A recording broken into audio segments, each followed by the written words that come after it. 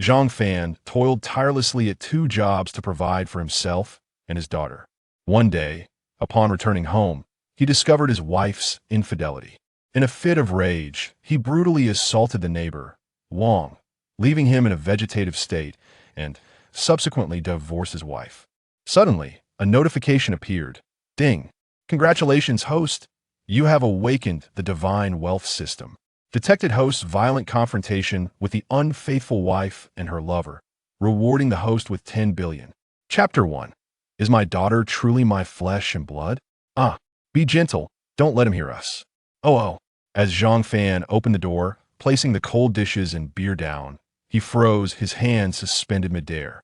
A wave of disbelief washed over him, quickly followed by a surge of uncontrollable rage. He kicked the door open. Indeed, his wife, Lu Yin, and the neighbor, Wang, were entangled in an intimate embrace on the bed. The sight of Zhang Fan sent a shiver down Wang's spine, his face twisting in terror. Lu Yin, I curse you. I labor tirelessly, working construction by day and delivering food by night, only for you to betray me. Lu Yin, panicked, desperately covered herself with a blanket. Zhang Fan trembled with fury, his eyes bloodshot as he scanned the room. Grabbing a peeler from the fruit platter, he stormed into the bedroom, shouting, I will end you both. Wang, paralyzed by fear, could barely stand. Lu Yin, yanked by her hair, let out a heart-wrenching scream. Memories of his years of hard work flooded Zhang Fan's mind, and the realization of his wife's betrayal ignited a volcanic rage within him. At that moment, a soft voice interrupted. Daddy, what are you doing? Zhang Qingyun, his 6-year-old daughter, stood at the doorway, rubbing her sleepy eyes. It was 11:30 at night, and she usually went to bed early, clearly awakened by the commotion. Seeing her father's distressed expression, her fair face flushed slightly with concern. She reached out her tiny hand to gently wipe the sweat from Zhang Fan's forehead. Daddy, what's wrong? You seem very angry. If something's troubling you, you can always tell Yuner, even though I can't really help Daddy. Gazing into his daughter's caring eyes, Zhang Fan felt a piercing pain in his heart. He had met Lu Yin during their university years, and they had been married for 13 years. Although she had never worked after their marriage, she had always cared for their child and her own mother. He never anticipated that his seemingly gentle and gracious wife was, in fact, deceitful. Zhang Fan's thoughts were in disarray. He could not reveal the truth to his daughter, nor could he commit an act of violence before her. After a long silence, he spoke softly. Daddy is fine. Be good. Tomorrow is your school reporting day. Get some rest. Zhang Qingyun planted a firm kiss on his cheek, her small eyes filled with sincerity. Daddy, if something very serious happens, you must tell me. Zhang Fan forced a smile, lifted his daughter onto the bed, and tucked her in. Minutes passed. He gently closed the door to her room, casting not a glance at the two figures in the living room, now fully dressed and frozen in place. With a stoic expression, he walked away. They exchanged glances. Wang's heart raced as he whispered, Yin Yin, do you think you will kill me? Lu Yin bit her lip, her gaze darkening. What are you afraid of? Are you not a man? I recorded everything on my phone. If he dares to harm you, just say it was self-defense, understand? Wang, too frightened to speak, followed Lu Yin to the emergency exit. The green figure above the door flickered due to a poor connection. Wang, already trembling, became even more agitated, unsure where to place his hands and feet. Zhang Fan lit a cigarette, inhaling deeply. His clenched jaw, amidst the swirling smoke, conveyed a fierce intensity. He sat in the corridor, coldly observing Lu Yin. How long has this been going on? Wang, crying, fell to his knees. Brother, it was truly my first time. You can't blame me. Your sister-in-law is just too charming. You are never home. And you. Zhang Fan seized the fire extinguisher from the emergency exit and swung it with all his might, striking Wang's head. Bang! Wang felt a searing pain as he touched his head, finding it covered in blood. Miraculously, he did not lose consciousness. Instead, he was overwhelmed by a mix of pain and fear, the world spinning around him. Zhang Fan glared at him. Did I ask you to speak? Wang remained silent. Zhang Fan raised the extinguisher and struck Wang's face with a brutal force. Bang! The extinguisher tumbled down the stairs. Zhang Fan gripped Wang's ear tightly, almost tearing it off. Listen to me. Am I speaking to you? Wang's left cheekbone shattered, blood gushing, and he felt as though his ear might be torn apart. On the brink of collapse, he wept bitterly. No, no. Zhang Fan shifted his gaze to Lu Yin. Lu Yin recoiled, her back hitting the emergency door. He had never lost his temper at home. Known for his composure and courtesy, today's fury was unlike anything she had ever witnessed. Lu Yin trembled, her lips quivering. It's been 2 years. Zhang Fan took another drag from a cigarette, suppressing his inner turmoil, and continued to question. Lu Yin, you are nothing but a shameless dog. After we graduated from university and fell in love, you claimed to have heart issues and didn't want to work, and I agreed. Lu Yin remained silent. Zhang Fan raised his voice. Later, when the global economy declined and I was laid off from my IT job at 35, did you ever step foot in a workplace? To support you and Yuner, I labored at construction sites by day and delivered food until the early hours. And this is how you repay me. As he spoke, Zhang Fan delivered another fierce kick to Wang's mouth. Blood erupted and several teeth flew out. Wang struggled to breathe, confronted by the specter of death, tears streaming down his face. Brother, please don't kill me. I was wrong. I truly realized my mistake. Hearing Wang's feeble pleas, Zhang Fan focused once more on the interloper. He seized Wang's ear again. Your mistake is unforgivable.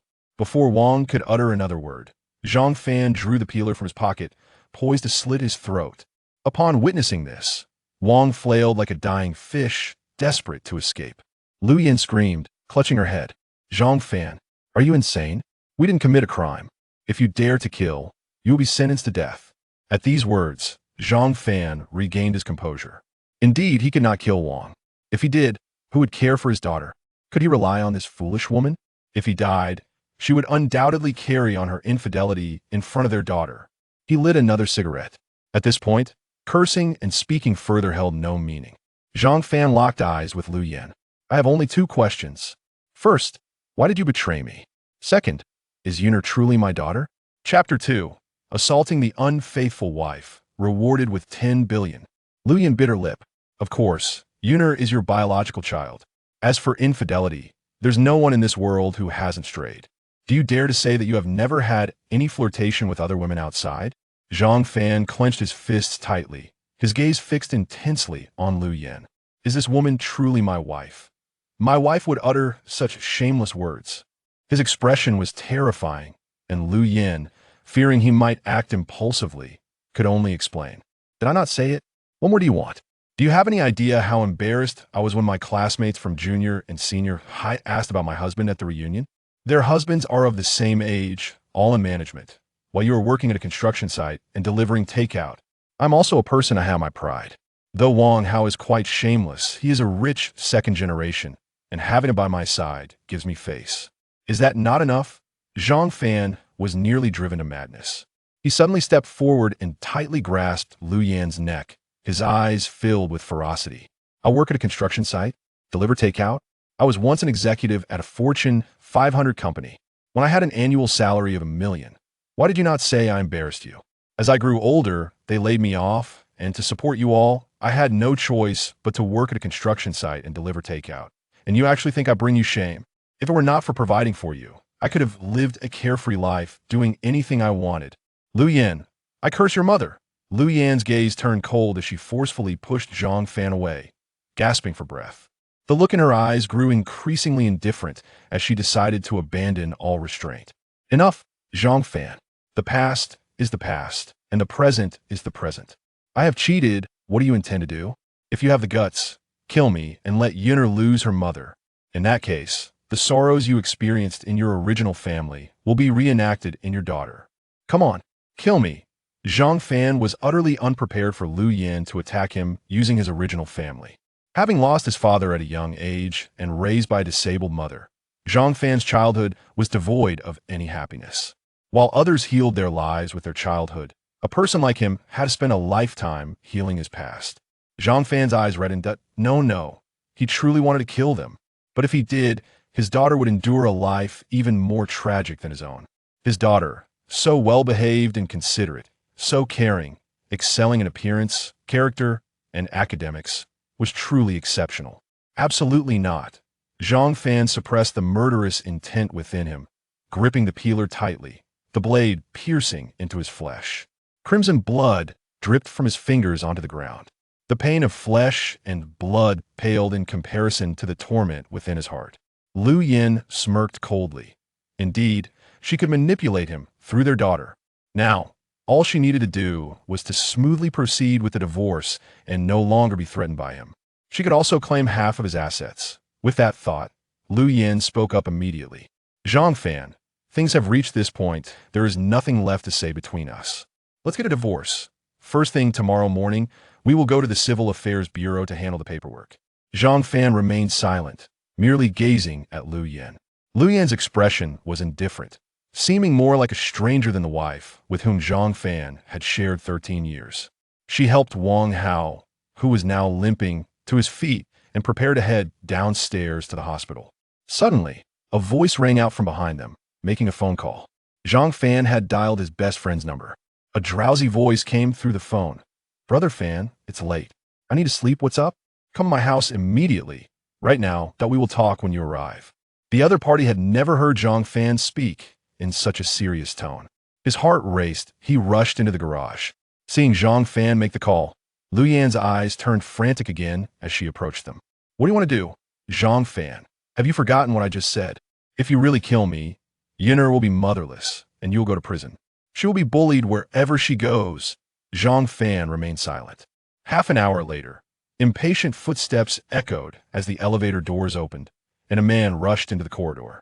He was dressed quite absurdly in pajamas paired with black leather shoes. His expression was filled with anxiety, and upon seeing Zhang Fan smoking outside the emergency exit, he let out a sigh of relief. "Brother." Before he could finish, he noticed Zhang Fan's coat was stained with blood. His heart immediately sank. I could see that moment. Zhang Fan appeared surprisingly relaxed, letting out a laugh. "Why are you dressed like this?" The newcomer hurried over, unable to contain himself. "Lawyer Zhao, don't worry, the person is alive, still breathing." Zhao Taiju barely registered Zhang Fan's words as he opened the emergency exit door. He had always been shy, the type who wouldn't dare approach girls. Yet, upon witnessing the tragic scene before him, he couldn't help but curse. "What the hell, brother? You call this nothing? Your wife is knocked out cold, and that man is nearly lifeless." In an instant, Zhao Taiju understood what had happened, his head drooping in despair. "Brother, our national criminal law clearly states that causing serious injury can lead to 3 to 10 years of imprisonment. If it's particularly severe, leading to serious disability, it could be over 10 years, even life imprisonment or the death penalty." "Brother, what have you done?" Zhao Taiju was nearly frantic. A grown man, tears streaming down his face. He knelt before Zhang Fan, his body trembling. "Brother, why were you so impulsive? Even if she cheated, you could just divorce her. Even if she takes all your money, so what? You still have me. I'm not married, and I'm not in a hurry. My money is your money." But right now, Zhao Taiju was at a loss for words. Even if they could settle privately, it would certainly cost millions. How could Zhang Fan possibly come up with that amount now? Zhang Fan opened a cigarette box, pulled out the last 2 cigarettes, and handed one to Zhao Taiju. After lighting his own, he lit Zhao Tieju's, holding down his trembling hand. "Taiju, help me, try to get my sentence to under 10 years. After 10 years, my daughter will be in high school, everything will be all right. When I acted just now, I'd already thought of the consequences." Zhao Taiju broke down for a few seconds, but quickly regained his composure. Without uttering a word, he clenched his teeth, took a drag from the cigarette, and began calling the police and an ambulance. After handling everything, Zhao Taiju looked at Zhang Fan. "Brother, I will never oppose your decision.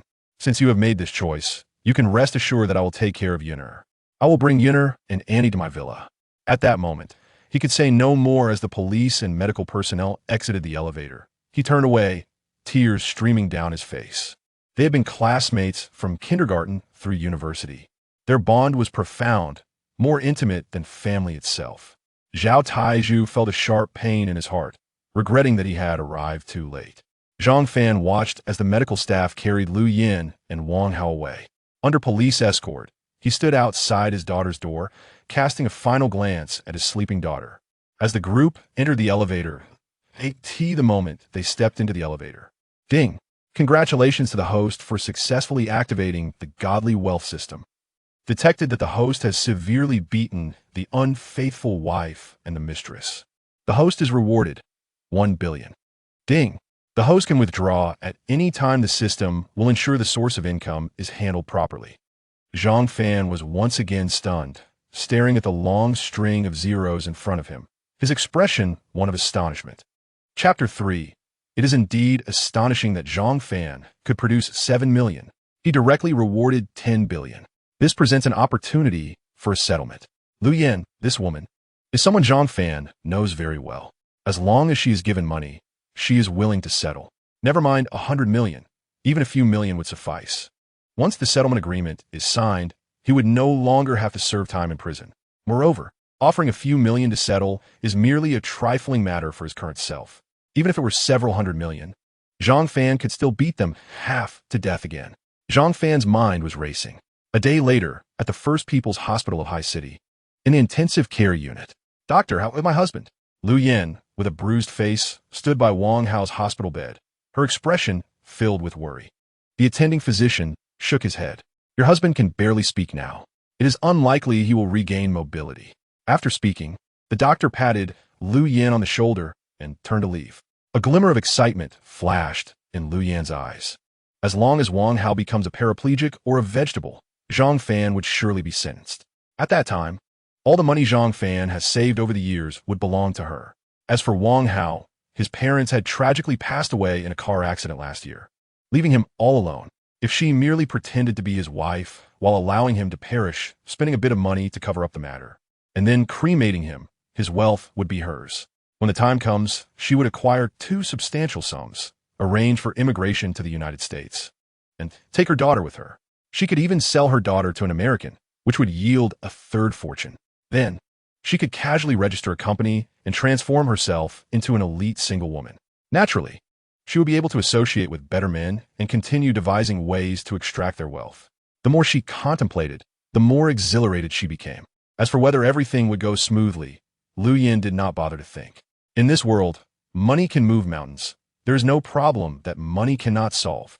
She crouched down, gazing tenderly at the barely breathing Wang Hao. "Wang Hao, rest assured, even if you become a paraplegic, I will not abandon you.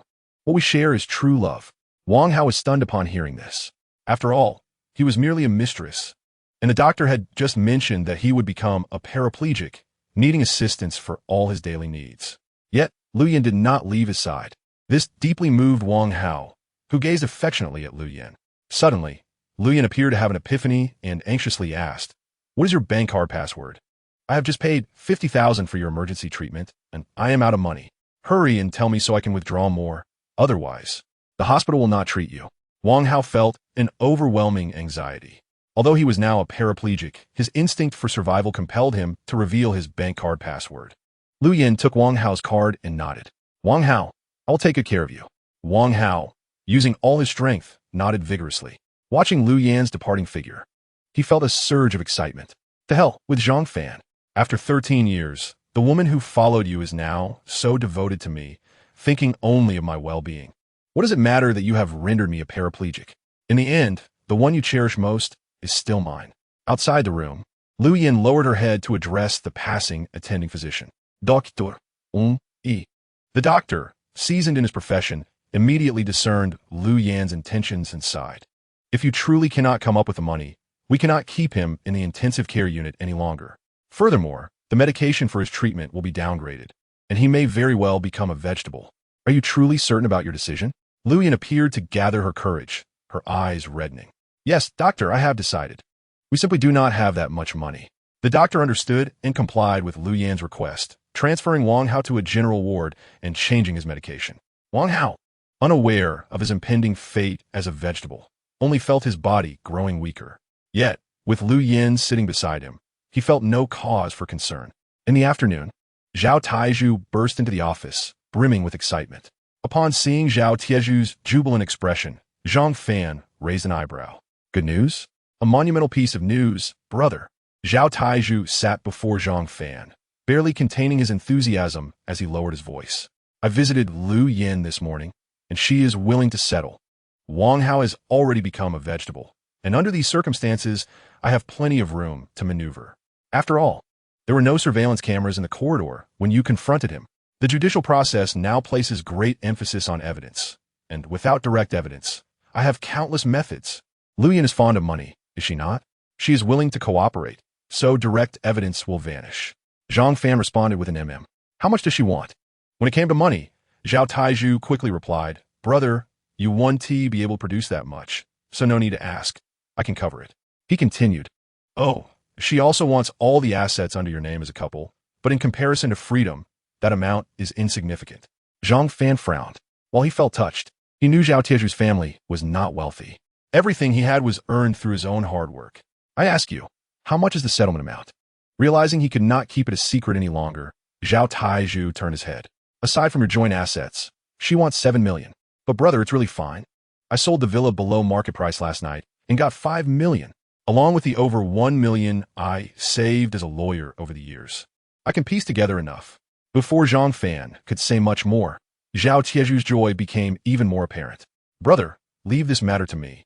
I have connections in High City after all these years, and my mentor is willing to help. Once we resolve Lu Yan's side, Wang Hao will be inconsequential. Zhang Fan shook his head. I will provide the settlement amount. Zhao Taizhu was taken aback. Brother, where will you get the money? Since you were dismissed, didn't your previous house go into foreclosure? And Lu Yan has gambled away your savings. Zhang Fan chuckled softly, pinching Zhao Tiezhu's face. When I say I have it, I indeed have it, you silly boy. Are you going to give away all your savings and never establish your own career? In this society, without money, one is no better than a pig or a dog. Zhao Taizhu suddenly stood up, his face turning grim. Brother, do I not know you? Right now, even without joint assets, you cannot produce a single penny. I understand you do not want to implicate me, but we have been brothers for 35 years. Are you unwilling to let me help with this small amount? Do you still consider me brother? He was genuinely furious, staring at Zhang Fan with gritted teeth. He was genuinely worried that Zhang Fan, fearing to involve him, was pretending to have money, which could provoke Lu Yan and lead to a decade in prison. Reluctantly, Zhang Fan transferred 50 million into a bank card via the system. Opening online banking, he handed it to Zhao Taizhu. Zhao Taizhu stared at the long string of zeros in the bank account, utterly dumbfounded. He gaped, looking up at Zhang Fan. Brother, where did this money come from? My heavens! Zhang Fan shrugged. Actually, our Zhang family has always been quite wealthy. However, this money is under my mother's name. Last night, did you not bring my mother to meet me? She transferred 50 million to me. Zhao Taizhu, momentarily incredulous, exclaimed, No way, brother. We've been brothers for 35 years. And you're only now telling me this? A chilling voice interrupted. Zhang Fan, are you prepared for the 7 million settlement? If you cannot produce the money, I will have no choice but to send you to prison. It was none other than Lu Yan, who harbored a cold smirk within. It is indeed astonishing that he could produce 7 million, merely acquiring the 300,000 in joint assets, including the house under both names, would suffice. The reason for proposing a settlement of 7 million is solely to imprison Zhang Fan. Lu Yan gazed at Zhang Fan, her eyes devoid of emotion, filled only with profound calculation and mockery. Chapter 4. Post-divorce, the enchanting beauty approaches. Zhang Fan smiled with calm assurance. Of course, I am prepared. Is it merely 7 million? However, I have conditions. You must voluntarily relinquish custody of our daughter in the divorce agreement. Lu Yan nearly burst into laughter. You can indeed produce 7 million? I am well aware of our financial situation. At this juncture, you dare to negotiate with me? It seems you truly wish to spend time in prison. With this thought, Lu Yan scoffed disdainfully. Very well. As long as you provide me with the money, we can discuss anything. 7 million, not a penny less. Once I receive the funds, I will promptly sign the settlement agreement. Additionally, I will waive custody of our daughter. Without hesitation, Zhang Fan retrieved his phone and transferred 7 million to Lu Yan's bank card. Generally, bank cards have transfer limits. Yet with the aid of the system, Zhang Fan became a high-end user at every bank, enjoying a daily transfer limit of 100 million. As Lu Yan beheld the amount confirmed in the message, her heart raced uncontrollably. How is this possible? After repeatedly checking her online banking, she looked up, incredulous, into Zhang Fan's eyes. Just how much have you concealed from me over the years? This is 7 million. Based on my understanding of you, how could you possibly have 7 million? You. Zhang Fan suddenly spat a mouthful of phlegm onto Lu Yan's face, growling fiercely. You vile woman, enjoy the money while you can. Hurry and sign the settlement agreement. Taizhu, is the divorce agreement ready? Zhao Taizhu immediately produced the divorce agreement. Zhang Fan, without any hesitation, signed. Lu Yan, however, stared intently at Zhang Fan, racking her brain, unable to comprehend how he achieved this. How could this be possible? I know his financial situation better than anyone. If there were 7 million, it would have been impossible for me to miss that amount during my gambling days. Though she received 7 million, a sense of loss loomed over her, as if she had missed out on 700 million. Holding the pen, she hesitated, unsure whether to sign. After successfully eliminating Wang Hao, she had acquired over 13 million in cash, in addition to 3 relatively obscure properties under Wang Hao's name, totaling 50 million in joint assets. With plans to immigrate to the United States, where the cost of living is high, gaining an extra 7 million is an immense boon. Gritting her teeth, she resolved to sign the settlement agreement. However, when it came to relinquishing custody, she marked it as a no. Upon witnessing this, Zhang Fan's anger surged, and he slammed his fist onto the table. Lu Yan, have you lost your mind? You have already received a full 7 million, yet you still desire custody of our child? I assure you, I will never allow Yin'er to grow up under the care of a mother like you. Who knows what kind of person you would make her? Lu Yan, however, wore a triumphant smile, glaring defiantly. So what? We are already divorced. I refuse to relinquish custody of our daughter. If you wish to sue me, go ahead. I have all the time in the world to battle you. Zhang Fan's eyes widened with fury. You! Zhao Taiju hurriedly restrained Zhang Fan, panic-stricken. My dear brother, this is the police station. You must not act impulsively. If you harm her here, even a deity would struggle to protect you. Zhang Fan calmed down, his expression darkening. Lu Yan, I warn you. I will not allow you to approach Yin'er in any manner. Today, I will pick her up. Do not let me see you. With that, Zhang Fan departed with Zhao Taiju. Lu Yan emerged as well, exhilarated by the 2 million in cash within her bank account, along with 3 properties and additional joint assets yet to be acquired. Selling them may take some time, given the current sluggish real estate market. In any case, she must first finalize her immigration plans. Observing Zhang Fan and Zhao Taiju's retreating figures, Lu Yan could not help but burst into laughter. I will undoubtedly take my daughter away. You cannot stop me. Given my current financial situation, claiming custody will be a breeze. I will take my daughter to the United States, and you will never see her again. If you dare to stop me, go ahead and try at the airport. See if you have the audacity to bring down a plane. I was truly blind to have chosen such a beast as you. Lu Yan strutted with pride, exuding confidence. Are you feeling anxious? Offended? Oh, I forgot to mention, I have already found an American husband online. Once I take my daughter over, I will marry him immediately and obtain a green card. He will even fly over to pick me up. I shall become a citizen of the United States, while you remain in High City, toiling for the rest of your life. She laughed heartily and turned to leave. Had it not been for Zhao Taiju's desperate intervention, Zhang Fan would have undoubtedly charged at her to deliver a fatal blow. Brother, calm down. You must stay composed. Zhao Taiju was nearly in tears, desperately trying to reason with him. Such a woman is not worth your time. Did Aunt not give you 50 million? You now possess several tens of millions. Enjoy life. As for her, she's not worth it, truly. Moreover, regarding custody, I will find a way. Her infidelity makes it difficult for her to contest, rest assured. After Zhao Taiju's earnest persuasion, Zhang Fan finally regained a semblance of composure. He stepped aside to a fountain, splashing water on his face, his expression weary. In 3 hours, Yin'er will finish school. I must go pick her up. Join me for a drink. Zhao Taiju, with a complex heart, drove Zhang Fan in his Audi 8 to a bar not far from the private school in High City. Given Zhang Fan's previous financial state, he could never afford to send his daughter to a private school in Shanghai. However, the principal was Zhao Taiju's uncle, who permitted Zhang Qingyun to enroll for free. The 2 brothers settled into a corner table. At this moment, after a night of tension, Zhang Fan's eyes gradually reddened. Taiju, tell me, what have I done wrong throughout my life? I have always been upright and never held grudges. Everyone who has interacted with me has praised me. Why has such a calamity befallen me?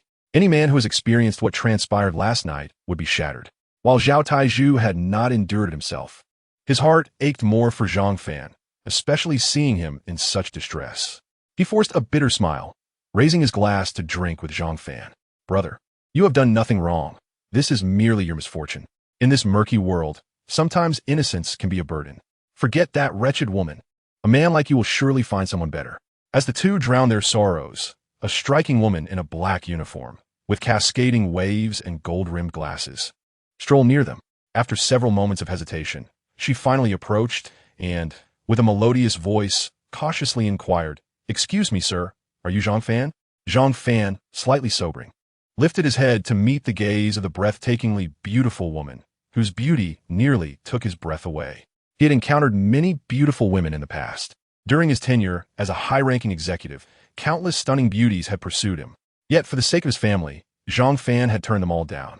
Even he rarely encountered someone so exquisite. Her figure was remarkable, perfectly curvaceous, and those legs clad in black stockings were nearly breathtaking. How do the younger generations phrase it? Leg goals? Yes, I'm Zhang Fan. The beauty appeared quite excited and quickly followed up with her inquiry. Are you truly Zhang Fan? Is your good brother named Zhao Taiju? Did you attend Haisher Sanzhong in middle and high school? Did you study computer science at Haisher University? Zhang Fan was taken aback, scrutinizing the woman before him, yet he could not recognize her. You're correct in all you say. May I ask who you are? Chapter 5. It is astonishing that such a pure-hearted girl still exists in this world. Upon confirming Zhang Fan's identity, the beautiful woman unexpectedly blushed. Her innocent and charming face resembled the vibrant hues of a sunset, extending to her ears. She was unable to maintain eye contact with Zhang Fan and shyly turned her head away. Despite her mature and intellectual appearance, she now resembled a timid young girl, her breath quickening slightly. Zhang Fan, do you remember a girl from middle school who wore black-rimmed glasses, had a thick fringe, and always donned black clothing? However, for some in their 30s, memories of middle and high school are often too distant to recall, unless one had a close friendship or a bitter rivalry. It is nearly impossible to remember. Names are often forgotten. Zhang Fan's expression turned apologetic. I'm sorry, that was 20 years ago. Who are you? Seeing that Zhang Fan did not remember her, the girl felt no sadness. Instead, she became even more bashful, keeping her head lowered. Oh, it's quite normal that you don't remember someone like me. At that time, my parents were particularly strict with me. They forbade me from speaking to boys and insisted I devote myself entirely to my studies. Gathering her courage, she lifted her breathtakingly beautiful face to look at Zhang Fan. I am Zhu Qingyan. Do you remember me? Zhang Fan's mind raced, and soon he recalled a vague and silent figure. His eyes brightened in surprise as he examined Zhu Qingyan from head to toe. Zhao Taiju was equally astonished, gazing at Zhu Qingyan. You are Xiao from our class? My goodness, your transformation is astounding. I recall that back then, your style was rather outdated, and you were often bullied by the girls in our class. Once, they dragged you into an alley, intending to bully you, but Zhang Fan and I happened to pass by, and Zhang Fan defended you, right? If I'm not mistaken, he ended up injuring them to the point where some were hospitalized and a few transferred schools. Zhu Qingyan's face turned crimson as she nodded gently. Yes, that is correct. I still vividly remember that day. I was terrified, and then Zhang Fan appeared like a hero to rescue me. After that, everyone assumed I was Zhang Fan's girlfriend, and they were too afraid to bother me. At this point, she beamed with joy, unable to suppress a laugh. Zhang Fan chuckled in response. It's wonderful to see an old classmate. Come, let us sit and have a drink together. However, Zhu Qingyan did not dare to sit beside Zhang Fan. Instead, she chose to sit next to Zhao Taiju. She still found it difficult to look at Zhang Fan, slightly tilting her head away, her beautiful eyes flustered. Zhang Fan, are you married now?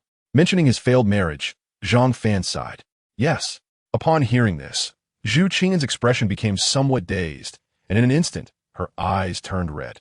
She clutched Zhao Taiju's thigh tightly, her nails nearly digging into his flesh. Zhao Taiju wore a pained expression, enduring the sharp discomfort, his face contorted slightly. However, I just got divorced today. She cheated on me.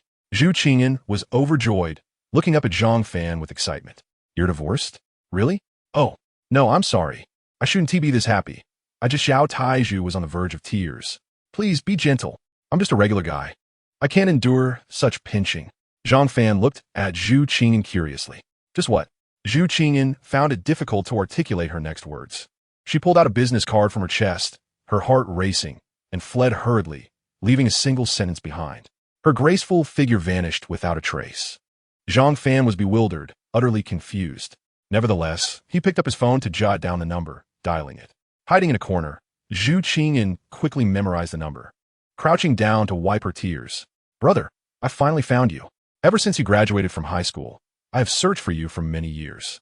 I even tried to find you at university, but you were never there. I never imagined I would see you again, especially after your divorce. How could such a wonderful man like you be left behind? Another woman approached, bowing respectfully. Zhu Zong, the chairman asked that you come quickly. There's an urgent matter. Zhu Qingyan almost instantly reverted to her usual demeanor, cold and distant, exuding a powerful aura. It was impossible to tell that she had been a shy little girl in Zhang Fan's presence just moments ago, though her eyes were still slightly red. The female assistant dared not inquire further. She murmured an acknowledgement, glancing back at Zhang Fan. Take me there. Zhang Fan looked at Zhao Taizhu, astonished. Zhao Taizhu rubbed his forehead. Are you really that oblivious? Fanga?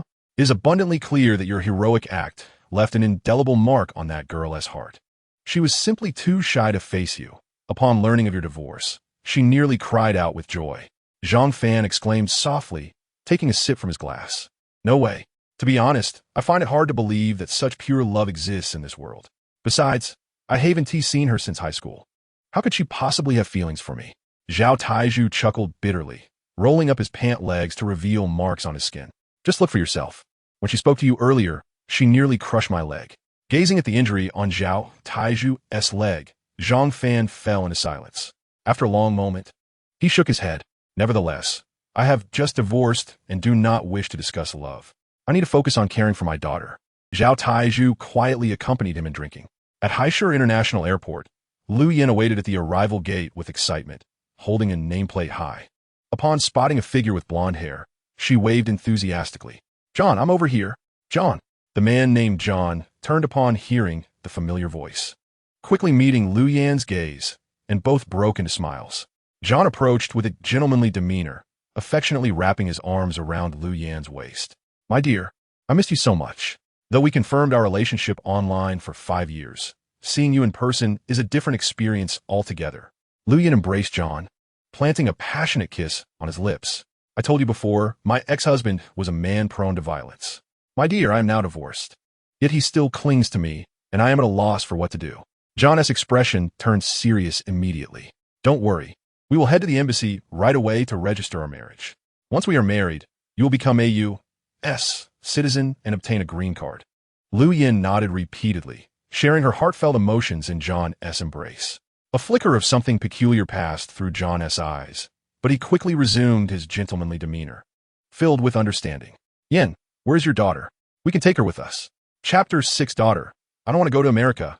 Our Huaxia is the best. Lu Yin felt a twinge of concern. I recently divorced and have yet to secure custody of my daughter. It may be difficult to take her with me. John chuckled heartily. That is simple. You just need to take your daughter and apply for political asylum. As long as you apply, I can take you and your daughter out of Huaxia at any time. We Americans are a beacon to the world, and we will never ignore any suffering citizen. Upon hearing this, Lu Yin's excitement surged. It can be that simple to take my daughter to America? Truly, how remarkable America is. During my university years, I read in the newspaper that in your region, the governor could order a complete power outage across the state to rescue an injured bird. Such actions simplify matters considerably. John smiled and nodded repeatedly. Indeed, we Americans are the kindest, most patient, and most respectful of human rights in the world. Lu Yin grew increasingly enamored with America. She excitedly clutched John's arm, fearing that her golden opportunity might slip away. How wonderful! Who would have thought that after divorcing that worthless delivery man, she could soon become a U.S. citizen? Truly splendid. Once I arrive in America, with Zhang Fan, we will be entirely from different worlds. It is said that even washing dishes in a restaurant could lead to acquiring a grand villa and driving luxury cars. As a wealthy immigrant, it would undoubtedly be even more delightful. Lu Yin hurriedly took John to High City Private Primary School to pick up Zhang Qingyan. The little girl, just in first grade, was blissfully unaware of the unfolding events. How could she harbor any suspicion toward her mother? Moreover, she was oblivious to the matters between her parents. The three of them, with Zhang Qingyan in tow, applied for political asylum at the U.S. Embassy in High City. With John's assistance, they completed all the necessary paperwork. Upon hearing it was a matter of political asylum, the embassy promptly arranged tickets for the trio. At 5 in the afternoon, as school was letting out, Zhang Fan and Zhao Taizhu, having consumed alcohol, called for a chauffeur, parking their car in the lot of High City Private Primary School. However, until the last student left, there was no sign of Zhang Qingyan. Zhang Fan's heart sank to the depths of despair as he grabbed hold of a beautiful teacher from Class 3. Ms. Li, Why isn't my daughter in the dismissal line? My daughter is Zhang Qingyun. Ms. Li paused momentarily, seemingly trying to recall who Zhang Qingyun was. As it was the first day of school, Zhang Fan, frantic, quickly explained, the most beautiful, the cutest little girl. In an instant, Ms. Li remembered Zhang Qingyun's appearance and suddenly realized, oh, you are the parent of Xiao Yun. At around 4:30, her mother came to pick her up and mentioned she was helping Xiao Yun with immigration procedures to study in America. Sighing, she added, I feel quite regretful. Such a lovely and beautiful little girl, like a porcelain doll. I would have loved to see her grow up. What? Zhang Fan's heart raced with fury. Seeing the ferocity in his expression, Ms. Li felt a shiver of fear. Are you all right, sir? Without time to explain, Zhang Fan grasped Ms. Li's wrist firmly, locking eyes with her. Teacher, was there anyone else with that woman? Ms. Li winced in pain, her beautiful face contorting. Please, let go, it hurts. After releasing her, Ms. Li appeared uncertain. Indeed, the woman had been accompanied by a foreign man with blonde hair and blue eyes. She mentioned she had just divorced, and that foreigner was Xiao Yun's stepfather. Since Xiao Yun called her mother, they did not inquire further. Sir, are you all right? Zhang Fan turned and rushed out. Taiju, to the airport now. Quickly, give that chauffeur 10,000 yuan to get to the airport as fast as possible. The two jumped into the car. The chauffeur, upon learning of the situation, wore a troubled expression. 10,000 yuan? Boss, I can earn that in a month with hard work. To go to the airport at all costs would mean running red lights. My license could be at risk. Without hesitation, Zhang Fan pulled out his phone and scanned the QR code on the chauffeur's chest. The chauffeur, seeing the amount received, was left speechless. 200,000. He immediately pressed down on the accelerator, his demeanor serious. Boss, buckle up. We'll be there in 10 minutes. Zhang Fan could not find words, his heart racing. Zhao Tieju's expression was equally grim as he patted Zhang Fan's back, whispering words of comfort. Brother, don't panic, it won't help. They left around 4:30. Tickets usually stop selling 45 minutes to an hour before departure. This means we can still make it. Zhang Fan nodded, gritting his teeth. The key issue was not knowing their specific flight. High City International Airport was vast. I need to think of a way. Got it. Zhao Taiju urged Zhang Fan to remain calm, though he was equally anxious. Watching Zhang Fan's urgency mirrored his own worries. He had seen Yinner grow up and regarded her as his own daughter. If she were to leave with that foolish woman, her safety upon arriving in America was uncertain. Those damn Americans have a history of scandals. Meanwhile, on the other side, as the car sped away, Ms. Li rubbed her reddened wrist. Zhang Fan's earlier behavior was both reckless and rude, leaving a very unfavorable impression on her. What a ridiculous scene. Were they staging a melodramatic confrontation over a child? By the time they arrived, the others would already be on the plane.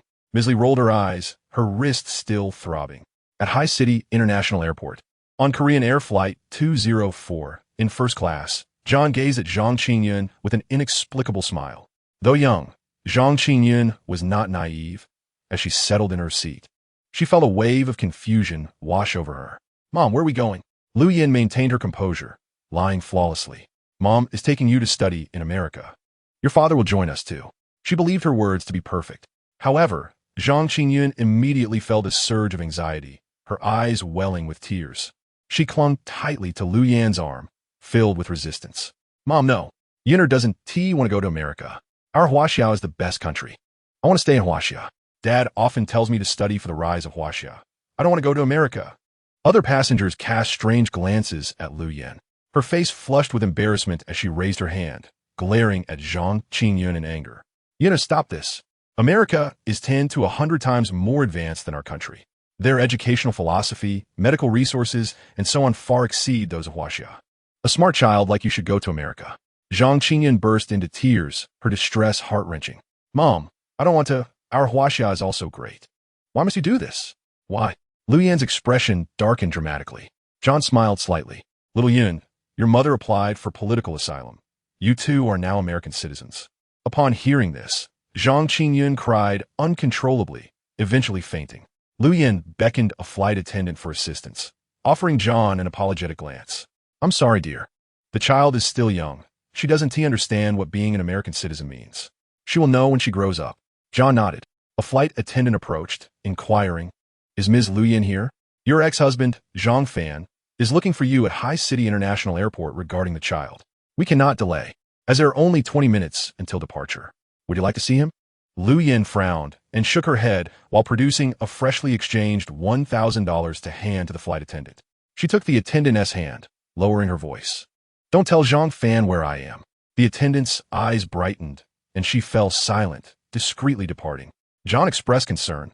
Do you think Zhang Fan will find us? Chapter 7. I am an American. What do you want? Lu Yin scoffed disdainfully, like a cat nestled comfortably in John's embrace.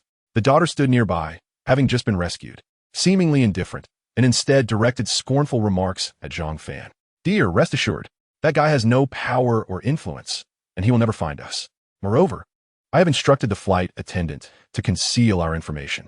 John immediately felt a sense of relief, a peculiar glint flashing in his eyes as he nodded with a smile. That's good.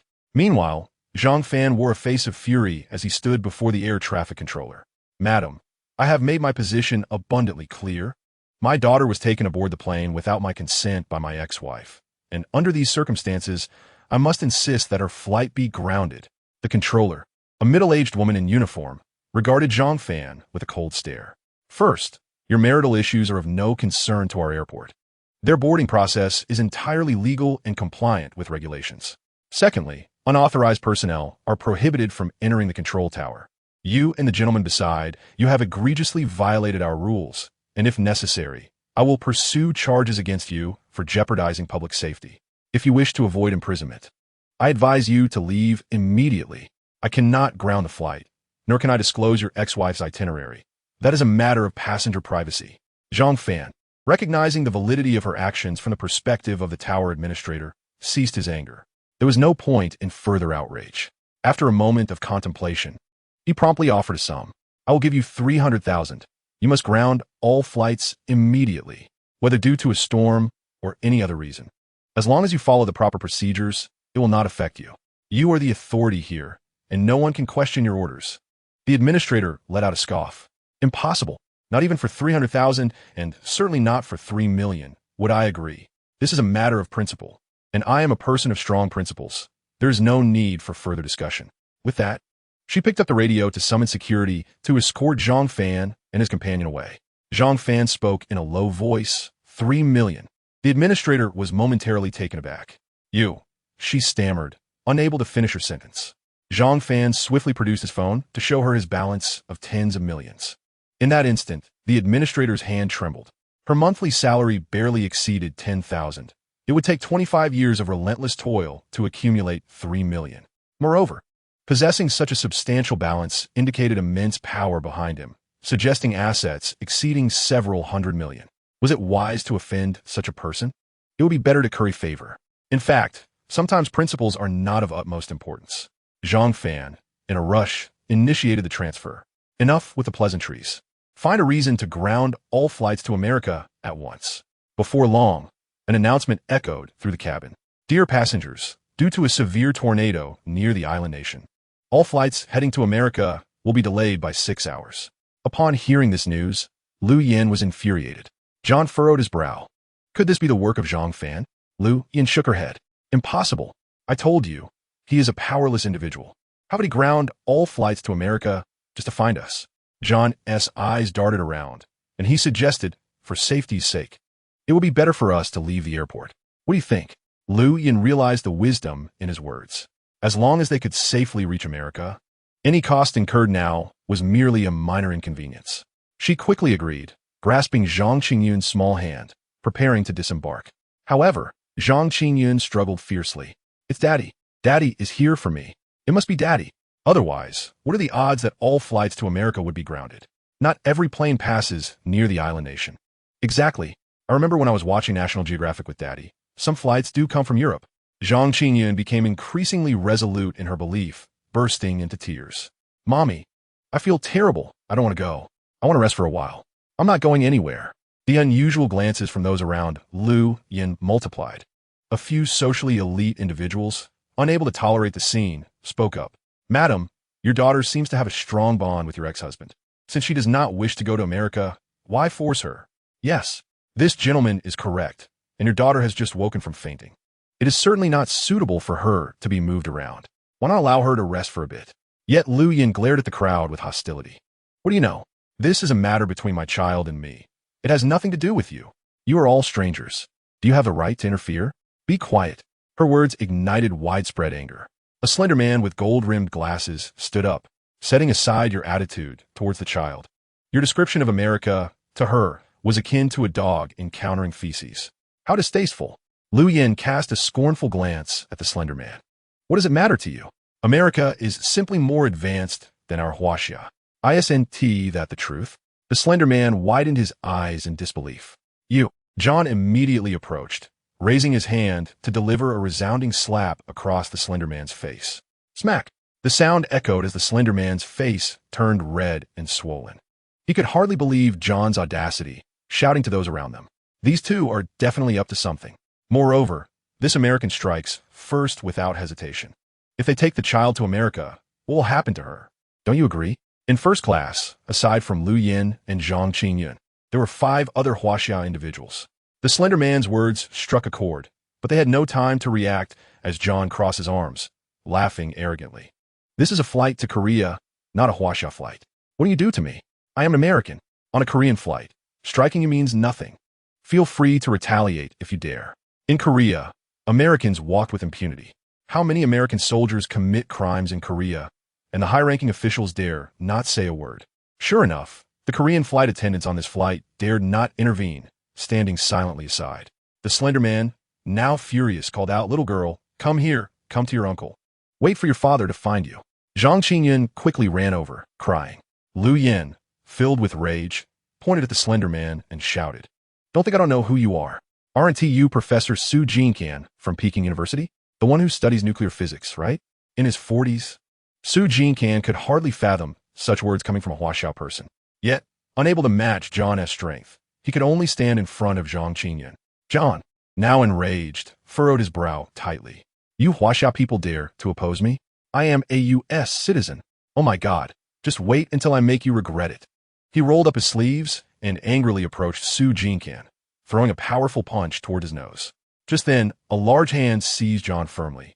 A gaze filled with the intensity reserved for the deceased fixed upon him. Chapter 8. Continue delivering your takeout. I have no regrets. The person was none other than Zhang Fan. Upon seeing Zhang Fan's face, Lu Yin was shocked and confused, covering her mouth. How did you find me? Zhang Fan ignored Lu Yin, casting a cold glance at John before quickly lowering his gaze to Zhang Fan. Upon seeing her father, Zhang Fan burst into tears once more. Running to her father's side and tightly hugging his leg, the young girl recounted the events with a voice choked with emotion. Daddy, Yinner doesn't want to go to the United States, she sobbed. Our Huaxia is the best country in the world. Yinner dislikes America, dislikes mommy, and that bad uncle. Zhang Fan forcefully pushed John aside. He had cultivated a habit of exercising since childhood, coupled with a nutritious diet from working on construction sites. He appeared slender, but was actually muscular.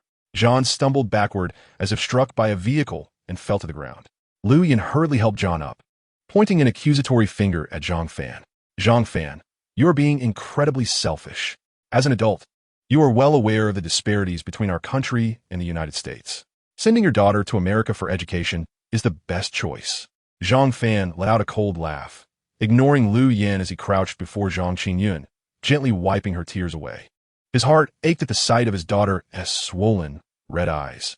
Trembling lips struggled to suppress the urge to unleash his fury. My dear, Daddy is here. It's all right. Daddy will always protect you. No one can take you away from me, all right? Zhang Fan threw herself into Zhang Fan's embrace, her small body radiating heat, clearly overwhelmed with emotion. He gently patted her back, then lifted her and handed her to Zhao Taizhu. Zhao Taizhu, equally distressed, received Zhang Fan and glared angrily at Lu Yin and John, softly comforting the girl. John, humiliated before the women, seethed with rage. Seeing Zhang Fan assume a fighting stance, he was unafraid, his face flushed with anger as he shouted, Damn Huaxia people. So you are Zhang Fan? I didn't come looking for you. Yet you dare come after me? I'll kill you right now. We have no extradition treaty with you. Even if I kill you, your mother cannot touch me. Zhang Fan's temples throbbed, muscles taut with tension. He glanced at the middle-aged professor beside him, who bore injuries and wore a grim expression. Did he hit you? Su Jinkan said anxiously. Brother, don't be impulsive. Your daughter was just strongly opposed to going abroad. I was stalling for you. Now that she is here, it's a good thing. Let us not escalate this. Zhang Fan's expression twisted into a fierce grimace as he turned to John. Just let it go. Huaxia today is not the Huaxia of a century ago. No one can trample over us. As he spoke, he rolled up his sleeves, revealing well-defined muscles, exuding the weight of brutal aesthetics. You dare act arrogantly on our turf after assaulting us? Huh, you foolish idiot. John's face turned crimson with anger. Having studied Mandarin for many years, he understood Zhang Fan's insult and charged at him. Zhang Fan delivered a vicious punch that struck John's jaw with a sickening crack, dislocating it. John, still in disbelief and ready to retaliate, found Zhang Fan grasping his head, his leg muscles coiling like a drawn bow, suddenly launching upward with terrifying force. His knee slammed into John's jaw once more. The jaw closed, but blood and flesh were mangled. John spat out blood, his vision darkening as he collapsed to the ground, unable to rise again. Zhang Fan stomped on his head with his sports shoe. If you ever come to Huaxia again, think twice before acting out. Any Huaxia man can reduce you to a pitiful state. John awoke, but his body felt weak, and he could only glare at Zhang Fan in fury. What are you looking at? As Zhang Fan prepared to strike again, Lu Yin, recovering her wits, screamed and pushed Zhang Fan away. Zhang Fan, get away. How can you hit him? He is an American. Aren't you afraid of causing an international incident? Zhang Fan adjusted his collar, sneering. International incident? Lu Yin, let me tell you, during my years as an executive, I have visited 2/3 of the countries in the world. None can compare to Huaxia. Not even the paradise you envision, America. From today onward, I will not allow you to see my daughter, not even once. What I just said is a warning. Our 13 years of marriage are hereby ended. When you regret this, do not come to me. Lu Yin was furious, realizing she could no longer sell her daughter. She had hoped to take her to America for a good price, but who knew this man would emerge to rescue her? Cursing under her breath, she ordered a flight attendant to attend to John, glaring at Zhang Fan before leaving. Rest assured, I can live well in America. Once I go there, I will be above others. You stay here and keep delivering your takeout. You will forever be a worthless delivery man. Zhang Fan feigned a strike, causing Lu Yin to turn pale with fear as she fled. After their departure, the remaining Huaxia people unanimously gave Zhang Fan a thumbs up. Although only a few were present, their applause thundered. Brother, well done. Su Jinkin grasped Zhang Fan's arm, overflowing with excitement. You are incredible. These Americans still think Huaxia is the same as it was before. They need to realize who holds the power in this world now. Zhang Fan nodded with a smile. You are right. Brother, let us exchange contact information. Brotherhood is simple among men. After sharing contacts, Zhang Fan, holding the emotionally stabilized Zhang Qingyan, disembarked the plane with Zhao Taizhu. What happened? It's fine, brother. I identified myself and exchanged contacts so they can reach out if any issues arise. Thank you for everything these past days. I owe you a meal soon. Brother, don't say that. It saddens me. We don't need to mention thanks between us. Zhang Fan chuckled, only to find Zhang Qingyun gazing at him with admiration. The little girl was excitedly waving her fists, her innocent demeanor amusing yet concerning. Did you let her see that? Didn't you cover her eyes? Zhao Taizhu scratched his head, flustered. Well, she wouldn't let me cover them when I tried. She bit my hand. Look, there are teeth marks. Zhang Fan was at a loss for words. Zhang Qingyun beamed, vigorously waving her fists. Daddy is so handsome. Daddy is amazing. With just 3 punches and 2 kicks, that bad uncle couldn't get up. Daddy is the strongest man in the world. I want to marry Daddy. Zhang Fan sighed. My dear, matters that can be resolved with intellect should never resort to violence. Violence is wrong. Moreover, you cannot marry your father. That is absolutely forbidden in any society. He pinched Zhang Qingyun's porcelain-like, tender face.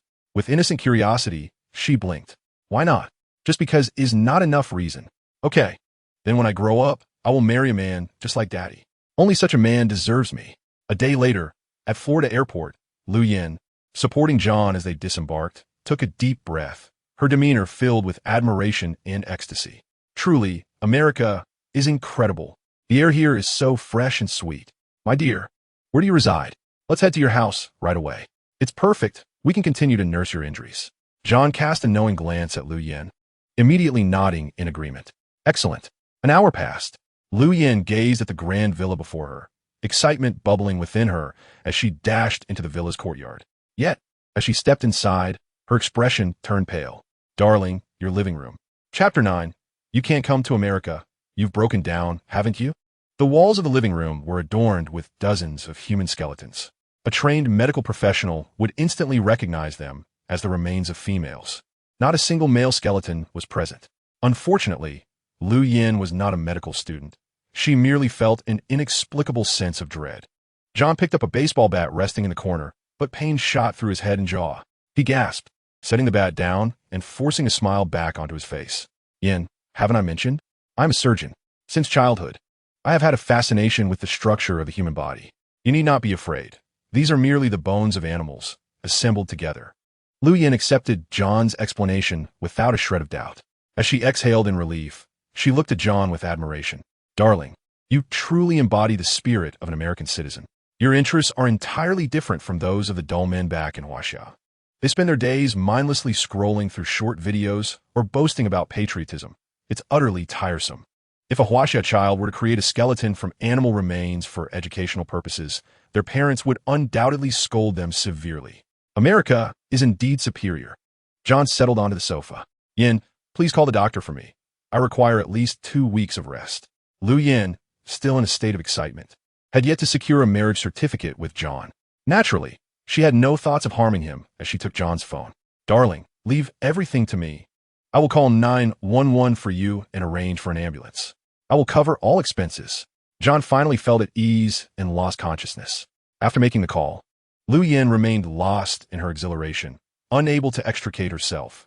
She wandered around the room, thoroughly impressed. It was evident that John's wealth was substantial.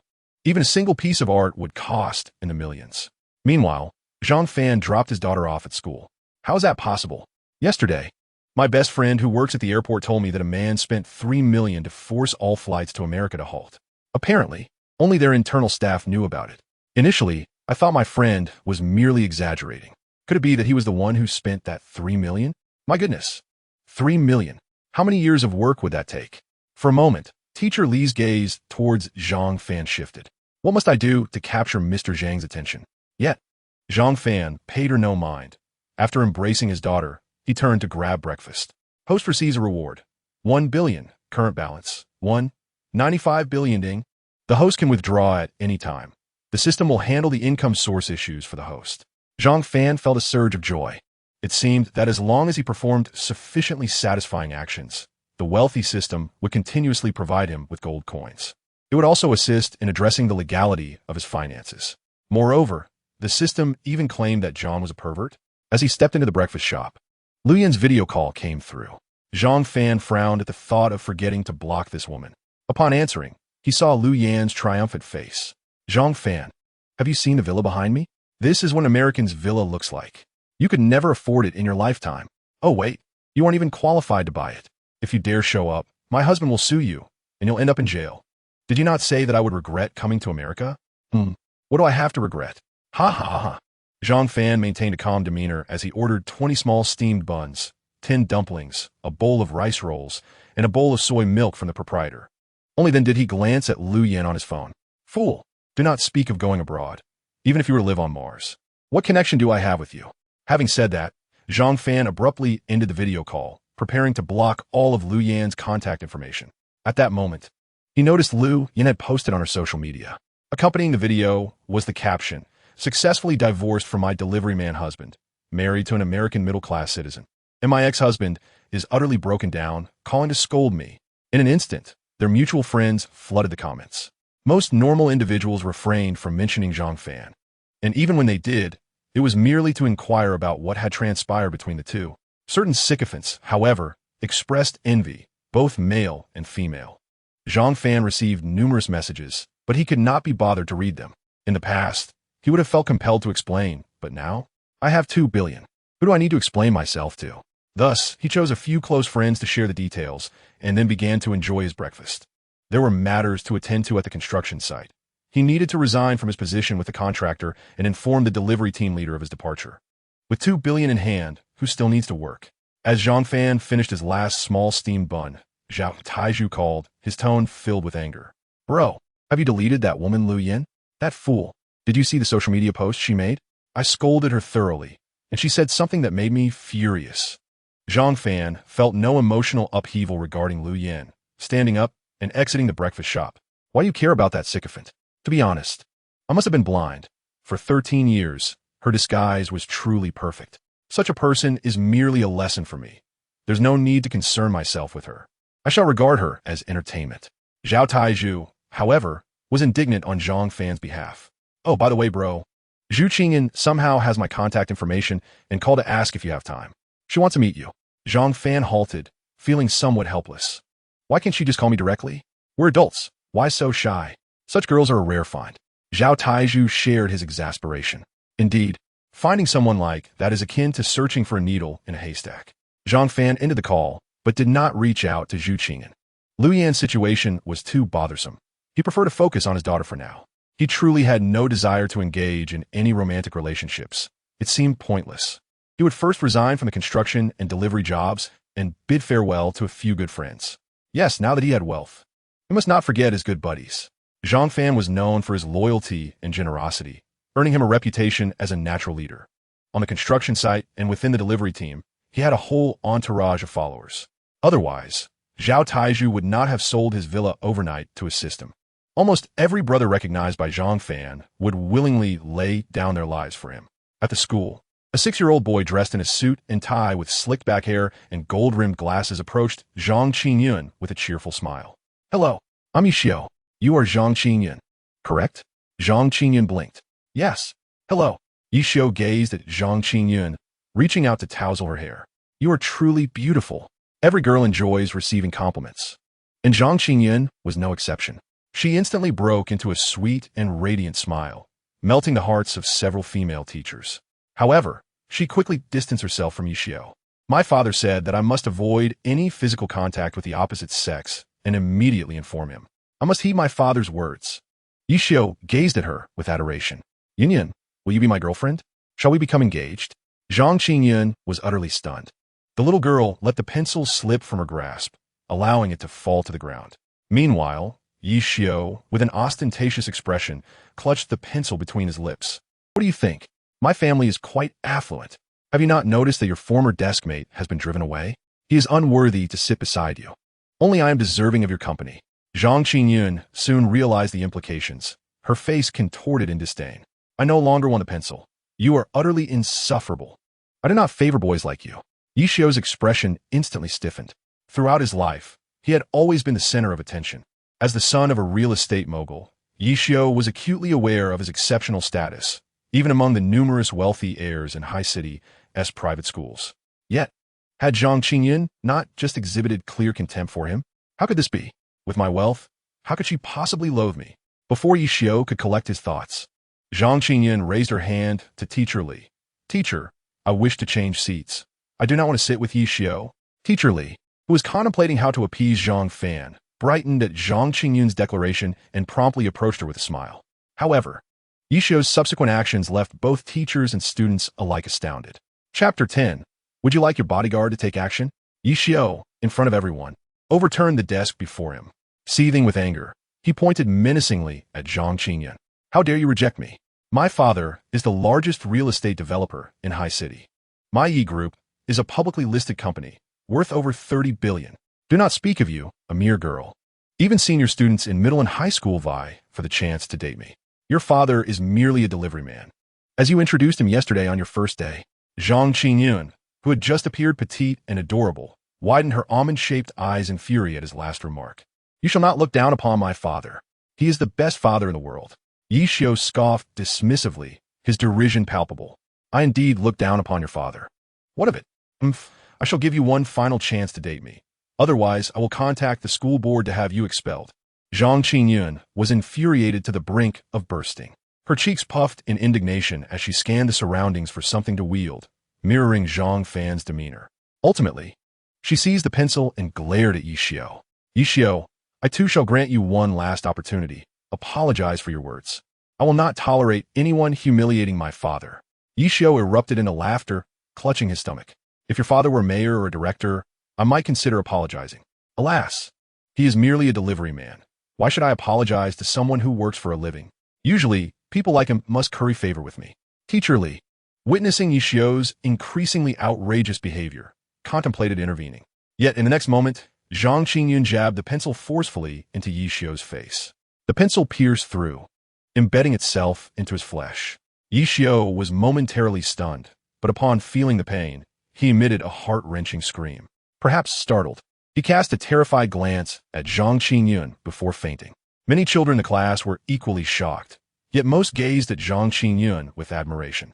Teacher Li, aghast, hurriedly retrieved Zhang Fan's phone number from the parent group chat and dialed. At that moment, Zhang Fan was leaving the construction site, preparing to resign from the delivery team.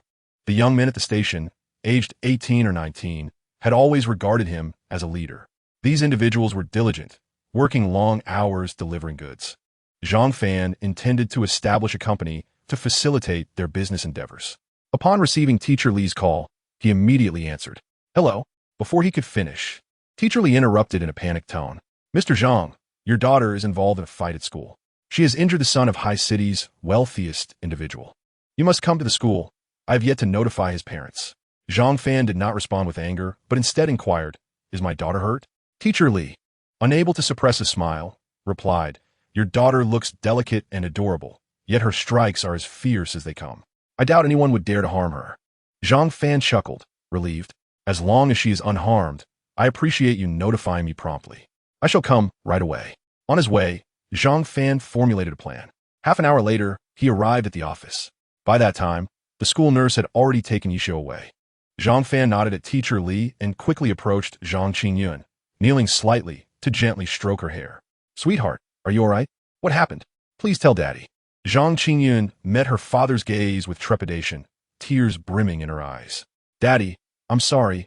I've caused you trouble. I jabbed Yixiao in the face. As she spoke, guilt overwhelmed her and tears streamed down her cheeks.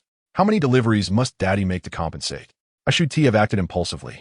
Daddy works so hard every day, and I've only added to your burdens. Overcome with emotion, Zhang Qinyun wept in her father's embrace. Zhang Fan held her tightly, soothing her gently, then turned to Teacher Li. After hearing the full story, Zhang Fan refrained from chastising her, but instead raised his fist in affirmation. Sweetheart, you did perfectly. When faced with harassment, whether from males or females, young or old, you must respond with strength. Daddy cannot be with you every hour of the day. There will be times you must rely on yourself. Zhang Qinyun ceased her tears, but her eyes remained red as she looked at Zhang Fan, her voice trembling. Daddy, you truly do not blame me? But I am afraid. The head of discipline said I must pay a large sum. Zhang Fan burst into laughter. Do not worry about money now. Even during times of economic strain, I would never blame you for standing up for yourself. If one allows poverty to dictate their responses to adversity, they will forever be oppressed and remain impoverished. Throughout his life, Zhang Fan had been deeply influenced by his mother, who, despite her physical challenges, never allowed anyone to bully her. One must possess not only adaptability, but also a resolute edge. Others must understand that there are consequences for bullying you. Now, he aimed to impart this lesson to his daughter. Shortly after Zhang Fan comforted Zhang Qinyun, an enraged voice echoed from outside the door. Who is Zhang Qinyun? How dare you put 2 holes in my son's face? Who? My son dares to fight? Who is responsible for ruining my son's face? I shall ensure she suffers the same fate. A woman, adorned in opulent attire with a necklace worth millions, strode in. Each piece of her wardrobe bore no visible labels, crafted instead by the world's top designers with bespoke tailoring. Upon closer inspection of the black and purple dress, one could discern its staggering value of over 700,000. Her presence rendered the 10 or so teachers in the office pale with fear. This was the wife of High City's wealthiest man, frequently featured in the news and a notable investor in the school. Teacher Li fell silent, realizing Zhang Fan could not contend with such a figure. The unfolding events were no longer her concern, regardless of the outcome. She had already secured a favorable impression with Zhang Fan. In contrast, Zhang Fan maintained a remarkably calm demeanor.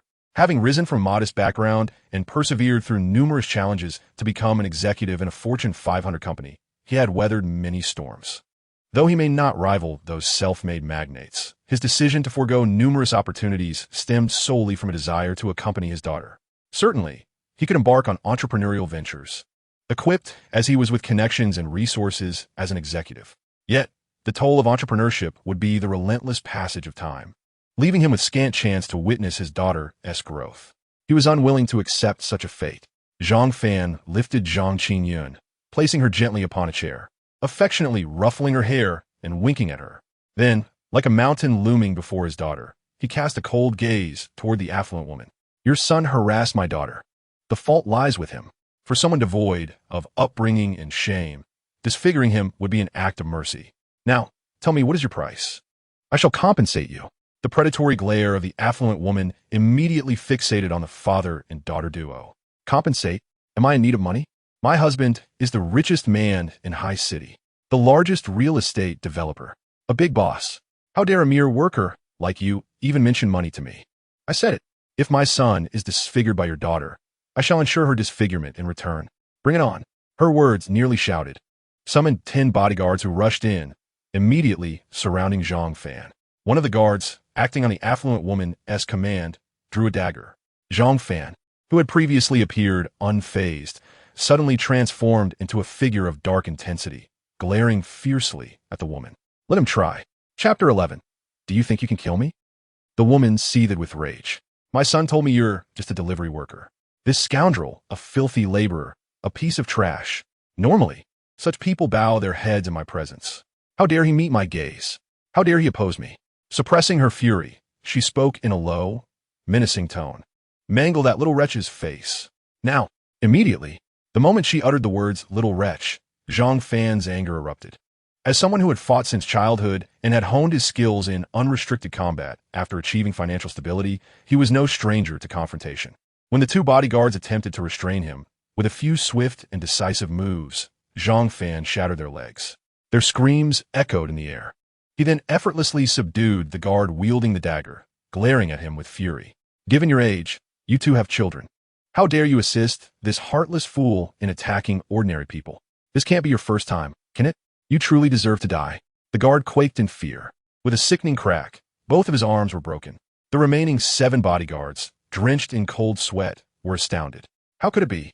They were a professional team, yet could not subdue a mere delivery worker. The affluent woman was furious. All of you attack together. Can't you manage to take him down? Go. If anything goes wrong, I'll take the blame. Gritting their teeth, the 7 guards, though terrified, chose to swarm Zhang Fan.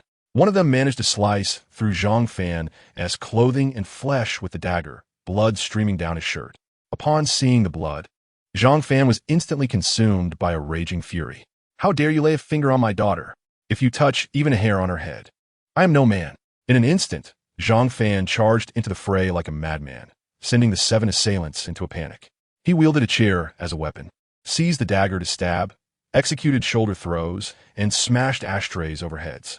By the end of his onslaught, although he bore wounds, all 7 of his attackers lay incapacitated on the floor. Only then did the affluent woman grasp the gravity of the situation. As she watched Zhang Fan's expression morph into that of a ferocious beast, slowly advancing toward her, she let out a piercing scream. You're finished. I am the wife of High City's richest man. If you dare lay a hand on me. Before she could complete her threat, Zhang Fan seized her hair with one hand and, without hesitation, used the dagger to cut off her hair. As she watched her tresses fall to the ground, she instinctively glanced at the office mirror. The reflection was grotesque and terrifying. In a state of panic, the affluent woman fled the office, shrieking, You wait. I will tell my husband, and you will pay for this. Zhang Fan, panting heavily, was merely an ordinary man with years of fighting experience, not some legendary warrior. Zhang Qinyun, her eyes red-rimmed, took out her towel to bandage Zhang Fan's shoulder wound. She embraced him, weeping uncontrollably. Daddy, I'm sorry. It's all my fault. If I hadn't acted impulsively, you wouldn't have been hurt. In a heartfelt moment, the little girl sobbed in Zhang Fan's arms. Despite his injuries, the sight of his daughter's concern brought him immense sweetness. Beep. Detection of host successfully standing up for his daughter. Host rewarded 1 billion. Current balance, 29,500,000,000. The teachers in the office regarded Zhang Fan with expressions of awe. Some called for the police, while others summoned medical help. Teacher Li was utterly captivated, gazing at Zhang Fan with admiration. My heavens, he is incredibly handsome. Initially, I merely wished to increase my rapport with him, hoping to gain some benefits. After all, someone who can produce 3 million could assist in acquiring a handbag or shoes. But now he is truly magnificent. He single-handedly took on 10 opponents to protect his daughter, unflinchingly risking his life. And what is more, he actually won. Teacher Li was overwhelmed with emotion, her heart racing. A voice echoed in her mind. Do you think you can kill me? How can one man be so extraordinarily handsome? Zhang Fan was oblivious to the fact that his act of protecting his daughter had left Teacher Li utterly spellbound. He placed a call to Zhao Taizhu. Upon seeing Zhang Fan's state and the disarray of the bodyguards on the floor, Zhao Taizhu maintained an unusually calm demeanor. It was not surprising. Fang Ge had not engaged in many fights since graduating university. During his student days, he had dealt mercilessly with bullies and thugs. After waiting another half hour, when a medical team finally arrived to take away the bodyguards, Zhao Taizhu approached Zhang Fan. Brother, everything is fine now. The police reviewed the surveillance footage and confirmed that your actions were purely defensive. I'll have a few of our firm's interns assist you with the process. Zhang Fan patted Zhao Taizhu's shoulder. Brother, just now, a few female police officers even asked for your contact information. Oh, it's nothing to worry about. Zhao Taizhu's expression shifted slightly, as if recalling something. By the way, you must be cautious and keep in touch with me. I inquired about the situation. And Yi Xiu's father is Yi Long, the richest man in High City. He is also my old rival. I have been embroiled in a lawsuit with him for 5 years. This man is not to be trifled with. Zhang Fan scoffed. Whether he is the richest in High City or the world, he cannot bully my daughter. At that moment, Zhang Qingyun, utterly exhausted from crying, had fallen asleep in Zhang Fan's embrace.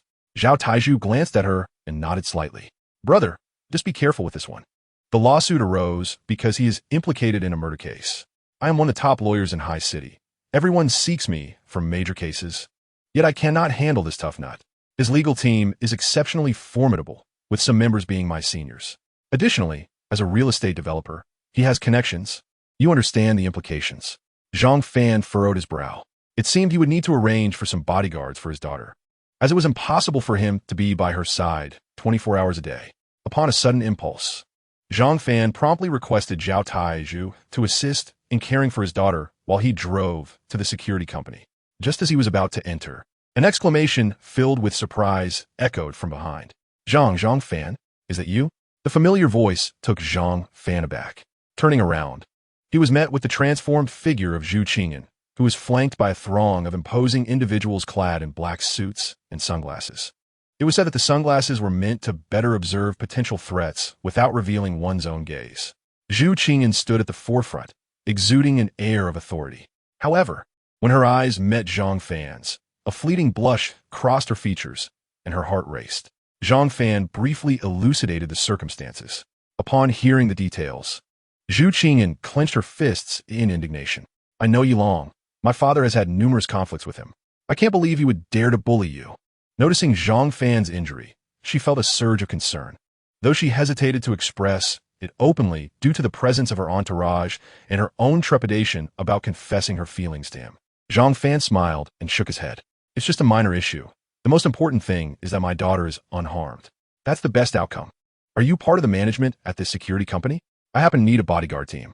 Just as the female assistant beside Zhang Fan was about to speak, Zhu Qingyan shot her a disapproving glance, silencing her. Yes, I'm a general manager. Given that our adversary is Yi Long, we cannot afford to compromise on the quality of the bodyguards. I will promptly select a special forces team for you.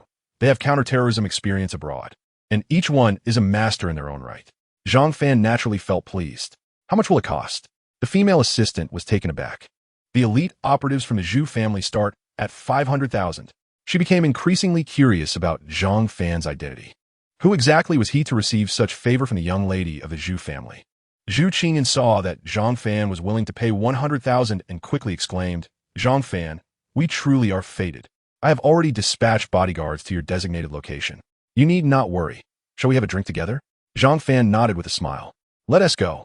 Meanwhile, across the ocean, Lu Yin stared at the bill in her hand, nearly on the verge of tears. She immediately made a call, her voice dripping with bitterness. Chapter 12. Boss, this Zhang Fan must not be killed. Does her hospital have any sense? Just a few simple stitches, and you charge me 780,000 in US dollars? This is extortion. The bill arrived at her home immediately after John underwent surgery, totaling a staggering $780,000. Converted to Chinese currency, how much would that be? Based on the current exchange rate, nearly 6 million. If you can't afford it, then don't seek treatment. Don't come to America. If you lack funds, should your husband undergo surgery? Lu Yin trembled with rage, her teeth clenched. Despite John's serious injuries, such a procedure in Huaxia would only cost a few thousand. Moreover, with medical insurance, one could exempt at least 50% of the surgical fees. The exemption rate would be even higher for rural residents. How could treatment in America possibly be more expensive than in Huaxia? Wasn't American healthcare supposed to be free? Lu Yan's face turned pale. If she had to pay this bill, her recent cash injection of 20 million would diminish by 6 million in an instant. What would she do if faced with future health issues? Even selling joint marital assets or John's property seemed unfathomable. A bottomless pit. Lu Yin began to understand why she encountered so many homeless individuals while grocery shopping in the morning. So-called middle-class citizens could easily go bankrupt after encountering a minor inconvenience. The other party chuckled coldly. By the way, we've only calculated your husband's expenses and the surgical fees. We haven't included the ambulance costs. From your husband's residence to our hospital, it's 1,200 per kilometer, totaling 84,000. Lu Yan's eyes widened in astonishment. This truly amounted to over 6 million. How long could she squander 600,000 in her homeland? A chill ran down her spine as she prepared to retort, only to be interrupted by John's voice. Yen, do you not have any money? If not, I can cover the bill. Upon hearing this, Lu Yan's expression changed dramatically. When she married John, she had claimed to have an asset worth 100 million. Now, having just applied for political asylum, her green card was not yet issued, and she had not yet married John. Firstly, the moment she disembarked the plane, she tore up her passport and ID. Secondly, she had already broadcasted her status on social media. Many acquaintances back home had blocked her. No, she had to pay this sum. Gritting her teeth, she declared, "Darling, you focus on your recovery in the hospital. You need not worry about any expenses. I will take care of it." John spoke a few more words before ending the call. Lu Yin collapsed onto the sofa, her eyes red and on the verge of tears. 600,000. If she were in her homeland, she could travel extensively with that amount. For the first time, Lu Yin felt regret about coming to America. It was no wonder that healthcare workers in the U.S. earned so much. It was the blood and sweat of the common people. It made sense why characters in American dramas saved money as soon as they had children. If faced with a serious illness and lacking funds, they could only watch helplessly as loved ones passed away. And this was merely a single surgery, not even a cancer treatment. My goodness. Yet, she still shared the medical bill on social media, typing with a bleeding heart, "Truly, this is America." Netizens did not deceive me. A bill of $780,000 can be reimbursed by 99%. In an instant, hundreds of comments and likes poured in from those who had never been to America. Observing the envious remarks directed at her, Lu Yin felt a slight sense of solace. As for those who knew the truth and criticized her, she blocked them one by one. She retrieved her bank card and transferred funds to the hospital. Meanwhile, Zhang Fan glanced at the post Lu Yin made on social media, nearly laughing in frustration. She truly had a knack for misleading people. It was not as if he had never been to America. During a business trip that lasted half a year, he had witnessed an American collapse from low blood sugar during a meeting. When he attempted to call for an ambulance, the man perked up at the mere mention of the word ambulance, standing up immediately. Zhang Fan was left dumbfounded. The term ambulance was more effective than adrenaline. The man insisted he didn't need assistance, knowing the cost would start at $2,000 and only escalate with distance. Moreover, most hospitals were privately owned, meaning the government bore no responsibility.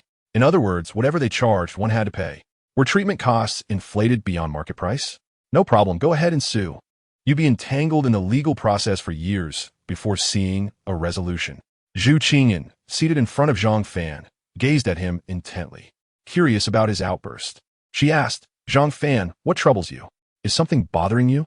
Zhang Fan briefly explained the situation. Zhu Qingyan furrowed her brow, gently grasping his hand with a look of deep concern.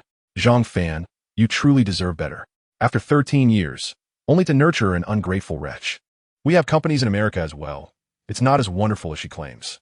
I truly wonder what her intentions are." Zhang Fan shrugged. "Do I not know her? The moment she saw the bill, she must have regretted it immensely. Yet, she enjoys putting on airs and maintaining her image. So she posts on social media to deceive herself."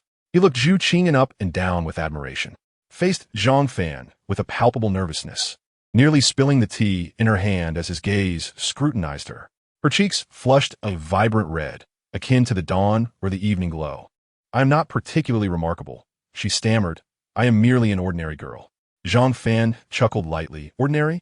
Though we are the same age, I appear quite worn. You, however, resemble a youthful maiden in her 20s. With such beauty and figure, you could easily become a star. Zhu Qingyan playfully stuck out her tongue. No. Zhang Fan ji, please do not flatter me. It makes me shy. Zhang Fan glanced at her hand still gripping his. Shy?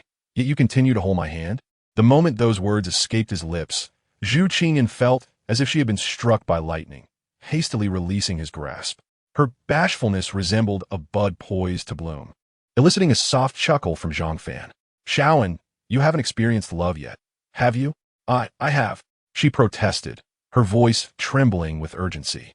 I truly have. Oh. Zhang Fan raised an eyebrow as Zhu Qingyan's distress deepened. She desperately did not wish to be perceived as a naive girl who knew nothing. Even if she had never been in a relationship, she was determined not to reveal her inexperience. Zhang Fan smiled, choosing silence.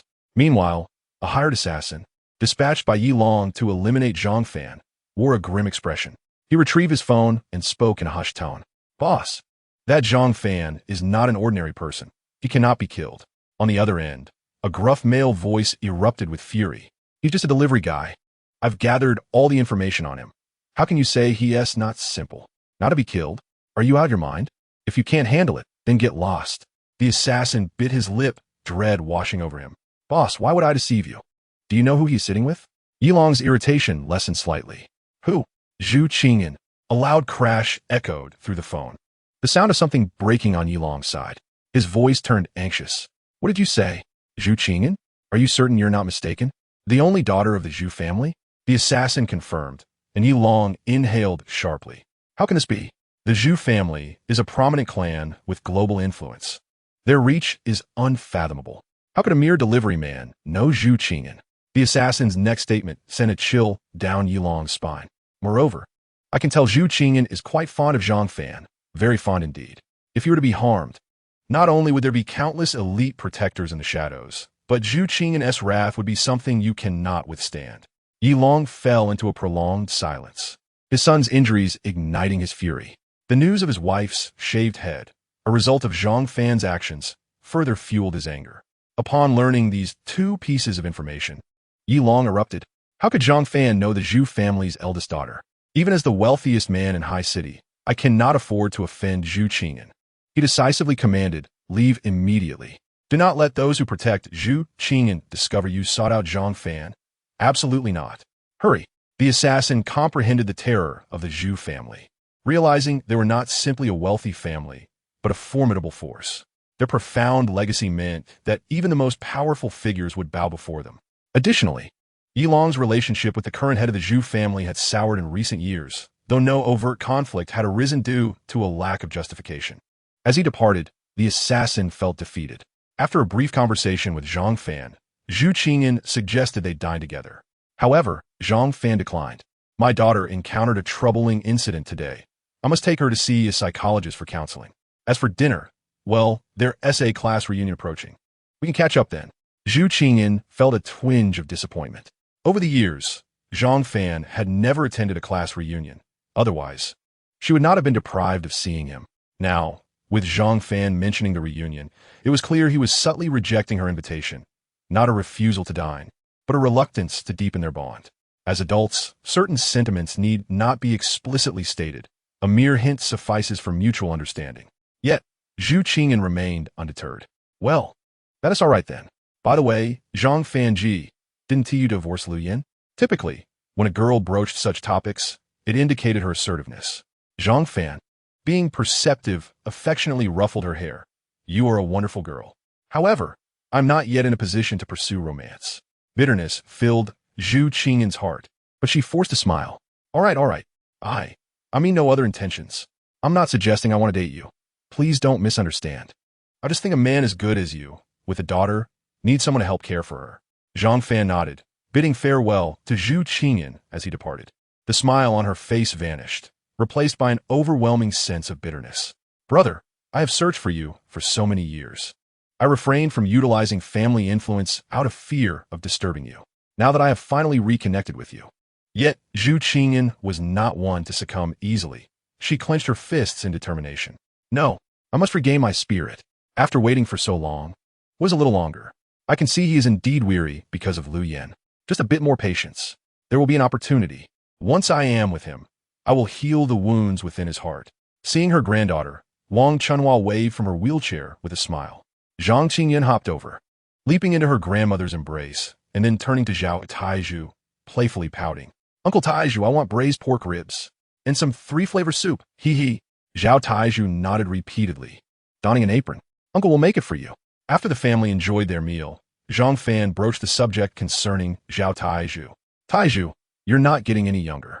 Now that your career has truly taken off, you should seriously consider marriage.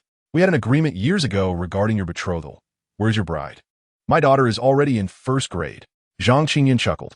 Wang Chunhua shot Zhang Fan a glare, and he helplessly returned a look at Zhang Qingyan. You should set a better example. Zhang Qingyan immediately adopted a pitiful expression, clinging to her grandmother's arm. Wang Chunhua continued to glare at Zhang Fan, who found the situation amusing. Child, you are invincible. Wang Chunhua urged out, Taizhu, I have watched you grow up. In my heart, you are like my son.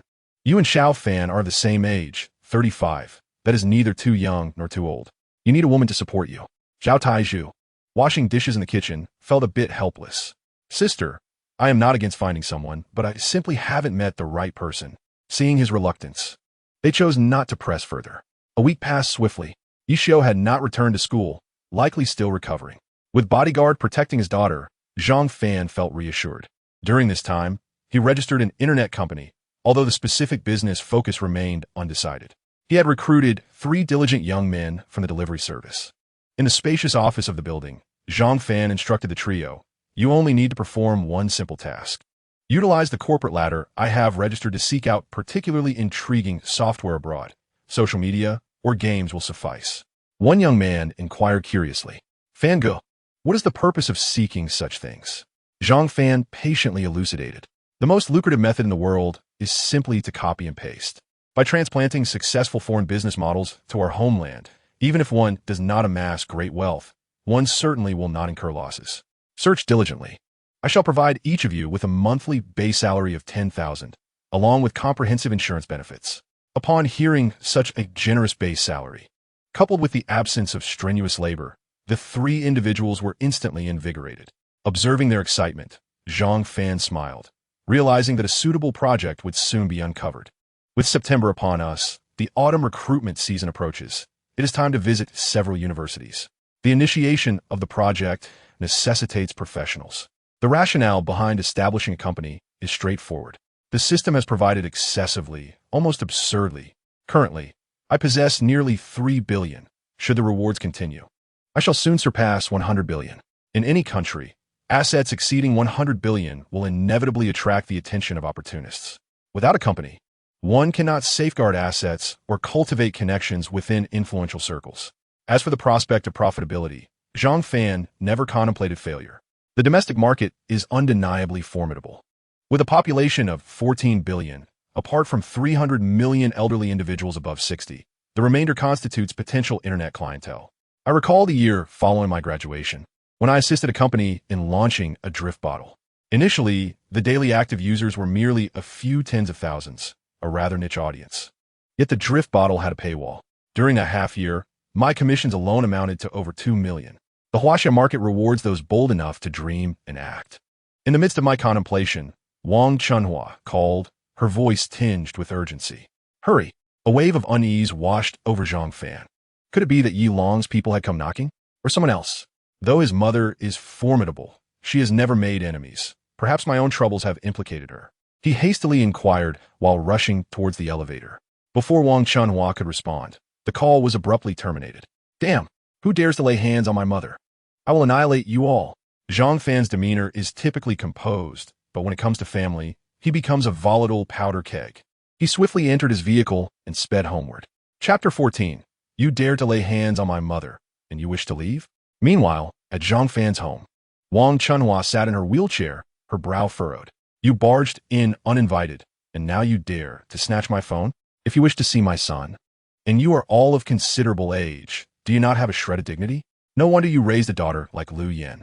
She glared at the elderly couple before her. Both were over 60, evidently having had Lu Yin later in life. Lu's father scoffed, sitting on the sofa and tapping his fingers against the teacup. My daughter is that sort of person? Isn't she just having an affair? There are plenty of unfaithful individuals in the world. Perhaps it is your son who is inadequate in that regard, unable to satisfy her. Thus, she strays. Wang Chuanhua's expression shifted from disdain to disgust. As a father, it is revolting to comment on such matters concerning your children. Lu's mother abruptly interrupted Wang Chunhua with a brusque remark. Enough. Spare me your nonsense. Quickly hand over the property deed and sign the contract. Give us the house. I have always opposed my daughter marrying Zhang Fan, especially since he is a disabled person. She has cared for you for so many years. And now you seek to claim joint assets. Revel in your good fortune. Wang Chunhua is an exceptionally strong-willed woman, a fact evident in Zhang Fan's character, which reflects her influence. He is usually gentlemanly, yet when angered, he becomes a wounded beast. Enraged, she clenched her fists. Silence. Since my son has divorced Lu Yin and has agreed to leave with nothing, the house and assets will inevitably belong to Lu Yin. However, we are willing to provide them. You cannot demand them with such impolite behavior. Do you understand?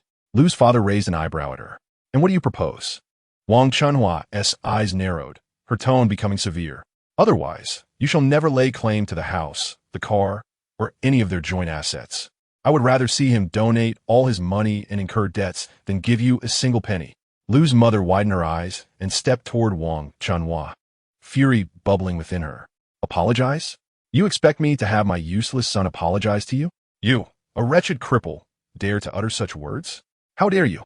At that moment, Lu's mother raised her hand to strike Wang Chunhua. However, Wang Chunhua is not one to be trifled with. She immediately seized Lu's mother's wrist.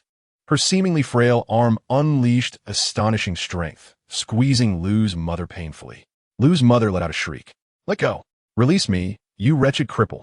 Lu's father, equally astonished, hurried to his feet and strode toward Wang Chunhua. You, a disabled person, dare to lay hands on my wife? I will not let you live today. He kicked violently at Wang Chunhua. Seated in her wheelchair, she was unable to evade. Yet at that moment, a shadow like a hungry tiger pouncing tackled Lu's father to the ground. Before the three could react, the shadow raised a fist and struck Lu's father's face. The brawny fist landed mercilessly, leaving Lu's father bruised and bloodied, utterly defenseless. Soon, blood began to trickle from his eyes and mouth. Upon seeing the crimson liquid, Lu's mother finally cried out in terror. Stop! Cease this at once. If this continues, someone will die. The assailant then stood and delivered a powerful kick to Lu's father's abdomen. Thud! Lu's father expelled a large mouthful of bile, clutching his belly, his body curling in pain. Those who have been kicked in the stomach know that such a blow renders one speechless. His face turned beet red, and it appeared he might faint. Upon recognizing Zhang Fan, Lu's mother screamed in fury. Zhang Fan, have you lost your mind? You dare to strike my husband. This matter will not end well for you. Zhang Fan ignored Lu's mother. In truth, from the moment they married, they faced relentless opposition from this pair of in-laws. During their first year of marriage, when he brought gifts to visit, they did not even allow him inside, merely because they disdained his mother for being disabled. Since then, Zhang Fan has never made an effort to see them. Their relationship has always been tense, and today, Lu's father dared to lay hands on his mother. This further ignited Zhang Fan's fury. He cast a cold glance at Lu's mother, half kneeling before Wang Chunhua to inspect her. Wang Chunhua gently stroked his hair, softly reassuring him. Xiao Fan, mother is fine. Only after confirming that Wang Chunhua was indeed unharmed did Zhang Fan exhale in relief and rise once more. Lu's mother hurried to assist her husband, seating him on the sofa and glaring at him. Zhang Fan, let me make this clear. This matter will not conclude today. You must surrender all joint assets with my daughter, vacate this house, and compensate my husband for his medical expenses. If you fail to pay, I will take you to court and ensure you are imprisoned. At that point, I will see who will care for your mother. Zhang Fan's expression darkened. Initially, I intended to follow due process and provide what was owed to Lu Yin. Whether Lu Yin came to collect or you came to retrieve it, it made no difference. As long as I could sever ties with you completely, I would accept. However, that is no longer possible. Lu's mother's complexion soured. What do you mean? Do you dare to act unlawfully? Even if you refuse to give us anything, The court will assign the property and vehicle to my daughter. Oomph. What a waste of time. You are as foolish as your mother. My daughter wasted her youth marrying you. Zhang Fan remained expressionless. Then you may proceed to sue me. My good brother is the finest lawyer in Haishur, and his firm is the largest in the city. Go ahead and sue. I am eager to see how long this will drag on. Lu Fu hastily grasped Lu Mu's arm, urging her in a low voice, my dear, let us depart.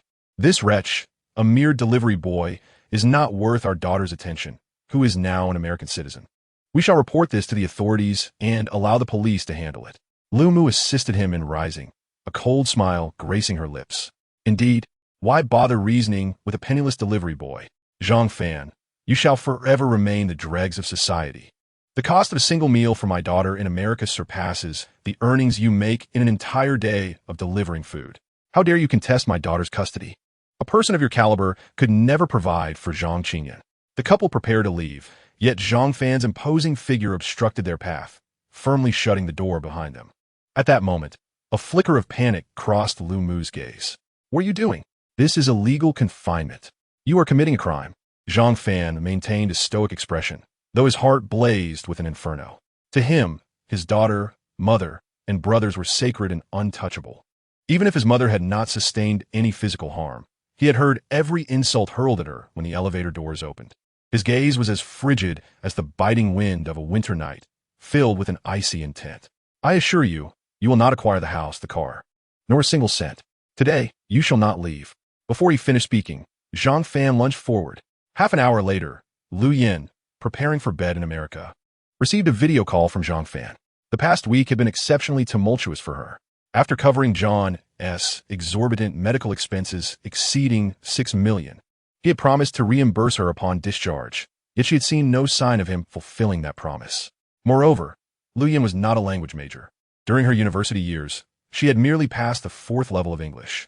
After so many years, her language skills had deteriorated significantly. Upon arriving in America, communication became a formidable challenge. Each time she asked John for assistance with the green card process, he would claim to be busy. Consequently, Lu Yin had yet to obtain her green card. What troubled her even more was that John's capabilities paled in comparison to Zhang Fan's. Hadn't it been said that Caucasians were superior to Asians? Thus, when she received Zhang Fan's video, her anger surged, and she was ready to unleash her frustration. However, the scenes within the video sent chills down her spine. Lu Yin, like a gas canister on the brink of explosion, erupted. Zhang Fan, have you lost your mind? How could you beat my parents to such a state? You lunatic. The video depicted her parents in a horrific condition, especially her mother, known for her sharp tongue, had a teacup shoved into her mouth, nearly suffocating her. Zhang Fan's words incited fury in Lu Yin, nearly causing her to faint. Chapter 15. Lu Yin, why should I tear up my Huaxia passport? Zhang Fan coldly regarded Lu Yin on his phone. Indeed, I struck them. What can you do about it? Did you not post on social media about tearing up your Huaxia passport and identity card? You even renounced your Huaxia nationality at the embassy. Lu Yin glared at Zhang Fan's disdainful expression, her face contorting with fury. Zhang Fan, you will pay for this. Once I obtain my American green card, I will sue you as a citizen. What are you boasting about? Don't think I'm unaware that the 7 million settlement was provided by your brother Zhao Taizhu. And you are still that filthy delivery boy, aren't you? Once the court seizes your assets, your house and car, and transfers your savings to my parents, you will be in for a surprise. Zhang Fan sneered and ended the video call. I possess billions. You think you can reduce me to nothing? Regardless of the messages Lu Yin sent, he ignored them entirely. In a fit of rage, Lu Yin seized an art piece from her bedside, poised to shatter it in an emotional outburst. Damn you, Zhang Fan, you despicable wretch. Just then, John entered the room. Lu Yin quickly feigned a nonchalant demeanor, forcing a smile while her heart felt as if it might implode. She sweetly looped her arm through John's. Darling, when shall we finalize the last bits of my green card paperwork? And what about our wedding? I have renounced my Huaxia nationality for you. Please do not keep me waiting. I feel so insecure. John nodded with a smile. Yin, do not worry. I will not neglect you. You are the most beautiful Huaxia girl I have ever seen. Tomorrow, I will take you to complete the final procedures. Lu Yin felt an exhilarating rush. Tomorrow? Splendid. Just one more day, and I will be a citizen of America, holding a green card. I shall become a true American. Zhang Fan, you will have to savor your last day of arrogance. Once I possess my legal status, you shall face the consequences. Zhang then shifted the conversation. However, Yin, I have a small request. I hope you will not refuse me. Lu Yin discerned the nature of his request from his expression. Men are all the same. As long as they are satisfied, they will go to great lengths to please. Thus, without a moment's hesitation, Lu Yin replied, Darling, speak. I am willing to do anything within my ability. She adopted an alluring pose on the bed, her eyes glimmering with desire. Zhang grew increasingly excited, embracing Lu Yin and gazing intently into her eyes. You would truly do anything? Of course.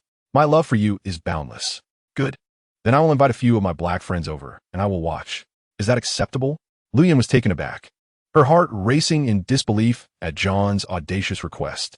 The two had met online 5 years prior, and Zhang had always appeared to Lu Yin as an esteemed individual.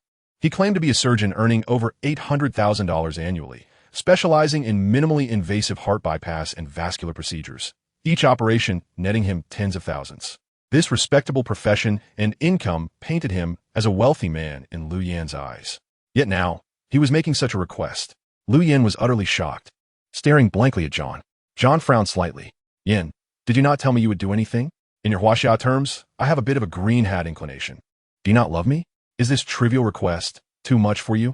Seeing her remain silent, Zhang feigned disappointment, smiling wryly. Very well, I will not force you. I will return all the medical expenses you paid. Return a huaxia? I have already torn up my huaxia passport and identity card. The day I arrived in America, I went to the embassy to renounce my huaxia nationality. Unless I can obtain American citizenship or a green card, I must prove my identity is recognized as legal by country. Lu Yin finally felt a twinge of regret.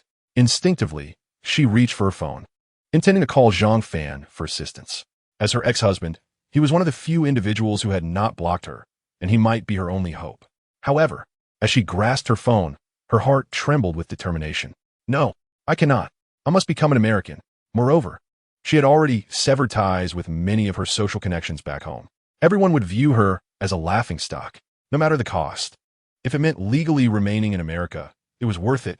With this thought, Lu Yin quickly embraced Zhang's arm, forcing a smile that felt strained. No, my love, I adore you. I have expressed my willingness to sacrifice everything for you. Since you possess such qualities, I shall undoubtedly oblige. Zhang cast a glance at Lu Yin, feigning overwhelming joy. Really? Then I shall make a call right now. Lu Yin observed Zhang pacing in the living room, animatedly conversing with several of his friends. A chill running through her heart. Zhang Fan hurled Lu Yin's parents out the door, fixing them with a piercing gaze as he spoke, each word deliberate. I shall clarify matters with you now. Whether you choose to lodge complaints or report to the authorities, that is your prerogative. However, should you dare to disturb my mother again, I assure you, the consequences will be far worse than the beating you received today. Even if I were sentenced to death, I would ensure your demise. Do you understand? His words, his gaze, his expression swept over the elderly couple like a bitter wind. Lu's father, battered and speechless, could only sigh in defeat. Lu's mother, supporting her husband, limped into the elevator, glaring furiously at Zhang Fan. The delivery boy is nothing but a filthy delivery boy. You will remain in this state for the rest of your life. My daughter is now a bona fide American, far superior to you. Once she establishes herself there and brings us to America through family immigration, you will still be stuck delivering food domestically.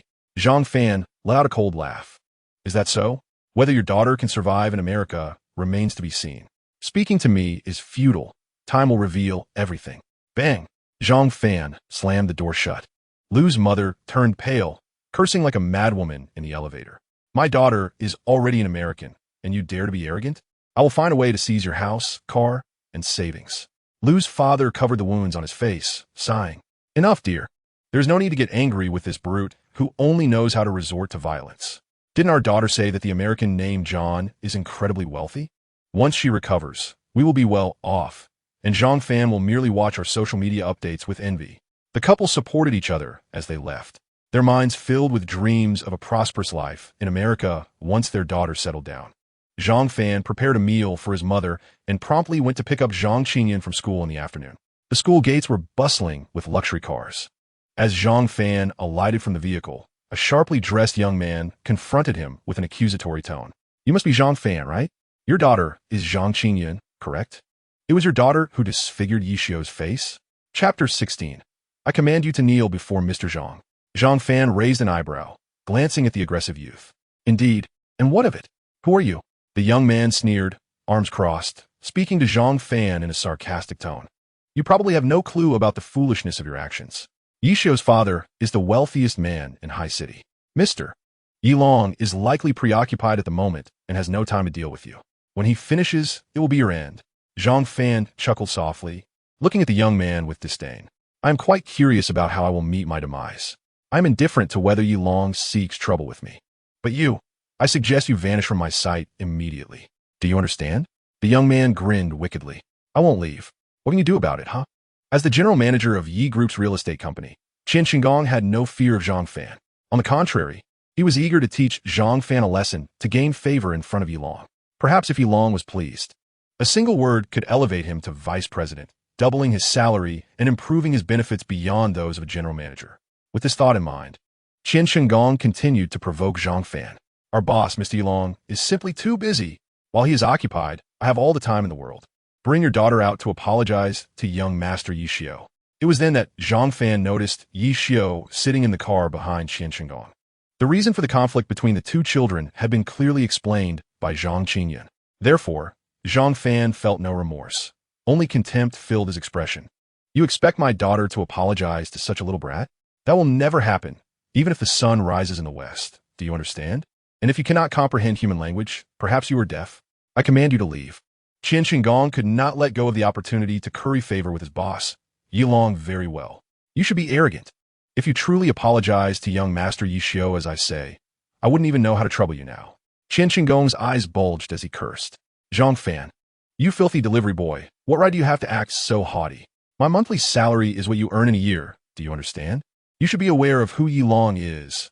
Your daughter dared to hit his son? By demanding your daughter to apologize, I am saving both of your lives.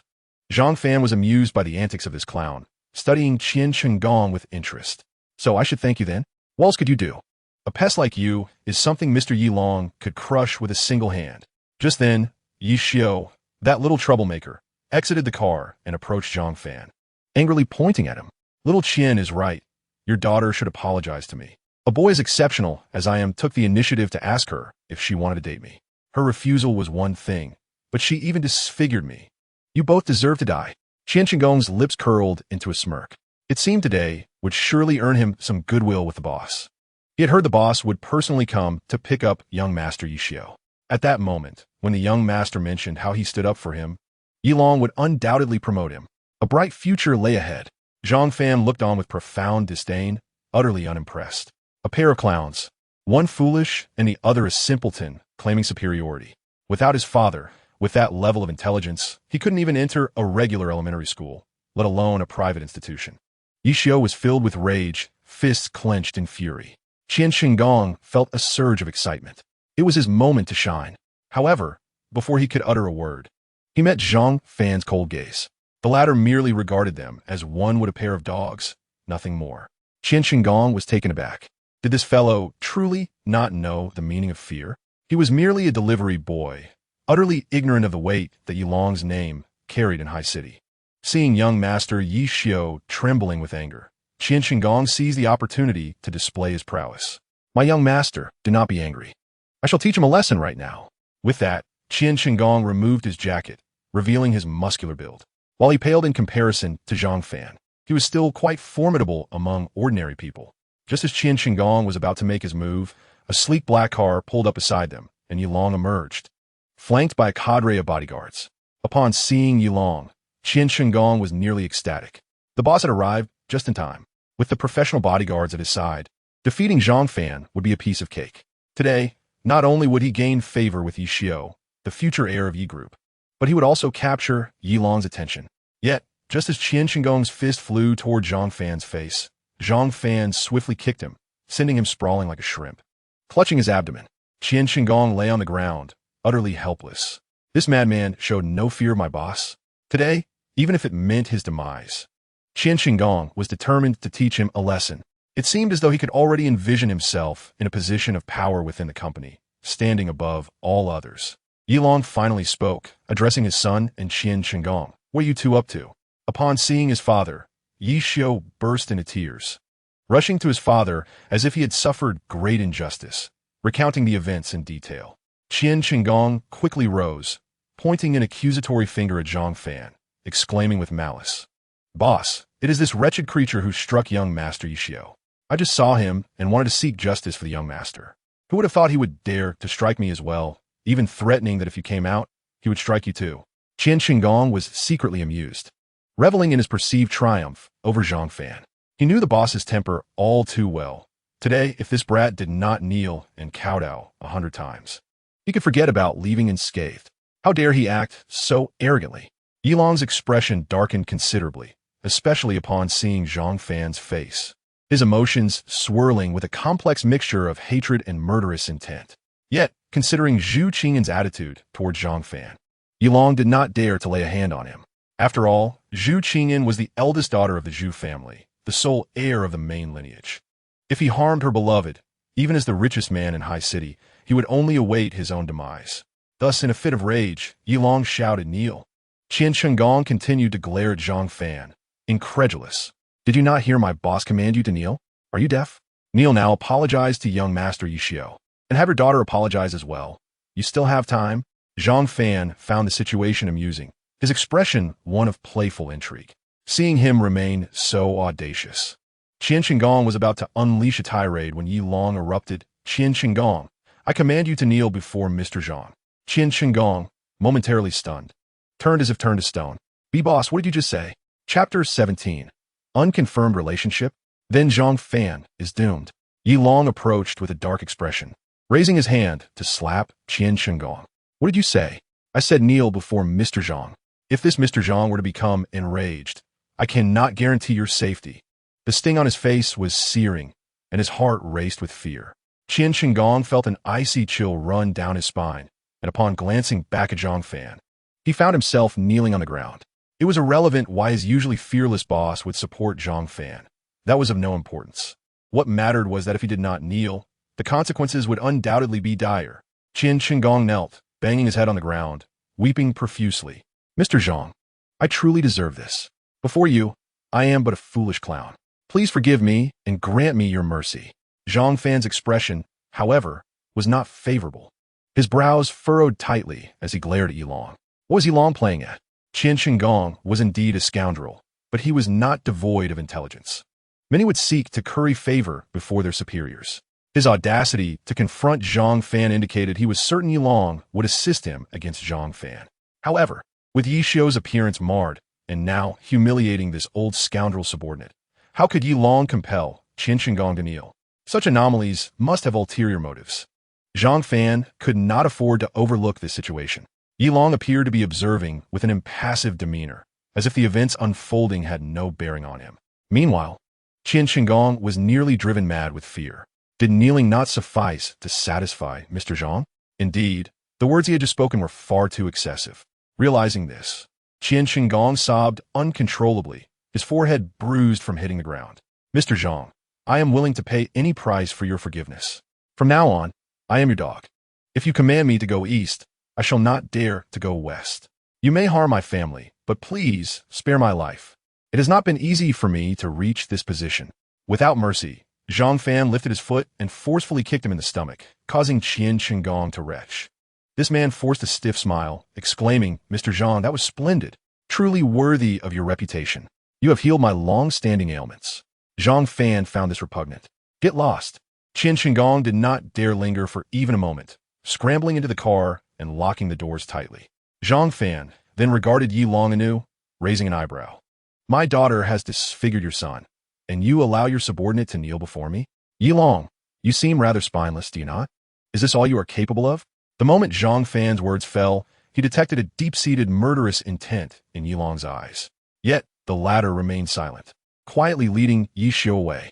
Zhang Fan furrowed his brow, remaining mute. Indeed, someone was aiding him from the shadows. Otherwise, how could these two infamous figures in High City have allowed him to escape unscathed? Who could instill such fear in the wealthiest man in High City? As Zhang Fan observed Yilong's vehicle departing, his mind raced through potential allies. Yet, he could not fathom who it could be. Very well. Ding. Detected host compelling Qian Qinggong to kneel. Host rewarded 50 million. Current balance 3 billion. Zhang Fan nodded to himself. This fellow was but a petty character. It was no wonder the reward was meager. Zhang Qingyun arrived at the school gate alongside teacher Li. Daddy. Upon spotting Zhang Fan, Zhang Qingyun, with her small backpack, bounced into his embrace, her little face rubbing against his cheek as she reached to touch his unshaven beard. Oh, Daddy didn't shave today. It pokes me. Zhang Fan's eyes brimmed with affection as he lifted Zhang Qingyun and playfully touched her petite nose. It is my fault, dear. I will make it up to you. Yay. I want to eat beef stew with potatoes. No problem, sweetheart. You can have whatever you desire. Over the past year, despite the hardships of working on the construction site and delivering food, Zhang Fan had never deprived his daughter. A significant portion of the household expenses was devoted to her meals. Teacher Li regarded Zhang Fan with a calm demeanor laced with excitement. Did I just see correctly? Yilong came with his entourage, and I didn't dare step outside, fearing something terrible would occur. Yet, this wealthy man made Qian Chenggong kneel before Zhang Fan? My heavens! My suspicions were correct. This man, capable of casually offering millions to halt airport operations, is indeed a figure of great significance. Otherwise, given Yilong's volatile temper, how could he endure such humiliation? No, I must find a way to pursue Zhang Fan. Marrying such an outstanding man would elevate my social standing immensely. Teacher Li's mind raced with ideas. I've got it. I will organize a class autumn outing over the weekend, inviting parents to join. Since Zhang Fan is divorced, he will surely accompany Zhang Qingyun. 2 days of camping in the wild. Surely, I can draw closer to this exceptional man. Even if I cannot directly engage with Zhang Fan, I must create opportunities for intimacy. Teacher Li's excitement grew with each passing thought as she dreamily gazed at Zhang Fan's retreating figure, hastily returning the other students to their parents. In the car, Yi Xiao was in a rage, smashing anything within reach and striking the car window with his phone. He was furious beyond measure.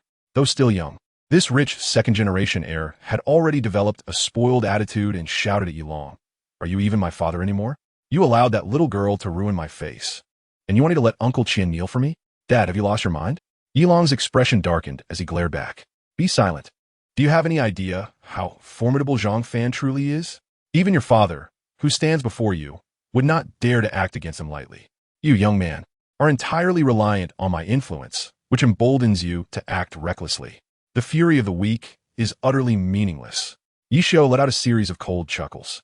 Zhang Fan is merely a lowly food delivery man, while you, my son, are the scion of the wealthiest family in High City. Yilong's head throbbed with exasperation. He yearned to explain to Yi Xiao just how formidable the Ji family, behind Ji Qingyun, truly was. Yet, how could a child comprehend such gravitas? Alas, I have spoiled him since childhood, raising him to be oblivious to the world's realities. Though he admonished Yi Xiao verbally, deep down, Yilong felt a swell of anger. After all, the injuries upon his son's face were all too real. A phone call interrupted his thoughts. Boss, I have thoroughly investigated the relationship between Zhang Fan and Ji Qingyun. They have not been in contact for many years. According to those around Ji Qingyun, she harbors some affection for him, but their relationship has not been formally established. Yilong clenched his fists. Very well, since there is no substantial connection, I shall eliminate him without hesitation. Prepare for it, and find an opportune moment to dispose of him. Remember, leave no evidence. The caller acknowledged with a simple understood. Listening to the silence on the line, Yilong turned his gaze towards Zhang Fan, who was assisting his daughter into a vehicle. Damn it, after all this time, you and Ji Qingyun have not even confirmed your relationship? It is merely her one-sided infatuation? What a waste of my emotions. Just wait. I have not spent all these years in High City in vain. In a matter of days, I shall ensure that both of you disappear without a trace. Not even a body left behind. Lu's father lay upon a hospital bed, while Lu's mother initiated a video call with their daughter. Lu Yin took a moment to connect, but she kept the camera fixed on her face. Given her demeanor, it seemed she was lying down. Her voice, strained and labored, conveyed her distress. Mom, Dad, is there something you need? Lu's mother's expression shifted with concern. Yin, your voice quivers. Are you all right? Chapter 18. Lu Yin. No, I must not regret. I must endure a little longer. Lu Yin felt utterly tormented. The pain she experienced was not merely physiological, but rather a mental anguish of great magnitude. Especially with John filming her incessantly, reveling in her suffering, it rendered Lu Yan's plight even more unbearable. Initially, she had no desire to answer the video call. particularly at such a moment. However, John insisted, leaving her no choice but to acquiesce. Lu Yin bit her lip, striving to suppress her cries. Mom, Dad, I am fine. I just finished exercising and am a bit tired. Please, what is it you want to discuss? Lu's mother felt a wave of relief and proceeded to recount the incident involving Zhang Fan. Her face flushed with anger.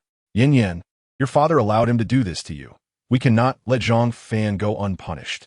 That brat has gone mad. Once a kind soul, now quick to violence. We must drain him as last drop of blood.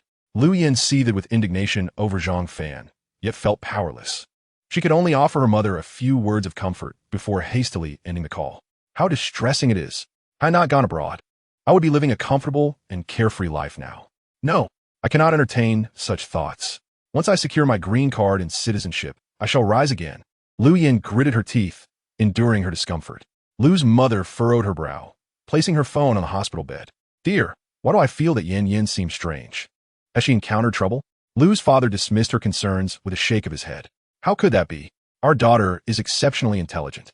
Besides, America is a nation that values human rights and is quite safe. Yin Yin will be fine, rest assured. Once she resolves her affairs over there and stabilizes, we'll be able to immigrate as well. Lu's mother nodded vigorously, her eyes filled with disdain for Zhang Fan. Indeed, tomorrow, I shall file a lawsuit against him for substantial damages. I know a few acquaintances in the hospital who can assist in inflating the medical expenses. This delivery boy, let him spend his life delivering food. Whatever he earns, it shall be frozen the moment it arrives and forcibly transferred to us. Meanwhile, Lu Yin also set her phone aside. After a moment, she assumed a feeble posture, hastily covering herself with a blanket, her voice trembling. John, I have done as you requested. When will you accompany me to register our marriage? After we wed, I can expedite my green card application and obtain American citizenship. John set down the camera, dismissed the other individuals in the room, and sat at the edge of the bed with a smile. Yin, do not rush. I promise I will assist you with the paperwork. There is a saying in your huaxia, haste makes waste. I will not abandon you. Lu Yin forced a grim smile. Just a little longer. Once I secure my green card and citizenship, I will be a lawful citizen of the United States. At that point, whether to maintain a marital relationship with John, devise a means to seize his assets, or establish my own company to distance myself from someone like him, will all be within my grasp. The green card and citizenship are of utmost importance. All right, my dear, I trust you. Lu Yin clung tightly to John, as if grasping her lifeline. John observed her, a peculiar glimmer of amusement in his eyes. The following morning, Zhang Qingyun finished her meal and joyfully bounded over to Zhang Fan, who was washing dishes. Dad, Teacher Li just shared a document in the class group. We're going on an autumn outing this Saturday.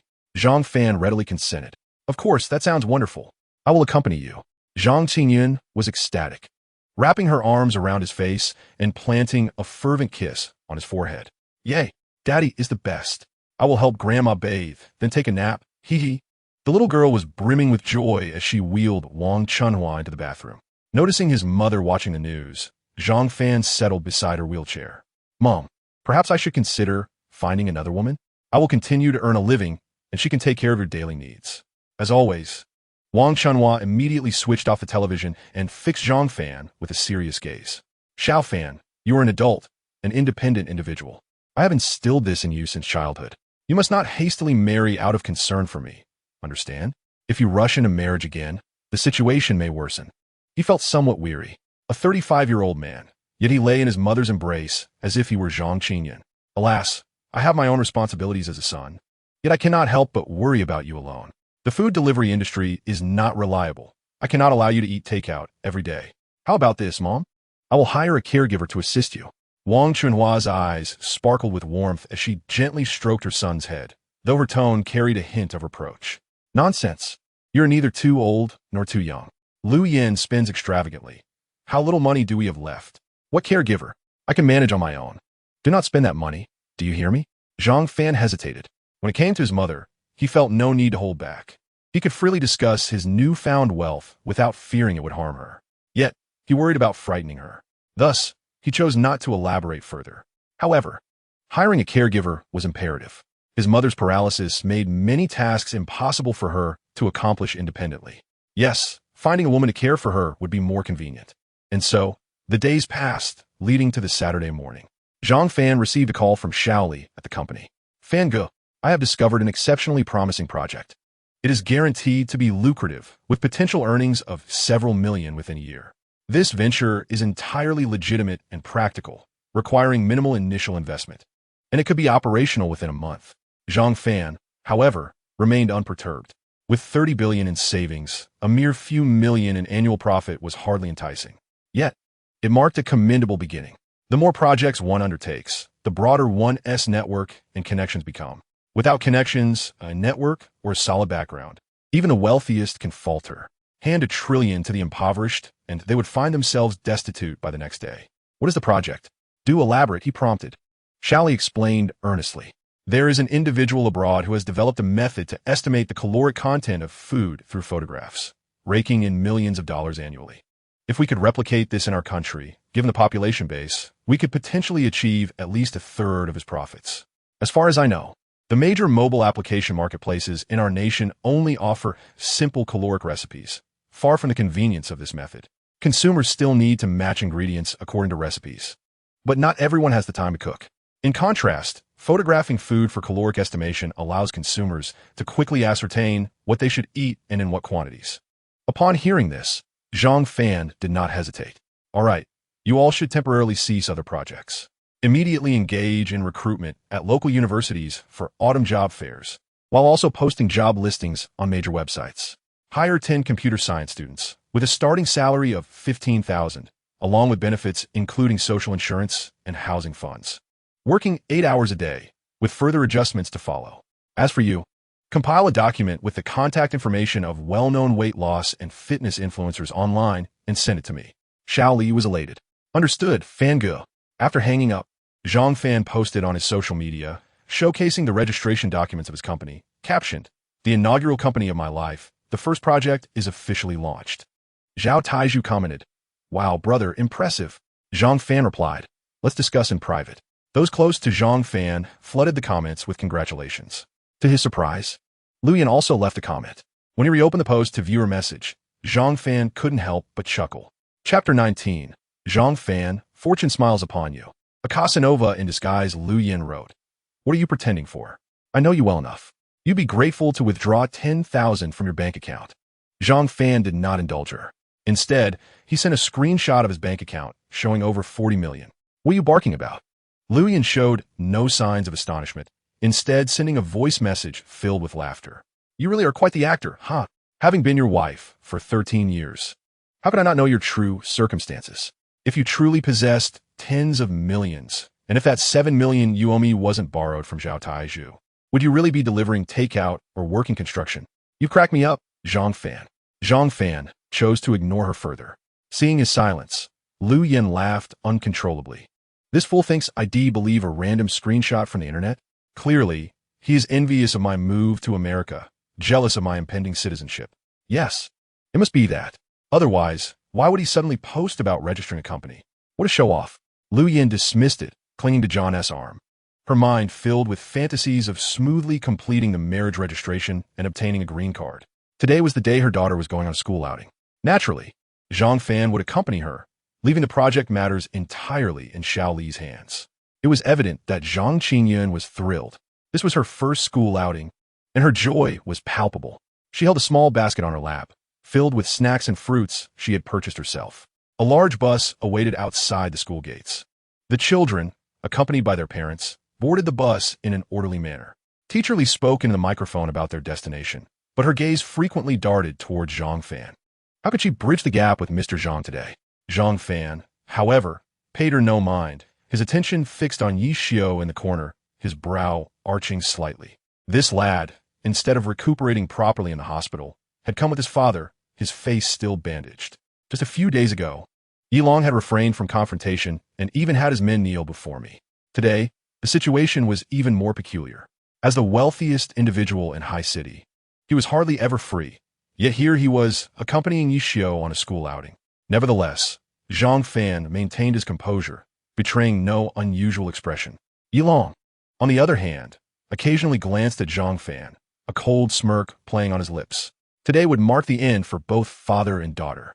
The bus entered a picturesque forest, parking beside a crystal-clear stream, with ample grassy areas for play. The children formed groups while the adults began setting up tents and preparing cooking equipment. Zhang Fan, a skilled cook, attracted numerous parents and students with his grilled meats. Yi Xiu, however, remained despondent, glaring at the popular father-daughter duo. "Dad, when shall we act? I can hardly wait to see that scoundrel Zhang Fan kneeling before me, in supplication." Yilong chuckled softly. "What is your rush? It's broad daylight, and there are park rangers with cameras around. Wait until nightfall, when Zhang Fan inevitably needs to relieve himself. That's when we'll strike." The mere thought of seeing Zhang Fan kneeling and begging for mercy thrilled Yi Xiu.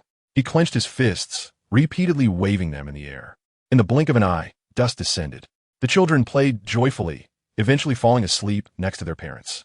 Just as Zhang Fan intended to secure the tent, a hand suddenly grasped his arm. "Mr. Zhang, please help me." The voice of Teacher Li reached him. So far, his impression of her was quite favorable, and he leaned out of the tent to inquire what happened. Teacher Li appeared somewhat helpless, lightly shrugging her shoulders. "My tent is unstable, and the wind is rather strong tonight. If this continues, it will surely blow away. Mr. Zhang, you are one of the few parents I am familiar with, which is why I'm bothering you." Zhang Fan chuckled and stepped out of the tent. "All right, lead the way. Let me take a look." Teacher Li expressed her gratitude profusely, her heart racing with excitement. Great. The first step is a success. Next, she aimed to lead Zhang Fan to a secluded spot, confident in her ability to charm him. What man could resist a beautiful teacher fresh out of university? None. Moreover, she had donned black stockings and a uniform today specifically to allure Zhang Fan.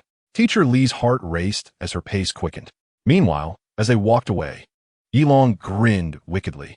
Now, that little girl Zhang Qingyun is all alone in the tent. "Son, I'll deal with that scoundrel Zhang Fan. You take care of Zhang Qingyun." Yi Xiu was already impatient, a cruel smile spreading across his face. "That little brat ruined my face. I shall ensure she faces the same fate. Dad, don't worry about pursuing Zhang Fan. Watch how I make her suffer." Yilong signaled to several shadowy figures lurking nearby before pursuing Zhang Fan and Teacher Li. A tent lay beneath a large rock. As Zhang Fan crouched down to reinforce Teacher Li's tent, he remarked, "Teacher Li, the ground here is quite hard, and the cold weather tonight makes it difficult to secure." As he spoke, he noticed that the normally serious Teacher Li had removed her outer jacket. She was clad in alluring black stockings, with her upper body adorned in a semi-transparent fishnet top. Any man, upon witnessing such a beauty before him, disrobing and revealing her allure, would surely feel a stir of emotions. Yet, for Zhang Fan, astonishment prevailed. "Teacher Li, what is happening?" Without delay, Teacher Li approached Zhang Fan, but stumbled unexpectedly. Whether by accident or design remains unknown. She fell gracefully into Zhang Fan's embrace. "Ah!" She looked up at him with a pitiful gaze. "Mr. Zhang, it seems I've twisted my ankle. It hurts terribly. Could you assist me into the tent for a closer inspection? The pain is quite unbearable." Any man with an IQ above 80 would undoubtedly comprehend the situation unfolding before him. Teacher Li was evidently attempting to seduce him. Zhang Fan was taken aback, stroking his chin in contemplation.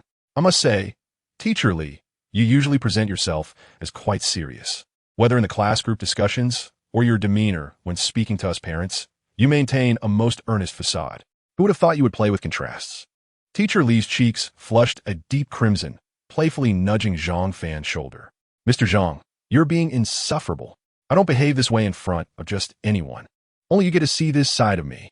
One cannot deny that Zhang Fan was indeed captivated, especially when Teacher Li's delicate leg brushed against his, igniting a spark within him. Teacher Li was inwardly frantic. If it were any other man, he would have long since swept her off her feet and into the tent to indulge in his desires.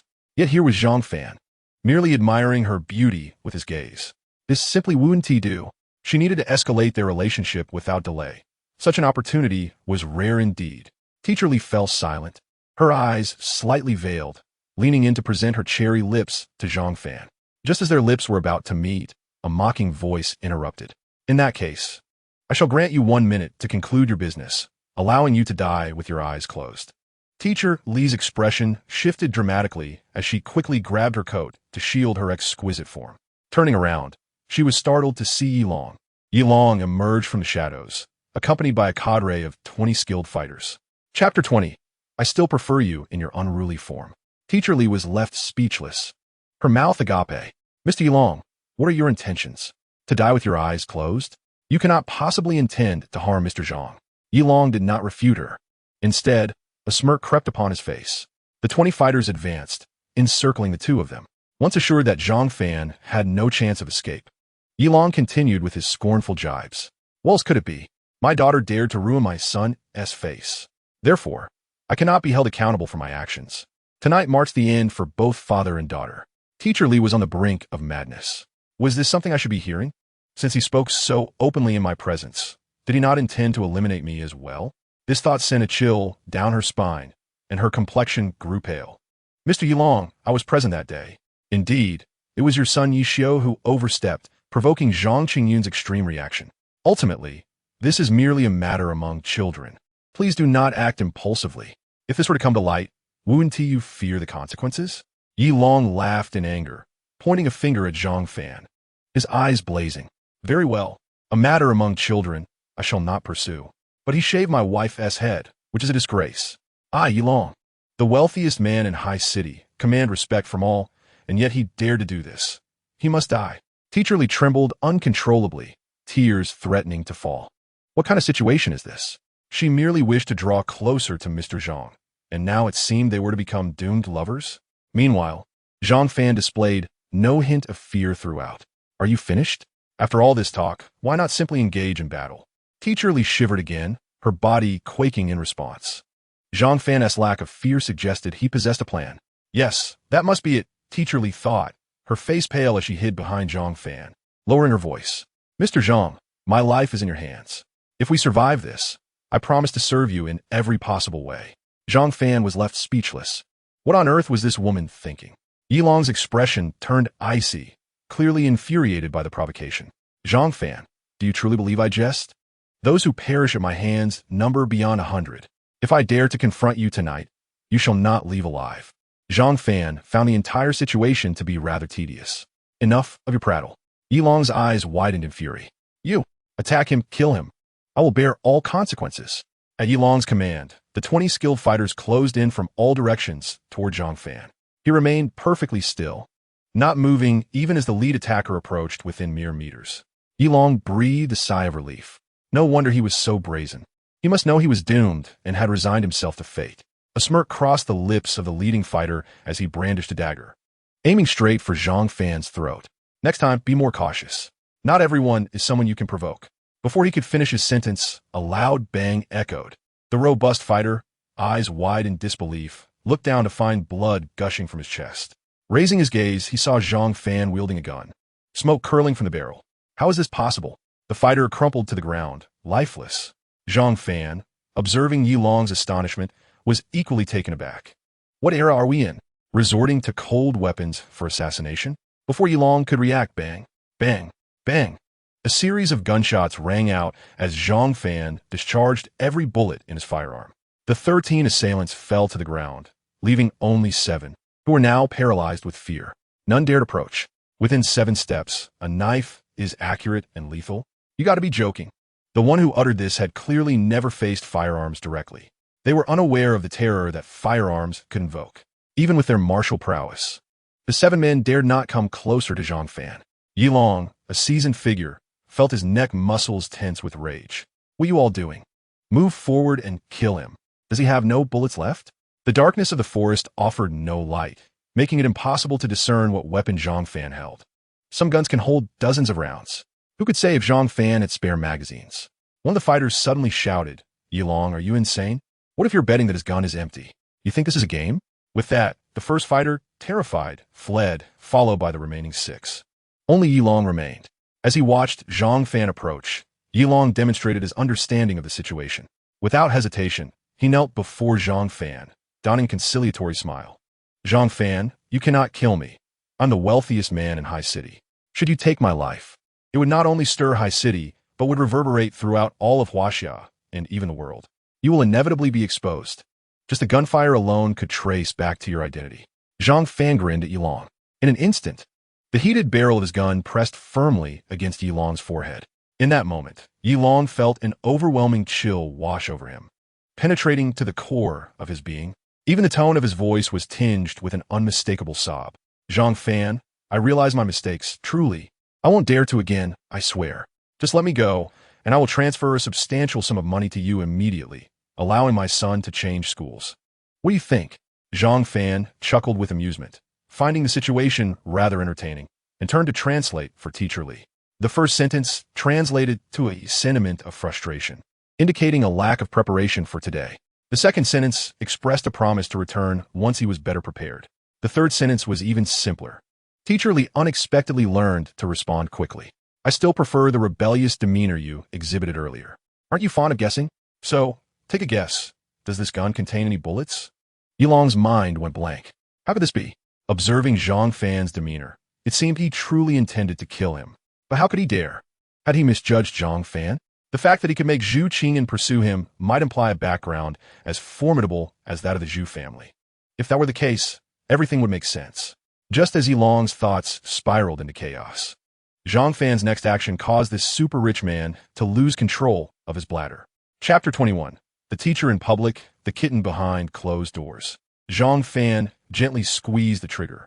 Yilong could almost envision his own tragic demise, tightly shutting his eyes, unable to even weep.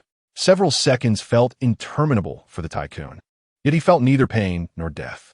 When Yilong opened his eyes, Zhang Fan expressed a hint of regret. Ah, there are indeed no bullets. Huh? Why have you soiled yourself? Yilong instinctively glanced down and found his trousers reeking.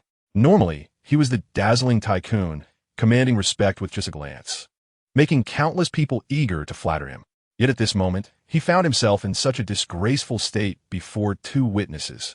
Yilong dared not express anger, his face a mask of pleading. Zhang Fan, I swear, if you let me go, I will never tell anyone about this. I will immediately arrange for my son to transfer schools. I implore you. Zhang Fan raised an eyebrow, playfully tapping Yilong's face with the gun. You attempted to hire someone to kill me, and still wish to leave? With your status, do you truly believe I would allow you to depart alive? Yilong felt as though he had fallen into an ice pit. What to do? He was not easily deceived, although the gun was devoid of bullets. Zhang Fan's intent to kill him seemed effortless. Yet, Zhang Fan did not immediately end Yilong's life. Instead, he seized a nearby stone and, without a word, shattered Yilong's limbs. The agonizing pain made Yilong collapse to the ground, emitting cries akin to that of a slaughtered pig. Seeing his opponent incapacitated, Zhang Fan turned to Teacher Li with a slight smile. Let us quickly relocate the parents. Inform them that the weather forecast predicts flooding. Upon hearing Zhang Fan's words, Yilong was gripped by terror, screaming desperately. No, you can't leave. Zhang Fan, I will pay you whatever amount you desire. Zhang Fan ignored him. Money?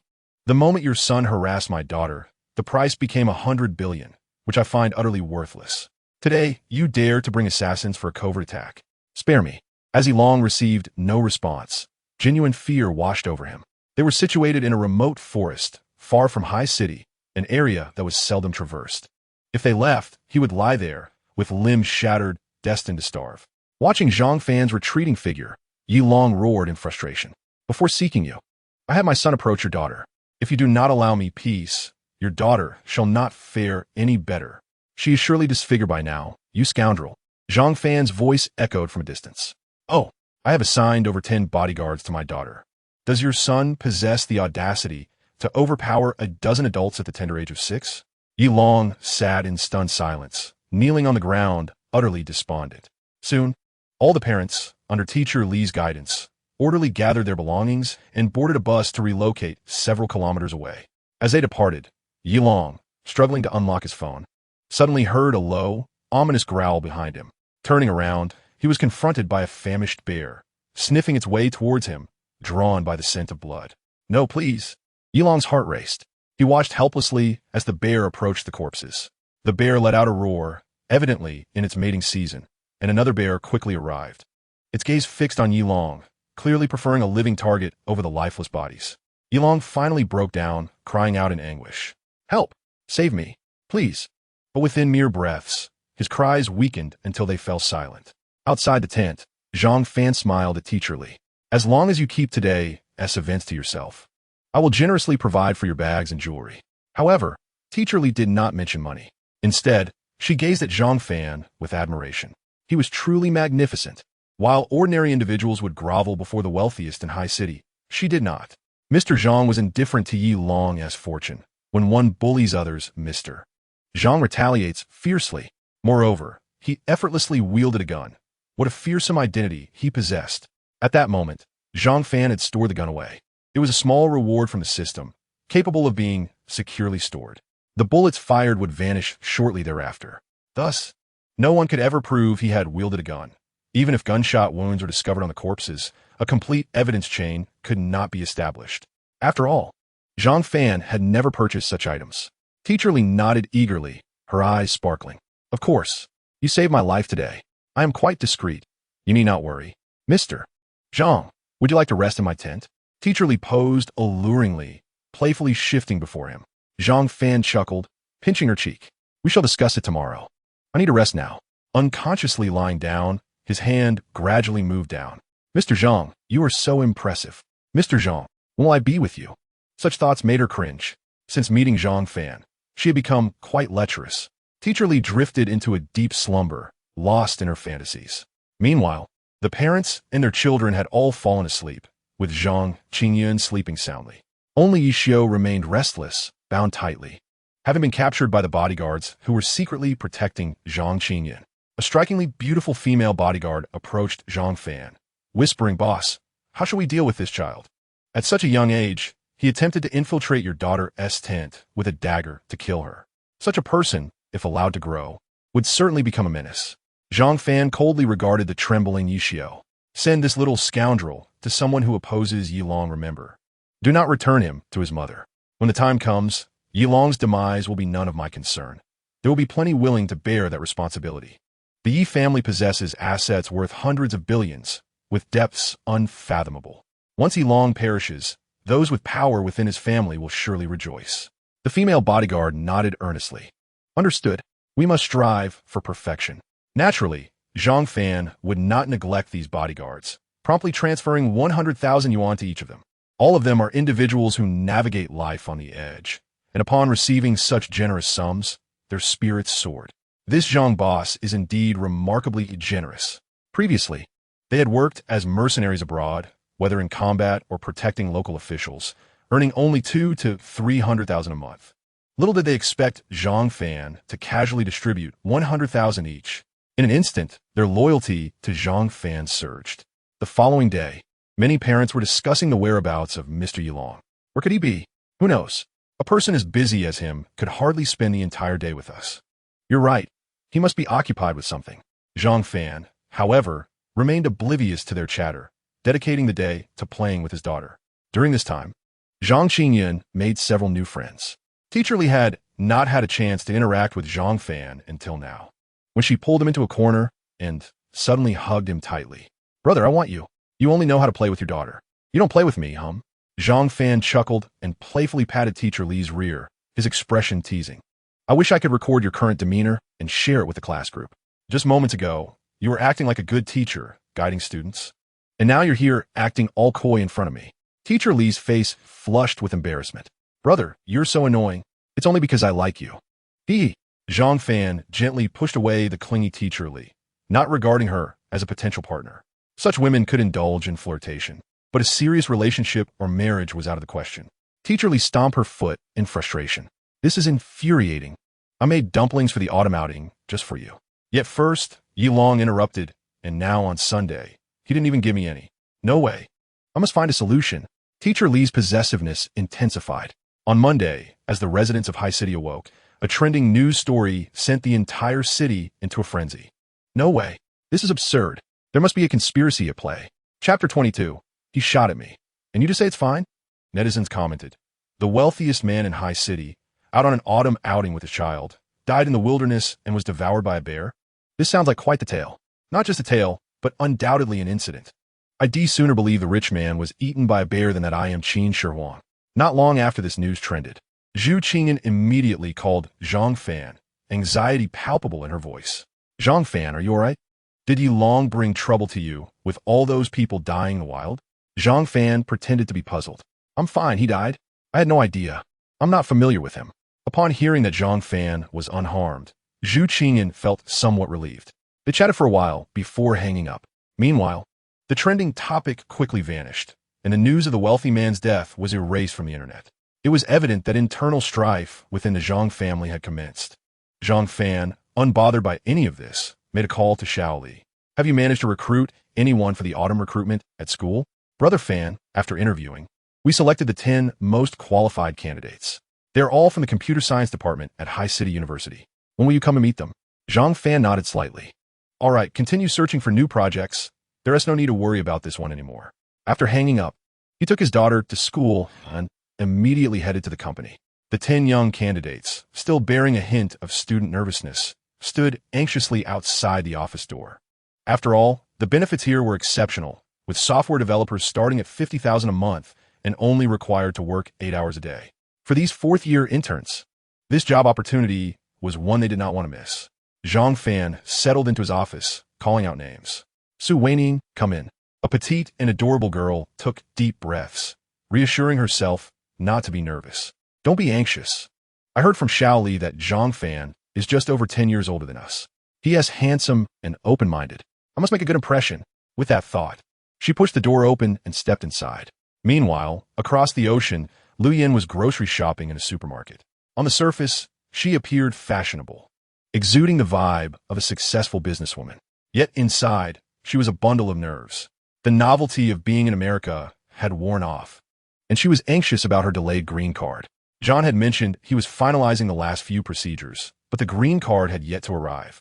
The issue of nationality seemed distant as well. Encountering police on the street made Lu Yin uneasy. She feared they would check her identification. If discovered as an illegal immigrant, she would be immediately sent to a detention center for illegal immigrants.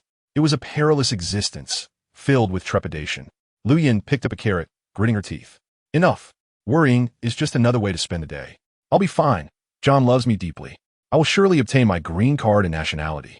Holding on to such thoughts, Lu Yin paid for her items and opened her social media, feeling as if the sky was about to fall. Why is this happening? I'm living in constant fear here in America, like a rat in a sewer, afraid to show my face. Meanwhile, Zhang Fan is out enjoying an autumn outing with his daughter, having a splendid time. In a moment of bitterness, she found herself typing a comment. All you eat are genetically modified foods. I bought this carrot in an American supermarket, and it's all natural. Enjoy. You'll eventually face consequences. As the saying goes, silence is the greatest contempt. Lu Yan's face flushed with anger, feeling increasingly distressed, especially as she noticed others ignoring her comments, instead interacting solely with Zhang Fan.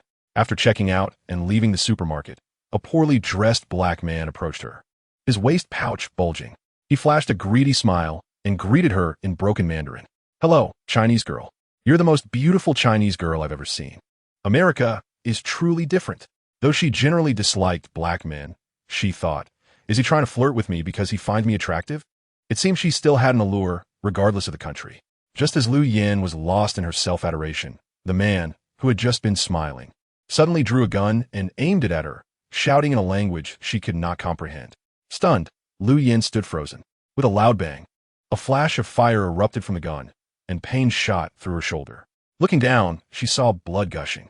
Overwhelmed by shock, Lu Yin fainted on the spot, only catching a glimpse of the man snatching her wallet before slipping into unconsciousness.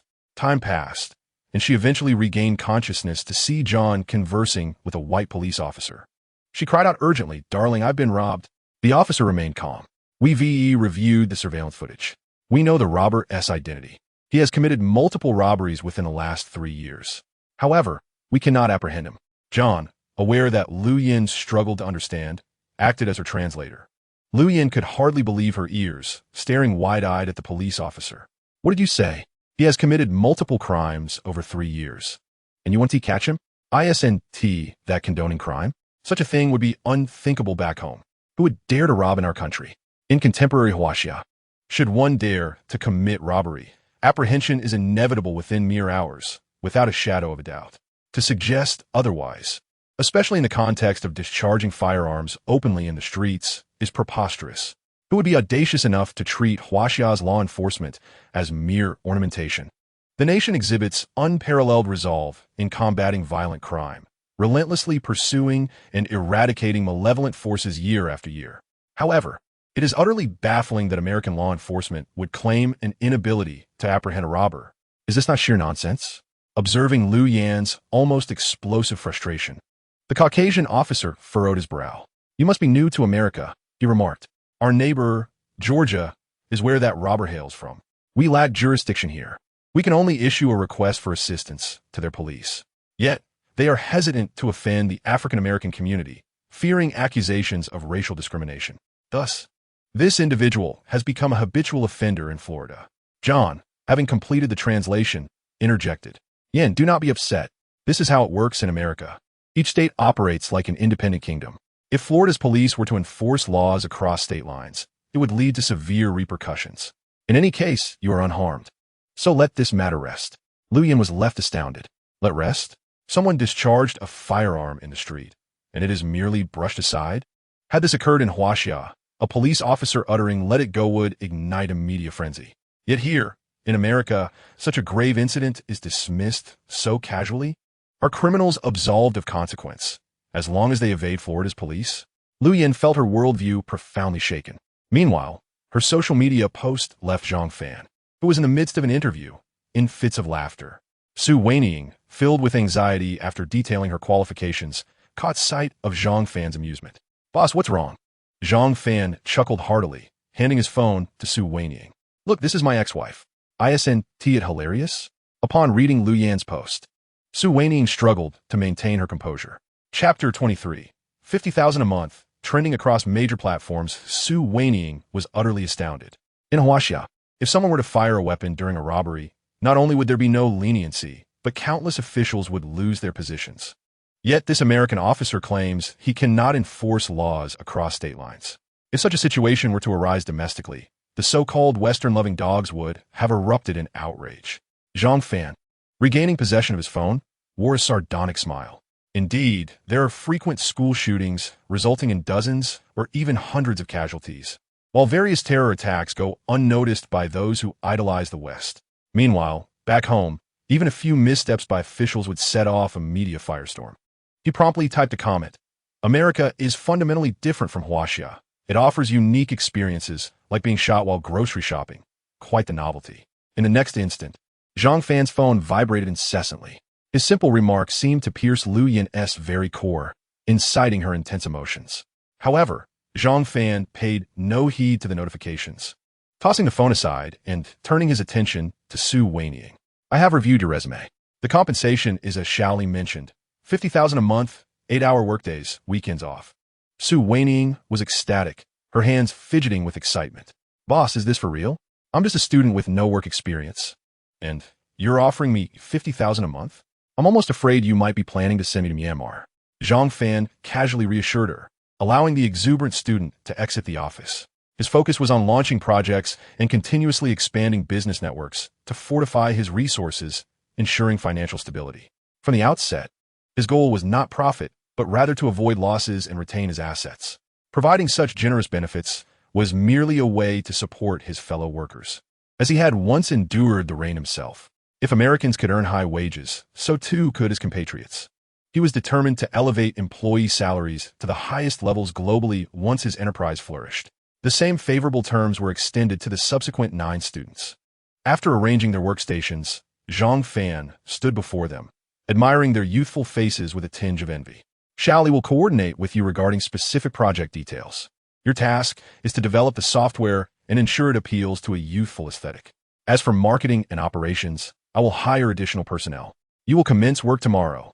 Without waiting for a response, he continued, today marks your first day of employment. Please sign the contracts. Additionally, I will disburse half of your salary up front. The office erupted in excitement. Su Weiniang, rendered speechless, gazed at Zhang Fan in disbelief. Was it not said that business owners were notoriously ruthless? Yet here he was, not only offering them interns 50,000 a month, but also distributing 25,000 on their first day. Is this real? Are we truly not being sold to Myanmar? It was only when Shaoli distributed the cash that Su Weiniang fully grasped the situation, bursting into joyous celebration. Thank you, boss. I love you. I want to have your children, she exclaimed. Zhang Fan waved dismissively, urging the jubilant atmosphere to continue. Su Weiniang, overwhelmed with emotion, rushed to Zhang Fan, tears in her eyes. Thank you. I am eager to work to buy medicine for my mother. I never expected to receive 25,000 so soon. Zhang Fan observed her with mild exasperation. While I appreciate your enthusiasm, please refrain from physical affection. There are cameras in the office. It would not reflect well if outsiders witnessed this. Su Weining, blushing furiously, stepped back, speechless. Zhang Fan patted her head, then addressed the rest of the group. The 10 students chattered among themselves and began to exit the company. Watching their departing figures, Zhang Fan felt a pang of envy for their youth, vitality, and hopeful futures. Meanwhile, he was left with nothing but an abundance of unspent wealth. Ding! Congratulations to the host for successfully enhancing their notoriety. Current notoriety, modestly renowned. The host has received 10 billion in cash. Current balance, 40 billion. Is it possible to receive rewards for acts of retribution and for increasing notoriety? This wealth arrived rather pleasantly. Zhang Fan eagerly opened Kuaishou and discovered a trending topic. The headline read, "Shocking. Internet CEO offers interns 50,000 a month." Clicking on the video, he saw Su Weining recounting her interview experience with her roommates. The video had garnered over 4 million likes, a remarkable achievement. Another platform echoed this success, with likes exceeding 20 million. The comments were filled with requests from eager job seekers seeking Zhang Fan's company address and contact information. In mere seconds of viewing the video, Zhang Fan noticed that its popularity continued to escalate, rapidly climbing to the #1 spot across all platforms. An unknown number rang Zhang Fan's mobile phone. "Hello? Who is this?" The caller, polite and possessing a melodious voice, introduced herself. "Mr. Zhang Fan, I am Zhao Xiaolu, a journalist from Haishur Evening News. I contacted you through your company's legal representative. I would like to interview you regarding the generous remuneration you provide to your interns. Would you be willing to participate?" Naturally, Zhang Fan had no objections. At this moment, money was in abundance. He urgently needed to expand his visibility in business. He could afford to pay any number of people such salaries. With notoriety comes social standing, which facilitates connections with the influential, thereby safeguarding an ever-growing pool of assets. "No problem. I will await you at the company tomorrow morning," he replied. Just after hanging up, Zhao Taizhu called via video.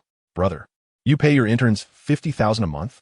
Even if you have tens of millions, you shouldn't squander it like that." Zhang Fan reassured him, "It's fine. There is plenty of money." "No way. Even with money, 50,000 a month is excessive. Only major corporations like Baidu can afford such salaries." Zhang Fan chuckled, his demeanor becoming more serious.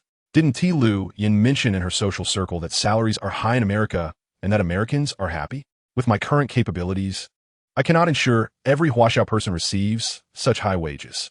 Yet, I must continually expand my influence so that, with my modest means, I can help more Huaxiao people attain a better life." Upon hearing Zhang Fan's words, Zhao Taizhu was nearly moved to his knees, filled with admiration. His own emotions surged. "Indeed, we may not be able to change the entire world, but we can start by changing our surroundings. Brother, I truly admire you." Several hours later, Lu Yin awoke from her hospital bed, still seething over the words of the white police officer from the day before. Upon opening her phone, she found herself lost among unfamiliar English words, resorting to browsing Huaxia's social media. Where did Zhang Fan get such money? This must be a lie. Impossible. John approached from outside, holding a meal, his gaze deep in thought. Lu Yin quickly scrambled out of bed and grabbed his arm. "Darling, look, you have to see this." Chapter 24. The scheming female journalist and the anxious female college student John curiously peered at Lu Yin's phone. "What is the matter? Isn't it just a monthly salary of 50,000? We have that everywhere in America."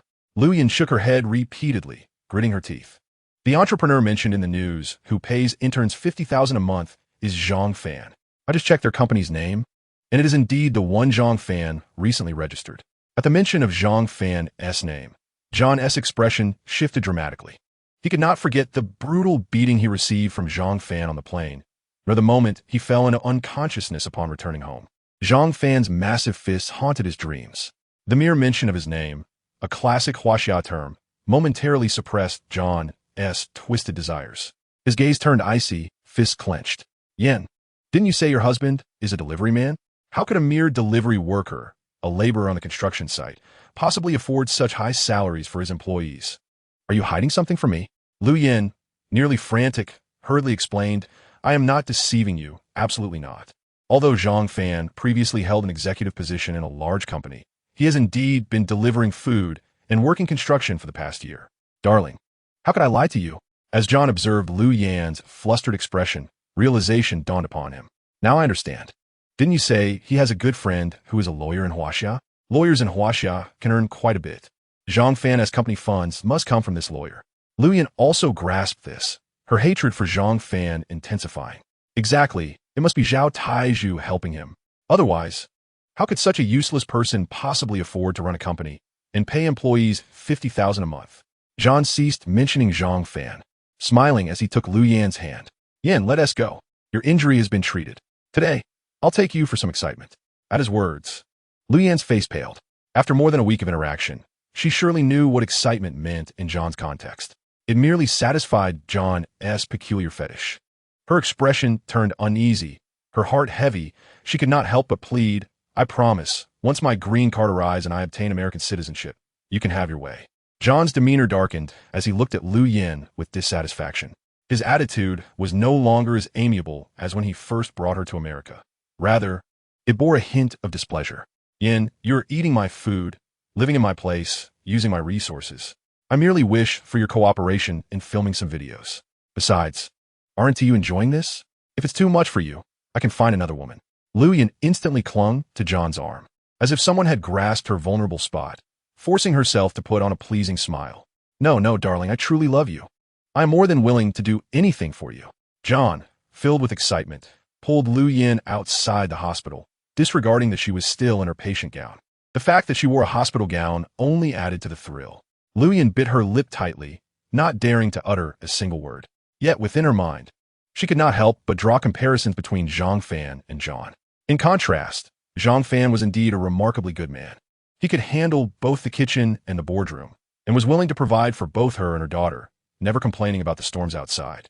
Then there was John, outwardly refined, yet harboring his own twisted preferences. Regret surged within her. If only I had not strayed, if only I had maintained my marriage with Zhang Fan. The fleeting thought was quickly snuffed out by Lu Yan. No, I must not entertain such thoughts. Now, I can only tread this dark path.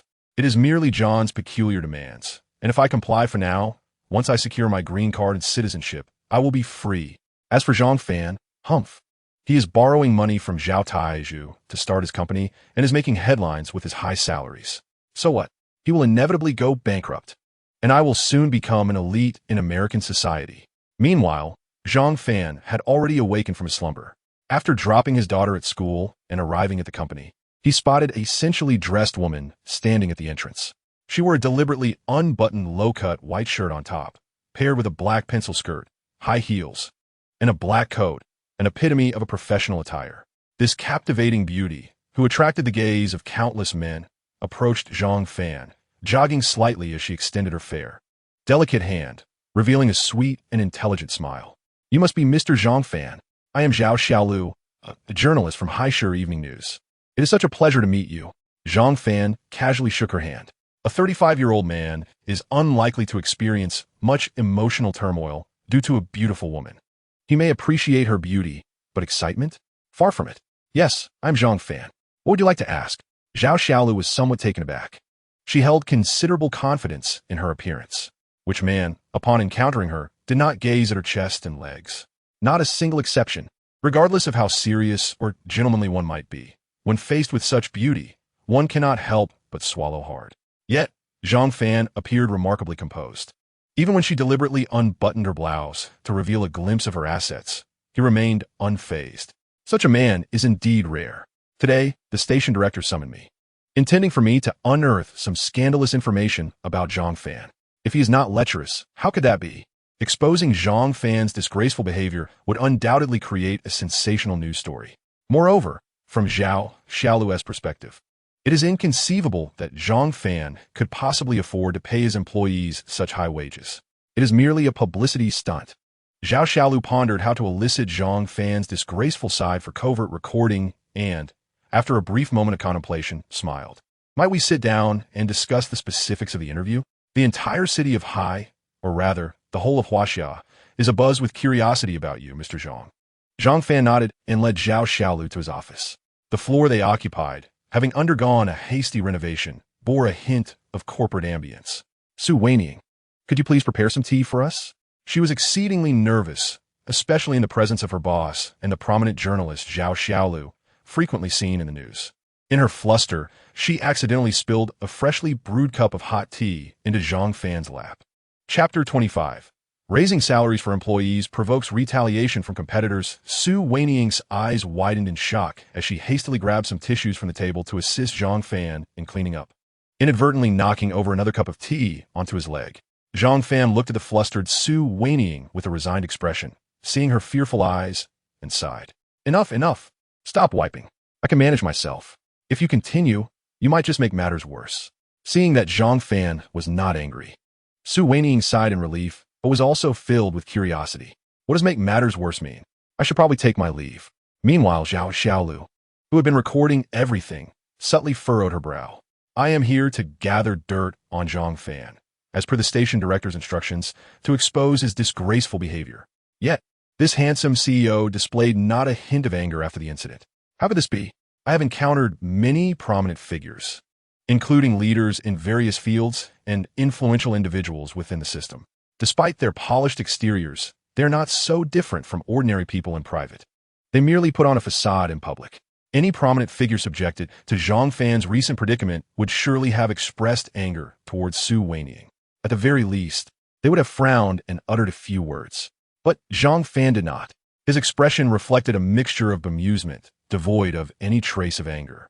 Zhao Xiaolu felt a twinge of unease. Zhang Fan was either an extraordinary gentleman or possessed remarkable self-control. This was perplexing. Zhao Xiaolu steadied her nerves and immediately posed her first question. "Mr. Zhang, may I inquire why you offer such generous compensation to 10 interns who have yet to graduate? Each receiving 50,000, the total monthly payroll amounts to 500,000. Your company has only just been established and has yet to reach profitability, correct?" Zhang Fan, facing Zhao Xiaolu's camera, remained composed and unperturbed. "It is quite simple, because of my ex-wife." Zhao Xiaolu intended to continue the conversation, but was momentarily taken aback by his mention of his ex-wife, leaving her momentarily speechless.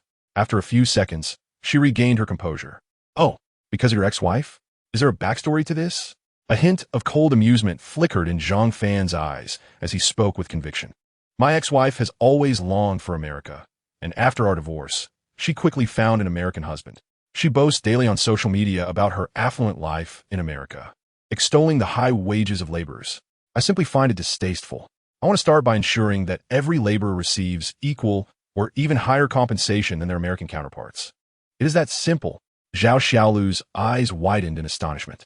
She remembered that only 20 years ago, the boss of Shou Donglai Yuzhou had made similar remarks, and he indeed fulfilled his promises, providing his employees with vacation days nearly equivalent to students' summer and winter breaks. Even cleaners earned 7,000 to 8,000 a month.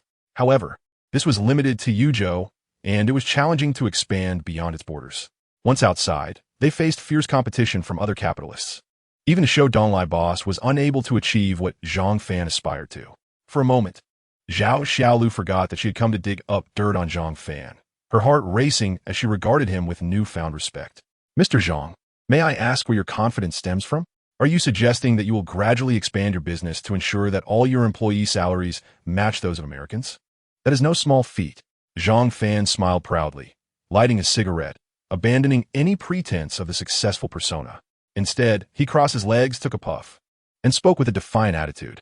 "So what? If Americans can achieve it, so can we, the people of Huaxia. Furthermore, our nation will only continue to surpass theirs in the future. Every position in my company will offer salaries exceeding those of Americans."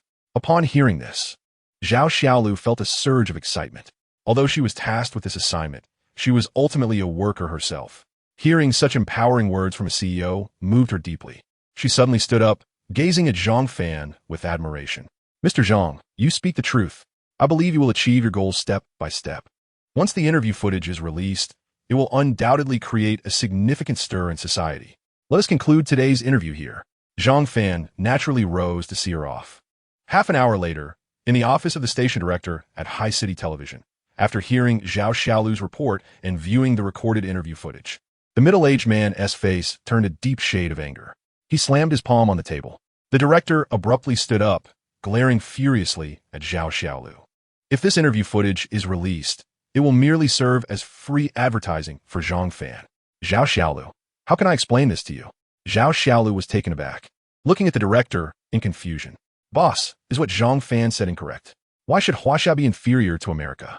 If he is willing to improve the living conditions for his employees, that is commendable. A person like him might even evoke sympathy in Huaxia. The CCTV would likely commend him.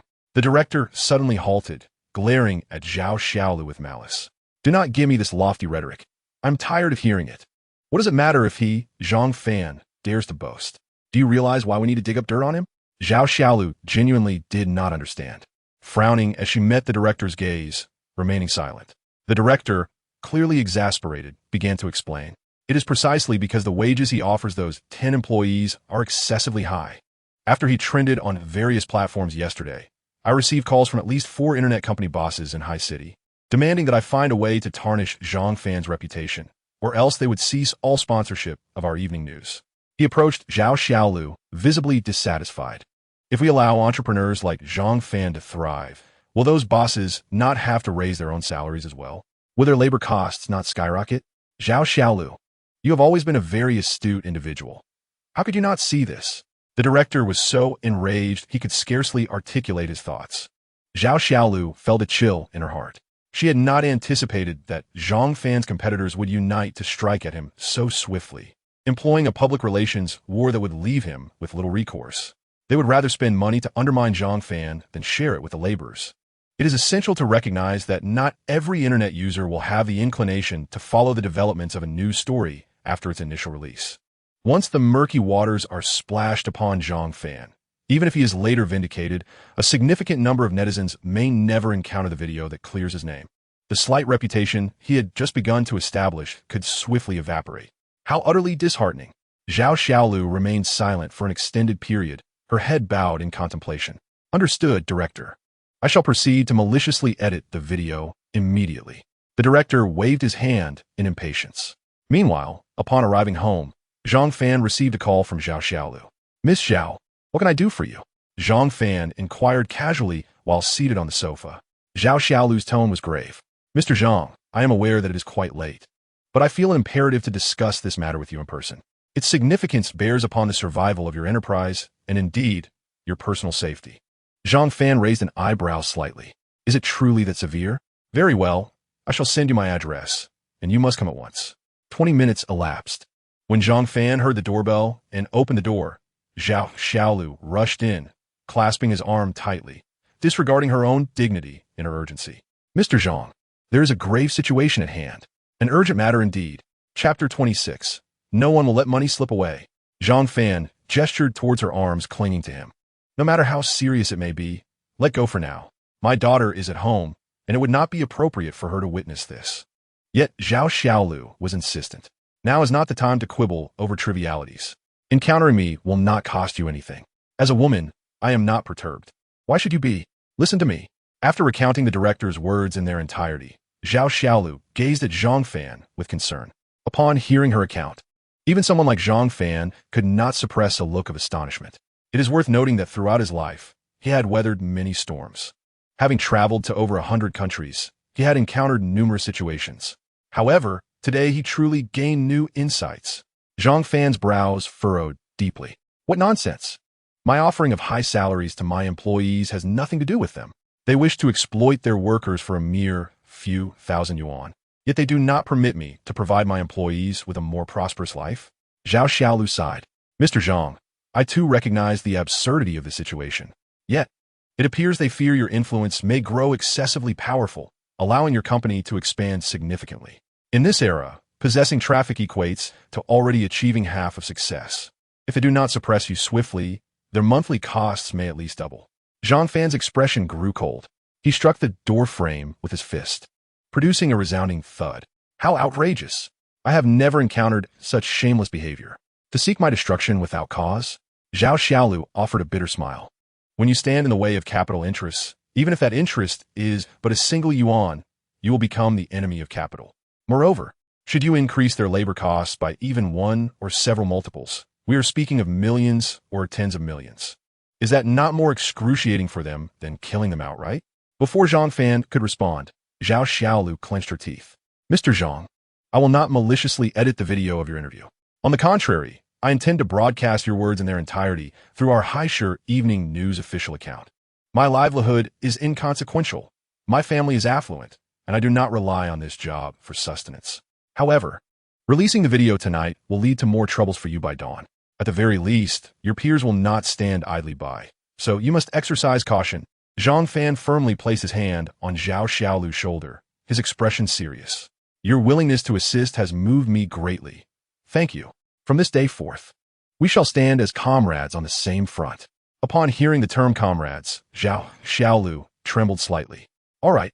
As she hurried away, Zhang Fan felt no urgency. Let them come. I fear them not. Having resolved to provide my employees with benefits surpassing those in America, the forthcoming treatment can only rise, never fall. That evening, Zhao Xiaolu released the unedited complete video. Mere minutes later, the director's call came through. Yet, Zhao Xiaolu ignored it, opting to turn off her phone entirely. The following morning, every trending topic across all platforms was ablaze. A casual glance revealed an array of trending titles related to Zhang Fan. Shock. This young entrepreneur audaciously declares his intent to offer employee benefits on par with Americans. Rumor has it, his actions have incited the wrath of numerous internet company owners in Haishur. One wonders what fate awaits him. The blessings of the working class have finally arrived. Online discussions surrounding Zhang Fan reached unprecedented heights. Any given video garnered over 10 million likes. With the situation escalating to such an extent, it was no longer a matter that could be resolved through mere deletion. Zhang Fan opened the comments section of one video. The top comment alone had garnered over 400,000 likes. Flying cat. If anything happens to Boss Zhang, I will ensure those responsible face consequences. Indeed, brothers, we must unite. We absolutely cannot allow anyone to frame Boss Zhang. As seasoned internet users, they deftly navigated the currents of public opinion, remaining vigilant against any negative narratives about Zhang Fan, urging caution and discernment. Those who gather firewood for the people must not be left to perish in the tempest. Zhang Fan felt warmth in his heart. It seemed his actions, thoughts, and intentions were recognized by the masses. This was indeed a tremendous blessing. As for the hidden adversaries conspiring against him, they were hardly worth concern. Simultaneously, within the boardroom of Lin's Group, the chairman's office. As the largest internet enterprise in the nation, Lin's Group's reach extended into every sector impacted by the internet. Grocery shopping, ride-hailing, online shopping, gaming, literature, cinema, and much more. Wherever the internet could be utilized, Lin's Group was present. The silver-haired Lin Chongfeng, in his 50s, furrowed his brow as he reviewed Zhang Fan's profile. A former executive at a Fortune 500 company for over a decade, he had spent the past year subsisting on delivery work and labor. Suddenly, this Zhang Fan was proposing a monthly salary of 50,000 for his employees. What exactly was his aim? Lin Chongfeng's son, Lin Ruoji, clad in an expensive suit with his legs casually propped on the desk, exuded the air of a frivolous playboy. He glanced at the documents with an air of disdain. Father, you are being utterly ridiculous. You are the head of the largest internet enterprise in Huaxia. Why concern yourself with garbage like Zhang Fan? If you find him displeasing, simply squash him like an ant. There is no difference. Lin Chongfeng glared at Lin Ruoji. Be silent. He is currently a sensation across the entire internet. Do you think killing him is a viable option? Why do I care? Use your brain. If Zhang Fan truly expands his enterprise as a suspect, akin to Shoudonglai, capturing a substantial market in Haishur and beyond, how terrifying would that be? Our labor costs would inevitably rise. Presently, Lin's Group employs over 110,000 individuals globally, disbursing 900 billion annually.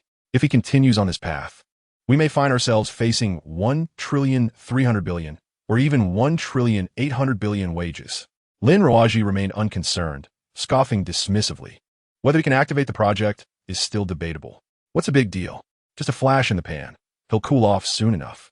Lin Chongfeng maintained a stern expression. In summary, we must not allow this to go unchecked. Once his popularity wanes, we will employ every means possible to obstruct the successful market entry of all projects under Zhang Fan's banner. Do you understand? Lin Ruoji rolled his eyes. Understood, understood. For reasons unknown, Lin Chongfeng was deeply troubled, especially after watching the video of Zhang Fan's interview. His heart grew even heavier. Our Lin Group pays a total tax of 150 billion a year, and if I am to distribute an additional 90 billion in salaries to the employees, what profit will I make? Wouldn't that result in a devastating loss? That is a substantial sum of money, even if I were to save it for future generations. I cannot simply give it away to employees without cause. That would be sheer folly. No, I must devise a strategy to grasp Zhang Fan's weak point. Lin Changfeng immediately made a decision. Zhang Fan cannot be allowed to continue his prominence. Son, you must head to Zhang Group immediately and discuss the acquisition with him. No one can resist the allure of money, and Zhang Fan is no exception. After all, he runs a business for profit, does he not? If our sincerity is sufficient, he will surely relent. Go. Chapter 27. You strike my employee and expect to leave?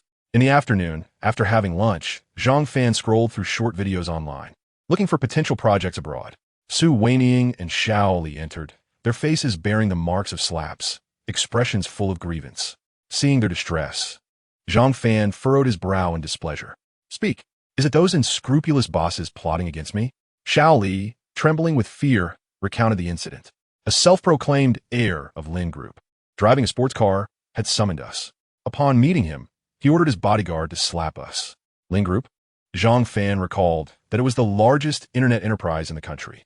He had not anticipated that his decision to offer exorbitant salaries to his employees would draw their attention. Su Weining, a recent graduate, though of similar age to Xiao Li, lacked the latter's extensive experience in the workforce. While Xiao Li felt merely frightened, Su Weining was overwhelmed with indignation, her voice choked with tears. Boss, this person is utterly unreasonable. He even demanded that you come down to see him. No matter the circumstances, one cannot resort to violence. Zhang Fan's temper flared. He was typically composed, yet fiercely protective of his own. Once, when a customer delayed picking up a food delivery, he had given her a poor review, which led to the young Xiao Li bursting into tears. Zhang Fan had stormed over with dozens of delivery workers, forcing the customer to apologize publicly online. He had faced fines and police warnings, but he remained unfazed. Why should we, the working class, be bullied by the wealthy? Just because they have money?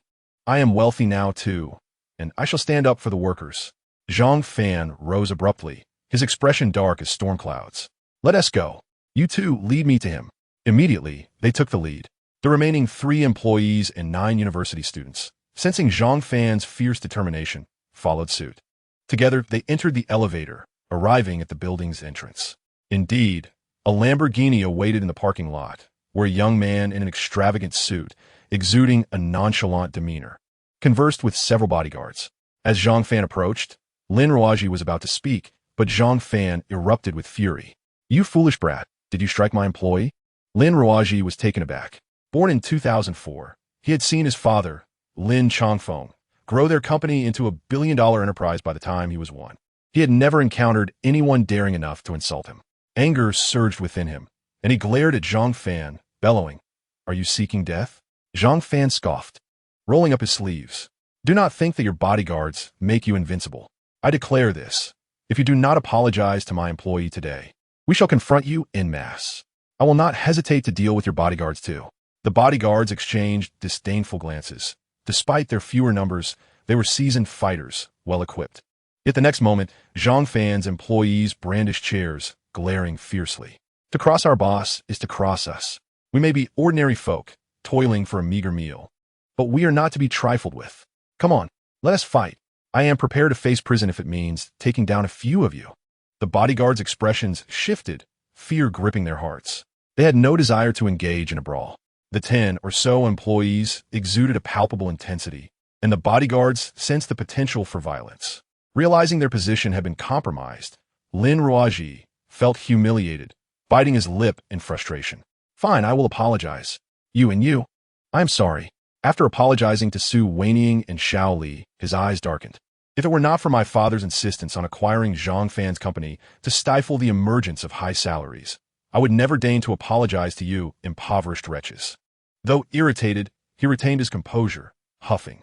Zhang Fan, our Lin Group is prepared to spend 30 million to acquire your company. Our investigations reveal that your sole project investment amounts to a mere 3 million. Your project is still under development, and my father is willing to offer 30 million. Consider yourself fortunate. So, when shall we sign the contract? This fellow, having toiled through various jobs, had managed to save a little money to develop a project, only to be faced with an acquisition by Lin Group for 30 million. Surely he would not refuse. However, Zhang Fan merely chuckled dismissively. Who desires your filthy money? You aim to acquire my company to undermine my standing in public opinion, do you not? Then, when the masses criticize me for abandoning my commitment to expand the company for profit, what will you say? Lin Ruaji was taken aback, unable to fathom Zhang Fan's refusal of 30 million. It was an astounding sum. Many seemingly prosperous businessmen resided in mansions worth over 100 million, driving cars priced at 5 to 6 million. Yet, extracting a mere 10 million from them was a challenge, let alone 30 million in cash. Lin Ruaji ground his teeth in frustration. Zhang Fan, do not push your luck. My father is willing to pay to eliminate you from the internet industry. Should you anger him, you will regret it. Zhang Fan remained unfazed. If I have chosen this path, I shall see it through to the end. Even if I do not succeed, what of it? If it allows even one employee to earn a better wage, I will persist. I will strive onward. For one day we may rise to become another Shodong Lai, enabling hundreds of thousands, even millions, to earn salaries comparable to those in America. Seeing Zhang Fan's silence, Lin Ruaji's fury boiled over. You will regret this. We are leaving. The bodyguards climbed into the car, while Lin Ruaji entered the Lamborghini, preparing to depart. Just then, the group, led by Zhang Fan, encircled the Lamborghini once more. Lin Ruaji frowned. Zhang Fan, since you refuse our acquisition, why block my exit? Step aside. Zhang Fan remained calm. Do you think that after striking someone, simply apologizing is sufficient? Is this world so accommodating? Lin Ruaji's impatience grew as he gripped the steering wheel tightly, though he had not yet lost the sense to consider ramming his car into someone. What do you want? Zhang Fan pointed at Zhang Weining and Xiao Li, a serene smile gracing his lips. It is quite simple. Otherwise, do not even think of leaving. Do you understand? Upon hearing these words, Lin Ruaji immediately erupted like a madman, shrieking loudly. Chapter 28. Husband, I was wrong. I want to go back to my country. You rebels. I am the eldest son of the Lin family conglomerate, and my father has no other son. In the future, after my father's 100 years, I will take over the entire Lin family, becoming a renowned tycoon in Huaxia. Lin Ruaji was infuriated, his hand trembling as he pointed at Zhang Fan. You actually want these two lowly workers to slap me? Where do you find the audacity? What qualifies them? The four bodyguards initially intended to assist. However, Lin Ruaji's words attracted a multitude of onlookers. As he referred to them as lowly workers, one after another, bystanders joined in denouncing Lin Ruaji. What the hell did you just say? Who are you calling lowly workers? How dare you speak like that? I toil day and night for a mere 200 or 300 yuan, striving to support my family, and yet you reduce us to trash? A wave of fury surged through the crowd, with some individuals even overturning Lin Ruaji's car on the spot. Terrified and trembling, Lin Ruaji sat frozen in his vehicle, too fearful to move. Zhang Fan stepped forward, extending his hands and speaking loudly to calm the crowd. All right, everyone, please do not be agitated. This fellow may be a fool, but if you truly harm him, you'll have to compensate. So let us remain calm. As he spoke, Zhang Fan's expression turned fierce, a cold smirk directed at Lin Ruaji. Aren't you going to apologize to everyone? Do you wish to be torn apart by all? Lin Ruaji no longer possessed an ounce of his previous arrogance. Panicking, he scrambled to his feet, disregarding his disheveled appearance, and knelt among the crowd, apologizing to each person with heartfelt sobs. Dear uncles and aunts, brothers and sisters, I was wrong. I will never dare again. Each of you works so hard and deserves respect. I truly regret my actions. Yet, his simple apologies did not satisfy everyone. After Zhang Fan departed, the fury of the hundreds grew, spreading like wildfire until it amassed in the thousands. The entire road was congested beyond measure. Online, videos of Lin Ruaji cursing workers and kneeling in apology circulated widely. With a resounding slap, he disregarded the injuries on his son's face, raising his hand in anger, pointing at Lin Ruaji. Lin Ruaji, you truly are a fool. In this tough environment, with so many unemployed, every industry is in chaos. And you dare to offend ordinary people in public? At that moment, a secretary approached, her face etched with concern. Boss, the entire internet is condemning us. Numerous competitors are seizing this opportunity to expose our dark history. The Tax Bureau has received at least 100 reports of our tax evasion, What should we do? Hearing this, Lin Changfeng was driven to the brink of fury. He seized an object and beat Lin Ruoji mercilessly.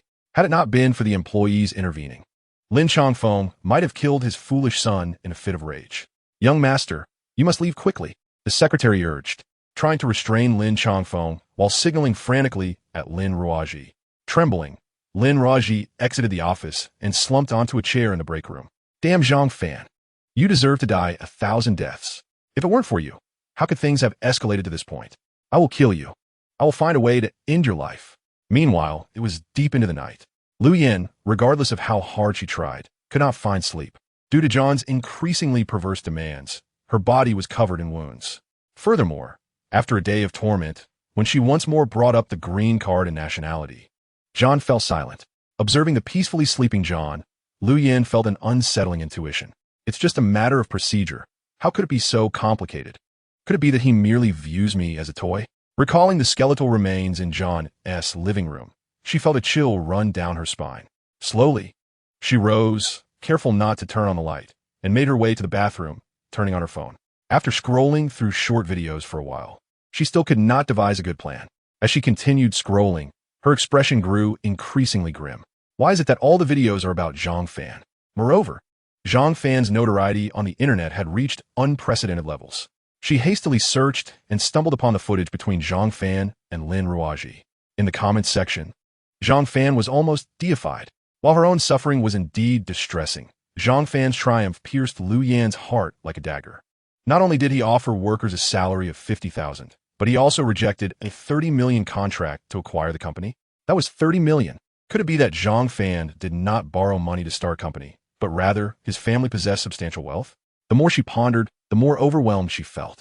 The regret in her heart grew increasingly palpable. If I had not come to America, wouldn't I be as famous as Zhang Fan now? After all, I'm still his wife. Lu Yan's heart bled with despair. Suddenly, a voice that seemed to mock her echoed from behind. Yin, why are you hiding in the bathroom, scrolling through your phone? John's gaze had changed entirely. Initially, he pretended to care for her, but now that his wounds had healed, his eyes scrutinized her like a predator assessing its prey. A chill coursed through Lu Yan's body as she hurriedly explained, Darling, my stomach feels a bit unwell. I want to go to the hospital. John snatched Lu Yan's phone, extracted the SIM card, and smiled as he returned it to her. If your stomach hurts, just take some painkillers. It's nothing serious. Yin, shall we continue sleeping? Lu Yin was genuinely terrified, especially upon witnessing John's actions of removing her SIM card. Her gaze darted to the door, and she rushed towards it. However, John had anticipated her move, grabbing her by the hair, his expression turning menacing. You, this Huaxia woman, think you can come to my home and escape? What do you think you can run? For the next 10 minutes, John savagely beat Lu Yin, leaving her bloodied and bruised. Unable to contain her anguish, she cried out, John, don't hit me. Please stop. I'm going to die. John tightly grasped her hair, binding her to the bed, and without a word, fell asleep. Lu Yin cried until her tears ran dry, but John remained indifferent. Fear and panic flooded Lu Yan's mind. She quickly retrieved her phone, but without a SIM card, she could not call for help. After much contemplation, she ultimately decided to make a video call. Meanwhile, in Huaxia, it was just 5 in the morning. Zhang Fan was waiting for his daughter to finish school when he noticed Lu Yan's video call. A hint of mockery flickered in his eyes. The system indicated that John was a pervert. Had something happened? With a sense of curiosity, Zhang Fan answered the call. The sight of Lu Yin, disheveled and bloodied, left him utterly astonished. Oh, esteemed American citizen, what has happened to you? Did you get robbed again? Tears and snot streamed down Lu Yan's face, her eyes swollen from crying. Husband, help me, please. John, he is a pervert. He even killed someone. The room is filled with human bones. Can you please call the police for me? I beg you. Husband, I should not have betrayed you, nor should I have attempted to take our daughter away. I was truly wrong, sobbing. Chapter 29. Do you regret it now? Regret it. Zhang Fan feigned shock. What? John is actually so twisted? He intends to torment you to death. There are many who have already perished in this room. No way. Lu Yin was anxious, desperately lowering her voice, fearing to awaken the slumbering John. Husband, I swear, I am not lying to you. He has just revealed his true colors, giving me a brutal beating, and my body is now covered in bruises. Moreover, he removed my SIM card, leaving me unable to call the police, and I can only connect online to video call you. Zhang Fan gazed at the bruised Lu Yin in the video, wishing to prolong the act. Yet, he could no longer contain himself. In an instant, a manic smile broke across his face, erupting into a thunderous laugh. Haha, Lu Yin, look at you now. When you went to America, weren't you feeling quite triumphant? You claimed that going to America would elevate you to greatness. Lu Yin was taken aback. She never expected Zhang Fan to show her no mercy, tearing open her wounds while laughing madly. Before Lu Yin could speak, Zhang Fan suddenly became serious again. By the way, who is your husband? Haven't we already divorced? You are a distinguished American lady. How could I possibly aspire to that? Oh, my daughter has finished school. I must go pick her up. As for you, good luck. With that, the video froze on Zhang Fan's laughing face before abruptly disconnecting. Lu Yin was furious, covering her face and bursting into tears. The tears fell into her wounds, causing her to wince in pain. Yet, she dared not cry too loudly, fearing to awaken Zhang. Damn, Zhang Fan, you truly deserve to die. Between us, there were 13 years of feelings to consider. Though we're divorced now, how could you turn a blind eye to my suffering? It would only take you a minute to call the embassy. You are unwilling to spare even that. Lu Yan's sobs intensified as her hatred for Zhang Fan reached a boiling point. As for calling my parents, absolutely not. I cannot let them know of my current predicament. I feel utterly ashamed in this disgraceful state. Once they find out, all our relatives and friends will know, and what will be the purpose of my coming to America? Just then, her eyes brightened. Scissors. Yes, scissors. There's a pair on the bedside table. I can cut the ropes. With this thought, Lu Yan's spirit soared, and she instinctively glanced at John, who was deep in slumber. Cautiously, she picked up the scissors from the bedside table, meticulously severing her bindings. Once her hands and feet were free, without hesitation, Lu Yin plunged the scissors into John's neck. John's eyes widened in shock, his weariness vanishing, and he immediately regained consciousness. Upon seeing Lu Yan's actions, he instinctively attempted to resist. However, as his artery ruptured, blood gushed forth like a fountain. Within mere seconds, he lost all consciousness, collapsing onto the bed, convulsing. Blood stained the entire bed crimson. Lu Yin raised the scissors high, continuing to stab John until his breathing finally ceased.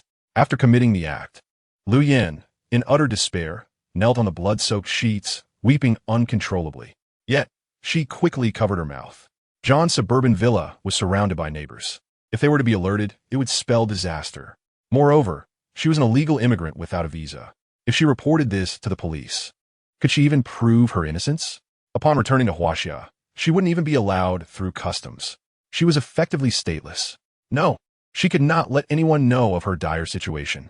After crying for a while, Lu Yin, disregarding her fear, hastened to mimic the method seen in movies to dispose of the body. If Zhang Fan were to witness Lu Yan's plight at that moment, he would only laugh harder. This startled Zhang Fan, who promptly patted her back gently, gazing at her with tenderness. My dear, what is the matter? Why are you crying? Is someone bullying you at school? Zhang Qingyun, her eyes red, looked up at Zhang Fan. Daddy, I want mommy. Since she went to America, has she forgotten about Yuan? Sob. Zhang Fan felt a pang of guilt as he tightly embraced Zhang Qingyun. Naturally, he could not share the actions of Lu Yin with such a young child. He could only soothe her softly.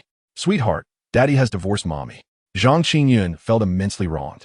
Daddy, today a classmate asked me why it is always you who picks me up. I have never seen my mommy. Sob, Daddy. I don't want to be a child without a mother. Zhang Fan's heart ached. Having lost his father at a young age and raised by a disabled mother, he could easily understand Zhang Qingyun's feelings. Having grown up without a father, Zhang Fan was subjected to discrimination, exclusion, and bullying. Yet such fortitude was, in truth, overly mature and unhealthy. He had also harbored many shadows in his heart. He did not wish for his daughter to endure a similar experience. The absence of either paternal or maternal love leaves a child's psyche incomplete. He lifted Zhang Qingyun's face, his eyes slightly reddened. Sweetheart, Daddy will not allow you to grow up without a mother. I will find you a wonderful mother who will take good care of you, all right? Though Zhang Qingyun was still young, she had reached an age where she could comprehend feelings of affection and dislike. Since Daddy had said so, there must be some unspoken reasons between him and Mommy. Nodding obediently, she extended her tiny, fair pinky. Daddy, you cannot deceive Yuan. Let's make a pinky promise. Zhang Fan finally exhaled, smiling as he linked pinkies with his daughter. Come, Daddy will take you to eat something delicious. Zhang Qingyun finally smiled through her tears, tightly hugging Zhang Fan's arm. Yay, delicious food, driving, He took his daughter to an upscale Chinese restaurant. Meanwhile, Zhu Qingyan, who hurriedly arrived after receiving Zhang Fan's call, stood outside the restaurant, feeling anxious. Just moments ago in the car, Zhang Fan had explained the situation to her. The happiness came too suddenly. Zhu Qingyan, busy with several company projects, had been utterly unprepared. Dressed in a black uniform, she rushed over. Upon spotting Zhang Fan's car, she grew so nervous that her body trembled. Hastily approaching, she feigned calmness, greeting Zhang Fan with a sweet smile. "You must be Zhang Qingyan? Yinner, come down and let me give you a hug." Zhang Qingyan stared at Zhu Qingyan's face, utterly stunned. The little girl gazed at her for a long time, remaining still. Her reaction only heightened Zhu Qingyan's anxiety. "This child, she doesn't dislike me, does she? Surely not. I haven't done anything wrong. Could it be my way of greeting was inappropriate? No. If she truly dislikes me, then my plans with her brother would be ruined." Zhang Qingyun, with her large, beautiful eyes, could not help but exclaim, "Auntie, you are so beautiful. You are the prettiest girl I have ever seen." Zhu Qingyan's mood soared like a roller coaster, her nervousness dissipating as she hugged Zhang Qingyun, smiling broadly. "You are beautiful too, Yinner. Annie has never seen such a pretty little girl. What would you like to eat, Yinner?" Zhang Qingyun was completely captivated by Zhu Qingyan's beauty. Whether adult or child, man or woman, everyone is enchanted by a beautiful visage. Beauty is a rare resource across all social strata, not to mention at the level of Zhu Qingyan. Zhang Qingyun chuckled foolishly, revealing her two little tiger teeth. Yinner exclaimed her desire for braised pork, dompa pork, and clay pot chicken. Observing his daughter so harmoniously interacting with Zhu Qingyan, Zhang Fan felt a slight sense of relief. The two took their seats in the dining hall. Just as they settled in, Zhu Qingyan received a text message, and her expression subtly shifted. Zhang Fan noticed her unusual demeanor and raised an eyebrow slightly. Chapter 30. Could she still be a virgin? Zhu Qingyan did not speak directly, her expression quickly returning to normal as she engaged with Zhang Qingyan while eating. Meanwhile, her other hand discreetly typed a message to Zhang Fan. "I told my mother about our relationship, and then she disapproves of us being together." Zhu Qingyan hurriedly continued typing. "However, my father is very supportive. Brother, don't worry, I will find a way to persuade my mother." Seeing Zhang Qingyun earnestly enjoying her meal, Zhu Qingyan finally mustered her courage to sit beside Zhang Fan. Her body felt flushed as she firmly grasped his hand, wrapping her arm around his. "Brother, I have waited for this day for a very long time. From the first year of middle school until now, it has been over 20 years. I like you. I truly like you. Rest assured, I will make my mother agree. Even if she doesn't, I will still be with you." Zhang Fan was taken aback. That day, when Zhao Taizhu mentioned Zhu Qingyan's feelings, it was evident that she liked him. However, now, this stunning beauty, with her gaze fixed upon him and her flushed cheeks, resembled a budding young girl confessing to her beloved. It was almost certain that this was her first experience with romance. Unable to suppress his curiosity, Zhang Fan inquired, "Shaoan, have you really liked me for so many years?" Zhu Qingyan nodded repeatedly, her eyes glistening with emotion. "You never attended any class reunions. Yet I went every year, hoping to catch a glimpse of you. When you mentioned your marriage last time, my heart shattered. But upon learning of your divorce, I felt such joy. Truly, I was so happy." Her face flushed with embarrassment. She buried her head in Zhang Fan's chest.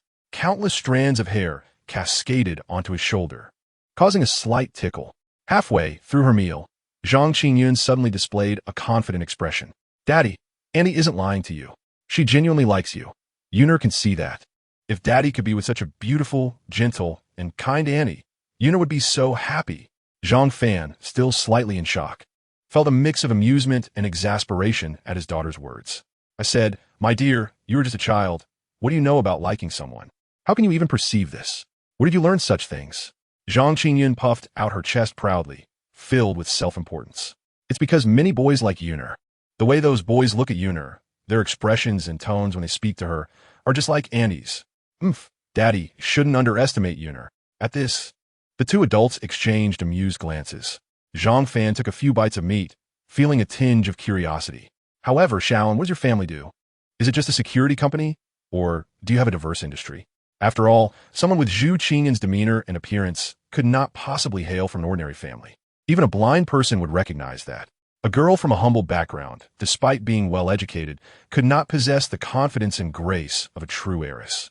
Though she appeared bashful before him, when speaking with her subordinates, she undoubtedly exuded the authority of a superior. Zhu Qingyun's eyes darted nervously, fearing that her background might intimidate Zhang Fan, and she offered a vague response. Well, my father runs a security company with many branches worldwide. As for investments, he has made a few, but not too many. Zhang Fan did not press further, assuming she came from a well-off family. Money had lost its significance to him. The system would continuously generate coins. However, Zhang Fan wondered if the influx of coins from the system would lead to inflation. What he did not know was that with each coin generated, many unscrupulous wealthy individuals lamented their misfortune, crying out, "Where has my money gone? The thief who stole my hard-earned gains will pay dearly." Zhu Qingyun felt a wave of relief. Her family's background was profoundly entrenched, a lineage that had flourished for millennia. They were indeed a prominent family. Worldwide, their lineage still maintained connections with over 500,000 individuals. Even the economies of some developed nations were under the influence of the Zhu family. It could be said that the 5 major families, including the Zhu family, were the true masters of Blue Star. Thankfully, her brother did not delve deeper. Otherwise, she would have felt compelled to continue deceiving him. The meal concluded swiftly. Zhang Qingyun, reluctant to leave Zhu Qingyun's embrace, pouted at the prospect of parting. "Daddy, you must give Annie a kiss. I saw in a television drama that adults always kiss before parting. Hurry and kiss." It was evident that the little girl was genuinely worried that such a beautiful Annie might not successfully end up with Zhang Fan. In her innocent eyes, a simple kiss signified a marriage. Zhang Fan couldn't help but chuckle, exasperated. "Mom, what kind of dramas are you letting Yuna watch? How do you usually take care of her? She's only 6. She's still a child." Zhu Qingyun, however, showed no signs of resistance. Instead, she took the initiative to step closer to Zhang Fan, gently wrapping her arms around his back. She lifted her head, her cheeks flushed to the roots of her ears, her face as lovely as the evening glow. "Brother, I like you." With such boldness from a woman, if Zhang Fan did not reciprocate, would he still be considered a man? Their lips gradually met. At that moment, Zhu Qingyun felt as though her heart would melt away, softly collapsing into Zhang Fan's embrace.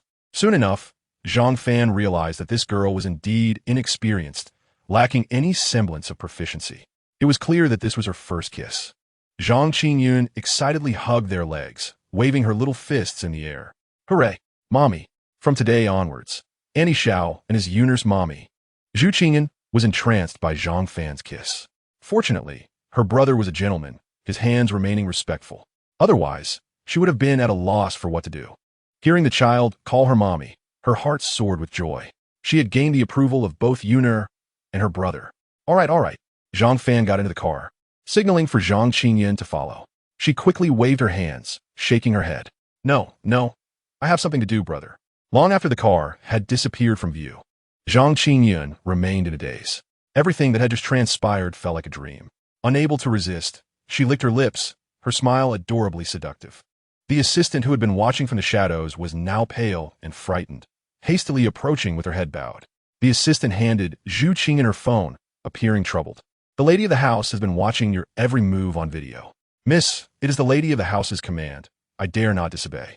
Please do not blame me." Zhu Qingyun's expression returned to normal as she acknowledged this with a soft sound, taking the phone. On the other end of the video, a middle-aged woman was livid, her face turning a shade of blue. "How could you associate with an ordinary person without a background? Have you lost your mind? You are the only daughter of the Zhu family's main lineage, with all the sons of the world's elite, those talented young men, lining up for your selection. Your cousin has married into the British royal family, and your other cousin is wed to the President of the United States. At the very least, you could have chosen a billionaire. Yet here you are, entangled with a mere delivery man, a laborer from a construction site. You are driving me to the brink." Listening to her mother's furious tirade, Zhu Qingyun maintained an unusual calmness, her eyes betraying a glimmer of resolve. "Mother, please stop. I have waited 20 years for Zhang Fan. Do you have any idea how I have spent these 20 years? Just the thought of my finest youth not being given to him feels like a knife piercing my heart. No matter what you say, I shall not waver in my decision. I am determined to hold a magnificent wedding and to marry Zhang Fan in all his glory. As for royalty or aristocracy, I care not a whit. I simply love him." With that, Zhu Qingyun hung up the phone and cast a reassuring smile at her trembling assistant. who feared the wrath of her mistress. Do not worry. I will not let her involve you. The assistant remained speechless, utterly perplexed as to what could possibly attract Zhu Qingyan to Zhang Fan. While he was undeniably handsome, surpassing Wu Yinzu and exuding a charisma akin to Peng Yuyan. Was this decision truly wise? Meanwhile, in the capital city at the Zhu residence, she glared with intense frustration at the middle-aged man leisurely sipping tea and watching television. This is all your fault. You insisted on raising the younger generation among commoners, claiming it would refine them. Well, look where we are. My daughter has fallen for a commoner. What do you propose we do? The man in question was Zhu Qingyan's father, Zhu Changshan. He did not even glance at his wife, remaining focused on the social news being broadcast. After taking a sip of tea, he replied in a nonchalant manner, "My dear, were you not also born into a humble family? When you married me, did you not claim that commoners should not wed the elite? Shaoan is already a grown woman. Do not impose your beliefs upon her. As long as she is happy, that is what truly matters." Zhao Mu scoffed derisively, her countenance filled with disdain. If Zhang Fan were a successful individual, even with a mere few tens of millions in assets, I would not look down upon him. But he was a delivery man and a laborer. How can you expect me to accept him with my daughter? Zhu Changshan finally furrowed his brow, turning his gaze towards her with displeasure. Why do you still cling to feudal notions of hierarchy? As long as my daughter is happy, she could marry a beggar for all I care. I, Zhu Changshan, could still transform a beggar into a billionaire. Zhao Mu opened her mouth to retort, but at that moment, a helicopter landed on the lawn outside their villa. In stark contrast to her previous shyness in front of Zhang Fan, she now exuded a commanding presence. Mother, I know what you wish to say, but I will not abandon my relationship with brother Zhang Fan. At this, Zhao Mu was nearly apoplectic, her hair standing on end in fury as she pointed accusingly at Zhu Qingyan, her body trembling with rage. Zhu Qingyan, do you even understand your standing? You graduated from one of the world's most prestigious institutions, born into one of the best 5 families globally, and you are the sole heiress of the Zhu lineage. Our family is prosperous. Why would you not seek a partner of equal status? Instead of relying on Zhang Fan to uphold the family legacy? A headache assailed Zhu Qingyan, exasperated by her mother's insistence. Why must I depend on a man to safeguard our family business? With my abilities, I can ensure the continued growth and evolution of the main family industry. Mother, I do not wish to waste any more time on this matter. Above all, you must not lay a hand on Zhang Fan. Do you understand? She shot a warning glance at Zhao Mu before retreating to her room. Zhao Mu, seething with frustration, directed her ire at her innocent assistant, berating her soundly. With no one else to vent her anger upon, Zhao Mu felt her teeth nearly grind to dust. No, tomorrow, I shall confront Zhang Fan personally and force him to end his relationship with my daughter. Who does he think he is to deserve her? The following morning, Zhang Fan opened his social media as usual, eager to see updates from Lu Yan. It had become a source of daily amusement. However, he found it curious that Lu Yan, who typically broadcast her sense of superiority from America, had been silent. Normally, she would post numerous updates daily. Could it be that she had perished? Zhang Fan could not suppress a grin. Her demise would be for the best.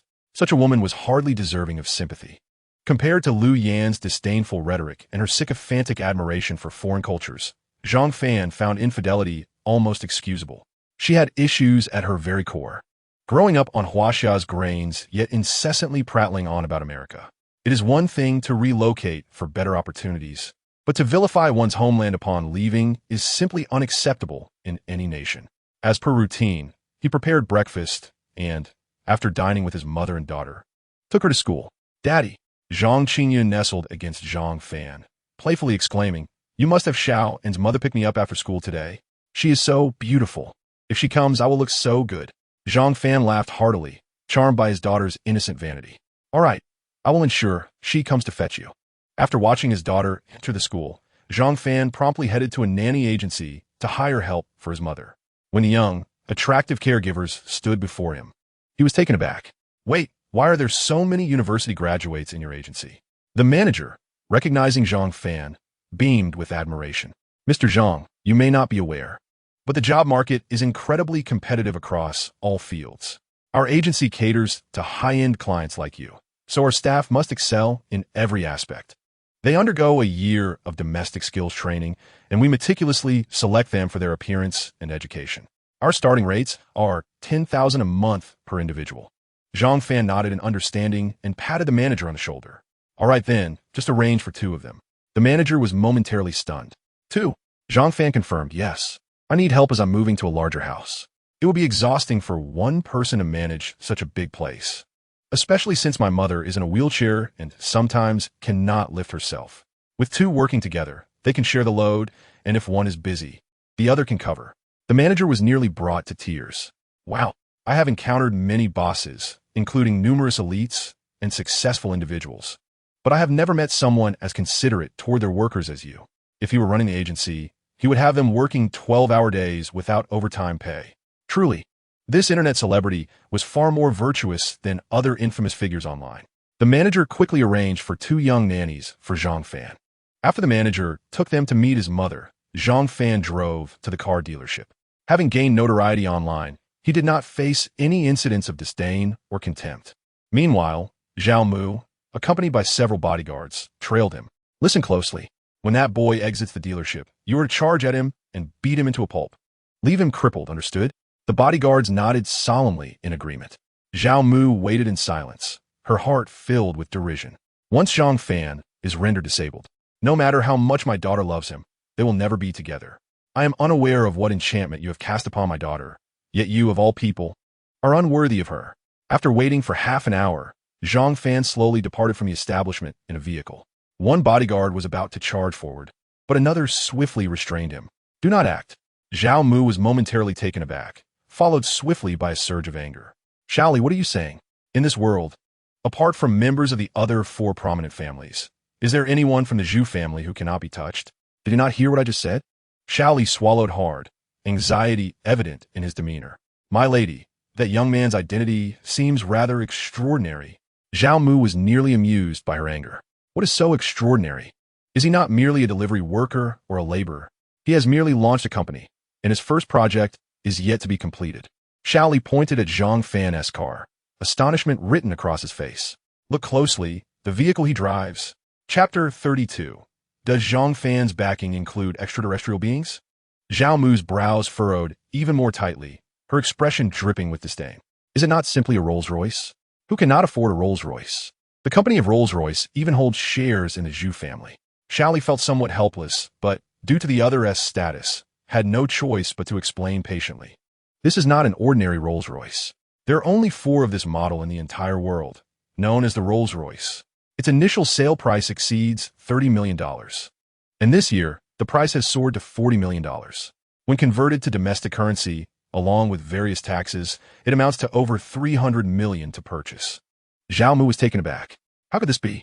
Her shock did not stem from the vehicle's exorbitant price, but rather from the fact that she had utilized the Zhu family's intelligence agency to investigate Zhang Fan's lineage thoroughly. She knew everything, even the occupation of his great-grandfather. She understood Zhang Fan's personal history and his parents' backgrounds better than Zhang Fan himself. Yet, she had found no trace of him possessing over $100 million in savings. How could this be? Zhao Mu genuinely recoiled in surprise. The Zhu family had access to numerous intelligence agencies, not to mention within Huaxia. Even resources from the United States were at the Zhu family's disposal. They could uncover every detail about the other 4 prominent families. Yet, Zhang Fan had managed to conceal this information? Zhao Mu could not help but speculate about Zhang Fan's identity, inhaling sharply. What kind of existence could elude even the Zhu family? Did more ancient and secretive forces exist beyond the 5 prominent families? Xiaoli's voice interrupted Zhao Mu's thoughts. My lady, what shall we do now? Shall we still take action against him? Zhao Mu hesitated. Let us follow him and observe. Understood. The 5 of them piled into a vehicle, tailing Zhang Fan's Rolls-Royce. Unbeknownst to Zhang Fan, he was being followed by another car. Soon, they witnessed Zhang Fan purchasing 2 villas on Qingxi Road. Each villa started at no less than $300 million, and he purchased 2. Moreover, the source of the funds remained a mystery. After watching Zhang Fan depart, Zhao Mu dared not pursue further, but commanded her subordinates to utilize all resources to investigate Zhang Fan's information. The priority was to uncover the payment channels. Within minutes, Xiaoli approached with a computer. My lady, we have discovered that the young man's payment method was through an online bank transfer. Normally, online banking does not support such substantial transactions, but one of his bank cards had suddenly received $10 billion. The bank president proactively called him to inquire if he required assistance with the payment, thus facilitating the transfer. Zhao Mu's heart raced with unease. Have you uncovered who sent him the money? Xiao Li regretfully shook his head. I apologize, my lady. Even with the Zhu family's intelligence capabilities, we cannot ascertain that. Zhao Mu was plunged into a state of shock. This is impossible. If the Zhu family wishes, we can even access payment records of the President of the United States. Why can we not uncover Zhang Fan's remittance records? Could this individual's background overshadow even the Zhu family? This notion was utterly unacceptable to Zhao Mu, for she believed the Zhu family and the other 4 prominent families were the most powerful in the world. She found it difficult to comprehend what kind of organization or force could conceal itself in the Zhu family. After a moment of contemplation, Zhao Mu clenched her teeth. Let us go. Zhang Fan remained oblivious to the fact that his withdrawal from the system had terrified Zhao Mu. Today he had spent precisely 10 billion, neither more nor less. One villa was primarily intended as a dowry for Qing Yuan when she matured, while the other served as their residence. He drove to find a moving company, and within a few hours, all their belongings were transported to the villa. After a day of busyness, it was time to pick up his daughter. Zhu Qingyan arrived as promised, but was somewhat astonished to see Zhang Fan. Shaoan, why are you staring at me? Zhang Fan touched his face, wondering if something was amiss. Zhu Qingyan's expression was filled with confusion. She shook her head. No, it's nothing. Upon hearing this, not only Zhu Qingyan and Zhu Changshan, but all members of the Zhu family present were taken aback. After all, the 5 prominent families held dominion over the economy of the entire Blue Star, essentially serving as the architects of economic regulations. Information among them could not be concealed, yet the force backing Zhang Fan had disguised him as an ordinary individual. Even the Zhu family could not uncover more information. The thought of the terrifying power behind Zhang Fan was overwhelming. They even speculated whether extraterrestrial beings supported him, and henceforth, they no longer opposed the union between the two. Zhu Qingyan found herself filled with curiosity for Zhang Fan, beyond mere affection. Soon it was time for school to end. As a throng of students exited the gates, both boys and girls stood in awe. Zhang Qingyun, is that your mother? Wow, she is truly beautiful. Your father is quite handsome too. They are such a perfect match.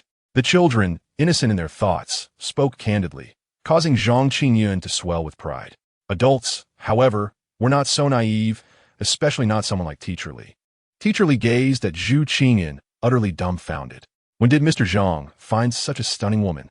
My heavens, standing before her makes me feel so inadequate. Despite being quite attractive among her peers, she felt overshadowed by the beauty before her.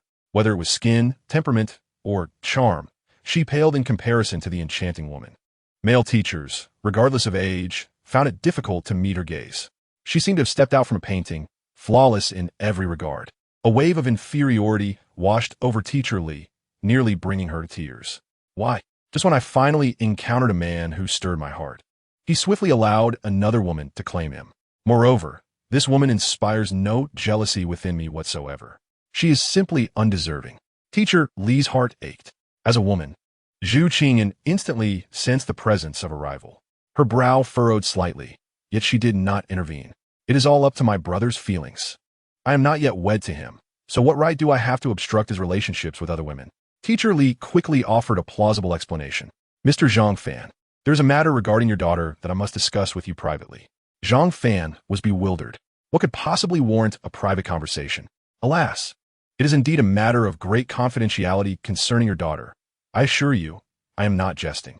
Observing the gravity in the other person's demeanor, Zhang Fan felt a twinge of concern, glancing at Zhang Qingyun before following Teacher Li into the office. His expression turned serious. What has happened to my daughter? Speak. To his surprise, Teacher Li's eyes were bloodshot as she suddenly embraced Zhang Fan, fervently kissing his lips. In a frenzied manner, she implored him, Brother, please be mine. I beg you. Seeing you with her shatters my heart into pieces. I understand that I cannot compare to her. We are worlds apart. Yet, I genuinely yearn for you. Just once. Please, just once. Teacher Li, like a lovesick kitten, desperately burrowed into Zhang Fan's embrace, her words bordering on madness. Chapter 33. This time, I shall see where you run.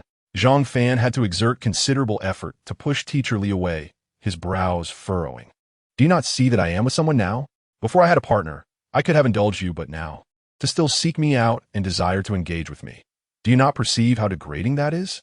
At that moment, Teacher Li was already in a frenzied emotional state. Upon hearing Zhang Fan's reproach, her madness escalated as she began to remove her clothing in front of him. What if I'm going insane?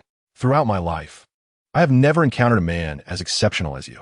Even in death, I wish to be with you. For possessing you would not be in vain. Her eyes reddened, resembling a fierce tigress as she lunged at Zhang Fan. In a typical scenario, most men would succumb to such advances, yet Zhang Fan was not unfamiliar with such situations. Having grown accustomed to them since childhood, especially during his tenure as an executive, where wealth, power, and charm were at his disposal, he knew how to navigate these encounters. Men who have not experienced wealth often struggle to comprehend the lengths to which women might go. Those who have tasted affluence understand that mere financial stability can attract a throng of admirers, regardless of one's looks. Women would eagerly vie for attention, akin to starving souls seeking sustenance. Yet, Zhang Fan held a disdain for such women.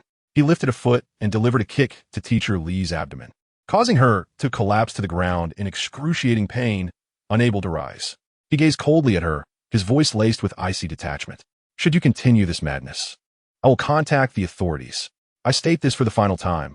I am now with someone. Do not act inappropriately, understood? With that, Zhang Fan turned and exited without a backward glance. On the ground, writhing in pain, Teacher Li's face bore an even more exhilarated smile. Other men would have groveled at her feet, yet you, Mr. Zhang Fan, are entirely different. Faced with a beautiful woman longing for intimacy, your thoughts remain fixed on your partner. My heavens! No, I must find a way to possess you, even if it lands me in prison or on death row. You shall be mine. Even as Zhang Fan distanced himself, he could still hear Teacher Li's frenzied cries. He felt a mixture of disbelief and exasperation, sighing deeply. What is this madness? A man can only resonate with another who possesses Zhang Fan's allure and wealth. The goddess who typically exudes an air of aloofness before commoners resembles a moth drawn to the flame.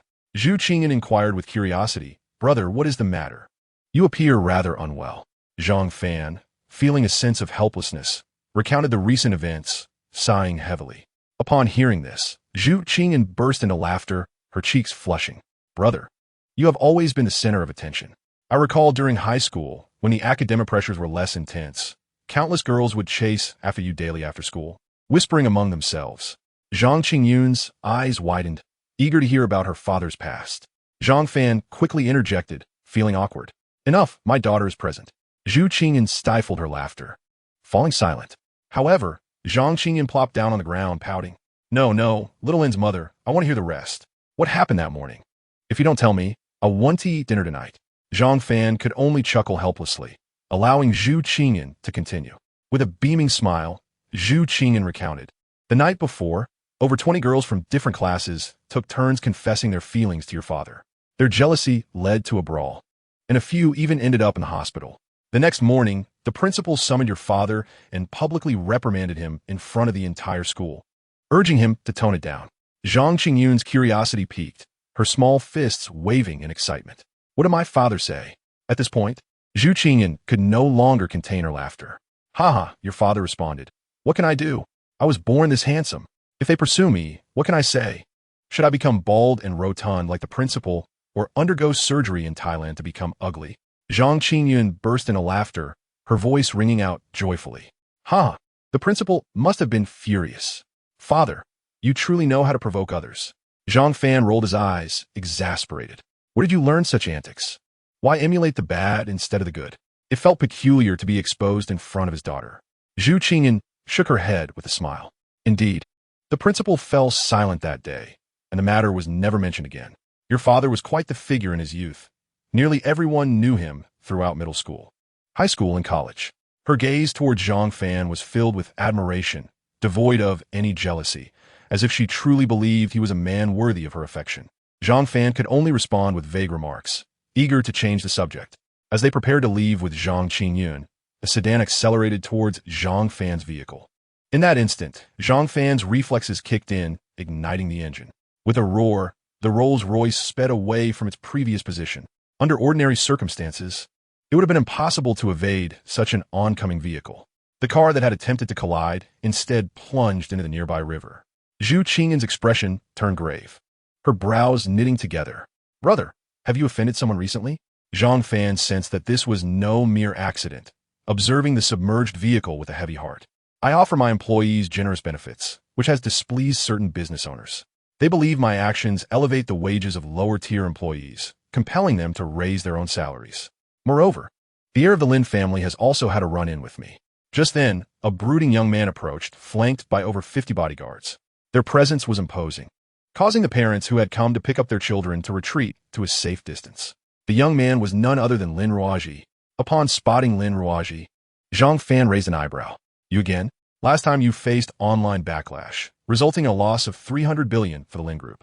Have you not learned your lesson? You dare to provoke me again. You possess quite the audacity. Zhu Qingyin immediately recognized Lin Ruaji. Isn't he the son of Lin Chongfeng? Zhu Jia possesses 51% of the shares in Lin Shi Group. This fact has remained unknown to anyone, as the signed contracts are beyond the reach of the ordinary person. Lin Chongfeng frequently visits his father bearing gifts. Should he lose his father's support, the entire Lin Shi Group would collapse, or worse, be consumed by Zhu Jia. However, Lin Ruaji failed to recognize Zhu Qingyin, given his status. He was not worthy of associating with her. Arrogantly, he approached Zhang Fan, sneering as he spoke. Last time, you escaped because there were too few of us. You think a mere dozen employees can intimidate my 4 useless bodyguards? This time, I've brought 50 men, all brawny giants. Let us see where you will run. Chapter 34. I am Zhu Qingyin, remember my name. Lin Ruaji glared fiercely at Zhang Fan, exuding a menacing aura. He could never forget the scene of being surrounded and beaten by thousands of enraged citizens. Were it not for Lin Chongfeng's timely assistance, this spoiled heir might have met a gruesome end. Since that day, Lin Ruaji's desire for revenge against Zhang Fan has only intensified. Noticing Zhang Fan's silence, Lin Ruaji emitted a strange laugh. Even if a deity were to arrive today, they could not save you. Zhang Fan, however, remained remarkably calm, glancing at Zhu Qingyin. The bodyguards you provided last time were indeed the finest warriors, were they not? Zhu Qingyin smiled knowingly. Of course, brother. Do not worry. They will handle a mere 50 bodyguards with ease. Lin Ruaji wished to see panic on their faces, followed by pleas for mercy. Yet, to his dismay, there was none. Instead, their gazes remained as if they were looking at a simpleton, igniting a furious blaze within Lin Ruaji. Damn it! You all shall perish. Attack! The 50 bodyguards sprang into action, while the 10 elite warriors, who had been secretly protecting Zhang Qingyin, also moved. A fierce battle was imminent. Meanwhile, upon receiving news of his son's assault on Zhang Fan, Lin Chongfeng was filled with frustration, smashing his teacup onto the table. This wretched son had recently been exposed online, resulting in the company's market value evaporating by hundreds of billions. The Lin Shi Group was repeatedly summoned by the tax bureau. Had it not been for Zhu Jia's intervention, he might have been imprisoned. And now, this ungrateful child brazenly leads an attack against Zhang Fan. Look at the offspring of other wealthy families. They are busy studying, building careers, preparing to inherit their family businesses. And he is nothing but a worthless scoundrel. His secretary cautiously observed from the sidelines. Boss, shall we intervene? I can send someone to stop this. Lin Chongfeng furrowed his brow and stood, nodding slightly. Yes, we must go. However, this child has always been arrogant. If we do not resolve the issue with Zhang Fan, he will remain a thorn in his side. Let's take our time. Once he has disabled Zhang Fan, he will understand that employee wages cannot be raised indiscriminately. They must adhere to the minimum wage standards. With that, Lin Chongfeng immediately departed, his secretary driving him to find Lin Ruaji. After a half-hour drive, upon arriving at their destination, Lin Chongfeng was utterly astonished by the sight before him. The 10 individuals beside Zhang Fan had effortlessly subdued the 50 bodyguards his son had brought along. Lin Ruaji, at that moment, lay battered and unrecognizable, with Zhang Fan perched atop him. As a father, despite his son's reckless nature, he still felt a pang of love. This scene nearly drove Lin Chongfeng to fury. His face darkened as he approached. Zhang Fan. Hearing his name called, Zhang Fan looked up to see someone who bore a resemblance to Lin Ruaji and chuckled. You must be the father of this wretch, Lin Chongfeng. I often see you on television.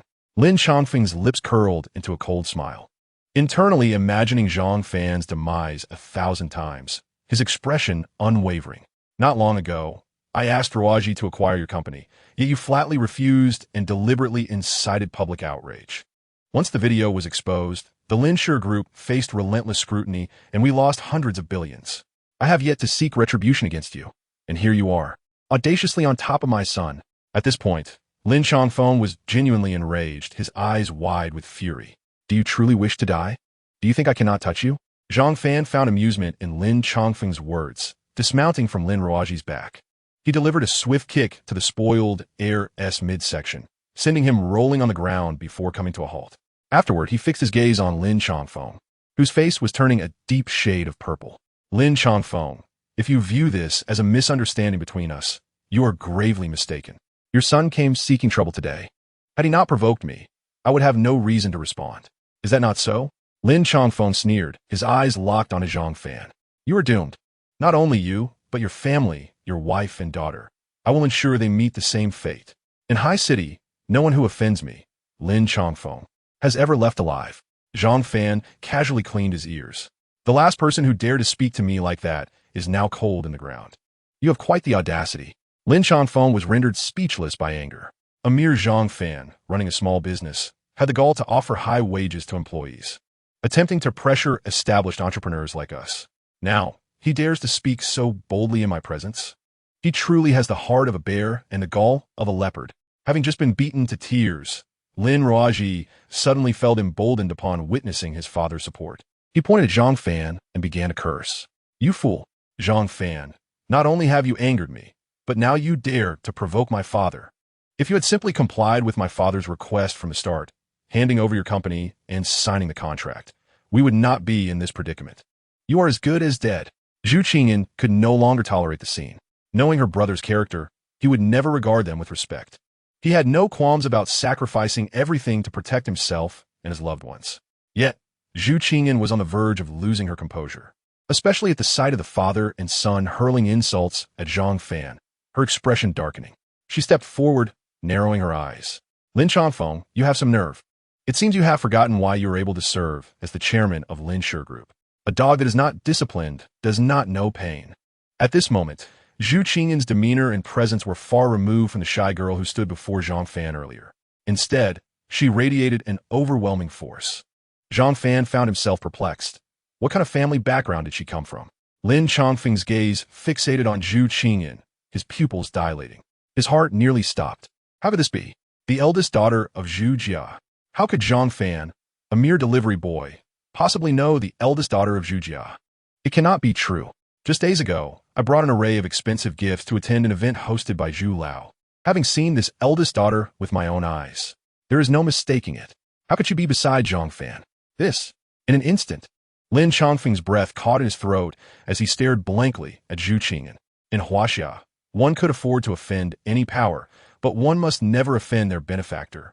Were it not for the support of Zhu Jia, how could Linsure Group, or Lin Changfeng, have reached their current standing? Lin Ruaji, provoked by Zhu Qingyan's words, erupted in rage, saliva flying. You vile woman, do you think your beauty grants you the freedom to speak recklessly? Once my father deals with Zhang Fan, I will personally take care of you. The louder you shout now, the louder I will make you scream in bed. What's your name? Dare to speak it out. Just wait and see what I will do to you. Zhu Qingyan's cold laughter, along with her words, brought Lin Changfeng to the brink of kneeling. I am Zhu Qingyan. Remember what you just said? Thud. Lin Changfeng truly fell to his knees, his legs giving way, unable to rise. She is indeed Zhu Qingyan, the esteemed young lady of the Zhu family. Lin Changfeng trembled, about to speak when Lin Ruaji's furious shout interrupted. I remember. Tonight, I will make you call me daddy 1,000 times in bed. You little wretch. Each of his curses struck Lin Changfeng's heart like a hammer. Chapter 35, Filial Piety. Shut up. Lin Changfeng was nearly driven mad with fear, tears welling in his eyes as he shouted, Unfilial son, close that filthy mouth. Lin Ruaji could hardly believe his ears, his body stiffening as he turned his head. Father, I am your son. They have beaten me mercilessly. You should stand by me no matter what. Why are you cursing me instead? Telling me to be silent? Lin Changfeng watched as Zhu Qingyan narrowed her eyes, a hint of murderous intent glinting within, sending chills down his spine. Without the chance to explain to Lin Ruaji, He collapsed again before Zhu Qing and Zhang Fan, the once revered CEO of the Lin family group, who had graced the Forbes list more than once, wept like a child who had misbehaved. Miss Zhu, I am guilty. I deserve to die. I am willing to trade my life for my son's. Please do not kill him. If you must take a life, take mine instead. Lin Ruozhi felt as if struck by lightning, his complexion paling. Even with his limited intellect, having followed Lin Chongfeng, he had gleaned some understanding. Though he was not qualified to attend the Zhu family's gatherings, his father had spoken of them. The Lin family's current splendor was entirely reliant on the Zhu family. Seeing his father kneeling and weeping, addressing Zhu Qing and as the young lady of the Zhu family, everything became painfully clear. Realizing the severity of his blunder, Lin Ruozhi's eyes widened. Mirroring Lin Chongfeng's reaction, his knees slammed against the concrete, rendering him unable to rise. He lifted his gaze, locking eyes with Zhu Qing in, fear etched into his expression. So you are.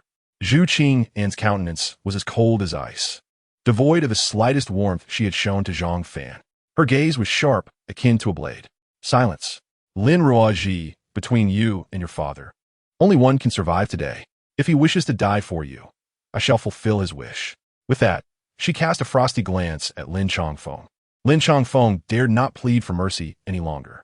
When Zhu Qing spoke, it was not merely her decision, but the will of the entire Zhu family, who was unaware that the Zhu family's main lineage rested solely on this young lady.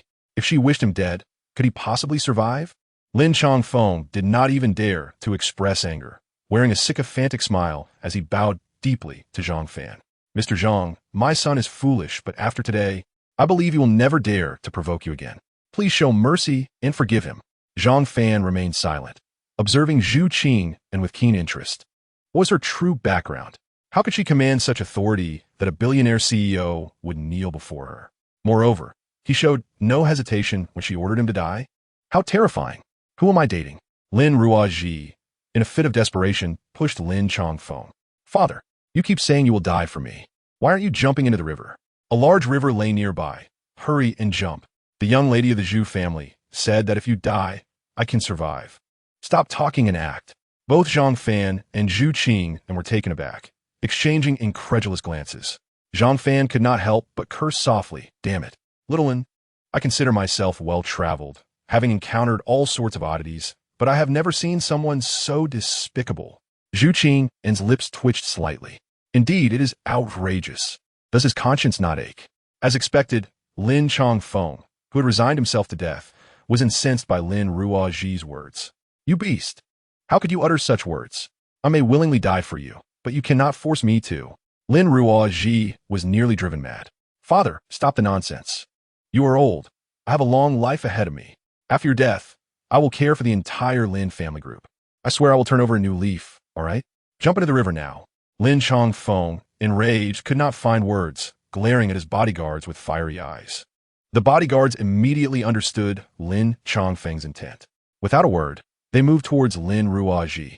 As Lin Ruozhi was restrained by the bodyguards, he suddenly awoke from his daze, eyes wide with fear as he looked at Lin Chongfeng. Even a tiger does not eat its young. Father, how could you do this?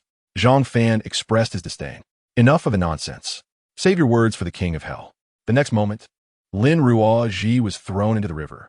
He struggled several times before ultimately sinking to the bottom. Just before his demise, he exhaled a bubble. Why did I provoke Zhang Fan? I am so wealthy, so young. I have yet to truly enjoy life. I could have lived freely, but his thoughts ceased, plunging into darkness. Zhu Qing continued to glare coldly at Lin Chongfeng. I know you have only this one son, but a person like him dying would only accumulate virtue for you. If you dare to lay a hand on Zhang Fan again, I assure you, no one from the Lin family will survive. Do you hear me? Lin Ruozhi dared not utter a word, kneeling and bowing until Zhang Fan's vehicle disappeared from view. A few bodyguards approached, clearly having witnessed the Zhu family's might alongside Lin Chongfeng. None dare to speak. The news of my son's death must be kept under wraps. No one must know. If anyone dares to target Zhang Fan because of this, I will be the first to take their life. In the car, Zhang Fan could hardly suppress his curiosity. Little one, who exactly are you? Lin Chongfeng nearly soiled himself upon seeing you. Is your family really that formidable? I have seen some marketing articles about secret societies in America. Could it be that you belong to one of those mysterious families? Zhu Qing and had initially intended to keep her background a secret from Zhang Fan. However, her curiosity about him exceeded his curiosity about her. Brother, you intrigue me as well. My mother came to inquire about your 10 billion funding sources for buying cars and houses, but could find nothing. You must know, in the entire world, no news escapes the 4 great families, including mine. You tell me who you are, and then I will share about my Zhu family. Zhang Fan rubbed his nose. So there truly exist hidden families. But how could he explain? He couldn't possibly say the money was given to him by a system. Could he? Since it was from a system, they would certainly be unable to trace its origins. He had just withdrawn it when buying the house. Thus, he decided to bypass the topic. Seeing Zhang Fan remain silent, Zhu Qing felt an itch in her heart, as if a cat were scratching at it. Upon returning home, Zhu Qing hurriedly went to greet Wang Chunhua with warm pleasantries.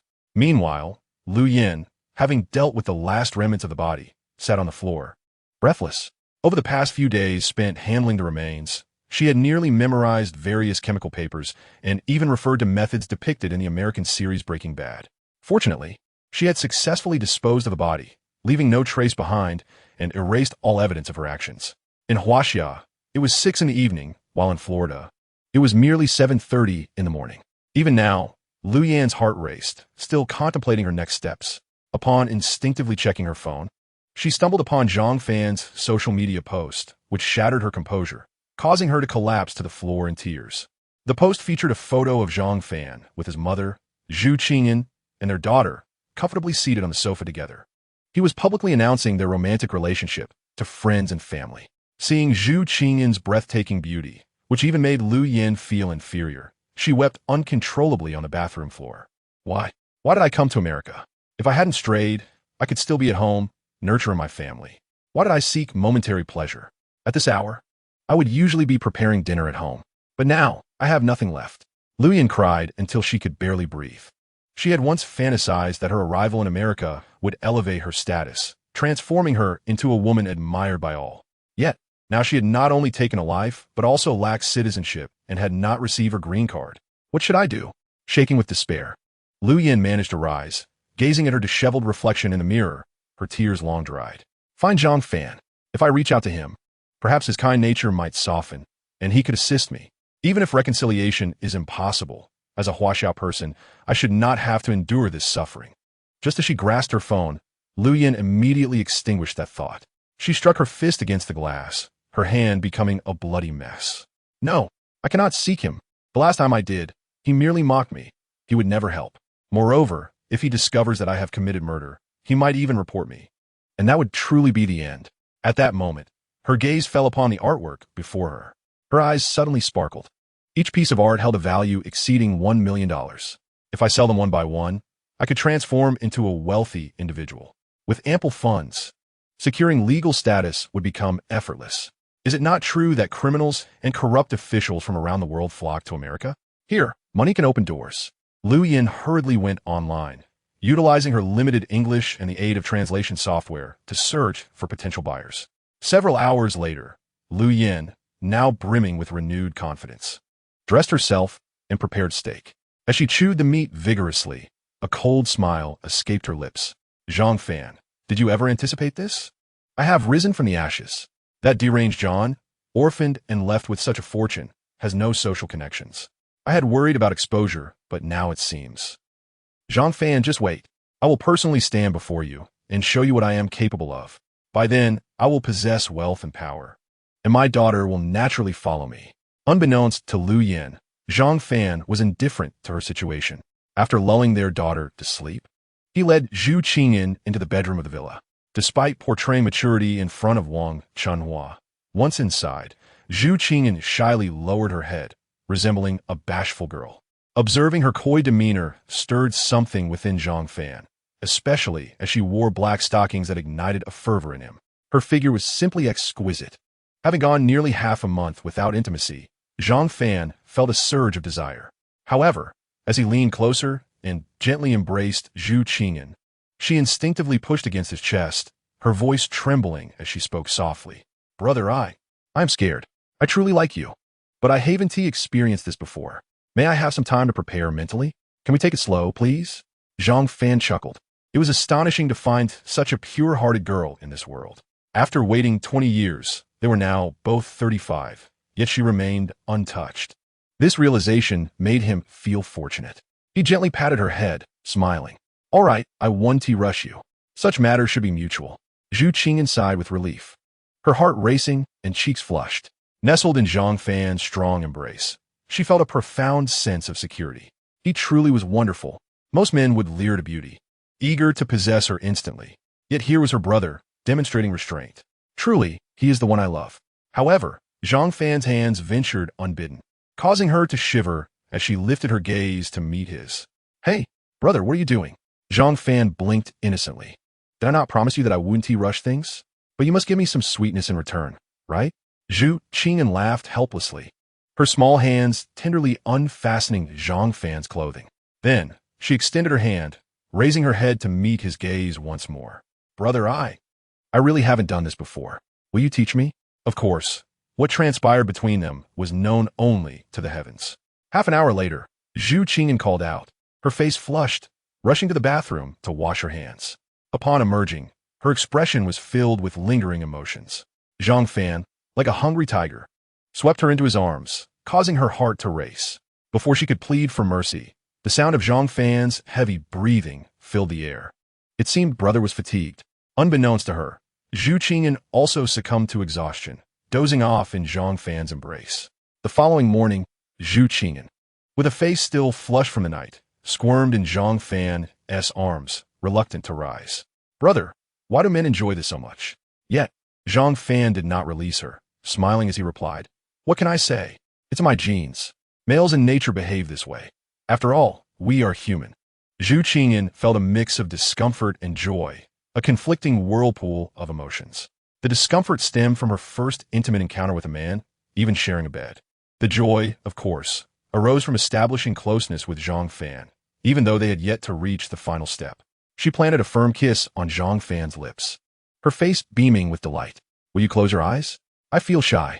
Wait until I'm dressed, then you can open them. Please, brother. Zhang Fan smiled indulgently, having long been devoid of the sweetness of romance. Years of marriage to Liu Yan had reduced their relationship to mere familial affection, which ultimately transformed into anger due to her infidelity. How nostalgic this feeling is. He closed his eyes, but soon opened them again, startling Zhu Qingyan, who quickly covered herself. Brother, you are such a tease. Zhang Fan ceased his playful antics, and they proceeded with their morning routines. Upon entering the villa's living room, two beautiful maids with contrasting appearances had already prepared breakfast. Their gazes toward Zhu Qingyan simultaneously revealed hints of envy and admiration. Envy for her beauty and admiration for her relationship with a successful and handsome man like Zhang Fan. Yet, as maids, they refrained from uttering a word, silently serving the family. Wang Chunhua beamed with delight. Xiao, thank you for not minding that my son is divorced and has a daughter. Zhu Qingyan quickly set down her utensils and waved her hands. Why would I mind? Auntie, I have liked Fan Ge for quite some time. Furthermore, Yinner is such a lovely, sensible, and clever child. I would be more than willing to be your stepmother. Wang Chunhua nodded with a smile. When you plan to hold the wedding? Upon mentioning the wedding, Zhang Fan rolled his eyes. Mom, we have only just confirmed our relationship a few days ago. Are we already discussing the wedding? Wang Chunhua spoke to Zhu Qingyan with a kind demeanor, but her gaze turned severe when looking at Zhang Fan, her eyes widening with intensity. Such a wonderful girl like Xiao and is willing to be with you despite your past and your child. What are you hesitating for? Shut up. Zhang Fan shook his head helplessly. There's nothing I fear more than my own mother. After some persuasion from Wang Chunhua, Zhu Qingyan soon blushed and set the wedding date for the following Saturday evening. Time flew by, and Friday arrived. At Haishur International Airport, a man, whose looks were only a fraction as handsome as Zhang Fan, disembarked from a plane, his expression dark and forbidding. He took a taxi directly to a garden belonging to the Zhu family. The bodyguards recognized him immediately and made no attempt to stop him. At that moment, Zhu Qingyan's parents were tirelessly preparing for the wedding, having not slept a wink. The man sneered, his tone dripping with sarcasm. Uncle, Annie, long time no see. Do you still remember me? Especially you, uncle. If it weren't for my grandfather saving your life years ago, would you still be here? We had an agreement for Zhu Qingyan to be my betrothed. Why on earth did I suddenly receive news of her marriage? Can you explain this to me? The man exuded an aura of dominance. Upon recognizing his face, Zhu Changshan couldn't help but frown. Chapter 37. What qualification do you have to speak to me? The Rothschild family, one of the 5 families that control the world, is led by its second son, Meyer Logan Rothschild. This family has been intertwined with significant events throughout the last 2 centuries of Western history. Their enterprises span all industries, with the most lucrative being natural resources like oil and gas, followed closely by automobiles and the internet. With a global economic value of $120 trillion, the Rothschild family possesses assets amounting to $50 trillion. This is merely the information available on Baidu Baike for the general public. In reality, the Rothschilds also manage numerous gray industry chains, exerting control over the entire United States and much of the world. If the Zhu family is one of the decision-makers in contemporary Huaxia, then Logan before us is destined to become a key player on the global stage. His influence rivals that of the Zhu family, perhaps even surpassing it in subtle ways. It's no wonder Zhu Changshan's expression soured, and after a slight furrow of his brow, he finally spoke. Logan, I indeed owe your grandfather my life. However, I have heard that you're already married, and thus the betrothal between you and my daughter must be annulled. We are all respectable people. You cannot possibly force my daughter to marry you. Logan, however, appeared furious. As a super-rich heir who had never faced any adversity, he retorted vehemently, the issue lies not in your reluctance to marry your daughter to me, nor in my marriage. No, I am the heir of the Rothschild family, at the center of global power. Even if you intend to marry Zhu Qingyan to an ordinary person, you should have the decency to inform me, shouldn't you? Yet, you have the audacity to marry her off to a mere delivery boy without notifying me. You have humiliated me. Logan stepped forward, glaring menacingly at Zhu Changshan. His demeanor lacked any semblance of decorum, his fury palpable. You are showing utter disrespect to the Rothschild family. Zhu Qingyan must marry me. She has no other option. Zhu Changshan's face turned ashen, trembling as he pointed at Logan. Get out. My Zhu family is not a place for you to act recklessly. Logan chuckled ominously. It seems that the economic sanctions and trade wars we enacted against you Huaxia have not left you crippled, have they? Let me make this clear. If you dare defy my command and do not marry Zhu Qingyan to me, I will order all chip companies to halt supplies to Huaxia within a month. Your current chip technology is on par with what we had 10 years ago. Should we cut off your supply, your mobile and military industries will face severe repercussions. I'm giving you 1 hour to consider. I'm not going anywhere. After saying this, he sat on the sofa, indeed refusing to budge, flanked by several bodyguards who were not ordinary individuals. Zhu Changshan furrowed his brow deeply. Suddenly, as they took in the strange atmosphere in the living room, both parties sensed something amiss. Zhu Qingyan glanced at Logan, her heart filled with confusion. Why would a member of the Rothschild family come to my Zhu family? In recent years, relations between us have been quite strained. The Rothschild family, representing Western interests, has repeatedly impeded Huaxia's entry into high-end markets, siphoning off their profits. For instance, BYD cars are completely banned from sale in the United States, and Huawei smartphones are prohibited in the US and over a dozen other countries. Zhu Changshan spotted Zhang Fan and felt a sense of foreboding, quickly approaching him and lowering his voice. Xiao Fan, you must leave. Quickly. This matter. He briefly recounted the situation, urging him. In short, our Zhu family has had long-standing conflicts with the Rothschild family. The animosities between us cannot be resolved with just a few words. If they come after us, we can bear it, but if they target you, you cannot withstand it. You must go. Zhang Fan's brow furrowed, his expression turning cold. How absurd. Does Xiao in marrying me require Logan's approval? Moreover, even if we were betrothed as children, he is married now and has no right to interfere in my relationship with Xiao. With that, instead of fleeing, Zhang Fan boldly strode toward Logan. Flee? That word does not exist in my vocabulary. Logan noticed Zhang Fan's face. On his way, he had gathered information about Zhang Fan, including photographs. The super-rich heir rose, his demeanor icy. Zhang Fan, you, a mere delivery worker who has managed to save some money to start a business, dare to compete for a wedding with me? Were you even? Unfazed, Zhang Fan smiled at Logan under Zhu Qingyan's concerned gaze. And you, what are you? Huh? You come to disrupt my wedding? Do you believe I wouldn't make you regret it? Logan could hardly believe his ears. As an heir of the Rothschild family, a super-rich second generation, even the President of the United States bows to me. Yet here stands a delivery worker, a Huaxiao man, audacious enough to act so arrogantly. In that moment, Logan was both furious and incredulous. narrowing his eyes as he scrutinized Zhang Fan. Clearly, you do not comprehend the disparity between us. Let me enlighten you. The Rothschild family's assets amount to 50 trillion. That's $50 trillion. You, a mere delivery worker from the lower echelons of society. What qualifications do you possess to speak to me in such a manner? The sole reason I have intentionally come to meet you today is due to Zhu Qing'an, not you, Zhang Fan. Under ordinary circumstances, individuals of your standing would never have the opportunity to encounter someone like me. Do you understand? You lack the qualifications. Zhang Fan chuckled in response. Do you truly believe that the 50 trillion in assets belongs solely to you? While the Rothschild family is indeed immensely powerful and intricately connected, in reality, those assets are distributed among your tens of thousands of family members, each bearing their own share. Even if you were to inherit the headship in the future, the assets at your disposal would amount to a mere few $1 trillion. What grounds do you have for arrogance? Foolish creature. Logan was genuinely enraged, pointing at Zhang Fan. Subsequently, Zhang Fan's next action nearly drove Logan into a frenzy. Chapter 38. Within a month, create a picometer-level lithography machine. Zhang Fan raised his hand and struck Logan across the face. The sound echoed loudly, leaving all present in shock. Logan's bodyguards were momentarily stunned, unable to respond. After all, in the entire world, few would dare to slap a scion of the Rothschild family.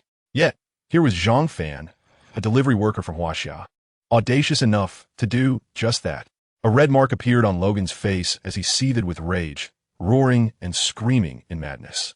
However, after striking Logan, Zhang Fan appeared unfazed, calmly addressing the stunned onlookers. I find it beneath me to even touch you. Let me reiterate. The marriage between me and Xiao is not something a foreigner like you can meddle in, understand? Regardless of your identity, you are on my Huaxia territory. Do you comprehend? Leave. Logan, fuming and nearly at the brink of a heart attack, pointed at Zhang Fan and cursed vehemently. What are you all waiting for? Kill him. End him. I will bear all consequences. The 4 bodyguards were about to take action. Zhu Changshan's expression darkened as he rebuked. I dare anyone to try. You 4 dogs of the Rothschild family, listen closely. While I cannot kill Logan, I certainly possess the capacity and willingness to eliminate you. Should you dare to act, you will not leave my Zhu family alive. As soon as the words left his mouth, dozens of bodyguards emerged from the shadows, armed to the teeth. Each drew a firearm, aiming at Logan's 4 bodyguards. The 4 men turned pale, no longer daring to attack Zhang Fan.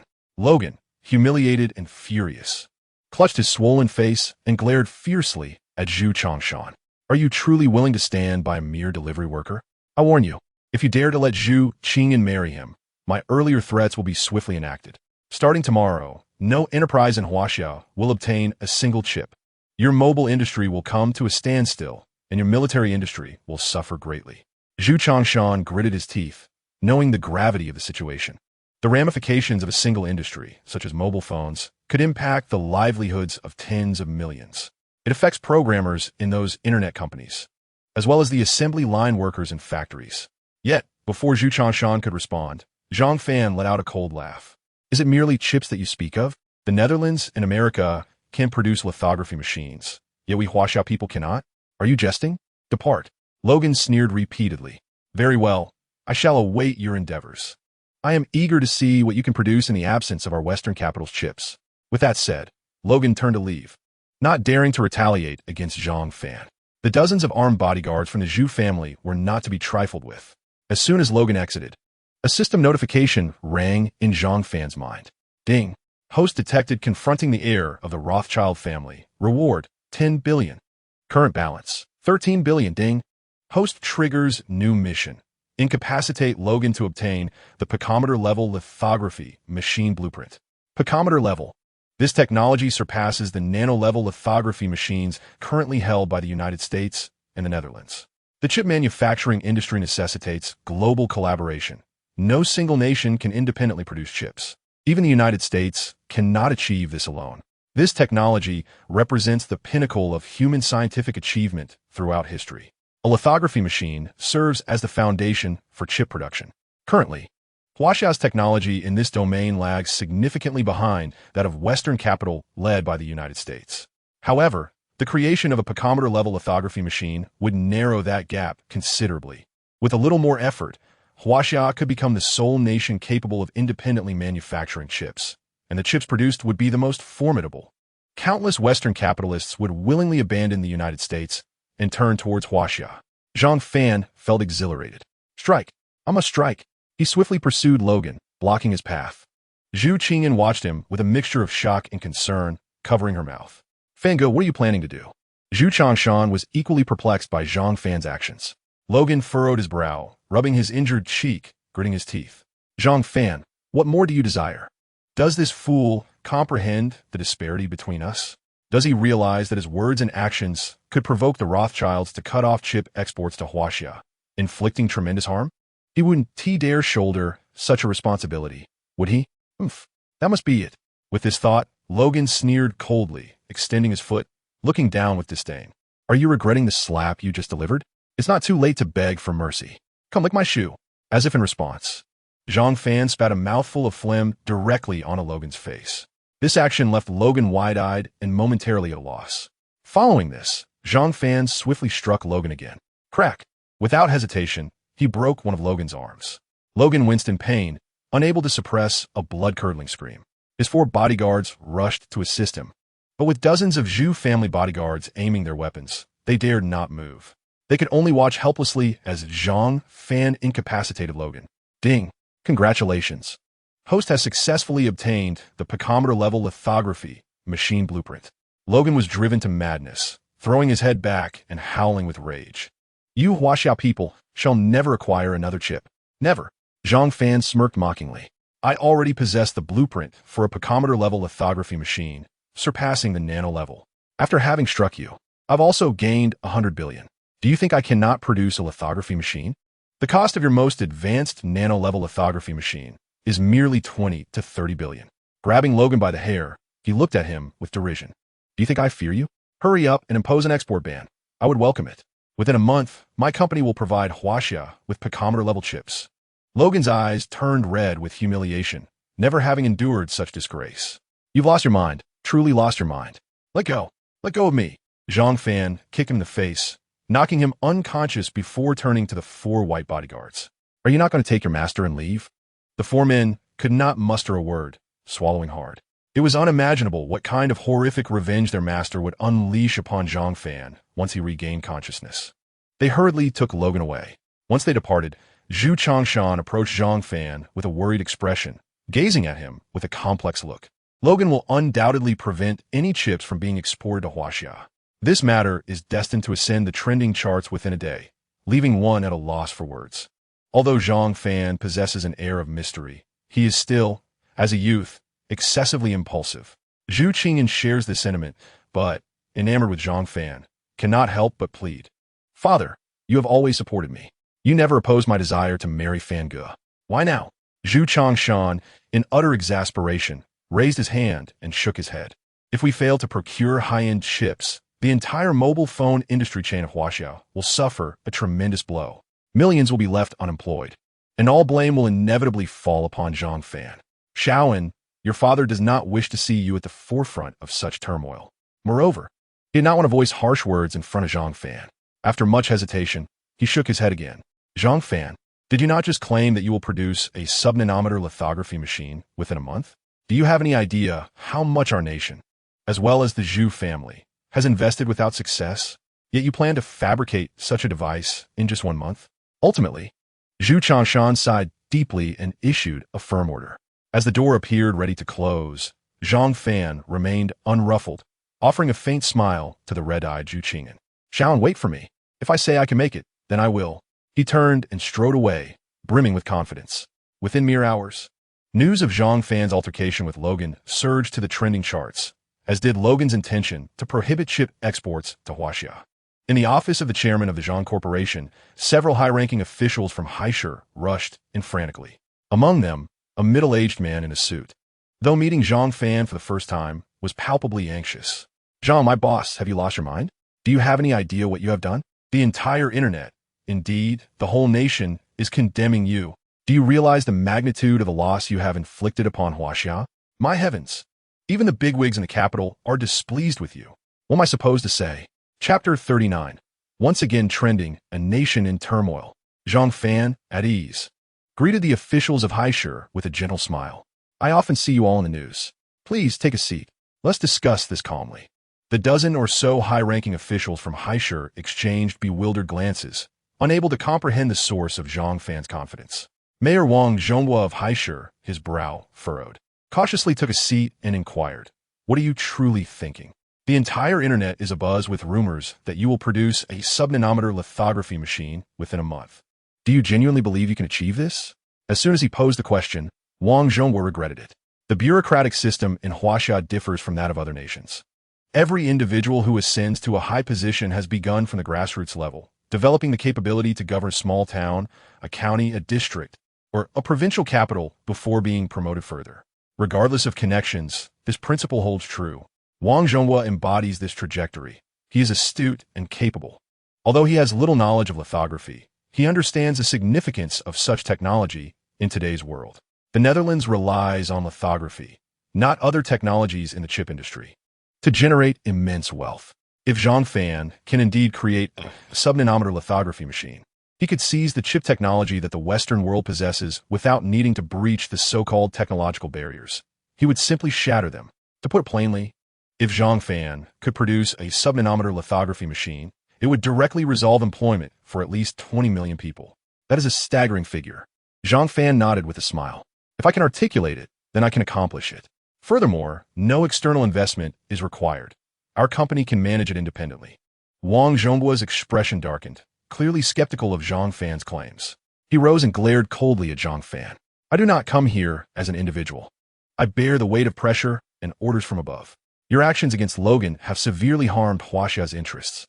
If you cannot furnish evidence, we will have no choice but to ask you to accompany us." Zhang Fan remained remarkably composed. "Did you bring the technical personnel with you?" Wang Zhonghua frowned. "Of course. I did.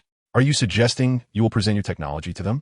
With a grand gesture, Zhang Fan produced an impressively large and intricate blueprint from his pocket. The blueprint measured over a meter in length and meticulously detailed the process of manufacturing a sub-nanometer lithography machine. Wang Zhonghua signaled to another individual. "Xiao Zhao, come take a look." Xiao Zhao, an expert in the field of lithography, had already surpassed 50 years of age. He regarded Zhang Fan with disdain, having little interest in the conversation. "Mayor Wang, it is pointless to waste time with someone like him. In my view, we should promptly take him to apologize to Mr. Logan. Chips are crucial and must not be jeopardized. Does he really expect to produce a sub-nanometer lithography machine blueprint by himself? I would sooner believe that pigs can fly." Wang Zhonghua sighed softly, acknowledging the validity of Xiao Zhao's words. Just as he was about to express his thoughts, Zhang Fan shot a glare at Xiao Zhao. "If you're going to look, then look. What nonsense is this? Since you are an expert, open your eyes wide and observe." Xiao Zhao was seething with anger. This young man, with no accomplishments in the chip field, dared to be so arrogant. Today, he would ensure that Zhang Fan was made to look foolish. He immediately approached the table and leaned down to inspect the blueprint. Initially prepared to mock, he found himself speechless as he scrutinized the details. This. Overwhelmed by shock, Xiao Zhao's breath nearly ceased. How could this be possible? The remaining dozen or so individuals, including Wang Zhonghua, were astute. Observing Xiao Zhao's expression, they began to speculate. Wang Zhonghua's emotions surged as he grasped Xiao Zhao's hand. "What is happening? Speak quickly. Do not be in such a rush to be astonished. Share your insights." Xiao Zhao struggled to articulate a coherent thought, his gaze fixated on the sub-nanometer lithography machine blueprint. He was utterly astounded. A lithography machine could not possibly be created by a single individual. Not even a reincarnated Newton or Einstein could achieve such a feat alone. The reason is simple. It encompasses nearly all foundational sciences. Even Einstein could not master every basic science. This device is the result of countless scientists accumulating invaluable experience, culminating in a technological singularity that erupted into existence. Yet now, as a technical expert, Xiao Zhao instantly recognized that this was indeed a lithography machine blueprint. Moreover, if constructed according to the specifications on the blueprint, it would undoubtedly enable chips to reach the sub-nanometer level. This is a technology that could send shockwaves across the globe. Under Wang Zhonghua's urging, Xiao Zhao, filled with trepidation, stammered, "Mayor Wang, this is indeed a lithography machine blueprint, and it does achieve sub-nanometer specifications. But how can this be? The entire strength of Huaxia could not design such a blueprint. Yet Zhang Fan has accomplished it. Wang Zhongwu's scalp tingled. Once, he pondered a question. What kind of treatment would one receive if they could develop the world's premier lithography machine and produce the world's best chips? He had once contemplated this question and felt certain that Zhang Fan would undoubtedly be immortalized in history. In the annals of 21st century Huaxia, he would surely leave a significant mark. Zhang Fan shrugged slightly, maintaining his calm demeanor. After all, this thing was provided by the system, and he contributed not a whit. Do you understand now? I can hand over this blueprint directly to you, but I have a condition. Wang Zhongwu was exceedingly agitated, his face flushed. Speak, just say it. I would agree to not just one condition, but 10, 100 conditions, if your blueprint proves useful. We shall not treat you poorly. Zhang Fan nodded, producing a contract, evidently well prepared. Once I hand over the blueprint, I wish to invest 100 billion. The surplus funds will be allocated for chip production. I will not apply for a patent, but only state-owned enterprises may participate in the investment. No private enterprises are allowed to partake in production or sales. All chips must be sold by Zhang's group. Wang Zhongwu nodded repeatedly. Such crucial technology certainly should not be entrusted to private enterprises, but rather to state-owned ones, with a background firmly tied to Huaxia. No problem. Absolutely no problem. I will take the blueprint straight to the capital and meet the foremost scientists in the lithography field to see if they can realize it. If successful, you shall be hailed as a hero of Huaxia. He hurried away. As the crowd dispersed, Xiao Zhao stood before Zhang Fan, hesitating to speak. In contrast, Zhang Fan smiled and waved his hand. It's all right. No need to apologize. We are all serving the nation. Who wouldn't wish for our country to flourish? Xiao Zhao felt a deep sense of shame. His earlier attitude toward Zhang Fan was eclipsed by Zhang Fan's grand vision. He bowed deeply to Zhang Fan. Later that night, an exhilarating piece of news propelled Zhang Fan to the trending topics across all platforms. Chapter 40. No way. Did you really create a sub 100 nm lithography machine? Astonishing. Zhang Fan has indeed produced a sub 100 nm lithography machine. The lithography machine from Zhang's group has arrived in the capital, and industry scientists are currently validating it. Could it be that this man who rose from delivering takeout is about to create a global miracle? Every platform is abuzz with discussions. Even children are engaging in fervent debates. Major social media platforms are experiencing server crashes due to overwhelming traffic. Many doubt Zhang Fan's capability, reasoning simply that something unattainable even by national efforts cannot possibly be achieved by him alone. Conversely, others firmly believe in Zhang Fan, cheering him on quietly, convinced that with this news, prominent figures must be assisting him. The online discourse grew increasingly heated. Across the ocean, at noon, Lu Yin scrolled through news of Zhang Fan's altercation with Logan, already waiting at the airport in Florida to meet Logan. With her identity, she was sure to catch Logan's attention. Soon, Logan appeared in a wheelchair, surrounded by a throng of bodyguards, his expression dark as he disembarked from the plane. A swarm of reporters swiftly encircled him. Given his standing, this was expected. One reporter jested, "Mr. Logan, how does it feel to be beaten by Zhang Fan?" Another laughed. "Logan, as the heir of the Rothschild family, how do you feel being struck by a delivery man?" Logan seethed with anger, yet dared not speak much. After all, some of these reporters were armed. He could not simply send his bodyguards to retaliate. If he did, and they were shot, it would be of no consequence to the assailants. He could only grunt in disdain. A voice emerged from the crowd. "Mr. Logan, I am Zhang Fan's ex-wife." At this, Logan's eyes widened, his expression flickering with hostility towards Zhang Fan, and he immediately commanded, "Bring her here." Upon Lu Yan's arrival before Logan, his demeanor softened considerably, the brightness in his eyes revealing his attraction. What a beautiful woman. How could a mere delivery man like Zhang Fan marry such an exquisite woman? Logan beckoned Lu Yan. "Before I head to Huaxia, I conducted a thorough investigation on Zhang Fan. I know all about your past. You are just in time. From today onward, you shall be my woman." "Damn it, that scoundrel Zhang Fan. You married my fiancé, now I shall toy with your ex-wife. Let us see how you react." Lu Yan, adorned elegantly, felt honored. To be the woman of Mr. Logan was a coveted position for countless women worldwide. However, she remarked, "Mr. Logan, I recently saw on Huaxia's internet that many are saying Zhang Fan has created a sub 100 nm lithography machine. Could this impact your chip embargo?" Logan, still recovering from surgery on his private jet, was unaware of the situation. After viewing the video on Lu Yan's phone, he nearly burst into tears from laughter. seemingly forgetting the pain inflicted by Zhang Fan. He can produce nothing. Do you not understand how much expertise and effort goes into creating a lithography machine? Even in the Netherlands, home to the world's most advanced machines, they cannot guarantee every unit will be successful. Those minuscule components, invisible to the naked eye, require precision. Any error necessitates starting over. Logan was genuinely amused by Zhang Fan's trending topic, shaking his head. Moreover, the existence of a sub-100 nm lithography machine is a fantasy. If Zhang Fan could achieve this, his worth would skyrocket to at least $50 trillion. It is utterly impossible. Lu Yin felt a wave of relief wash over her. She thought that after leaving, Zhang Fan might transform into a globally renowned figure. Yet, it seemed he was merely a charlatan.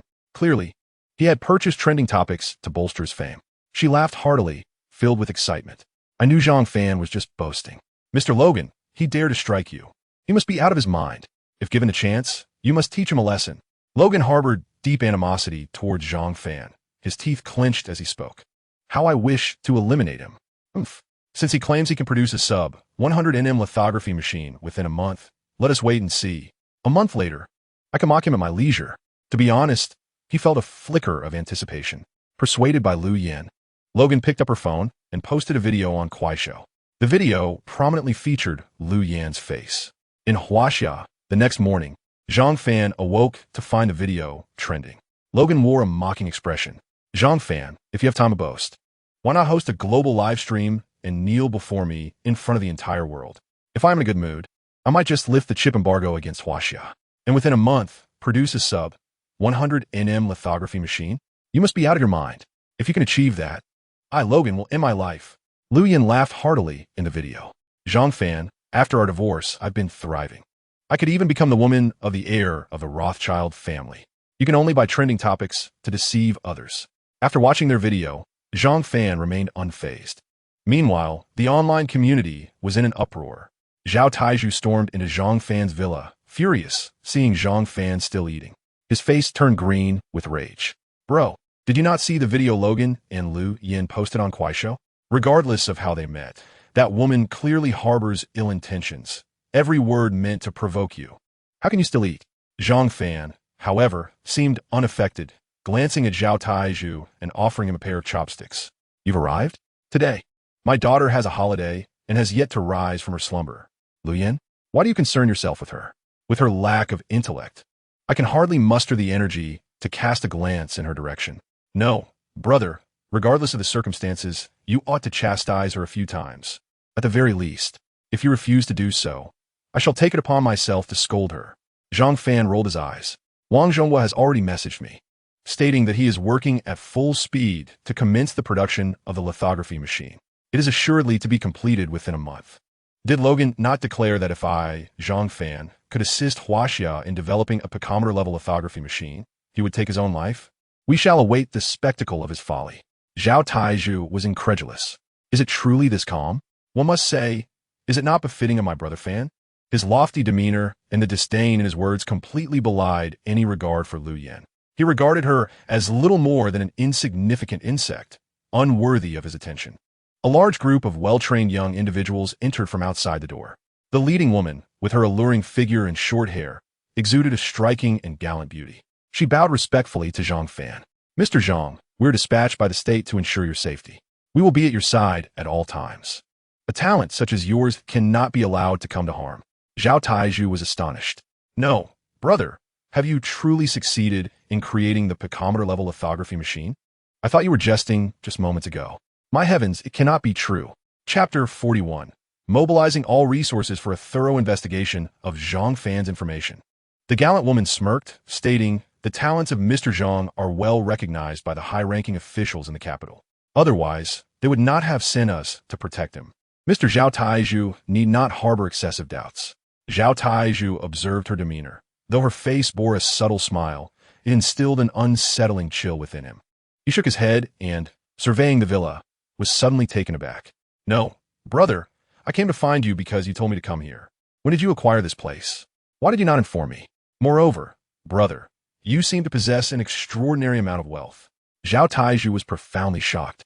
In all my years, I have never seen you so affluent. This is remarkable. Within a month, I shall become one of the wealthiest people in the world. With a thud, Zhao Taiju knelt before Zhang Fan. Brother, from this day forth, we are to be sworn brothers. Please do not forget about me. Brother. Observing Zhao Tieju's tearful eyes and eager demeanor, Zhang Fan kicked him to the ground and laughed, scolding him to behave normally. Meanwhile, at the Zhu residence, Zhu Qingyan, invigorated after reading the news, rushed into her father, Zhu Changshan's study. Father, you said that if Zhang Fan could produce the picometer-level lithography machine, you would consent to my marriage with him. Zhu Changshan was engrossed in a batch of documents requiring his signature, and his daughter's words did not prompt him to lift his gaze, his expression remaining calm. Indeed, I did say as much. However, the development of a picometer-level lithography machine has proven exceedingly difficult for Huaxia over the years. How could he possibly achieve it? You should abandon any thoughts of marrying him. Though the Zhu family is the foremost aristocracy within Huaxia, against the powers in the capital, they could easily target us. Now, with Logan's chip embargo, Zhang Fan could face peril at any moment. I am only looking out for your best interests. Zhu Qingyan, in her fervor, replied hastily, Father. Brother Zhang Fan has truly developed the schematics for the picometer-level lithography machine. Just now, a friend I met in the capital sent me a message with a video from the lithography machine's production site. This friend would never deceive me. He is an expert who has toiled in the field of lithography for many years. Her words prompted Zhu Changshan to laugh outright. Finally, setting down his pen, he raised his gaze to Zhu Qingyan. Alas, I know that you're eager to wed Zhang Fan, and I also understand that you have harbored feelings for him for many years. However, in this matter, your father is powerless to assist. He has embroiled himself in such a grave predicament. It will be difficult for me to protect him. Shaoan, you must cease these baseless claims. They are futile. As expected, Zhang Fan will soon encounter trouble. Zhu Qingyan bit her lip, her expression earnest. Father, this matter is classified. Only Zhang Fan and the high-ranking officials in the capital are privy to it, and those involved must have signed confidentiality agreements. The only reason I receive this information is due to my status. You are certain to have access to the higher echelons. If you truly do not believe me, simply make a phone call. What do you say? Zhu Changshan sighed repeatedly. This girl seems genuinely determined to marry Zhang Fan. How could she believe such an absurdity? That one individual could produce a lithography machine? It is utterly impossible, especially a picometer-level lithography machine that leads the world. This situation is as ludicrous as a 3-year-old child ruling the world without any assistance. It is that preposterous. Yet, observing his daughter, it was clear she held unwavering faith in Zhang Fan. Zhu Changshan, who had always doted on his daughter, could only sigh and take out his phone. Very well. Since you are so resolute in your belief that Zhang Fan possesses such extraordinary intelligence, I shall make a call. However, remember, once I finish this call, you must break off your engagement with him. Understood? With that, Zhu Changshan opened his contacts, found a high-ranking official's number in the capital, and dialed. The call took a while to connect, likely due to the recipient's busy schedule. Zhu Changshan got straight to the point. My daughter claims that Zhang Fan has produced a picometer-level lithography machine. Moreover, you've already begun to work on it? The recipient, a person of considerable stature, spoke with a hint of disbelief. Indeed, initially, I too was skeptical that something unattainable by the entire world could be accomplished by Zhang Fan, who has never before engaged with the lithography field. Yet the reality is that he has indeed succeeded. The picometer-level lithography machine is already in the development process. With a multitude of confidentiality documents being circulated and the number of personnel involved in this project has reached a staggering 100,000, it will be completed within a month. Zhu Changshan's eyes widened in shock. He sprang to his feet, nearly having his eyes pop out of their sockets from sheer astonishment. No, it cannot be. Old friend, are you jesting with me? Or has my daughter preemptively contacted you to assist in facilitating her marriage to Zhang Fan? Given the identity of the caller, their words could not possibly be false. Therefore, Zhu Changshan could only surmise that the other party was joking. Otherwise, how could one explain Zhang Fan managing to produce a picometer-level lithography machine? The other party chuckled lightly. How could I jest about an issue as pivotal as the future of Huaxia? Old Zhu, allow your daughter to marry Zhang Fan. This young man has boundless potential. After concluding, the caller indicated they were busy and hastily ended the call. Zhu Changshan collapsed into his chair, immobile, gasping for breath. He was in a daze, stiffly turning his head to look at Zhu Qingyan. Is this truly real? Zhu Qingyan, filled with a small thrill, raised her fist in triumph. Father, do you think I would deceive you? But would the high-ranking officials in the capital lie to you? Furthermore, they are indeed in the process of assembling the lithography machine. It will be completed within a month. Zhu Changshan stared blankly at his daughter's elated face. As the head of the Zhu family, with countless business ventures, including those in the chip sector, he knew well that no nation could independently achieve the upgrade from an nanometer-level lithography machine to a picometer level 1. None. The fields involved are far too numerous and complex. Yet now, it seems that Zhang Fan has managed to accomplish this alone. Zhu Changshan could not help but feel a shiver run down his spine. He was beyond mere shock. He quickly commanded, "Xiao, once again mobilize all the resources that the Zhu family can muster. Conduct a thorough investigation into Zhang Fan. Uncover all his information at once, quickly." 1 hour later, when the documents were neatly arranged in front of Zhu Changshan, he felt a chill run down his spine after merely glancing at Zhang Fan's personal details. Chapter 42. Logan's contract with Zhang Fan, 500 billion. The information on the document bore no discrepancies from the previous findings. Zhu Changshan was still unable to ascertain the source of Zhang Fan's funds. He could not trace the finances behind his villas and luxury cars, nor discover who had deposited money into his accounts. Zhu Changshan's heart raced as he handed the documents to Zhu Qing'an, his expression one of bewilderment. Logically, this should be impossible. Under the intelligence network of the Zhu family in Huaxia, no one should be capable of concealing information.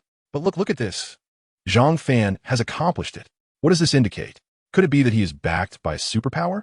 An unfathomable superpower? Zhu Qing'an was equally astounded. The previous investigation into Zhang Fan had been too brief, whereas this time, a full hour had been dedicated to the inquiry. Even the details of Zhang Fan's distant ancestor, who held a significant position during the feudal dynasty, were uncovered. Yet, they could still not ascertain who was remitting money to Zhang Fan. Suddenly, Zhu Changshan had a moment of clarity, slapping his forehead. "I understand now." Zhu Qing'an, concerned for Zhang Fan, eagerly turned to her father. "What have you realized, Dad?" From any perspective, it is implausible that Zhang Fan could single-handedly develop a picometer-level lithography machine. Designing the blueprints for such a machine, given the current global technology, would require at least another decade. This leaves only two possibilities. First, Zhang Fan hails from an even more formidable lineage than ours. Second, he is indeed a genius among geniuses. Zhu Qing'an chuckled softly, promptly dismissing the first notion. The Zhu family, the Rothschilds, and the other three prominent families, alongside the upper echelons of Huaxia, control the entirety of Blue Star. There cannot possibly be a more clandestine family. At this point, Zhu Qing'an's heart skipped a beat as her gaze met her father's. Thus, if we disregard all possibilities, the remaining improbability must be the truth. Zhu Changshan's fist slammed into his palm as he bit his lip in agreement. Precisely. Otherwise, it cannot be explained. Surely it cannot be like those web novels you youngsters read, where a system descends from the heavens, granting wishes. This is the only explanation that makes sense. Zhang Fan's intellect is unparalleled, reaching an unprecedented level, surpassing even the likes of Newton and Einstein. Zhu Qing'an felt an overwhelming sense of joy, her eyes sparkling, her cheeks slightly flushed. How fortunate it is to be with brother Zhang Fan. "Dad, you no longer oppose our marriage, do you?" Zhu Changshan was momentarily taken aback by the question. Oppose? How could I possibly oppose? If the Zhu family could gain Zhang Fan's assistance, who knows how many glorious years we could enjoy. With such a prodigious talent, how could the Zhu family not thrive? How could Huaxia not flourish? Zhu Changshan laughed heartily, clapping his hands with enthusiasm. "Tomorrow, we shall hold the wedding. I will spend 10 billion to host the most extravagant celebration for you both." In the blink of an eye, 20 days had passed. During this time, Lu Yin remained by Logan's side, attending to him while frequently mentioning Zhang Fan in a derogatory manner. Lu Yin smiled as she wrapped her arms around Logan's. "There are still 10 days until the wager you mentioned. Tell me, if he truly succeeds, will you really take your own life?" After receiving treatment at the family's private hospital, Logan's injuries had nearly healed. However, having injured his bones, he was still unable to engage in vigorous activity. Lu Yan's words lifted his spirits, a sardonic smile creeping to the corners of his mouth. "It is utterly impossible. The technology required for a picometer-level lithography machine cannot be accomplished by him alone. Even the United States cannot achieve this. How could Huaxia possibly do so?" Lu Yan grinned at Logan. In that case, why not directly sign a wager contract with Zhang Fan? If he truly can produce it, you owe him 500 billion. If he cannot, let him pay you 500 billion. At this, Logan's eyes lit up. Yes, a wager contract. How did I not think of that? Once the contract is signed, it will be recognized as legitimate by Huaxia, the United States, or any other nation, as it is mutually agreed upon. If Zhang Fan cannot deliver the picometer-level lithography machine, his life is over. Forget 500 billion. Even a fraction of that would ensure this fellow never rises again. Logan became animated, his deep-seated hatred for Zhang Fan evident as he patted Lu Yan's head. Contact Zhang Fan immediately. Present him with your idea. He will undoubtedly hesitate to sign. Find a way to provoke him into doing so. The thought of plunging Zhang Fan into despair and claiming the fortune he has amassed invigorated Lu Yan. She promptly opened Zhang Fan's chat window, sending a flurry of messages. However, after sending, she shrugged. My dear, I merely have this idea. Although Zhang Fan is an exceedingly arrogant fellow, he is not foolish. He is leveraging the news of the picometer-level lithography machine to gain attention, but he would never agree to such a wager contract. To her surprise, before she could think further, Zhang Fan's response came through. I thought you had perished in America. To my surprise, you are still alive. Sign it. I want to be intimidated by you or that dog Logan. Lu Yan furrowed her brow. Has this guy lost his mind? That is 500 billion. Furthermore, over the past month and a half, Lu Yan had gained some understanding of the lithography machine field. Not to mention that Zhang Fan alone could not achieve this. Even the entirety of Huaxia or the world could not produce it either. Could he be intoxicated by fame? Otherwise, how could he sign such a foolish contract? Before Lu Yan could ponder further, Zhang Fan sent over an electronic contract. It was indeed the wager contract, clearly stating the sum of 500 billion. Lu Yan was left utterly stunned, her mouth agape. My dear, look, he really sent the contract. Logan was equally astonished, grabbing Lu Yan's phone to see for himself, his jaw dropping in disbelief. This kid cannot possibly have developed the picometer-level lithography machine. Can he? No. If we in the United States cannot achieve it, how could Huaxia? How many years have they been developing? How many years have we been developing? Sign it. This time, I will ensure he never recovers. In a matter of seconds, both parties completed the electronic contract signing. After the contract was signed, Zhang Fan's voice message echoed with laughter. You fool, I never expected you would actually sign. You are making my belly ache from laughter. To call you a fool would be an understatement, ha ha ha. Logan cursed into his phone. You have now incurred a debt of 500 billion. You should consider live streaming globally, begging for my mercy instead. Do you truly believe you can create such a thing? Do you think yourself a god? Damn you. Lu Yan's expression shifted slightly as she noticed a pop-up notification, her pupils narrowing. No, something isn't right. My dear, look at what that pop-up says. This is a domestic software, and it states that Zhang Fan's picometer-level lithography machine has already been announced at a press conference by the Zhang Group. Everyone is welcome to report on it. Logan's brow furrowed deeply. What did you say? Following that, a flurry of pop-up notifications flooded the screen.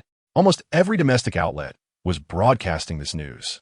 Logan was somewhat perplexed, yet still skeptical that Zhang Fan could assist Huaxiao in accomplishing such a remarkable feat. He spoke in a low voice. Open the live stream.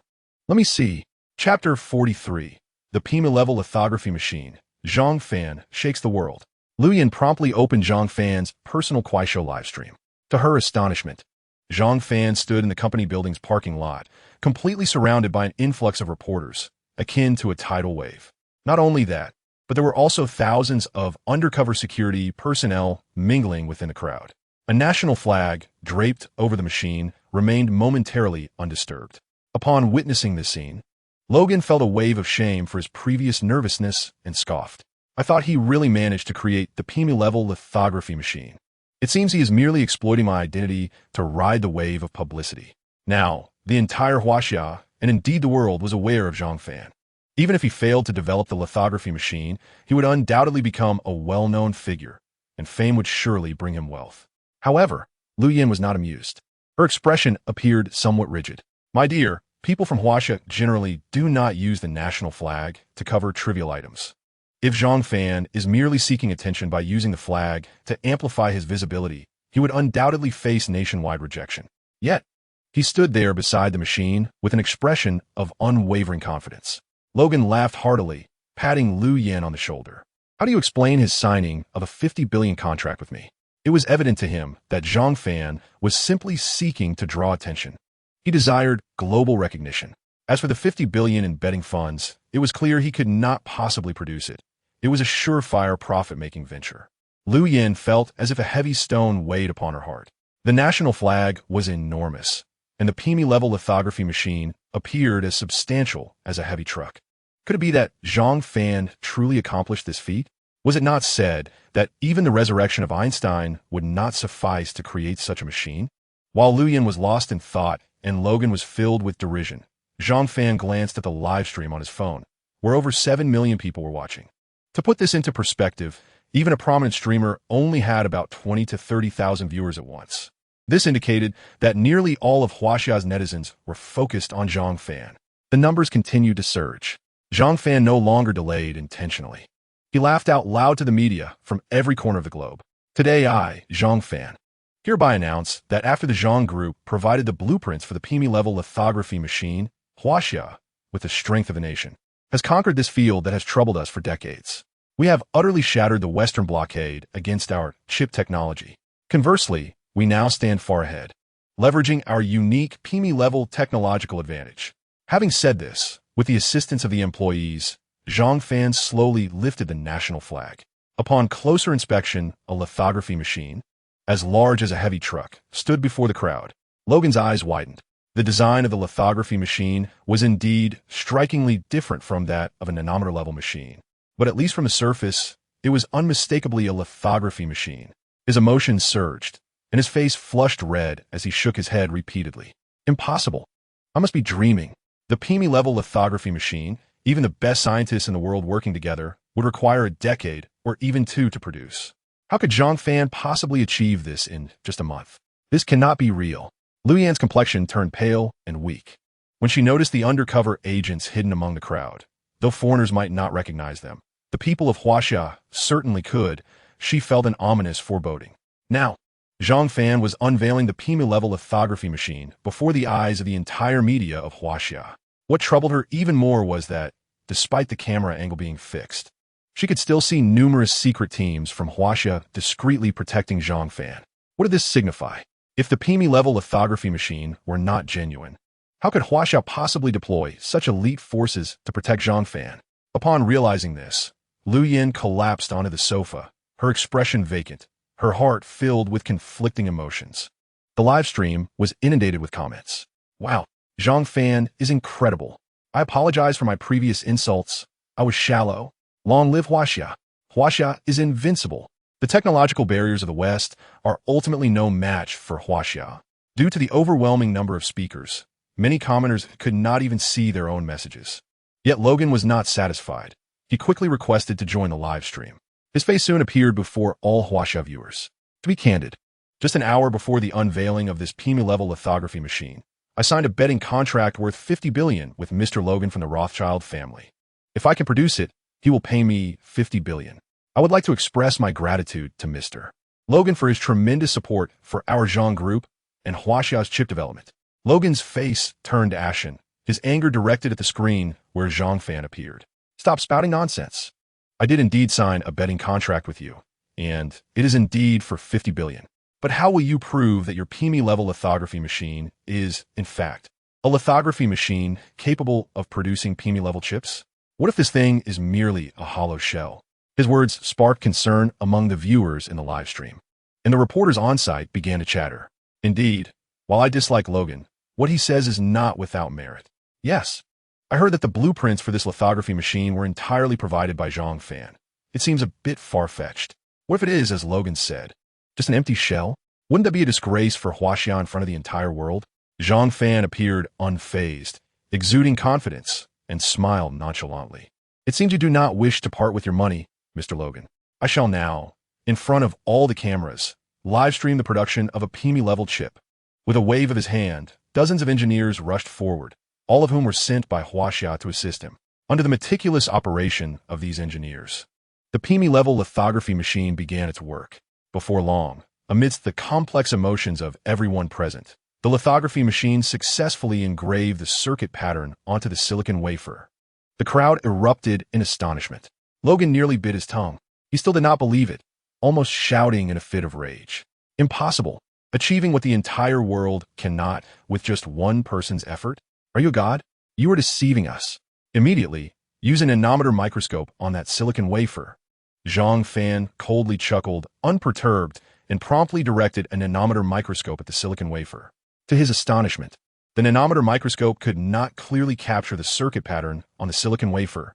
It was evident to the naked eye that the circuit pattern on the silicon wafer could only be discerned with a PME-level microscope.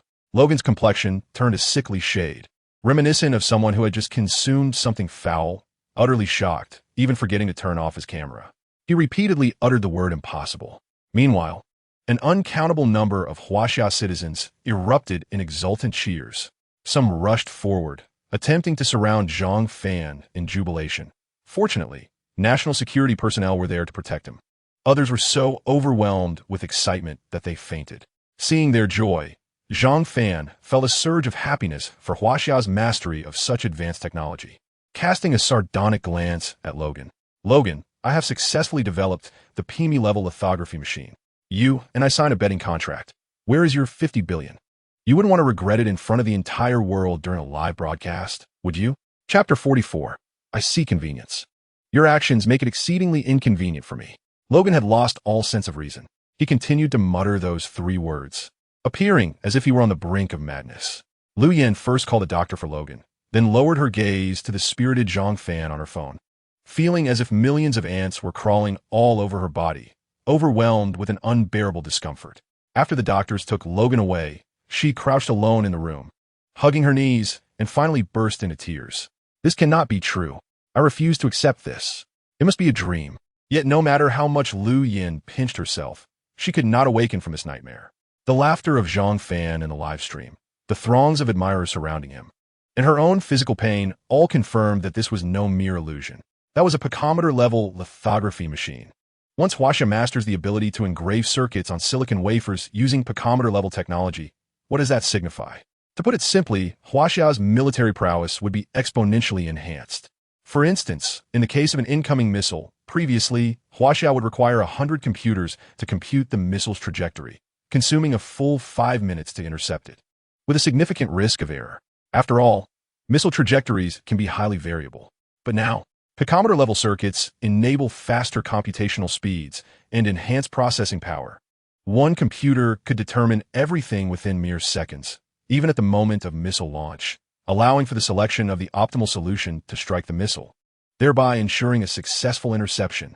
Conversely, if Huaxia were to install chips with such computational capabilities on its missiles, what would that scenario entail? Which country in the world could intercept Huaxia's missiles?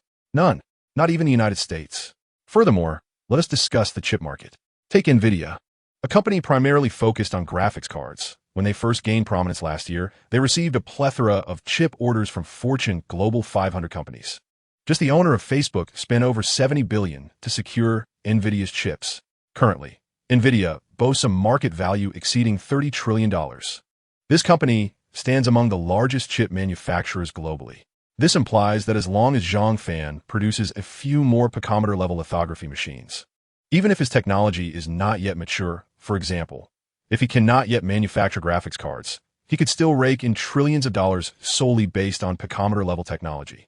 Although market value does not equate to actual controlled assets, we are currently in the information age, where every industry is dependent on chip technology. Even when purchasing groceries at a supermarket, checkout computers require chips.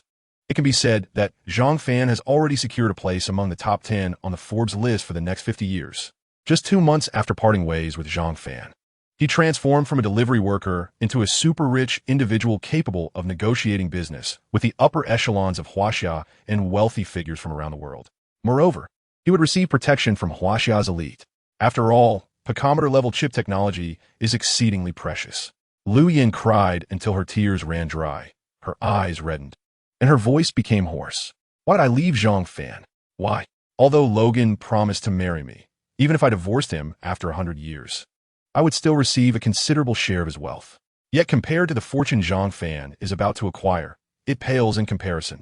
Lu Yan knelt on the ground, overwhelmed by a wave of nausea, causing her to vomit uncontrollably. If I had not divorced Zhang Fan, if I were still his wife, I should be standing by his side now. I would bask in the admiration of all of Huaxia, and countless women would envy my marriage to Zhang Fan. I would become one of the most dazzling women in Huaxia.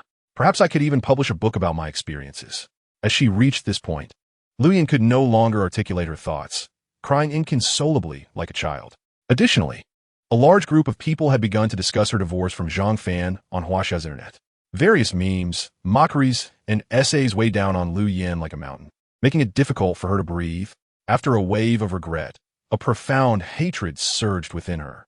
She raised her head, fixating her gaze on Zhang Fan on the screen with unrestrained fury. I want to kill you. It is you who has shattered my life. I cannot sleep until I eliminate you.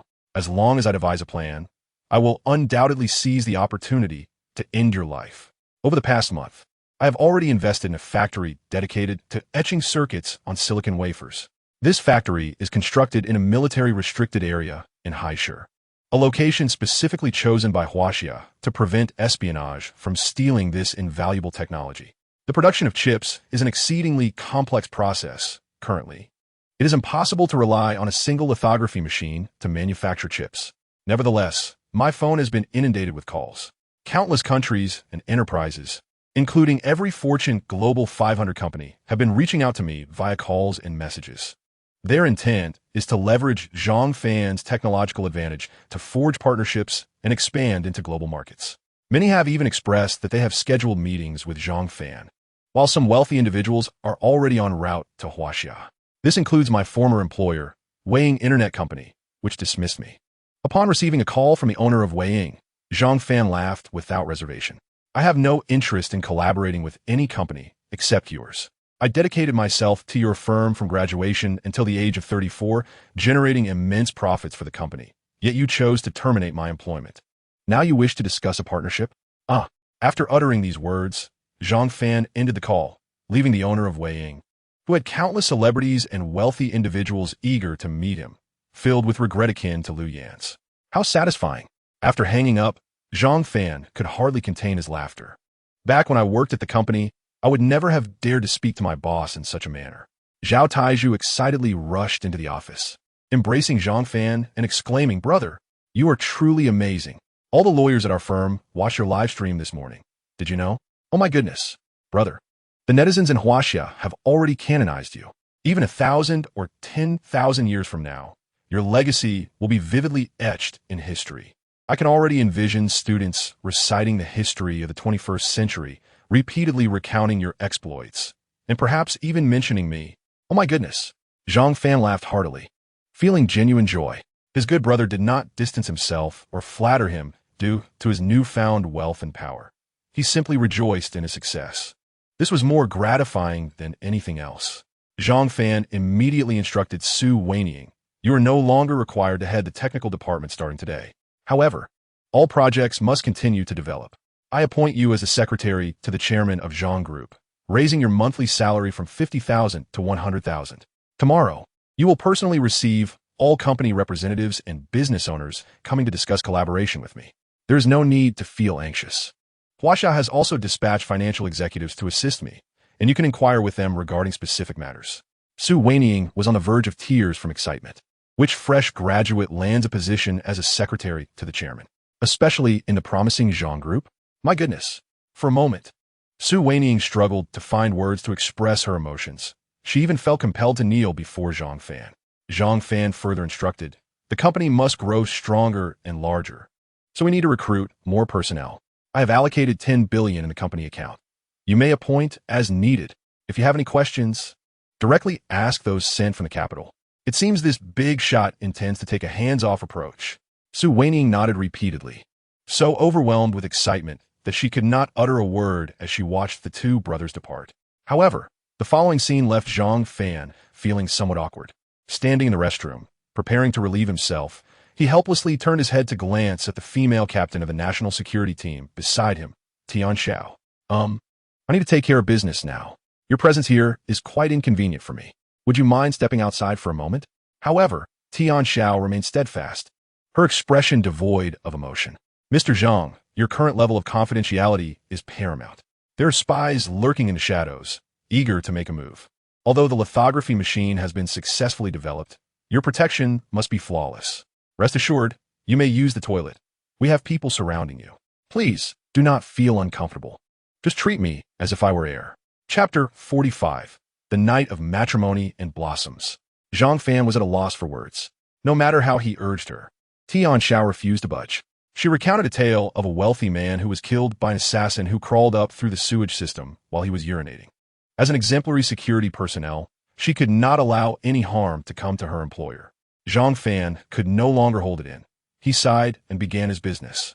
Despite repeatedly assuring herself that she would not look, Tian Xiao couldn't help but steal a glance. The well-versed woman gasped in shock. Oh my goodness!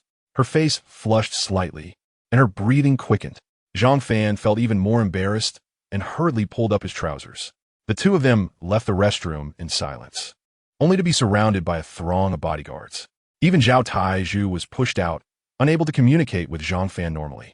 After leaving the company, the situation remained unchanged.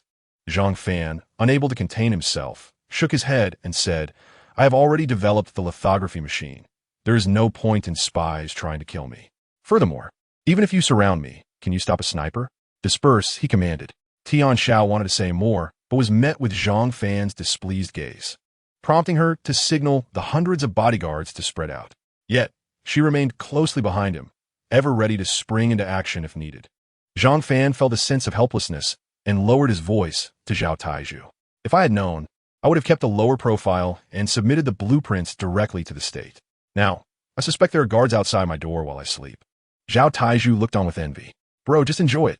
How many people in the world can have security at your level? The brothers headed to pick up Zhang Qingyan.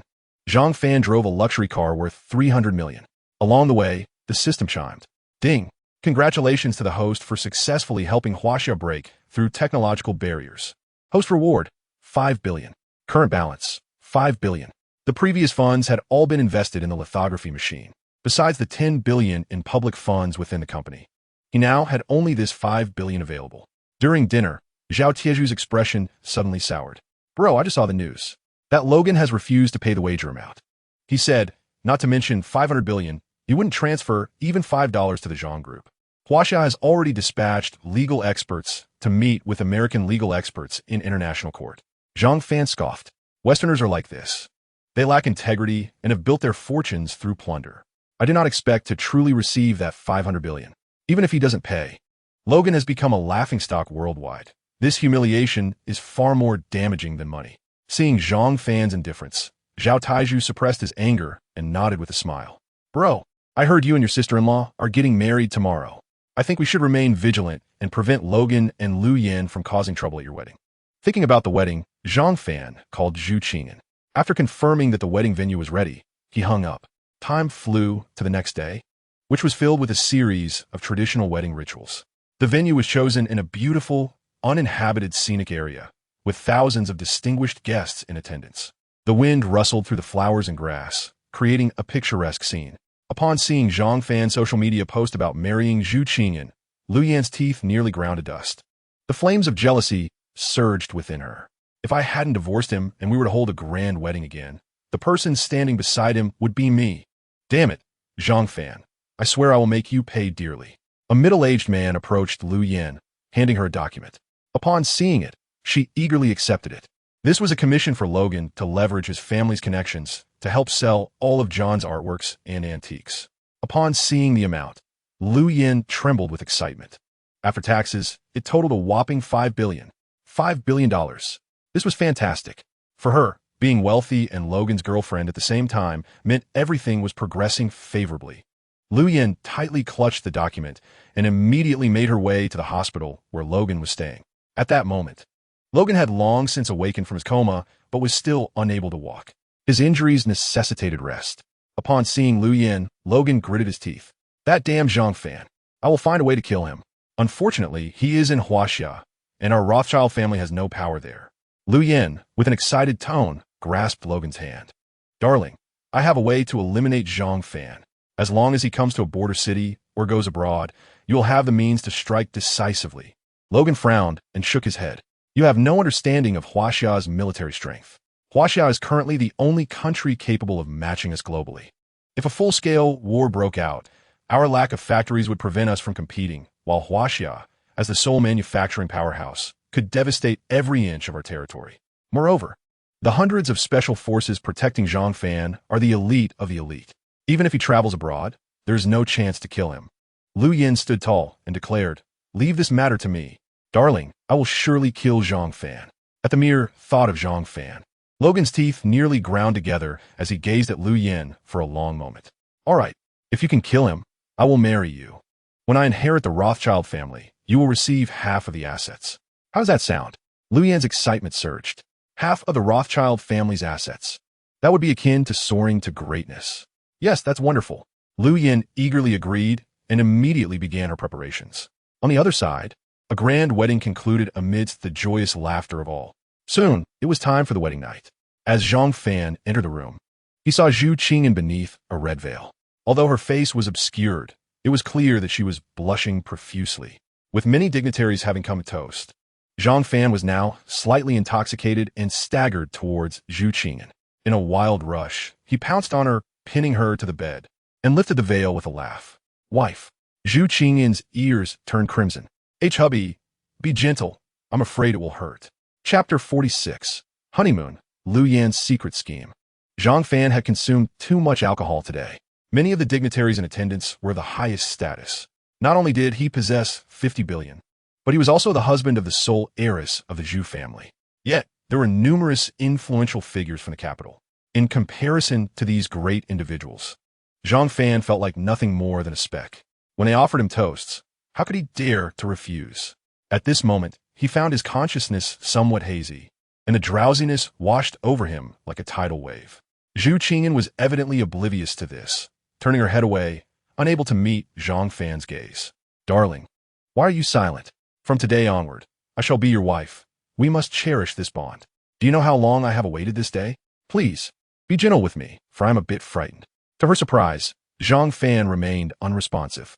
After what felt like an eternity, when Zhu Qingyan turned her head again, she found that Zhang Fan had already drifted off to sleep, resting on her. Witnessing this scene, her anticipation and anxiety transformed into disappointment and regret, quickly replaced by a blush as she covered her mouth. "Oh my goodness, what was I just saying? I had prepared to welcome my husband, but now he is asleep. Thankfully, he is unconscious. Otherwise, I would have been so embarrassed." Her heart raced wildly, tinged with a hint of hope. What was this feeling? She gently turned Zhang Fan over, placing him on the bed, and removed his shoes and socks. She fetched a basin of warm water, washing his face and feet, and changed him into a fresh set of pajamas. After tucking him in, Zhu Qingyan sat on the bed, her mouth agape in shock. "Oh my God!" After holding back for so long, she could not restrain herself from exclaiming. Outside the door, Tian Xiao heard the commotion and rushed in, a serious expression on his face. "What happened? Did someone attack Mr. Zhang Fan?" "Fear not, Ms. Zhu Qingyan. I am here." Zhu Qingyan quickly waved her hands, her expression one of astonishment. No, it's not what you think. It's just..." Tian Xiao was momentarily taken aback. "Please do tell me." Zhu Qingyan's face flushed with embarrassment as she summoned her courage. "Tian Xiao, have you ever engaged in such activities with a man?" Tian Xiao was once again taken aback, at a loss for words. What kind of question is that? Seeing Zhu Qingyan's anxious tone, Tian Xiao could only explain helplessly. "I'm an orphan, raised by a prominent figure in the country, and I have been trained in the military ever since. I have spent my life learning the arts of combat, counter-surveillance, and various skills. I have indeed never engaged in such activities. Why do you ask?" Zhu Qingyan bit her lip, her voice trembling with fear. "My husband is too." Tian Xiao felt a shudder run through him. Of all things, what exactly were the two women discussing? Zhu Qingyan's voice quivered. "Is it really impossible? Could it be that I would feel pain?" Tian Xiao could only offer a wry smile. Given Mr. Zhang Fan's, that would indeed be dangerous? Realizing she could not obtain assistance from Tian Xiao, Zhu Qingyan sighed and asked him to leave. The following morning, Zhang Fan awoke to find Zhu Qingyan gazing at him with red-rimmed eyes. Still in a daze from the effects of alcohol, he was momentarily taken aback by her appearance. "Did someone bully you? Or did I act too violently after drinking last night?" Zhu Qingyan quickly covered Zhang Fan's mouth, shaking her head gently. "No, it's not like that. Darling, Zhang Fan pressed a kiss to her cheek, his gaze softening as he gently caressed her back. "It's all right. Speak your mind. Wife, we are now married. There is nothing we cannot discuss." Zhu Qingyan mustered her courage, her eyes glistening with tears. I may not be able to give you what you want, darling. Please do not be upset. I understand that for a man, such desires are entirely natural. But I genuinely cannot. Zhang Fan's heart sank as he sat up, embracing Zhu Qingyan. Is there something wrong at home? Have your parents encountered difficulties? Please, tell me. Zhu Qingyan, too embarrassed to speak, leaned closer to Zhang Fan's ear, recounting her fears. Is just too much. I really cannot bear it, darling. Zhang Fan suddenly understood and burst into laughter. I thought something serious had occurred in your family. Oh my goodness, so you were worried about this? Wife, rest assured. There will be no issue. Didn't we learn in biology class that? Zhu Qingyan felt as if she would perish from embarrassment. Curling up in Zhang Fan's embrace, her face buried in his chest, burning with shame. Please stop talking. How annoying. But you are just too. Zhang Fan had no intention of forcing Zhu Qingyan. Gently stroking her hair, he offered a comforting smile. It's all right. I understand your feelings. Zhu Qingyan exhaled a sigh of relief, her heart a whirlwind. The last time I helped my husband, I didn't see anything. It was too dark, and I never expected it to be so terrifying. After they had eaten, they naturally began preparing for their honeymoon. After much deliberation, they decided to travel to Miaojiang. Zhu's ancestral home was also located there. Once the plans were finalized, they quickly set about purchasing plane tickets. Since it was their honeymoon, Zhang Qingyun was temporarily entrusted to Zhao Taizhu, who accompanied her mother to his home. Zhao Taizhu leaned closer, grinning, and lowered his voice. Brother, you are truly thriving. To have married such a beautiful wife. Did you enjoy yourself last night? Zhang Fan shot Zhao Taizhu a glare, responding irritably, enjoy? She was too frightened and said I was too. Mentioning this, Zhao Taizhu gasped, smacking his forehead. Indeed, brother, it's hard to fathom. Remember when we were in elementary school, and everyone was just stunned when you... Zhao Taizhu could only offer a sympathetic expression. Fear not, brother. During your honeymoon, make sure to win over your wife. Hurry, catch your flight. I will take care of Aunt and Yuner. Zhang Qingyun, being very understanding, came over to hug her parents, not making a fuss about wanting to follow. The two quickly made their way to the airport. Meanwhile, Lu Yin, having received word of their boarding towards Miaojiang, wore a peculiar smile as she dialed a number. They will arrive in Miaojiang this noon. Yes. And Tian Xiao is still accompanied by those hundreds of bodyguards. Whether we succeed depends on you. I will also head to Miaojiang immediately. I want to witness Zhang Fan's torment firsthand. Chapter 47. Before the strike captured. After hanging up with Lu Yin, the scar-faced man in Chuncheon grinned broadly. Brothers, we have a big job ahead. How much must she hate her husband to go to such lengths to have Zhang Fan and Zhu Qingyan abducted to northern Myanmar? Do you know how much she has offered us? Lighting a cigarette, the scar-faced man laughed heartily, even coughing from excitement. The brothers seated on the couch in front of him rubbed their hands in anticipation. $1 million? Since the boss is asking us to guess. It must be no less than 500,000. I bet 2 million. The scar-faced man shook his head repeatedly. Though these men spoke in Mandarin, they bore a distinct accent, revealing their roots from northern Myanmar. You know, every time the Chinese authorities crack down, another wave emerges. The profits are just too enticing. Selling people to the northern Myanmar scam syndicates is a lucrative business. The scar-faced man smirked, shaking his head dismissively. 2 million? No, 10 million. The 30-plus dark-skinned men from northern Myanmar widened their eyes in disbelief, staring agog at the scar-faced man. Holy cow, 10 million? This woman must have a deep-seated grudge against her ex-husband. Exactly. Spending 10 million to abduct an individual to Myanmar's northern region, and even personally tormenting them.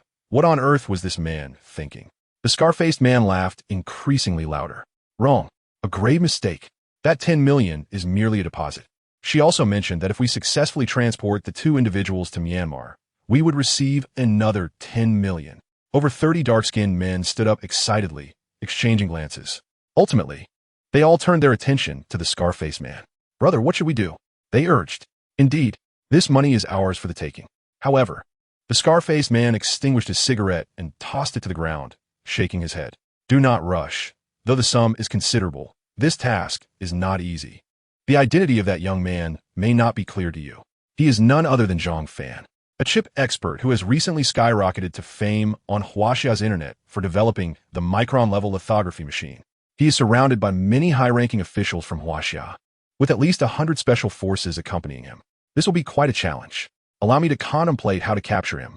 Meanwhile, on the other side, the plane successfully landed at Dali Airport. The two had already agreed to visit Arai Lake, and after disembarking, they proceeded there under the escort of the National Security Bureau. Zhu Qingyan smiled as she embraced Zhang Fan's arm, her face radiating happiness.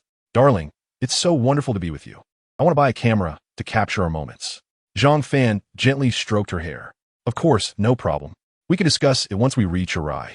That place is a tourist hotspot, and there will be no shortage of camera shops. As they drove, Tian Xiao received breaking news that immediately furrowed her brow. A flicker of anger in her eyes. Mr. Zhang, we have just received the latest intel. Dozens of traffickers from northern Myanmar are attempting to sell you and Miss Zhu to that region. I will give the order to eliminate them all at once. Zhang Fan was taken aback and quickly inquired, wait, why target just us two among so many? Have you identified who is behind this? Tian Xiao shook her head. The traffickers' communication devices have been encrypted and traced back to abroad, making it impossible to ascertain their identities. She is clearly using someone else's identity. Zhang Fan fell silent for a moment, narrowing his eyes. All right, there is no need to rush to eliminate them. Let them see a flaw. Remember, ensure my wife's safety. I will act as bait to draw out the mastermind behind this. Tian Zhao's expression changed slightly as she hurriedly advised, Mr. Zhang, that is unnecessary. Someone of your stature. Any harm would result in tremendous loss. We can simply capture all the traffickers and interrogate them later. You need not put yourself in danger. Seeing her so anxious, Zhang Fan felt a twinge of boredom. There are rarely opportunities for such thrilling experiences in daily life. Very well, let us proceed with capturing them.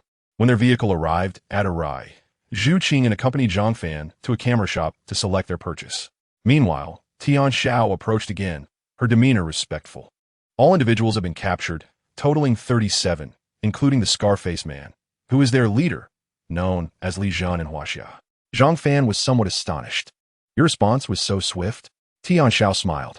Naturally, your security level is among the highest in Huaxia. Before you even landed in Miaojiang, our people were already stationed across various cities there. Mr. Zhang, the captured individuals are on their way, expected to arrive tomorrow morning. Enjoy your time. Zhang Fan suddenly felt reassured by the presence of Tian Xiao and her team. How little time had passed.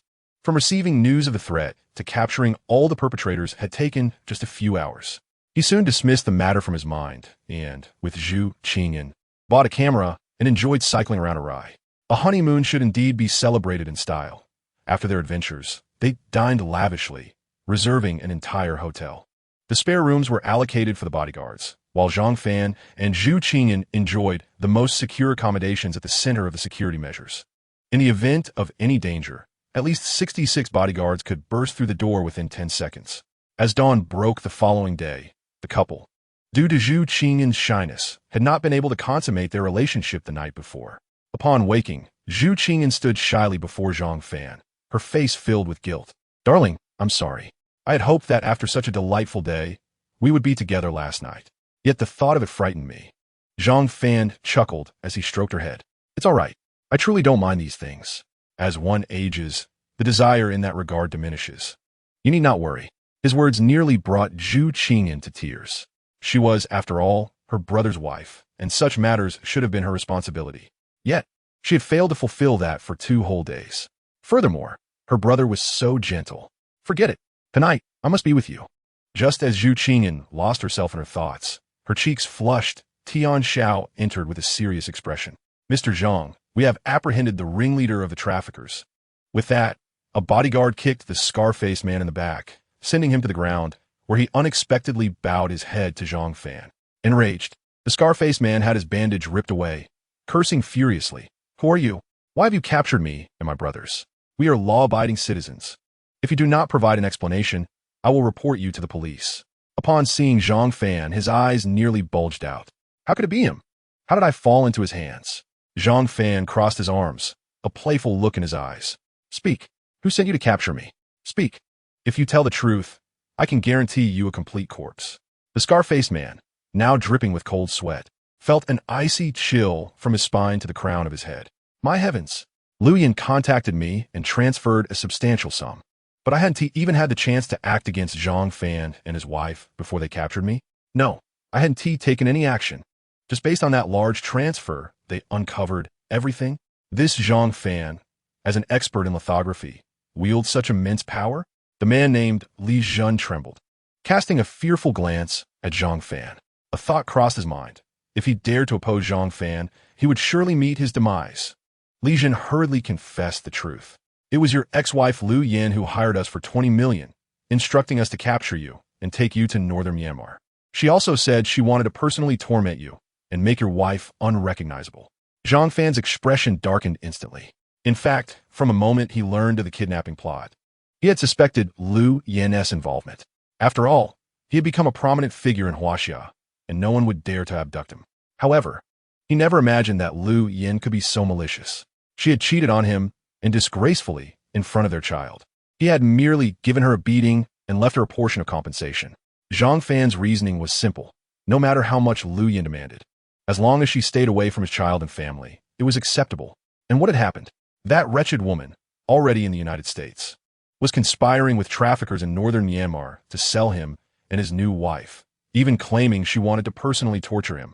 Zhang Fan's gaze turned icy as he fixed his stare on Li Jun. Is what you said true? Li Jindo was nearly driven to madness, too terrified to rise. And in a desperate bid to preserve his life, he repeatedly bowed his head. It was undeniably true.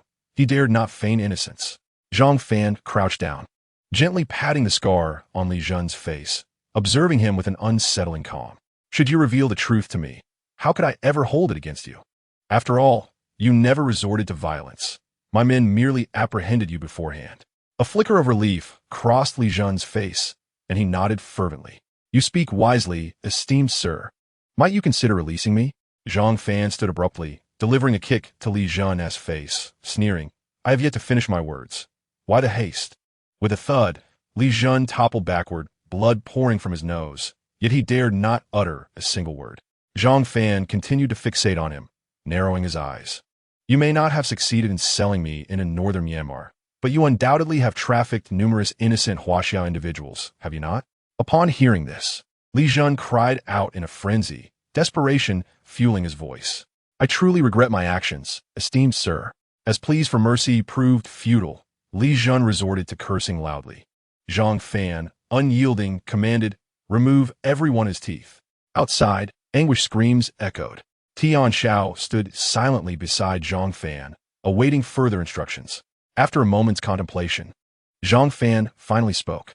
Let's act as though nothing occurred. Bind me and my wife together for a photograph. Use Li Jun's phone to contact Liu Yin and lure her here. Tian Xiao immediately complied. As the day waned, Li Jun and his associates found themselves imprisoned, destined never to emerge. A highly skilled special forces operative, adept at mimicry, utilized Li Jun's voice to call Liu Yin. Upon receiving the call, Liu Yin's expression radiated excitement. I have arrived at Arai. Have you captured the person? The operative seamlessly adopted Li Jun's voice, responding, the individual has been secured.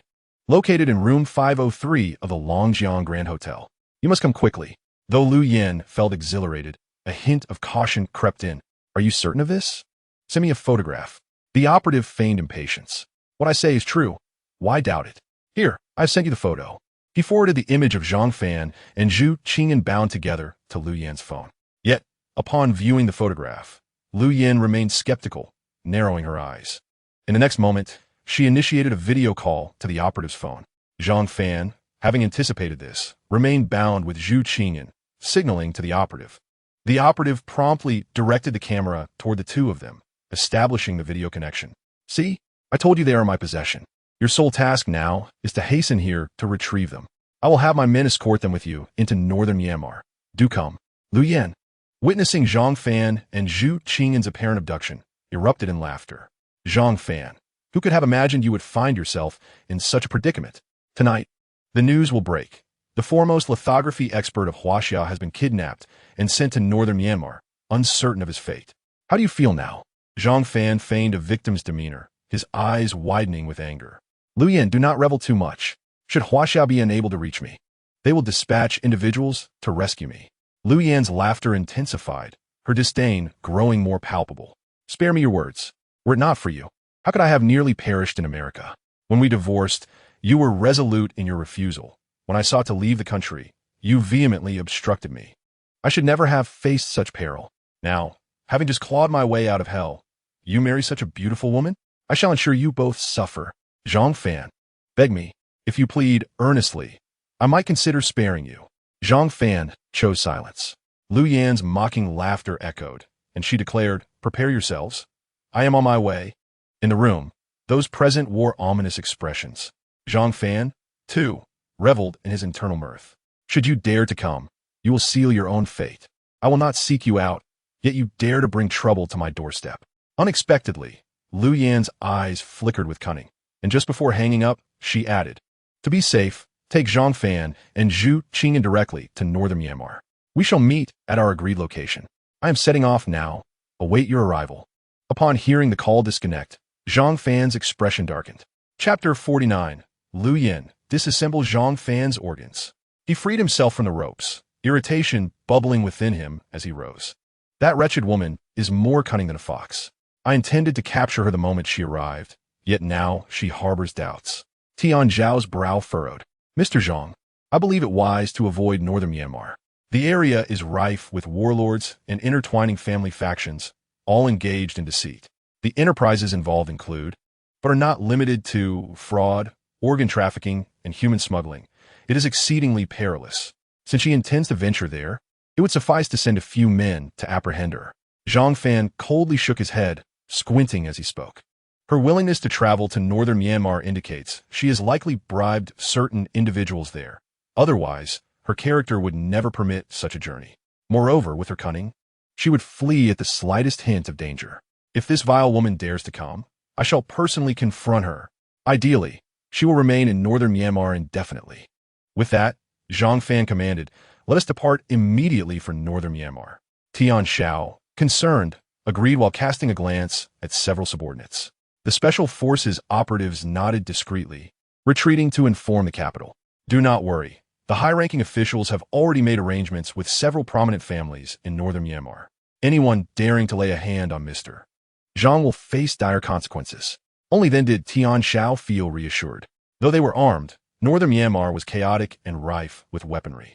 If Zhang Fan's safety were compromised, she would be the first to perish. Zhang Fan and Zhu Qingyan, under the escort of Tian Zhao and numerous Special Forces operatives, soon entered northern Myanmar. At noon, they arrived at the Bai family estate in northern Myanmar. This vast villa resembled a palace, lavishly adorned. Surrounding it were over 100 armed patrols, and surveillance cameras dotted the premises. Lu Yan sat within the villa, reflecting upon the man before her. Bai Xiao, who could have guessed you were the second young master of the Bai family? During our school days, you were so unassuming, never revealing your true identity. The young man seated before Lu Yan gazed at her with admiration, yet dared not express it. Bai Xiao had harbored feelings for Lu Yan since middle school, but never mustered the courage to confess, even until graduation. He lamented, had I known my family was so powerful, perhaps I would have dared to express my feelings earlier, and we could have been together instead of you marrying that fool Zhang Fan. As he spoke, his emotions swelled, his face flushed, gripping Lu Yan's hand tightly. Rest assured, now that Zhang Fan has been captured, I will not concern myself with the status. In northern Myanmar, our Bai family is the preeminent force. No one can oppose us. Once he shows his face, he will never escape northern Myanmar. Lu Yan's lips curled into a slight smirk, her eyes gleaming with malice and hatred. I'm still uncertain whether he has indeed been captured. However, regardless of the circumstances, he will undoubtedly come. It is evident that he harbors a deep-seated hatred for me. Please treat him well. Xiao, I intend to make him suffer immensely, extracting every last penny from his pockets, and then dismantling him to sell his pieces across the globe. Bai Xiao laughed heartily. This is a simple task. Subsequently, he gazed at Lu Yan with a profound and sorrowful expression. It is hard to believe that a kind-hearted girl like you has been pushed to the brink of contemplating violence against Zhang Fan. Lu Yan, I cannot fathom what you have endured during your 10 years of marriage to him. Remain here in Mianbei with my Bai family, and I shall take good care of you. Lu Yan was somewhat taken aback, allowing Bai Xiao to embrace her waist, a blush creeping onto her cheeks. Do you not disdain me? I have already been married to Zhang Fan and have borne his children. It is indeed quite difficult for a divorced woman to remarry. Seeing that Lu Yan showed no intention of rejecting him, Bai Xiao spoke with increasing boldness. How could I possibly disdain you? In my childhood, you were the radiant moonlight in my heart. Rest assured, once you marry me, I will ensure that Zhang Fan submits completely.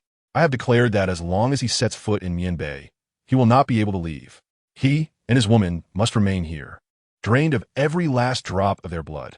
Lu Yan's gaze ignited with excitement as she intentionally reached out to caress by Xiao Zhao's chest, her eyes alluring. Very well. As long as you capture him, I will grant you what you desire. At those words, Bai Xiao was filled with fervor. The reason he refrained from forcibly taking Lu Yan was that he knew she was the girlfriend of the heir to the Rothschild family.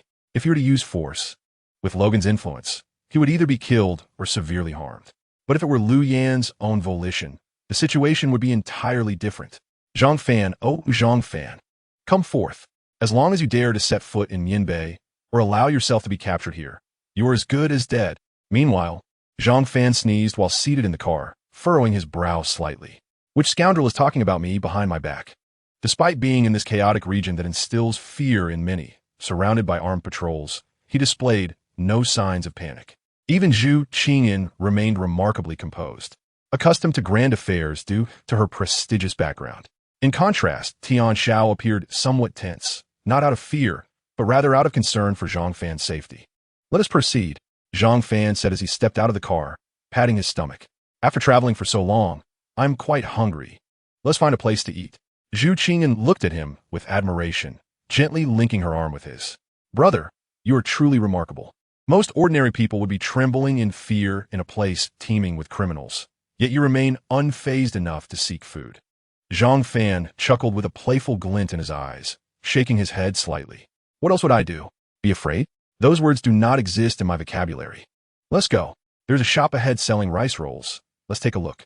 The group arrived at the eatery, where the beautiful owner, engrossed in her phone, looked up upon seeing Zhang Fan and Zhu Qingyan, her eyes widening in astonishment. By your appearance, you must be Huaxia people, right? My goodness is Huaxia individuals. How daring of you to come to Mianbei. Such audacity. Typically, Huaxia people would come equipped with a plethora of private guards. However, upon observing Zhang Fan and his companions clad in ordinary attire, she was completely taken aback. Zhang Fan chuckled, nodding at her as he placed 1,000 yuan on the table. Please serve each of us a bowl of rice rolls. The beautiful owner, being a local of Mianbei with some connections, promptly accepted the money and hurried to the kitchen to prepare the meal for Zhang Fan and his companions. Given that Zhang Fan was accompanied by over 100 individuals, they could not all sit at a single table. So they strategically positioned themselves to best protect Zhang Fan and Zhu Qingyan. Some even stood beneath the trees, engaging in light-hearted conversation while remaining vigilant of their surroundings. They were among Huaxia's most formidable special forces, capable of taking on dozens of opponents, yet remained on high alert due to the abundance of firearms on the streets. While Zhang Fan and Zhu Qingyan conversed, a group of rascals with bulging waistbands sauntered in. The leader of the young thugs, upon catching sight of Zhu Qingyan's face, became entranced, grinning as he approached. Beautiful lady, may I have your phone number? I am from the Bai family. If you accompany me, I guarantee you a life of luxury. Chapter 50. Kneel, and I shall let you go. Zhang Fan barely had time to respond when Zhu Qingyan spoke up. However, she did not even glance at the thug as she spoke, her gaze unwavering. At that moment, her tone was icy and detached. She was no longer the love-struck girl enamored with Zhang Fan, but rather the dignified young lady of the Zhu family. What qualifications do you possess to speak with me? To offer me a life of luxury? Is it based on your meager earnings from scams? What are you even worth? The thug, taken aback by Zhu Qingyan's unyielding demeanor, stared at her in disbelief, his face contorted in anger. Damn it, how dare you be so disrespectful? A beauty like you, I wouldn't dare touch in my own country. But now we are abroad. Do you think the law and order here is as good as back home? How dare you show such disrespect? Zhu Qingyan let out a cold laugh. Zhang Fan had initially been disinterested in the thug, but upon hearing the barrage of insults, he cast a frosty glance at the young thug. The Bai family thug, feeling humiliated, widened his eyes in rage. How dare you look at me like that? You are seeking death. Brothers, seize him. Beat this man until he cannot even dare to roll his eyes at me again. However, after the Bai family thug finished speaking, none of his companions moved to assault Zhang Fan. This left the thug perplexed, and as he turned to curse, he was greeted by a scene that sent chills down his spine. The individuals dining at the nearby tables had swiftly subdued all of his companions, rendering them powerless. with their limbs broken and mouths silenced. This all transpired within a matter of seconds, and they showed no signs of resistance. Even a thug with a low intellect could comprehend that he had provoked someone he should not have, and he gazed at Zhang Fan in terror. He immediately knelt before Zhang Fan, trembling uncontrollably. "Esteemed one, may I inquire your name?" The Bai, Lu, Wei, and Ming families constitute the four prominent clans of Yanbei. In this territory, as a mere pawn, one must be well acquainted with the influential figures of each faction. Otherwise, should one inadvertently offend the wrong person, their leader would not come to the aid of a lowly underling, and the consequences could be dire. However, the Bai family thug could not recall which of the powerful figures before him belonged to which family. Zhang Fan responded with a mild acknowledgement as the beautiful owner brought over 2 bowls of rice rolls, patting Zhu Qing's shoulder. "My dear, try this and see if it matches the authenticity of home.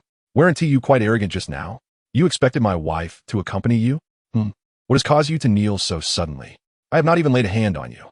The Bai family thug was filled with dread, realizing that in this wicked place, anything could happen. In a state of panic, he knelt on the ground, fervently bowing his head, tears streaming down his face. "Esteemed one, I was wrong. I will bow to you 100 times. It is all my fault. As long as you spare my life, I am willing to do anything truly." Zhang Fan took a bite of the rice roll, giving the beautiful owner a thumbs up, while his gaze towards the thug turned icy. Such scum! Who knows how many lives are on his hands? To kill him would be too merciful. The Bai family's thug was so terrified that he was nearly beside himself, his eyes welling with tears. He had navigated the tumultuous waters of northern Myanmar for over a decade, during which he had indeed taken many lives. The thought of this compelled him to bow his head fervently in supplication. However, Zhang Fan's gaze betrayed not an ounce of sympathy. He approached and delivered several brutal kicks to the thug's chin, dislocating it and rendering him speechless. "Get lost."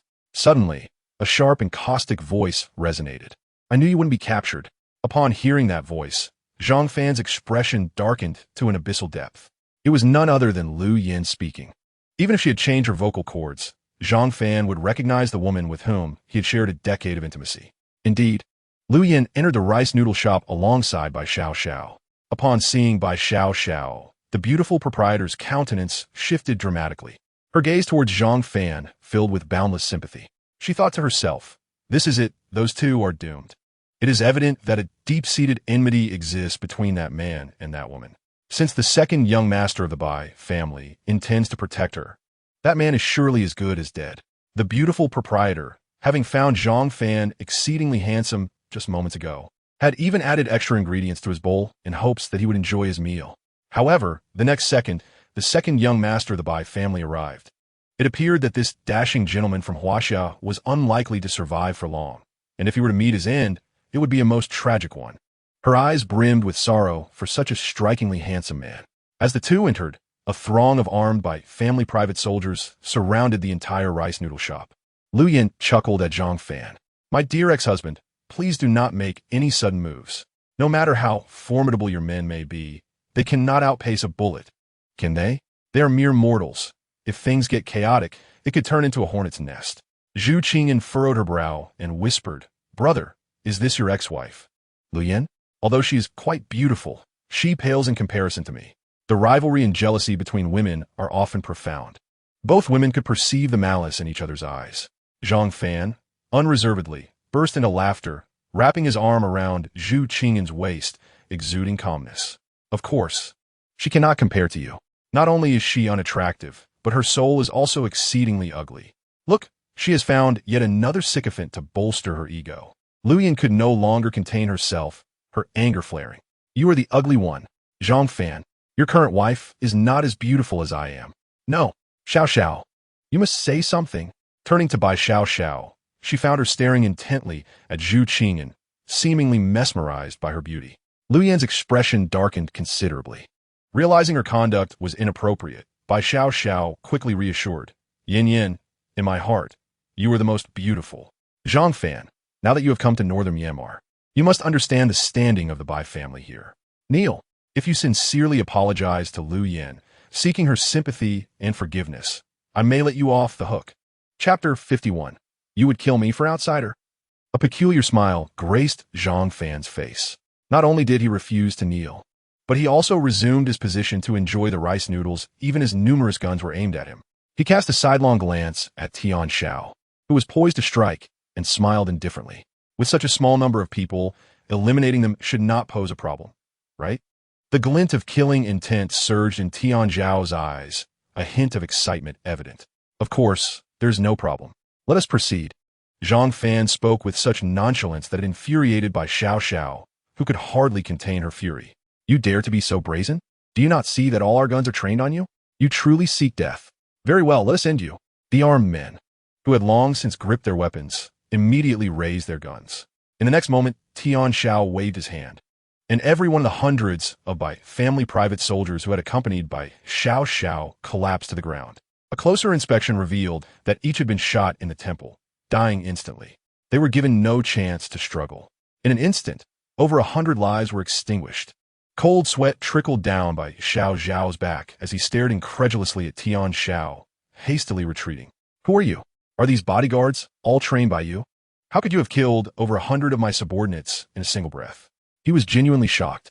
Despite being the second young master of the Bai family, well-traveled and experienced, he had never witnessed such terrifying military prowess. The hundreds of men he had brought were all seasoned mercenaries who had seen battle. Even if someone lurked in the shadows, they should have sensed the impending danger. Yet there was nothing. Tian Shao slowly approached by Xiao, and Lu Yan's expression grew increasingly grim. She turned to flee, but several bodyguards, like mountains, blocked her path, their icy glares fixed upon her. Lu Yan's demeanor faltered, a lump forming in her throat as dread washed over her. As Tian Shao stood before her, Bai Xiao, still shaken, took a step back. You cannot kill me. I am Bai Xiao, the second young master of the Bai family. My father, Bai Yangshu, is the undisputed ruler of northern Myanmar. If you dare to kill me, none of you will leave. Tian Zhao's gaze was icy, and he halted his advance, turning to Zhang Fan. Before Zhang Fan could respond, Zhu Qingyan's cold voice interjected. He has shown extreme rudeness towards me and my husband. I despise impolite individuals. Let him perish. Bai Xiao's eyes nearly bulged from their sockets. What was happening? Did that woman not realize his identity? He had declared himself the second young master of the Bai family. How could they dare? Was he truly the heir of a fraud syndicate, or were they? Bai Xiao then witnessed Tian Shao draw a dagger from his waist, poised to send him to his demise. At that moment, terror seized him, and he felt his legs weaken, collapsing to the ground. Do not kill me. You came to northern Myanmar to find Lu Yan, did you not? I will deliver her to you. After capturing Lu Yan, I will not hold you accountable for the deaths of those 100 men, and I will even provide you with a substantial sum of money. Zhu Qingyan could not suppress a derisive laugh, her eyes filled with scorn. Do you think I covet your meager wealth? Money earned through deceit holds no value to me. The moment you entered this establishment and opposed my husband, your fate was sealed. Lu Yan was paralyzed with fear. Tian Shao truly dared to strike down Bai Xiao. Oh my heavens! She could not help but swallow hard, trembling as she urged, Zhang Fan, you must stop this. Even if you are a renowned chip expert in Huaxia, you have people responsible for your safety. You cannot act so recklessly. If you kill Bai Xiao, the Bai family will exhaust all their resources to eliminate you. Zhang Fan's playful gaze locked onto Lu Yan, relishing her fear. Rest assured, wretch, today is not just about ending Bai Xiao. You shall not escape northern Myanmar either. I assure you, from this day forth, you will remain in northern Myanmar for the rest of your life. A chill coursed through Lu Yan. The fact that Bai Xiao's hundreds of men had perished in an instant was something she had never anticipated. Regret began to creep into her heart. Why had she come to such a place? She could have simply hired an assassin to deal with Zhang Fan. Now it has turned out well. Instead of involving Zhang Fan, Lu Yan has implicated herself. Lu Yan felt an overwhelming urge to cry, yet tears eluded her, caught in a tumult of anxiety and helplessness. Stop! Just as Fei Zhao's dagger was poised to pierce Bai Xiao's neck, a stern-looking middle-aged man entered the scene. Upon seeing him, Bai Xiao disregarded her own disheveled state and, in tears, crawled toward her father's legs. Dad, these lunatics want to kill me. You must eliminate them. The northern region of Myanmar is our Bai family's territory. How can we allow these Huaxia people to run rampant? Father, act now. Kill them. Upon the sight of her father, Bai Yangshu, Bai Xiao's heart, which had been racing with fear, began to calm. After all, he was her father. No matter how formidable or audacious Zhang Fan was, he would not dare to lay a hand on her father, would he? Lu Yin also exhaled a breath of relief. Regaining her confidence. Zhang Fan, you have incurred the wrath of heaven. Mr. Bai Yangshu, as the patriarch of the 4 great families in northern Myanmar, was the leader among leaders. If one were to assign blame, it would be for your arrogance, for having allowed your people to slaughter so many of the Bai family. Now, even divine intervention cannot save you. Outside the restaurant, a large group of individuals indeed arrived. These individuals were well trained, and their equipment far surpassed that of the ragtag gang accompanying by Xiao Xiao. The atmosphere instantly became taut with tension. Even Fei Zhao's brow furrowed slightly. It was evident that the adversaries who accompanied by Yangshu possessed strength that could rival theirs. The other bodyguards also sensed a flicker of anxiety. Bai Yangshu, with a stern expression, first glanced at Zhang Fan, then exchanged a look with Zhu Qingyan, revealing a hint of awe and trepidation. He quickly averted his gaze, afraid to meet Zhu Qingyan's eyes, speaking with a heart heavy with dread. Mr. Zhang Fan, Ms. Zhu Qingyan, my son has offended the heavenly might. He deserves to die. Now, before you, I shall execute my second son. I implore you, especially you, Ms. Zhu Qingyan, to forgive my Bai family and spare us from annihilation. Bai Xiao Xiao, who had just felt a momentary sense of relief, could hardly believe her ears. Dad, what are you saying? I'm your son. You would kill me for the sake of outsiders? Am I dreaming? In chapter 52, Lu Yin pleaded, I beg you, take me away from northern Myanmar. Bai Yangshu struck by Xiao Xiao across the face, his cold sweat pouring down, his complexion ashen. Lu Yin was left dumbfounded, utterly unable to comprehend Bai Yangshu's actions. Her gaze turning vacant. Uncle, what are you doing? Zhang Fan has killed so many of your family members. He has already rendered the PMI-level lithography machine obsolete. What does it matter if he dies in northern Myanmar? The Bai family will not face any repercussions. Bai Yangshu's visage twisted in rage. He had always cherished Bai Xiao Xiao, but now, angered by the Zhu family, he could only sacrifice his second son to protect the Bai family. You cannot possibly understand the magnitude of the entity you have provoked. This lady from a Zhu family only needs to make a phone call. And not only will my Bai family suffer, but the entire northern Myanmar will be engulfed in flames. You fool. If it weren't for you, my son would not have offended Mr. Zhang Fan or the young lady from the Zhu family. After today, I will not let you go. Lu Yin felt as if she had fallen into an abyss. What was happening? Zhang Fan's new wife possessed such tremendous power? Could she truly threaten the very existence of the Bai family, or even obliterate the entire northern Myanmar scam syndicate? No, it couldn't be true. Such feats would require the might of a national entity from Huaxia. Lu Yin could not fathom it, yet Bai Yangshu's fury was evidently not a jest. As thoughts of her impending grim fate crossed her mind, she sank to the ground, her expression vacant. Bai Xiao Xiao, too, found it difficult to accept the reality of the situation, clutching her father's trousers as if they were a lifeline. Her voice trembled fiercely as she spoke. Dad, you must be joking, right? How could such a terrifying family exist in this world? Even if Zhu Qingyan is of noble birth, you cannot kill me just because I have offended her. Dad, Bai Yangshu appeared calm, yet internally, he was on the brink of explosion. If Zhu Qingyan were to make a phone call, the entire Bai family could perish overnight. This formidable force was not something he could provoke. He bit his lip hard, maintaining a stern countenance as he delivered a kick to Bai Xiao Zhao's face, causing her to bleed profusely from her nose as he shouted at her. Do not call me Dad. I have no son as foolish as you. From now on, we are no longer father and son. Will you die by your own hand, or shall I assist you in your journey? Bai Xiao Xiao was struck as if by lightning, collapsing to the ground in shock, her expression dazed. No matter how she tried, she could not fathom that her own father was now intent on killing her. All because she had offended Zhang Fan's wife. He was going to kill her. Bai Yangshu's gaze was filled with anguish, yet he understood that enduring pain was preferable to a prolonged suffering. The entire Bai family was on the brink of annihilation, destined for oblivion. Years of hard work would dissolve into nothingness. Taking a deep breath, Bai Yangshu closed his eyes. No longer able to bear the sight of Bai Xiao Xiao, his tone turning cold. Dig a pit and bury the second young master alive. Yes. Several burly men immediately seized Bai Xiao Zhao's arms. While they too found it hard to believe, they understood that anyone who could instill such fear in their master was not someone they could provoke. Thus, they lacked the courage to even glance at Zhang Fan or Zhu Qingyan. They dragged Bai Xiao Xiao away without hesitation. Outside, They promptly began to dig a grave. As the soil reached their ankles, Bai Xiao thrashed wildly, yet she was restrained by those around her, left only to scream in despair. No, no, Dad, I am your son. There's an ancient saying in Huaxia. Even a tiger does not eat its cubs. How can you kill me? No, no, Dad. Bai Yangshu's body trembled violently. Were it not for the desperate circumstances, he would never resort to such a despicable act. But there was no other option. If the Bai family wished to survive, this was the only method. As for eliminating Zhang Fan and Zhu Qing'an here, such thoughts were utterly out of the question.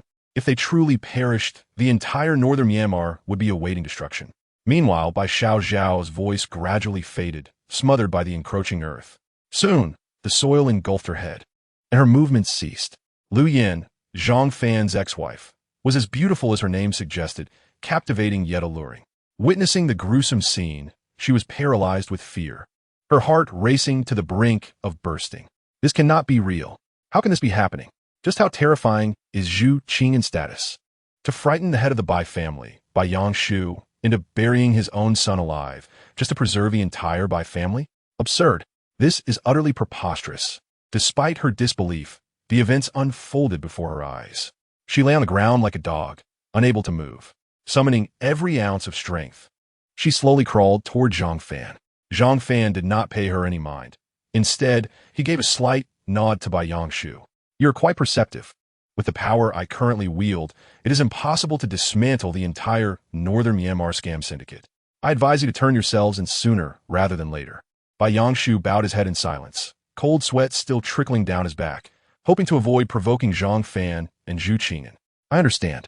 Your guidance will be etched in my heart. When Lu Yin finally crawled to Zhang Fan's feet, he finally cast a surprised gaze upon her. Oh dear, my beloved ex-wife. Lu Yin, what has caused you to collapse like this? Are you unwell? Do you require my assistance to take you to the hospital? Please rise. Do not kneel before me, for I cannot bear it. Lu Yan's legs trembled, akin to Bai Xiao, rendering her unable to stand. Her complexion was as pale as snow. Fully aware that Zhang Fan was her sole opportunity to escape from Yinbei. Filled with profound regret, Lu Yin trembled as she spoke. Zhang Fan, I beseech you to forgive me. From the moment I strayed, to this very moment, my actions have been utterly despicable. I recognize my errors and promise never to repeat them. All I desire is to live. Grant me a chance at survival. As she pleaded, tears streamed down her face, mingling with her snot. Zhang Fan's gaze bore no sympathy. Instead, it reflected a hint of derision as he shook his head repeatedly. No. I am merely visiting Yinbei for leisure. What troubles have you encountered? I am unaware of them. Besides, you have committed no wrongdoing, have you? Wife, let us depart. With that, Zhang Fan grasped Zhu Qing'an's hand and, under the protection of Tian Xiao and his companions, prepared to leave. Lu Yin wept bitterly, her cries echoing with heart-wrenching despair, her voice hoarse. Zhang Fan, for the sake of our past as husband and wife, I implore you, I truly beg you, take me with you, please. Mianbei is no place for a human to dwell. Chapter 53. Standing in the way of others' interests, he will fight relentlessly. Lu Yin, with her hair disheveled and tears streaming down her face, knelt upon the ground, a pitiful sight of disgrace. She had watched numerous videos online depicting the plight of the people in Mianbei. The very reason she sought to bring Zhang Fan to this desolate land was due to the suffering she had witnessed. Little did she know, she would ultimately ensnare herself in this dire situation. Overwhelmed with despair, she wept uncontrollably. Buzzing, Zhang Fan's phone vibrated. Upon glancing at the screen, he saw it was a call from Su Weiniang. He momentarily disregarded Lu Yan's cries and answered the call. I am in Mianbei, what is it? Su Weiniang sounded taken aback. Boss, while others are honeymooning in developed nations, you have chosen to venture to Mianbei? Zhang Fan chuckled, casting a glance at Lu Yan. I have a few matters to attend to. Speak quickly. Su Weiniang hastened to address the pressing issues. I utilized the 10 billion you left at the company to recruit personnel, expanding our workforce to over 1,000. The management structure has also been established. However, we face a significant dilemma. Numerous Fortune 500 companies have approached me to sign various contracts, with many expressing interest in financing and investment. But Logan of the Rothschild family has mobilized all his resources to blockade our raw materials. This has left us unable to even etch a circuit diagram on a silicon chip. Zhang Fan's brow furrowed, his expression cooling. Has Logan truly lost his mind? To preserve their market monopoly, he is willing to incur such costs? I refuse to believe he can sever ties with all silicon suppliers. Su Weiniang sighed helplessly. This predicament is genuinely severe. To obstruct you, Logan has convened numerous hearings in the United States. All suppliers capable of providing silicon have been targeted by him. One prominent figure has even met with a tragic end. Zhang Fan's heart sank. It appeared that Logan was intent on annihilating the Zhang group. He was even willing to resort to murder. It was indeed true. Obstructing the flow of capital to the West could incite these capitalists to fight tooth and nail. Just as the advent of electric vehicles prompted media outlets worldwide to unanimously report on their shortcomings, all due to the threat to their financial interests. This issue was undoubtedly beyond Su Weiniang's capacity to resolve. Without hesitation, Zhang Fan issued directives. Continue to expand the company's scale and pursue negotiations with any potential partners. After ending the call, Zhang Fan cast a cold, indifferent gaze at Lu Yan. Enough. Do not let your cries reach my ears again. Do you understand? Lu Yan, already consumed by fear, was instantly rendered mute by his reprimand. The beautiful woman lifted her head, her terrified eyes meeting Zhang Fan's. His expression remained devoid of compassion. Not even a trace of pity for the woman who had borne his child and cared for his mother for a decade. He observed Lu Yan with icy detachment. Your infidelity prompted merely a single act of violence from me, and I spared you from grievous harm. Subsequently, when you demanded I leave with nothing, I acquiesced. Who could have foreseen that your parents would come to my home to harass my mother, even attempting to assault her? That is one. Lu Yan's fear intensified. Her face drained of color as she hastily attempted to explain. Silence. Zhang Fan's countenance darkened as he interjected. I have yet to finish. Secondly, I have resolved to sever ties with you. You shall live your life, and I shall live mine. Even after your repeated mockery and insults in our social circles, I harbored no thoughts of retaliation. After all, I am not devoid of compassion. We were once husband and wife. At this moment, Zhang Fan felt a profound ache in his heart as he crouched down, fixating his gaze upon Lu Yan, gritting his teeth. But what of you? You sought to employ traffickers to abduct me during my honeymoon, subjecting me and my new bride to inhumane torment.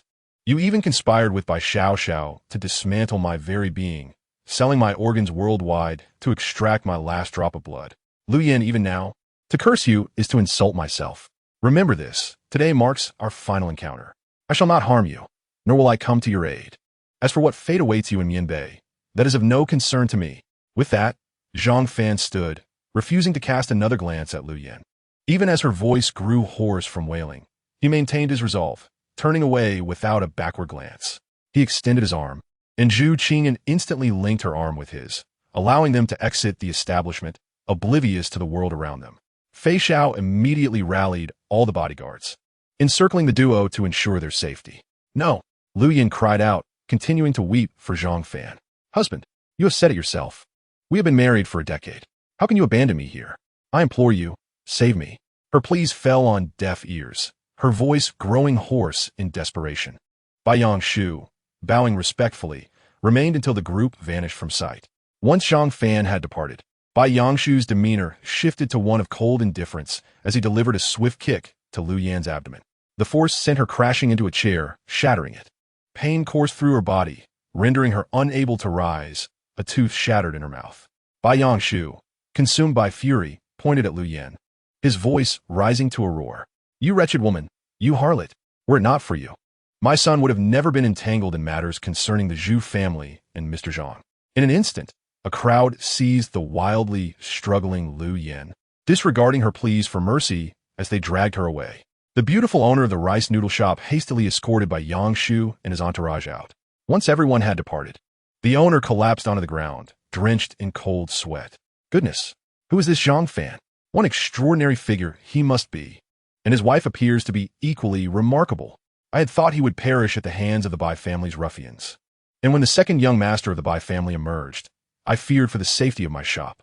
Who could have imagined that the esteemed head of the Bai family would bow to Zhang Fan in Mianbei, a land where he holds absolute power? He nearly knelt. My heavens! He even took it upon himself to kill his own son and seek Zhang Fan's forgiveness? The beautiful boss could not help but feel a wave of trepidation.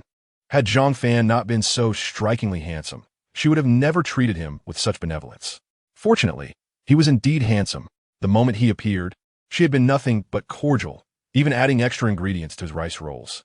Who exactly was this Zhang Fan? As a native of Mianbei, it was normal for her to speak Huaxia, yet she had never engaged with Huaxia's internet. At that moment, her curiosity about Zhang Fan reached its zenith. Meanwhile, at the Bai family, Lu Yin, battered beyond recognition to the point of being indistinguishable as male or female, was filled with regret. Her vocal cords had been damaged, rendering her unable to cry out.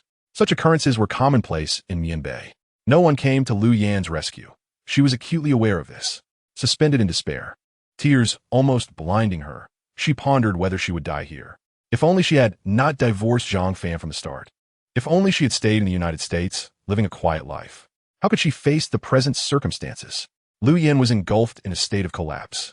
Bai Yangshu sat nearby, cursing vehemently. Keep beating her. Make this wretched woman suffer. Doctors and nurses stood by, ready. He would not allow her to perish easily. At his words, Lu Yin wailed uncontrollably, nearly losing consciousness. Just then, a phone call came through to Bai Yangshu's mobile. Upon seeing the caller ID, his expression shifted. After a day's rest, the two immediately headed to the company. Upon arrival, they found Su Weiniang sitting at her desk, her brow furrowed with worry. The moment she saw Zhang Fan, it was as if she had found her savior. She rushed to embrace him. What should we do about Logan? Zhu Qingyan coughed lightly, prompting Su Weiniang to realize her inappropriate behavior and hastily release Zhang Fan, sticking out her tongue. Zhang Fan frowned and inquired, "Please tell me the specifics. Have all the suppliers of silicon wafers ceased cooperation with us? Does Logan's influence extend that far?" Su Weiniang added, "Currently, among the companies that have signed chip cooperation agreements with us, domestic silicon wafer suppliers can meet a portion of the demand, with anticipated profits exceeding 200 billion. However, this 200 billion can only be consumed internally within Huaxia and by a few small nations connected to Huaxia, who cannot absorb much. Logan's intervention has made all suppliers, except for Huaxia, hesitant to collaborate with us, especially since a significant figure has already fallen victim to him. In other words, Logan's actions have cost you at least $2 trillion in losses, and you're missing out on vast market opportunities." Zhu Qingyan's phone vibrated, and she glanced at it. "Darling, my father has contacted high-ranking officials in Huaxia. They are already aware of this issue. The spokesperson for the Ministry of Foreign Affairs will immediately address it, and the Ministry of Commerce will assist in negotiations." Zhang Fan's brow furrowed deeper as he shook his head.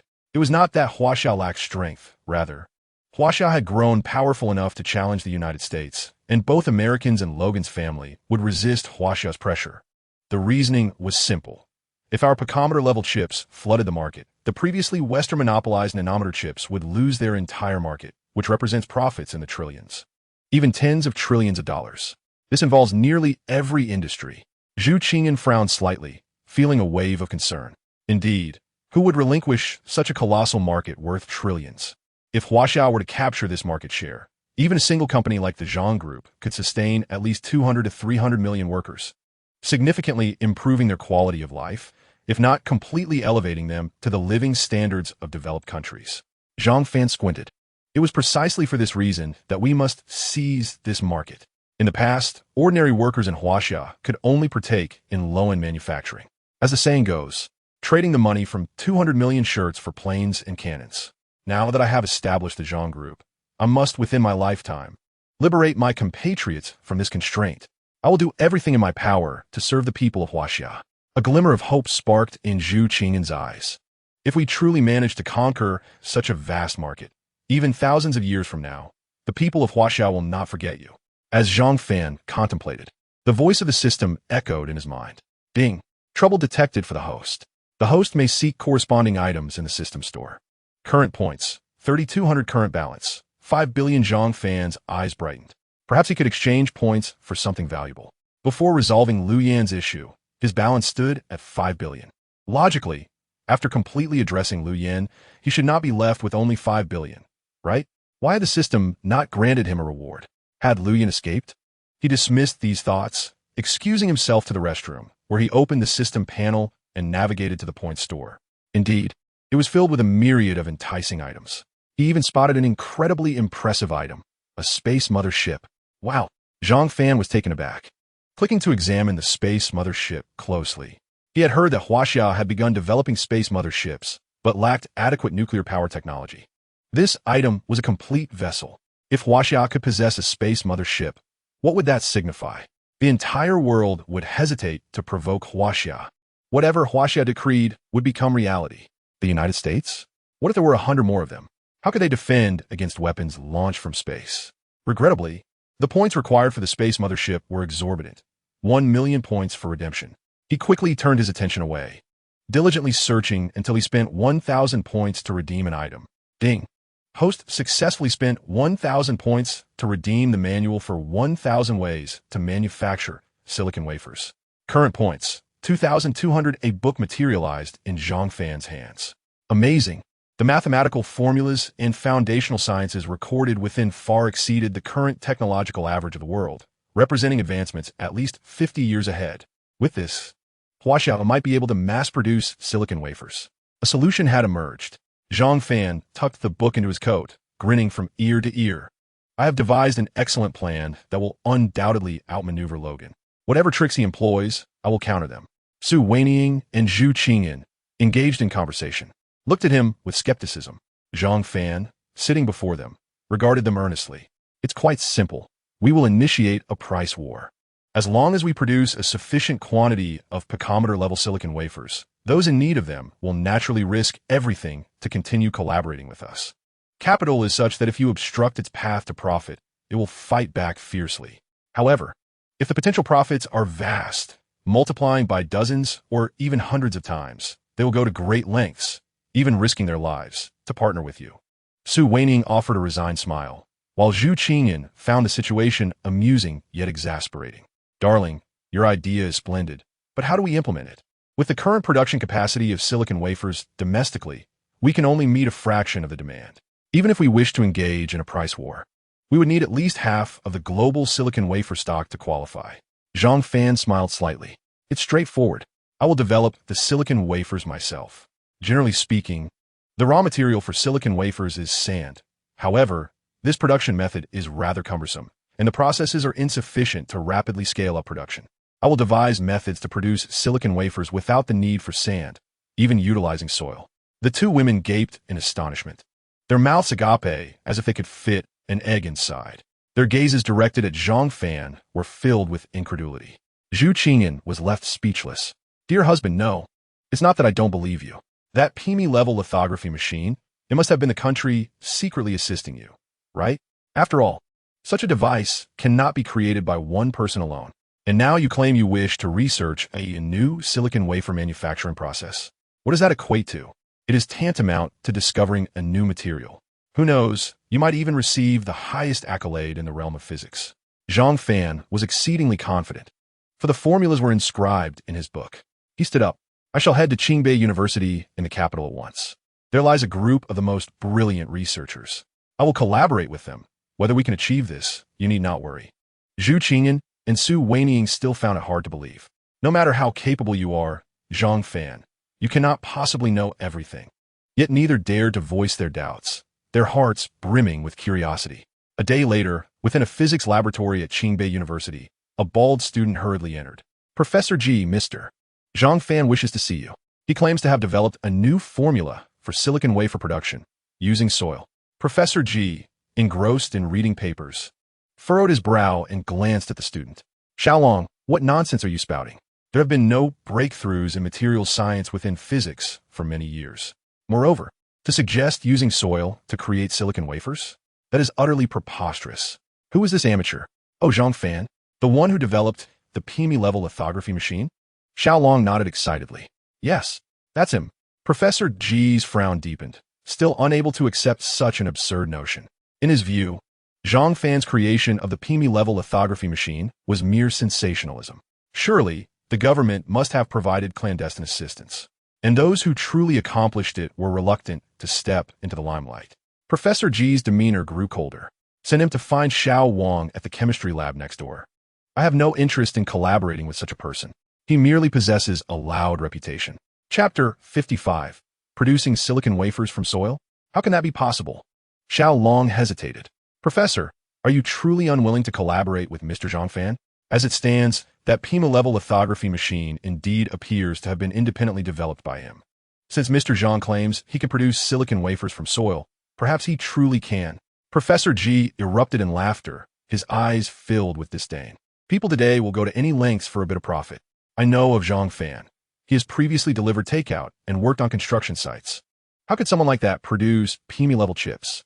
He is merely a pawn the government has put forth to deflect criticism. Do not say more. I will not squander my time. Xiao Li, feeling helpless, could only leave the laboratory silently. Observing his retreating figure, Professor G scoffed derisively. Young people are ultimately too young. Can Zhang Fan really create blueprints for a PME-level lithography machine all by himself? It is undoubtedly the government's merit behind him. Do they truly regard that lad as the Einstein of our era? Meanwhile, Xiao Li soon found Zhang Fan waiting outside. His eyes were filled with disappointment as he sighed. Mr. Zhang, I sincerely apologize.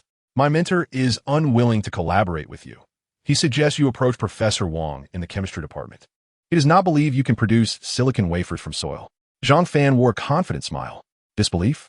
No matter. That is your mentor's loss, not mine. May I inquire where Professor Wang's laboratory is located? Xiao Li, still in awe of Zhang Fan, promptly guided him. Shortly, they arrived at Professor Wang's laboratory. Zhang Fan had expected a professor to be at least in their 40s. Yet upon entering, he was surprised to find a beautiful woman, seemingly of similar age, before him.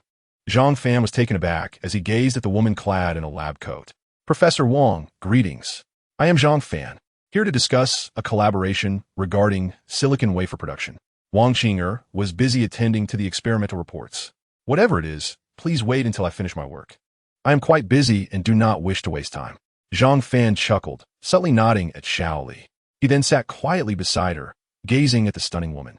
Although she wore a lab coat, it could hardly conceal her exquisite curves, particularly her bosom, which seemed to strain against the fabric. It was hard to imagine that she could walk comfortably while bearing such weight. Am I mistaken? Mr. Zhang Fan, is truly you? The previously aloof beauty leaped from her chair, excitedly approaching Zhang Fan. She fumbled, feeling somewhat flustered. The current Zhang Fan was a celebrated figure in the entire Huaxia internet and the scientific community. Notably, none of the prominent figures Wang Qing'er knew had participated in the development of the PME-level lithography machine. This implied that the man before her might indeed be as remarkable as Einstein or Newton, elevating the entire Huaxia scientific community to unprecedented heights. Wang Qing'er hurriedly introduced herself and shook Zhang Fan's hand, yet she lingered, reluctant to let go. Zhang Fan smiled gently and cleared his throat. I'm a married man. Such actions, if captured on camera, might not reflect well. Upon hearing this, Wang Qing'er quickly realized she had not released Zhang Fan's hand and, flustered, withdrew it as if shocked. And no, I apologize.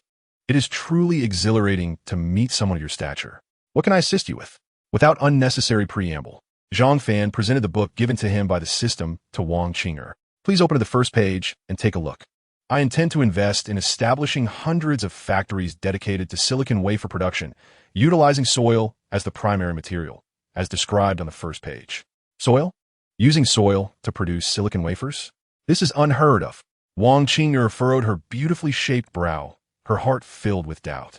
However, after perusing the first page of the formula, her eyes widened in shock. As a young prodigy who had attained a professorship, despite lacking a foundational background in material science, she instantly recognized that the formula written on the first page was entirely correct and remarkably flawless. There were no errors to be found. This is your research as well? Wang Qing'er was utterly astonished, fixing her gaze intently on Zhang Fan. If it is indeed possible to create chips from soil, it would signify a monumental leap for human civilization in material science.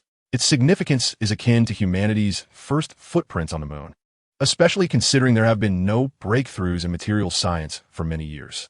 After all, the materials available on Earth are limited, and some rare resources must be sought beyond our planet. Zhang Fan nodded. Indeed, it can be considered my research. You must be aware of the Rothschild family's collusion with the United States to impose a silicon embargo on us in Huaxia. I aim to produce silicon wafers from soil to engage in a price war, ultimately dismantling the Western capital's technological blockade against us. Wang Qing'er's heart was once again overwhelmed with astonishment. No, truly, Mr. Zhang Fan is remarkable. Someone like me, who is already an exceptional talent among millions.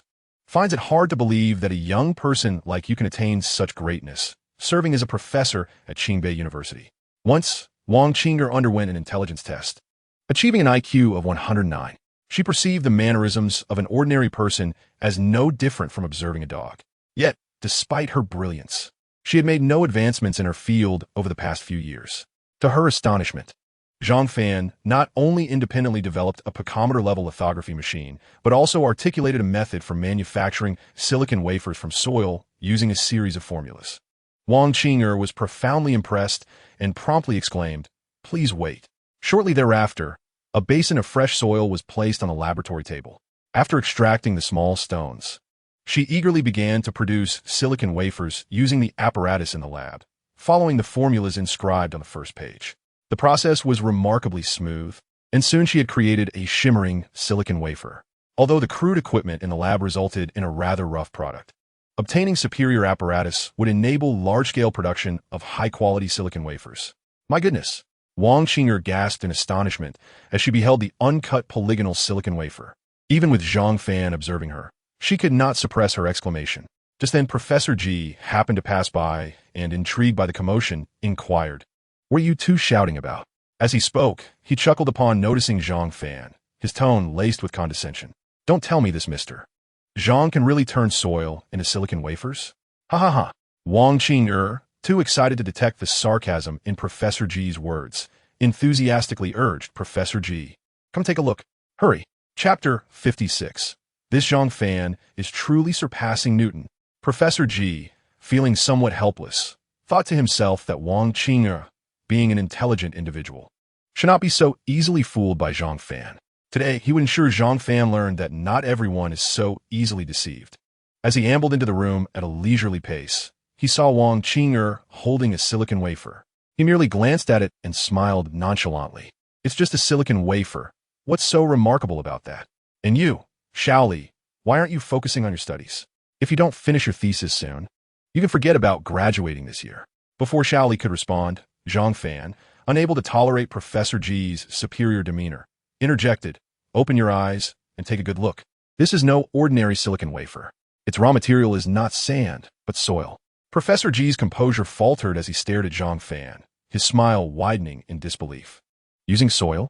That is truly a novelty. Scientists worldwide have failed to create silicon wafers from soil. Even if it were possible, the costs would be exorbitant, something a modest laboratory could never achieve." "Are you joking?" Zhang Fan, undeterred by the rudeness, responded coolly, "Professor Ji, why don't you demonstrate the process in front of him? Create silicon wafers from soil and see what he has to say." Wang Qing'er's excitement reached a fever pitch, and she naturally complied with Zhang Fan's request. She scooped the soil from the table and poured it into the apparatus. Observing this, Professor Ji's brows furrowed tightly. "Xiao Wang, are you really so naive? Do you also believe in this nonsense?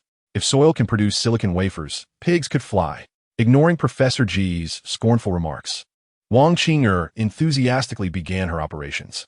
"Just watch, Professor Ji. Zhang Fan is not deceiving you." Professor Ji was left speechless, pondering what kind of spell Zhang Fan had cast on Wang Qing'er to make her believe such absurdity. Why use sand to create silicon wafers? Because the cost and physical structure of sand are most suitable. If soil could suffice, how could the multitude of researchers worldwide not have discovered it before Zhang Fan? Was he truly being regarded as the modern-day Newton or Einstein? For a moment, Professor Ji chuckled to himself, realizing he had more pressing matters to attend to than wasting time with them. He turned to leave, but Wang Qing'er was elated, declaring, "It wasn't a coincidence. I really did create it again." The scene before them left Professor Ji utterly astonished. As a physics professor, he understood better than anyone what this represented: a groundbreaking advancement in materials science. Materials science touches upon nearly every field. If soil could replace sand in silicon wafer production, the same set of equations could be applied across various domains. In a frenzy, he rushed to the apparatus, examining the pristine silicon wafer from every angle. Indeed, the silicon wafer produced from soil was entirely transparent and distinct from those made of sand. Professor Ji's heart raced with shock as he turned to Zhang Fan, grappling with a terrifying hypothesis. Could it be that the picometer-level lithography machine was indeed solely Zhang Fan's creation? No, it couldn't be. Zhang Fan smirked. noting that even though Professor G's expression had shifted to one of fear and his demeanor had lost its earlier arrogance, he remained a person who reciprocated respect.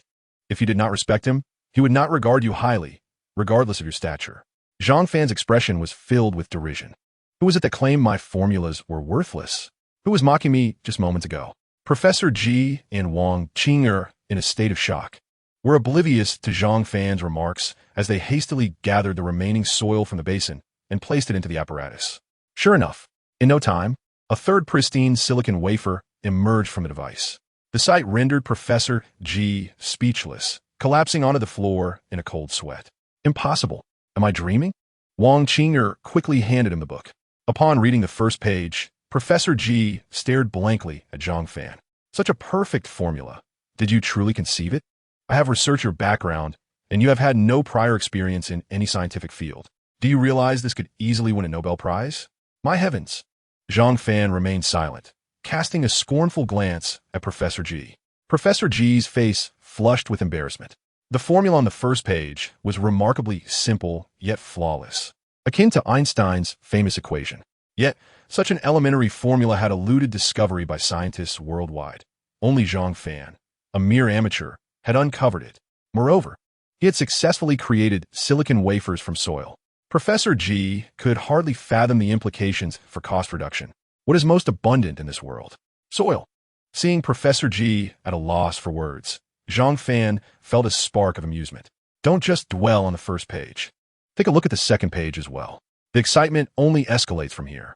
Professor G's body trembled with anticipation. The book was thick and cumbersome, nearly impossible to hold with one hand. Could it be that not only the first page contained such advanced technology, but the second page did as well? With eager yet complex emotions, Professor G turned to the second page. His eyes nearly bulged out. Using water to create silicon wafers? Flipping to the third page, he saw using leaves to create silicon wafers. As he continued to turn the pages, he discovered an astounding 1,000 pages, each presenting a novel method for producing silicon wafers. It appears that Zhang Fan, apart from his considerations regarding costs, was simply too lazy to turn to the second page, thereby opting for the soil on the first page. At this moment, Professor G was severely shaken, left speechless, and slumped to the ground. Xiao Li and Wang Qing'er felt as though their entire worldview had been shattered by Zhang Fan. How could a single product possibly be created from 1,000 different materials? Moreover, even leaves and water could be utilized. This was no ordinary individual. He was akin to a deity descended from the heavens. Once Professor G regained his composure, he hurriedly rose to his feet and bowed repeatedly to Zhang Fan, nearly straining his old back in the process. His voice trembled as he spoke. Mr. Zhang Fan, I implore you to collaborate with me. I have been remiss in my judgment, having spoken disrespectfully before witnessing your remarkable abilities. I sincerely apologize. This book in my hands possesses immense commercial value. Furthermore, any formula chosen at random could win a Nobel Prize and gain worldwide acclaim. Professor G was nearly beside himself with excitement. However, the words of Zhang Fan plunged his exhilaration into despair. Zhang Fan seized the book capable of generating billions in wealth from Professor G's grasp, his eyes glinting with derision. No, please do not. I, Zhang Fan, am merely an ordinary amateur scholar, utterly unworthy of collaborating with a distinguished professor like you. Individuals of your caliber should pursue far more beneficial research projects, such as developing an aircraft carrier or civilian nuclear power. What value can my humble silicon chips possibly hold? With that, Zhang Fan tossed the book to Wang Qing, who caught it in her arms, her cheeks flushing crimson. Mr. Zhang Fan, are you giving this to me? With a smile, Zhang Fan nodded. Indeed, this book is a gift for you. The fate of our Huaxiao's ability to seize the multi-trillion-dollar chip market rests upon your shoulders. Wang Qing'er nodded earnestly. Mr. Zhang Fan, I will not disappoint your expectations. I shall begin my research today and will surely identify a solution among the myriad silicon chip production plans that will satisfy you. As she commenced her research, intently scrutinizing each page, Professor G slowly rose, his face ashen. Noticing Zhang Fan's unwillingness to forgive him, his gaze shifted to Wang Qing'er, his eyes darting with scheming thoughts. As Zhang Fan passed by him, he cast a chilling smile. I'm fully aware of the wealth that book can generate. Remember, if anything happens to Wang Qing'er, I will ensure your demise. Professor G shivered at the frosty glare from Zhang Fan. I understand. After Zhang Fan departed, Professor G could only vent his fury upon Xiao Li, glaring at him. What are you staring at? Hurry up and write your thesis. Conduct your experiments. Do you wish to forfeit your graduation? Zhang Fan had every reason to be arrogant. What right did you have to challenge him? Xiao Li disregarded him and shouted towards Zhang Fan's retreating figure. Mr. Zhang Fan, I want to join the research and development of silicon chips. Together, we can discover the best solution more swiftly. Fine, count yourself in.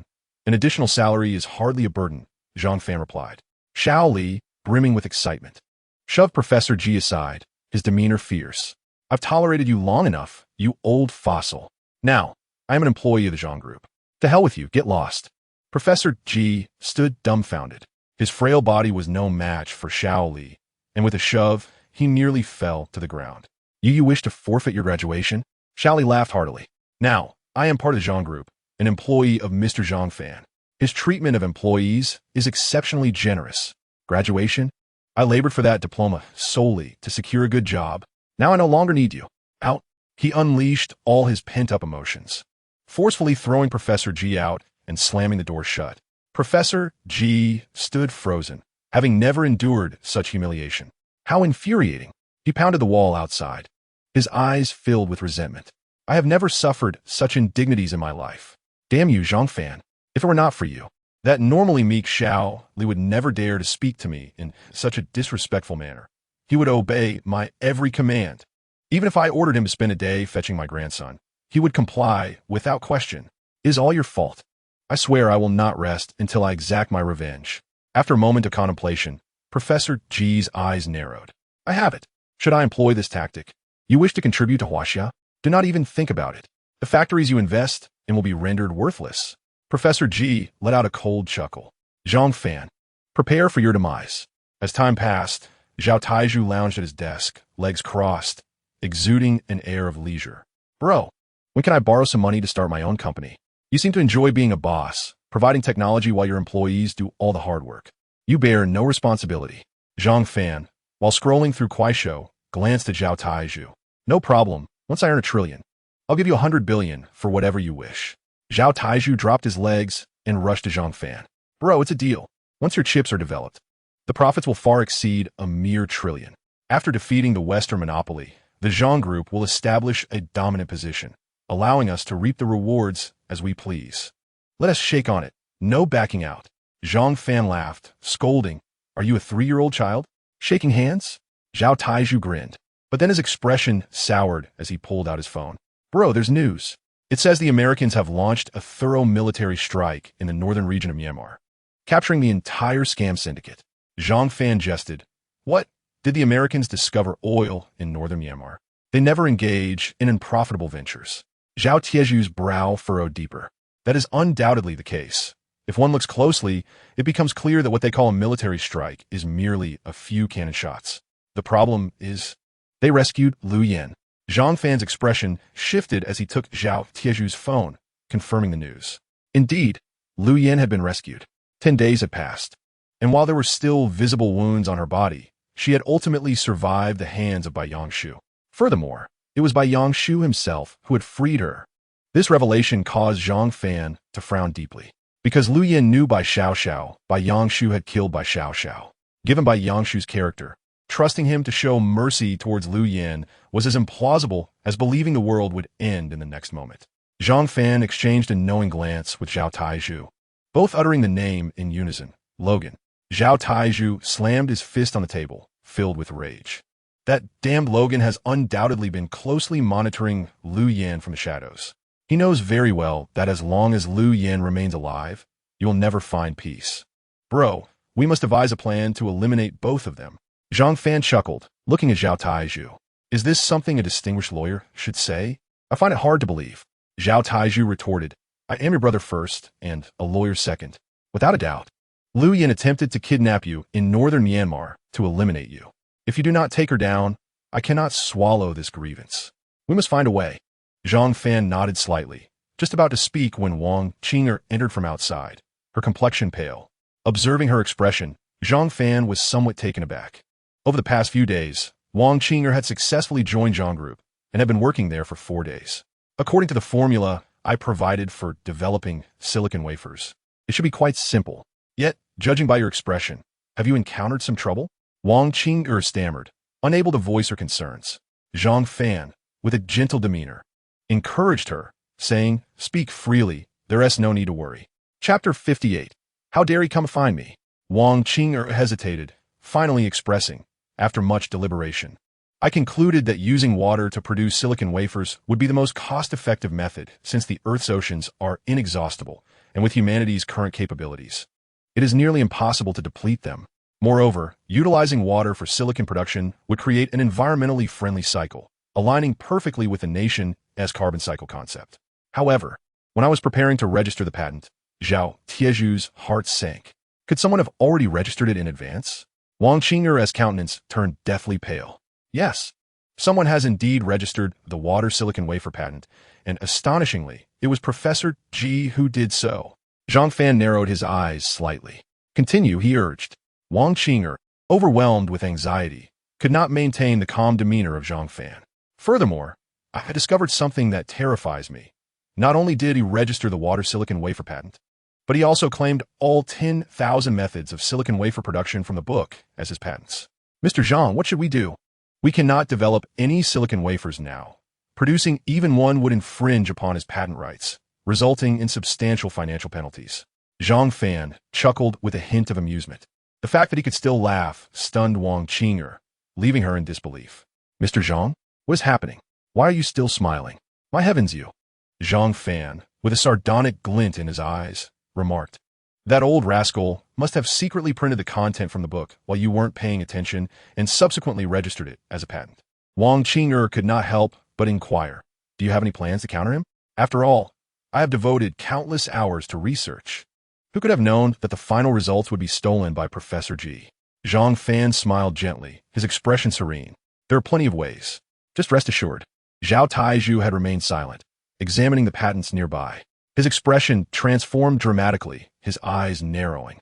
"Brother, something feels off. Come take a look." The owners of these patents have changed. Zhang Fan and Wang Qing'er, filled with curiosity, approached Zhao Taiju to glance at the details. Indeed, initially, all 10,000 patents belonged to Professor Ji, but now the owner had astonishingly changed to Logan. Zhao Taiju was infuriated, his fists clenched in rage. "That damned Logan. He truly deserves to die. He is scheming against you, brother. I had suspected that old professor could not possibly register 10,000 patents in such a short time. It turns out the Rothschild family is assisting him." Wang Qing'er was astute, coupled with the prior conflicts between Logan and Zhang Fan in the Huaxian internet space. She quickly grasped the entirety of the situation. No longer timid in front of Zhang Fan, she displayed her usual sharpness, her expression cold. The Rothschild family represents American interests, known for their lack of integrity. Zhang Fan nodded slightly. Ding. Detected that the host has encountered a shameless villain. Issuing new task. Eliminate Logan. Task reward. All wealth of the Rothschild family. Zhang Fan was amused. Eliminate Logan? And in return, acquire the entire wealth of the Rothschild family? Very well, so be it. Seeing his good brother and female subordinate anxious, Zhang Fan gently shook his head. "You need not concern yourselves with this matter any further. I shall personally travel to America to have a word with Logan." Zhao Taiju was taken aback, grabbing Zhang Fan's arm. "Brother, you absolutely cannot go there. That place is Logan's stronghold. If you insist on going, in his current frenzied state, he will undoubtedly kill you." Zhang Fan laughed, patting Zhao Taiju's shoulder. "Fear not. If I dare to go, I am not afraid of him killing me. It will be fine." Despite Zhao Tieju's fervent pleas, Zhang Fan remained resolute in confronting Logan head-on. After all, this was a chance to inherit the entire wealth of the Rothschild family. Such a reward is hard to refuse. The system might even grant me a legitimate identity for this wealth, perhaps even alter everyone's memories. Who can say for certain? Zhang Fan stood up. "Book the tickets now. I shall arrive in America tomorrow to personally meet Logan." Zhao Taiju could only sigh in resignation. His brother's stubbornness remained unchanged. Wang Qing'er quickly interjected, "Mr. Zhang, I will accompany you. I possess more knowledge in this area than you do. Leave the negotiations regarding silicon wafers to me." Zhang Fan responded affirmatively. The two promptly purchased their tickets and flew to America. The following evening in America, at 8 o'clock in Los Angeles, Lu Yen lay in Logan's embrace, her body still marked with bruises. Her gaze fell upon Logan's face, and recalling her experiences in northern Myanmar filled her with dread. Darling, do you not despise me? Those scoundrels in northern Myanmar not only beat me, but humiliated me, and Logan immediately pressed his finger against Lu Yan's lips, smiling gently. How could I ever despise you? If I did, I would not have spent a fortune to rescue you. His words melted Lu Yan's heart. Previously, she had harbored intense hatred towards Zhang Fan, unable to move past her resentment. She believed her capture was solely due to Zhang Fan's scheming. Yet now, Lu Yan felt she had vaguely let go of that hatred. Instead, she found herself irresistibly drawn to Logan. Encountering such a wonderful man, marrying him, and sharing in his wealth. Living here for eternity would be delightful. Logan, however, had ulterior motives. Damn it, I currently cannot eliminate that bastard Zhang Fan. But once I seize the opportunity, I will certainly kill him. Though I cannot end him now, I can certainly enjoy his woman. A bodyguard entered, his expression peculiar. Young master, Zhang Fan has come to see you. Logan momentarily failed to comprehend, dismissing casually, let him wait. I'm busy today, too lazy to deal with anything. I just acquired Zhang Fan's 10,000 patent rights. What? Zhang Fan? Logan was utterly astonished, turning to the bodyguard, rising abruptly. He has come to America? How dare he? Chapter 59. Kill me? Why don't you go ahead? The bodyguard was equally perplexed, for his young master and Zhang Fan were unequivocally sworn enemies. Who would have thought he would come to see the young master? Logan furrowed his brow. How many people did he bring? Is he seeking to challenge me? Does he intend to kill me? The bodyguard shook his head repeatedly. Young master, he brought only 2 people, both of whom appear to be weak women. One is named Fei Xiao, and the other is a chemistry professor from Qingbei University. He stated he wishes to negotiate with you. Logan burst into laughter, narrowing his eyes at Lu Yan. It seems your ex-husband's resolve has finally softened. He realizes he cannot contend with me and is now seeking to bow and concede. Lu Yan, recalling Zhang Fan's connections during her time in northern Myanmar and his various displays, couldn't help but feel anxious. My dear, if you intend to meet him, it will be prudent to bring along a few more companions. After all, he might very well be coming with ill intentions towards you. Regardless of the circumstances, given your status, it would be unwise to take risks for the sake of a mere Zhang Fan. Logan chuckled heartily, feeling that Lu Yan still believed he was inferior to her former husband. A sense of rivalry surged within him as he squinted at Lu Yan. What could Zhang Fan possibly pose as a challenge? Since he dares to bring 2 women to meet me, I shall dare to bring only you to confront him. I refuse to believe he would dare to harm me in Los Angeles. Is he not afraid of not being able to leave America alive? Lu Yan's confidence was restored, and she smiled. My dear, you make a valid point. No matter how formidable Zhang Fan may be, he is merely a businessman. He would never dare to lay a hand on the heir of the Rothschild family. Let's go and meet him. Logan immediately stood up with Lu Yan and instructed the bodyguard. Let me in. Once inside, you may remain outside the door. How could a mere entrepreneur from Huaxia possibly stir up trouble in Los Angeles? This is the headquarters of the Rothschild family. What can small Zhang Fan do? If he dares to utter a single foul word to the young master here, that would already be a sign of his audacity. Meanwhile, in the Rothschild family's reception room, Wang Qing gaped at the opulence surrounding her, reminiscent of a royal palace. My heavens, Mr. Zhang Fan, is this what true wealth looks like? Any painting on the walls is worth tens of millions. I have truly gained insight. Zhang Fan silently chuckled to himself. It will not be long before all of this will belong to me. As for Fei Xiao, she stood expressionless behind Zhang Fan, silent as ever. Before long, a familiar voice echoed. Logan, with a smile, descended the staircase with Lu Yan, casting a mocking glance at Zhang Fan. I must say, Zhang Fan, weren't you quite arrogant? Before I left Huaxia, you even dared to strike me. Now you come running to beg for mercy? Have you finally realized you are no match for me? Lu Yan could not suppress her laughter either, proudly lifting her chin as Zhang Fan stared at her. Did you not expect that I would survive my departure from northern Myanmar? It is all thanks to Mr. Logan. Only Mr. Logan's benevolence could have saved me. Zhang Fan, I cannot believe I spent a decade with you, and you left me to await my demise in northern Myanmar. Zhang Fan smiled back at Logan and Lu Yan, seemingly unfazed by Lu Yan's rudeness. In contrast, Fei Xiao was seething with anger, pointing at Lu Yan and berating her. At that moment, she had entirely lost her composure as a qualified soldier, appearing to defend Zhang Fan. You dare to blame Mr. Zhang Fan? I have already conducted an investigation into your affairs with him. You shameless, despicable wretch, if you did not intend to bind Mr. Zhang Fan in northern Myanmar. How could you have ended up in such a predicament? She scoffed repeatedly, her face filled with disdain. How dare you mock Mr. Zhang Fan now? It seems he's been too lenient with you, not killing you outright. Otherwise, you would not have the chance to be alive today. You should be grateful to him. Lu Yan's face flushed crimson, as lies do not harm, but the truth is a sharp blade. Clearly, Tian Zhao's words struck a chord with her, rendering her utterly embarrassed. Lu Yan quickly clutched Logan's arm, shaking it vigorously with a mournful expression. My dear, this woman is not mocking me. She is showing you disdain. How dare she speak so insolently in your home? You must take care of her. Logan was in no rush, for Zhang Fan had dared to come to his territory, and he had plenty of ways to deal with him. A hint of mockery gleamed in his eyes as he positioned himself before Zhang Fan with Lu Yan, crossing his legs. Speak, what do you want from me? I will make it clear that those 10,000 patents were indeed orchestrated by me, flawlessly executed, and I shall not relinquish a single one to you. While I may not be able to produce the products directly, I will ensure you cannot either. Zhang Fan was somewhat taken aback. Who told you I came here to beg for mercy? Logan, you are far too bold. This time, I have come to eliminate you. Logan was stunned for a few seconds upon hearing this, then burst into laughter uncontrollably. Zhang Fan, are you out of your mind? You dare to come onto my family's territory and declare that you are here to kill me? Zhang Fan was even more astonished. How peculiar you are. I declare my intention to kill you, and you respond with laughter? Do you not value your life? Logan's laughter only grew louder, and even Lu Yan could not help but chuckle, her eyes filled with mockery. Zhang Fan, it seems you left your common sense at the door. Do you believe you can kill Logan? He is the young master of the Rothschild family. Even if you were in Huaxia, spewing your bravado online, I would not find it amusing to utter such words on his territory. Do you not think you are deranged? Zhang Fan grinned at Lu Yan. Not to worry. I will kill him right now. After I do, you will meet a grim fate as well. Trust me, both of you will die today.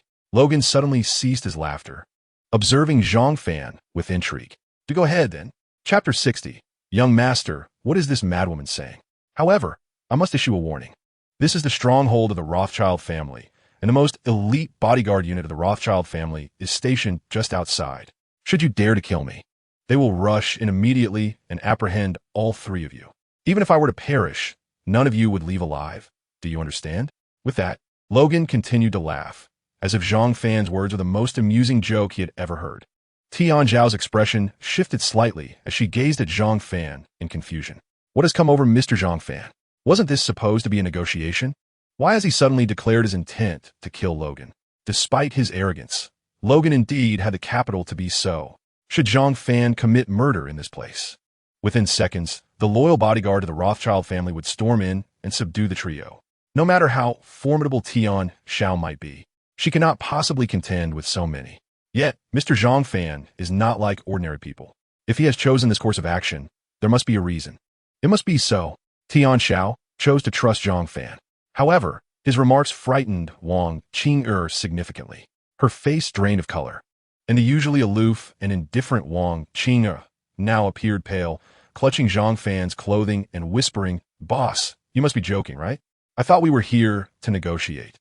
And now you want to kill Logan? In the Rothschild family's domain? This is impossible. If you act, we will also meet our end alongside you." Zhang Fan smiled gently, calming the two women's anxiety before continuing with Logan. Rest assured, after I kill you, I will not perish. Instead, I will acquire all your wealth. The fortune accumulated by the Rothschild family over centuries will be mine alone. Logan's laughter faltered once more, his expression growing tense as he turned to Lu Yan and whispered, "Your husband has gone mad. It seems Huaxia has exhausted all their scientific capabilities to produce 1,000 different silicon chip designs. Your ex-husband, it seems, has been completely infuriated by my actions, driven to madness in his rage." Lu Yan expressed her agreement, letting out a soft sigh as she looked at Zhang Fan with deep sympathy. "I never expected you to find yourself in such a predicament. Zhang Fan, you are indeed quite surprising. A seemingly prosperous individual, yet you choose to oppose the Rothschild family. And now, look where that has led you. Madness, perhaps?" Zhang Fan maintained a composed smile, slowly producing a dagger from his waist, aiming it at Logan's throat. "I could end your life right now. Let's see if you can still smile then." Rather than showing fear, Logan extended his neck, defiantly pointing to the carotid artery. Go ahead, strike here. Be sure to aim for the artery, not the vein. Otherwise, you will merely inflict pain. Only by piercing the artery can you truly kill me. Do you understand? A smirk curled at the corner of Zhang Fan's mouth, his expression filled with intrigue and mockery. I never imagined there would be someone so fearless in this world. Very well, I shall grant you your wish. With that, Zhang Fan's dagger indeed made contact with Logan's artery. Yet, Logan did not flinch in the slightest. Ridiculous. If I were to evade, I would lose face before Lu Yan. Furthermore, even if Zhang Fan were granted 100-fold courage, he would not dare to kill me. Who possesses the audacity to murder me in the heart of the Rothschild family? As he pondered, Logan suddenly felt a chill at his neck. Upon touching it, his hand was drenched in blood, which gushed forth relentlessly.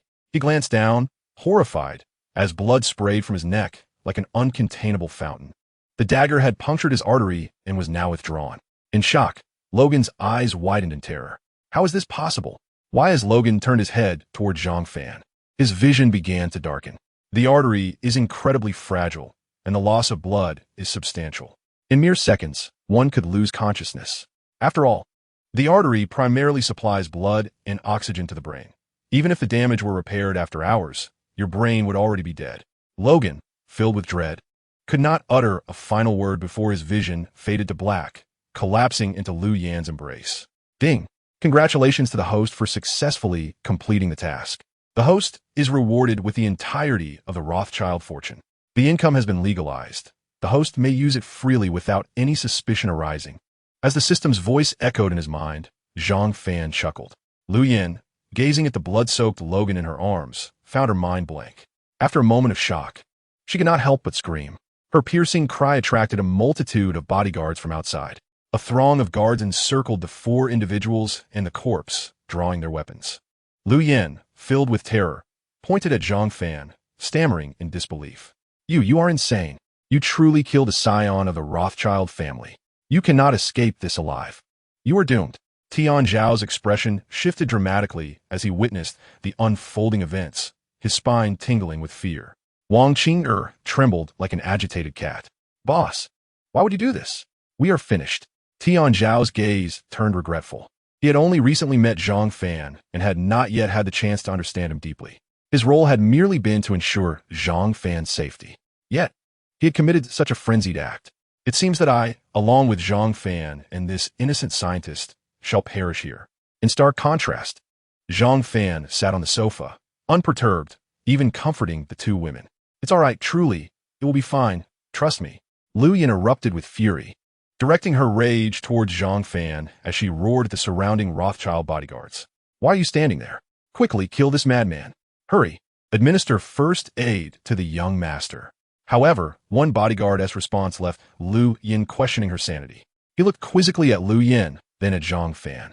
Young master, who is this woman? Why does she command us? You merely killed an assailant. She orders us to kill you?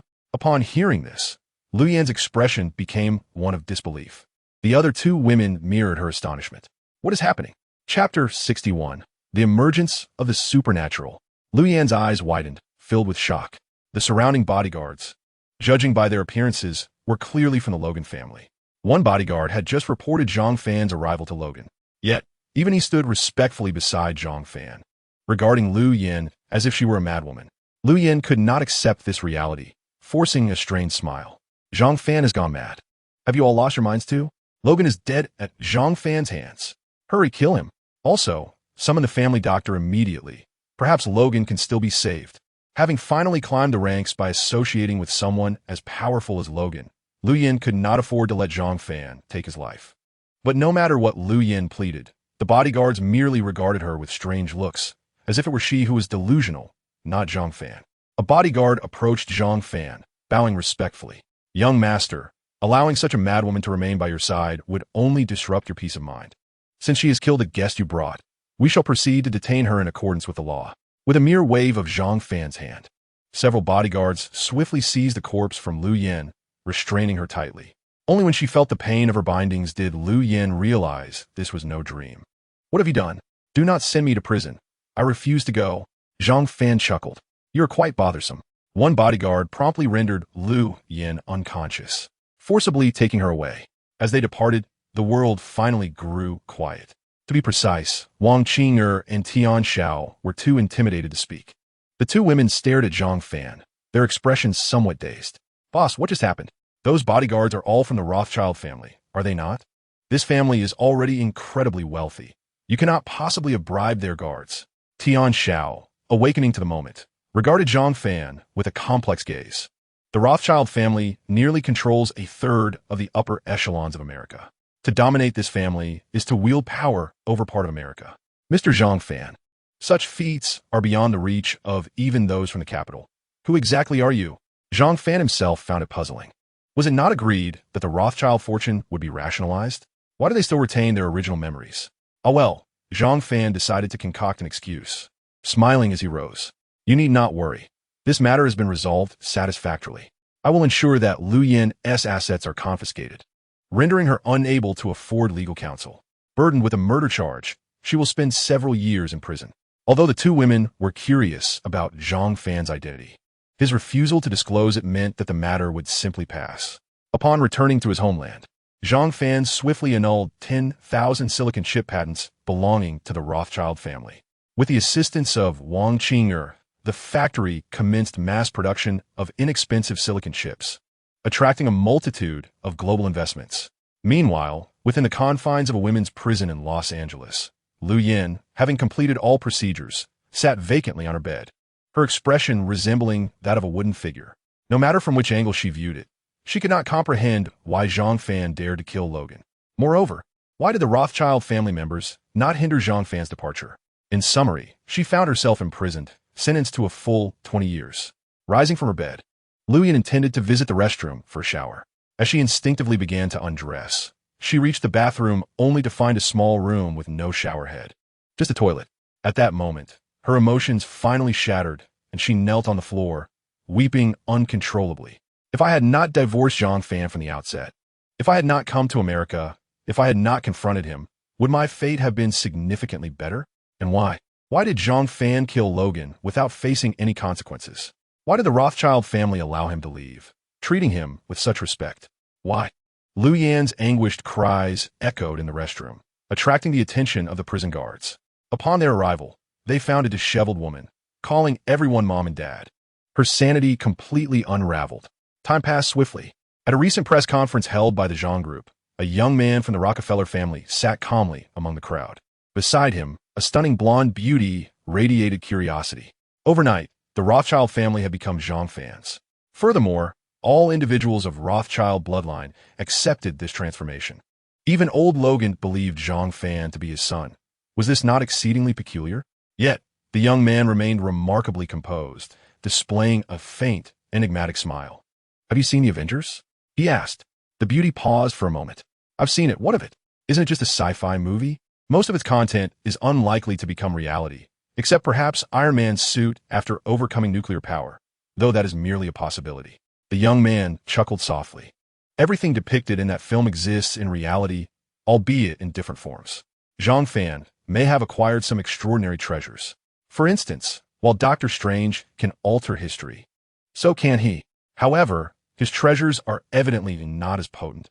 Although he has transformed his identity, he cannot change the perceptions of those outside the Rothschild family. The beauty, amused, leaned against the young man's shoulder. You are undoubtedly well-versed, and my knowledge pales in comparison to yours. Since you say so, there must be truth in it. The young man ceased speaking, awaiting Zhang Fan's arrival. As Zhang Fan stepped onto the stage under the gaze of thousands of cameras, he opened his arms with a radiant smile. Today, I am here to announce a momentous announcement. From this day forth, we, Huaxia, have decisively shattered the Western powers' blockade on our chip technology. After a full 10 days of price wars, the global chip market is now monopolized by the Zhang Group. Zhang Fan tapped his phone, and a large screen behind him displayed a series of silicon chips. These are the silicon chips produced by our Zhang Group using seawater. In the near future, we will conquer all technological markets dominated by the Western powers. Huaxia's technology will lead the world by a century. The audience erupted in enthusiastic applause, and Zhang Fan's fame surged even higher. After the conference concluded, the young man, accompanied by the blonde beauty, intercepted Zhang Fan's path. Upon seeing their unfamiliar faces, Zhang Fan maintained a friendly smile. Who are you? The young man replied with a smile. I am Qiao. Zhang Fan, those silicon chips are not your creation, are they? I am quite interested. Would you be willing to elaborate? Zhang Fan raised an eyebrow. I do not comprehend what you mean. The silicon chips, and lithography machines developed by the Zhang Group are the collective effort of all our employees, certainly not solely my doing. Qiao's smile morphed into something slightly sinister, even malevolent. With a wave of his hand, a chandelier above them suddenly plummeted. With a thunderous crash, it smashed into the floor. Qiao narrowed his eyes. Do not feign ignorance with me. Tell me the truth. Who exactly designed your silicon chips? In such a short time, you replaced Logan and became the young master of the Rothschild family, yet no one among them has questioned it. It is not that simple. You can even create silicon chips from seawater. Do you take everyone for fools? Zhang Fan's expression grew stern. Chapter 62, 100 million points, redeemed for Emperor's cultivation. Realizing that the other party seemed hostile, Zhang Fan's demeanor turned icy. I do not know what you are insinuating, but I have no interest in your words. This damned system, did it not claim to allow me to legitimately acquire the Rothschild family's wealth? Why then do I still face scrutiny from others? Apart from the Rothschild family, is this so-called legitimacy going to bring me endless troubles? Zhang Fan frowned and said, Please do not obstruct my path. Just as Xiao was about to act, Tian Xiao emerged from the restroom, sensing something amiss, and immediately drew a firearm, firing without regard for the other party's identity. Xiao's expression shifted. Although he could manipulate objects, he could not fully control bullets. He hastily dodged, retreating to a corner as Qiao's haunting voice echoed, Zhang Fan. I will unearth the secrets within you. Just wait. Zhang Fan's face darkened as he gazed at Tian Xiao. Just now, that man raised his hand slightly, and the ceiling light crashed down. I distinctly saw him manipulate a few of the bullets you fired, suspending them in midair. Tian Xiao, why do you appear completely unfazed? Tian Xiao sighed, lowering his voice to explain. Some individuals are born with various extraordinary abilities, much like the Magneto who once gained immense popularity online. He can attract metal to himself. Moreover, Qian Lao joined the 749 Bureau decades ago to study supernatural phenomena. Such individuals exist in Huaxia as well, and they are generally responsible for safeguarding the security of prominent figures. Upon hearing this, Zhang Fan felt his worldview shatter. After all, encountering families like the Zhu and the Rothschilds had already transcended ordinary understanding. For instance, the funds Zhang Fan could mobilize amounted to an astonishing $50 trillion. Who would believe such a sum if uttered by an ordinary person? They might even face ridicule for boasting. Yet, he had not anticipated the existence of superhumans akin to those found in novels. He was profoundly shocked, staring at Tian Xiao. Are there truly such individuals? May I meet them? Tian Xiao chuckled softly, shaking his head. You may indeed meet them, but Mr. Zhang Fan, it is unnecessary. Most of them possess abilities that are not particularly remarkable and cannot alter reality. For instance, they can bend a spoon with their minds or perform light martial arts on water, but that is the extent of their capabilities. Some rarer abilities exist, such as extraordinary strength, allowing one to lift a car with a mere finger. However, they are quite uncommon. Zhang Fan nodded, suddenly enlightened. So that is how it is. Has the nation made any progress in this regard? Upon mentioning this matter, Tian Zhao's expression turned somewhat regretful. I'm afraid, Mr. Zhang Fan, that the 749 Bureau indeed conducts research on supernatural phenomena, but it has merely compiled a summary of the superpowers that have appeared globally, without any means to ascertain how these powers manifest or to understand their underlying causes. Zhang Fan felt increasingly distressed. Damn it. It could be said that he was the richest person in the world, without exception. Even the Rockefeller family in America could not rival his wealth. With the ability to mobilize a staggering $50 trillion. $50 trillion. How many individuals in the world could achieve such a feat? He had thought that with sufficient wealth, no one could threaten his safety. Yet, unexpectedly, a fellow named Qiao could manipulate objects at will, possessing superpowers. Was this not far more exhilarating than money? If he could control bullets, perhaps he could even command nuclear missiles? And what if he could manipulate the very cells in his body to prevent aging and death? Would that not equate to eternal life? The more Zhang Fan contemplated, the more exhilarated he became. With Fei Xiao driving, he closed his eyes in the car, opening the system panel in his mind, the system shop. This shop was named Wan Jieshangdian. What is Wan Jieshangdian? It is a marketplace where one can procure items from all parallel universes. As anticipated, there were indeed options for superpowers available. Abilities to control fire, water, and earth, as well as the power to shrink to a minuscule size. Various superpowers were on offer. Moreover, the prices were exceedingly reasonable. Merely 100 points could exchange for superpower. HM? Upon seeing another shop name, Zhang Fan's eyes widened in astonishment. What on earth? Skills of Xiao Xian practitioners? Ah, this one, Jieshang Dian, is truly all-encompassing. His gaze grew enthusiastic as it landed on the realms of Xiao Xian practitioners, each with a different price.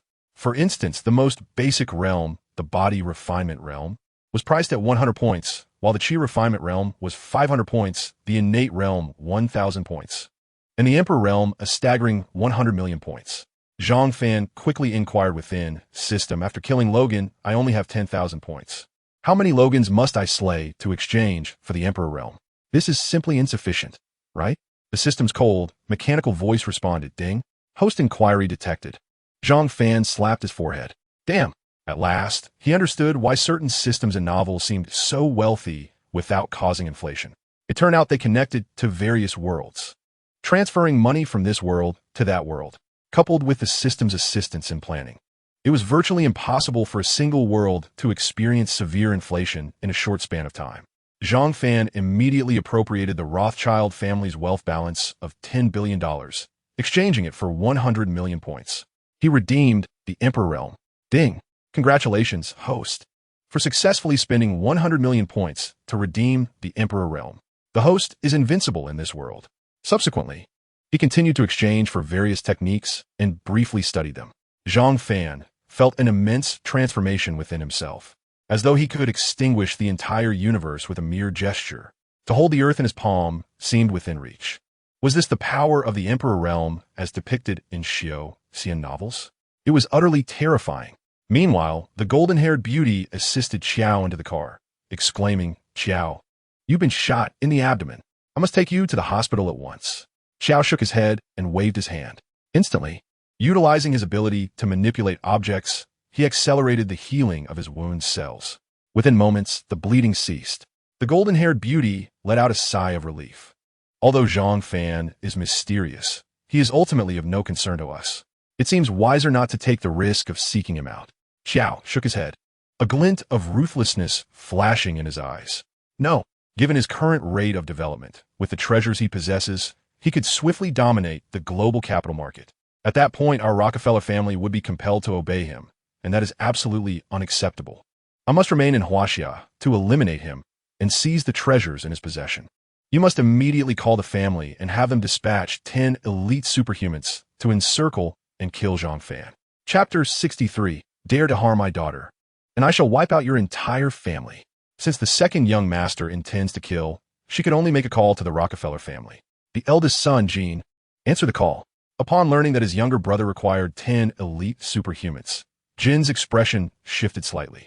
Is Qiao all right? Has he provoked one of Huaxia's ancient martial families? It is said that those ancient martial families are extraordinarily powerful, and our father often advises us not to provoke them lightly. The golden-haired beauty hurriedly explained the entire situation. After listening, Gene furrowed his brow and nodded. What my brother says does hold some merit. That Zhang Fan can inexplicably control the entire Rothschild family while posing as a Huaxia national is astonishing. Furthermore, his research in the chips sector monopolizes all technological markets. Now, everyone requiring chips is eagerly extending olive branches to Zhang Group. Although the Rockefeller family made its fortune in the oil business, who among us lacks a connection to the chip industry?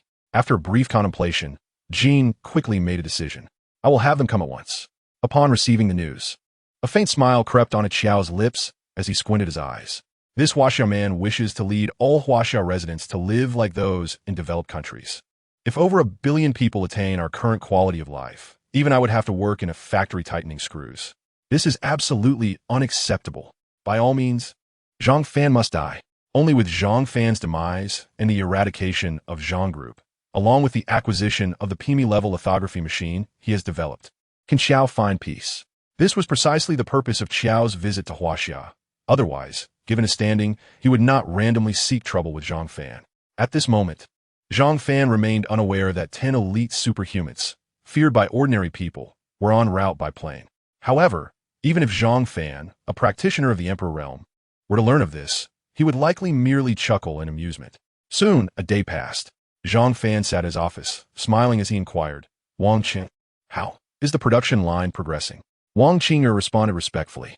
Firstly, Zhang Fan has developed the PMI-level lithography machine. Secondly, he has produced 10,000 designs for inexpensive silicon wafers. Lastly, he has managed to control the Rothschild family without anyone being the wiser. In Wang Qing'er's mind, Zhang Fan had already become a deity-like figure. She slightly bowed, revealing a glimpse of her beauty, her face adorned with a smile. Over the past 10 days, she had worked tirelessly to establish 10 silicon wafer production facilities. Due to the unique properties of water, each facility could produce over 5,000 silicon wafers in a single day. All companies related to the chip industry, including several Fortune 500 firms, have rushed to establish partnerships with us, even disregarding their own country's prohibitions. Zhang Fan nodded. Indeed, to seek maximum profit, one must be willing to transgress the law. Su Wanning entered the room, brimming with excitement. "Boss, the company's current account balance, including the deposits received from partners who have yet to receive silicon wafers, amounts to over 40 billion. What are your next plans?" Zhang Fan waved his hand decisively. "You continue to oversee the situation and invest in all industrial chains within Huaxia. Remember, all industrial chains. I aspire for every individual in Huaxia to relish the current pricing while enjoying a monthly income of 30 to 40,000. Even those aged and devoid of specialized skills, such as cleaners, should equally earn such an income. Once the industrial chains have matured domestically, we shall swiftly venture abroad to reap the rewards." Su Wanning, brimming with excitement, proceeded to initiate this endeavor. Although she had just graduated from university, her growth over the past month was remarkable, primarily due to the generous financial support from Zhang Fan. With each project completed, she reaped substantial dividends. As the end of the workday approached, Zhang Fan promptly rose to pick up Zhang Qingyun from school. Tian Xiao drove Zhang Fan to the school gates. At that moment, before Zhang Fan could exit the vehicle, she received a phone call that darkened her expression considerably. "Mr. Zhang, your call," she said, her face paling as she handed the phone to him. Zhang Fan, with a strange countenance, loosened his grip on the door handle. "Since it is a call for me, what relevance does it have in your hands?"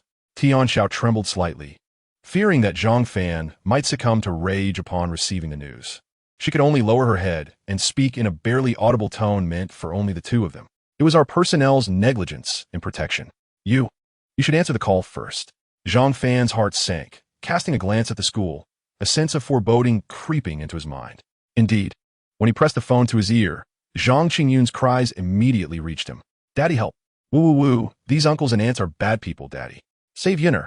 Zhang Fan's heart shattered, and before he could offer solace to Zhang Qingyun, a mocking voice echoed from the other end. "Zhang Fan, if you wish to rescue your daughter, come to the abandoned factory at 203 Qinglong Avenue. If I do not see you within 10 minutes, your daughter shall surely perish. Do you understand?" The familiar voice ignited Zhang Fan's fury, veins throbbing on his forehead. "Xiao, it is you. Since you last laid hands on me, I have investigated your background. You hail from the Rockefeller family. We have no grievances or enmity. So why have you abducted my daughter?" Xiao's voice was laced with amusement. "No grievances or enmity. That is indeed true. We are neither enemies nor allies, devoid of any conflicting interests. However, I am acutely aware of your ambitions. You desire for all Huaxia citizens to live as members of the middle class in developed nations. This infringes upon our fundamental interests.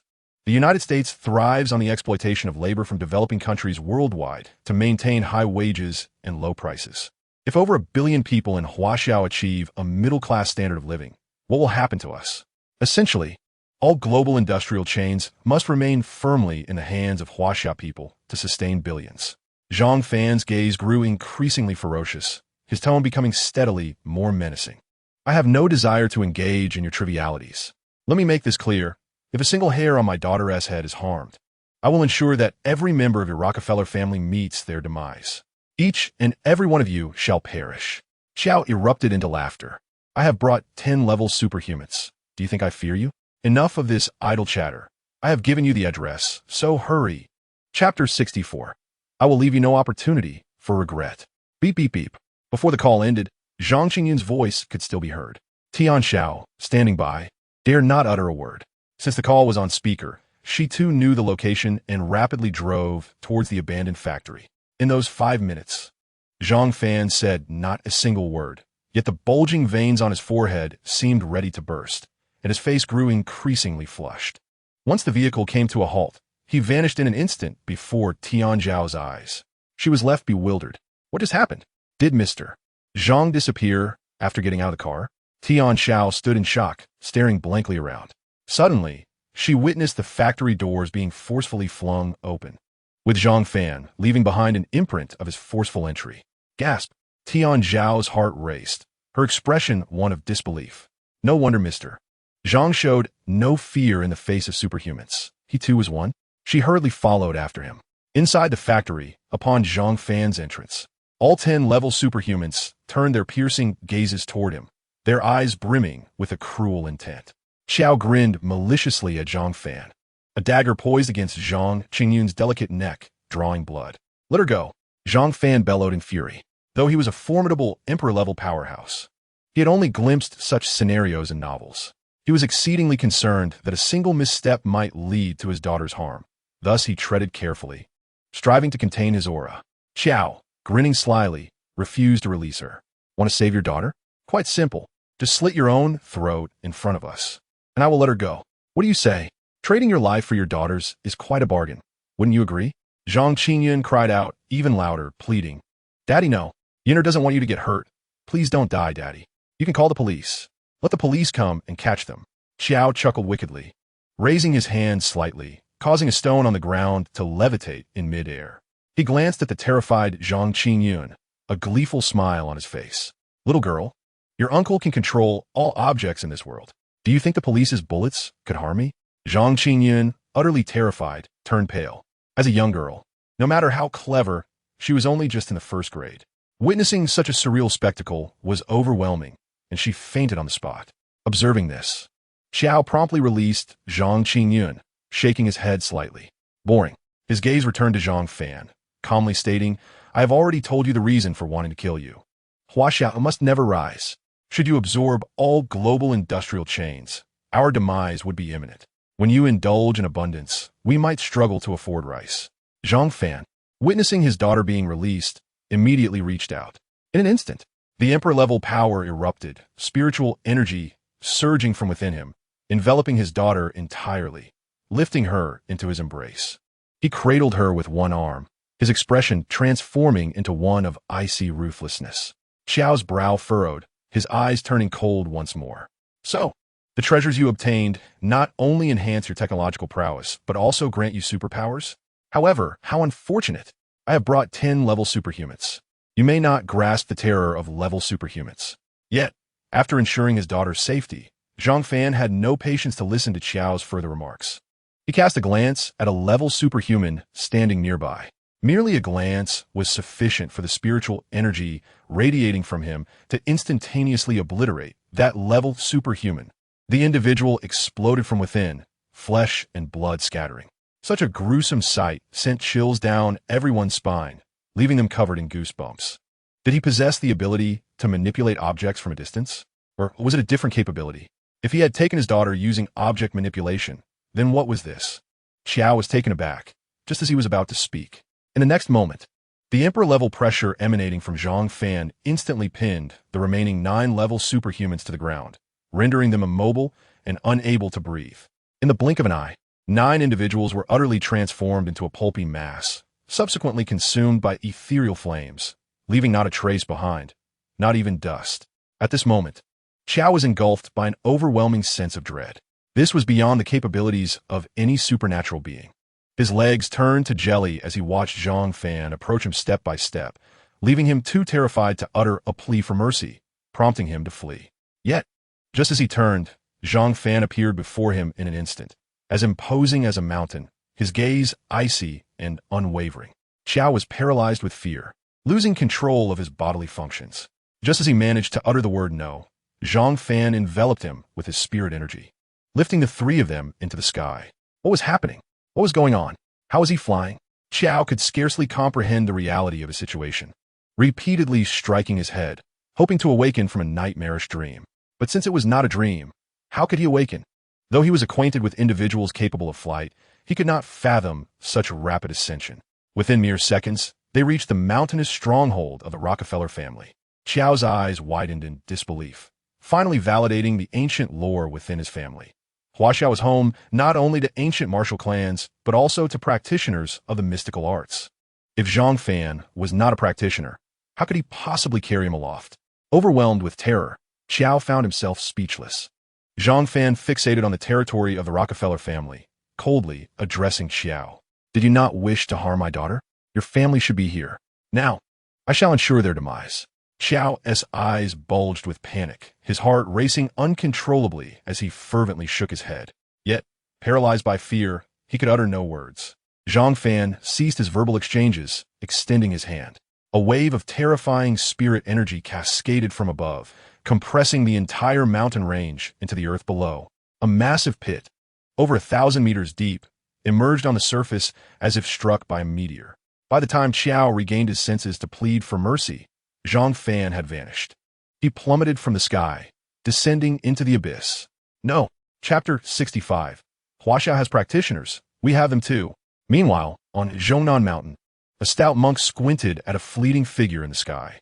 Within moments, he joined a group of over 10 individuals, including Taoists and recluses from various professions. Are you certain you did not miss-see? The elder Taoist appeared incredulous as he scrutinized the stout monk. Zhiqiu, do not speak frivolously. It is already the 21st century. Since the founding of the nation, no spirits are allowed to manifest. Do you not know? Be they demons or practitioners, we cannot display our abilities before ordinary people. How could anyone dare to fly so brazenly? I find it hard to believe. Zhiqiu's round face was etched with helplessness. As a monk, I speak no falsehoods. I truly witnessed someone soar from the heavens. The others murmured amongst themselves, their brows furrowed. If Zhiqiu's claims were accurate, this individual must be eliminated. It was a well-understood rule in the realm of practitioners that one must not reveal their powers before mortals. Thus, this person's audacity demanded retribution. Yes, otherwise, what trouble might he bring us? After deliberation, they mobilized resources to search based on Zhiqiu's description. On another front, Doctor, how was my daughter?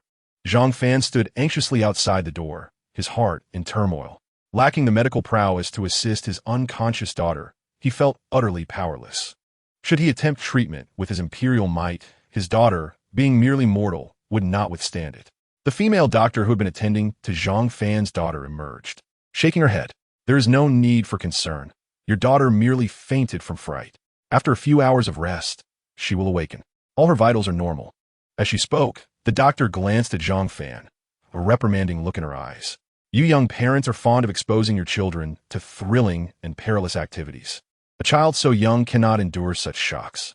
Suddenly, the doctor halted mid-sentence, her expression one of astonishment as she gazed at Zhang Fan. Are you Zhang Fan? Zhang Fan nodded. Yes, I'm Zhang Fan. Is my daughter truly unharmed? The doctor's face lit up with joy. Meeting her idol was a rare fortune. She reassured Zhang Fan repeatedly, calming his nerves before excitedly grasping his hand. Thanks to you, Mr. Zhang, Huaxiao has triumphed over the West in the realm of chip technology. You are truly remarkable. Upon learning his daughter was safe, Zhang Fan's anxieties lifted. Yet, as he gazed into the chasm, thousands of meters deep, the golden-haired heir of the Rockefeller family wore a grim expression. He silently awaited news. A man in a black suit approached, bowing his head.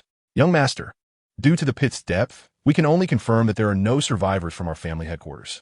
We have also discovered the body of the second young master. He evidently died from a fall. Confusion clouded Jin's gaze.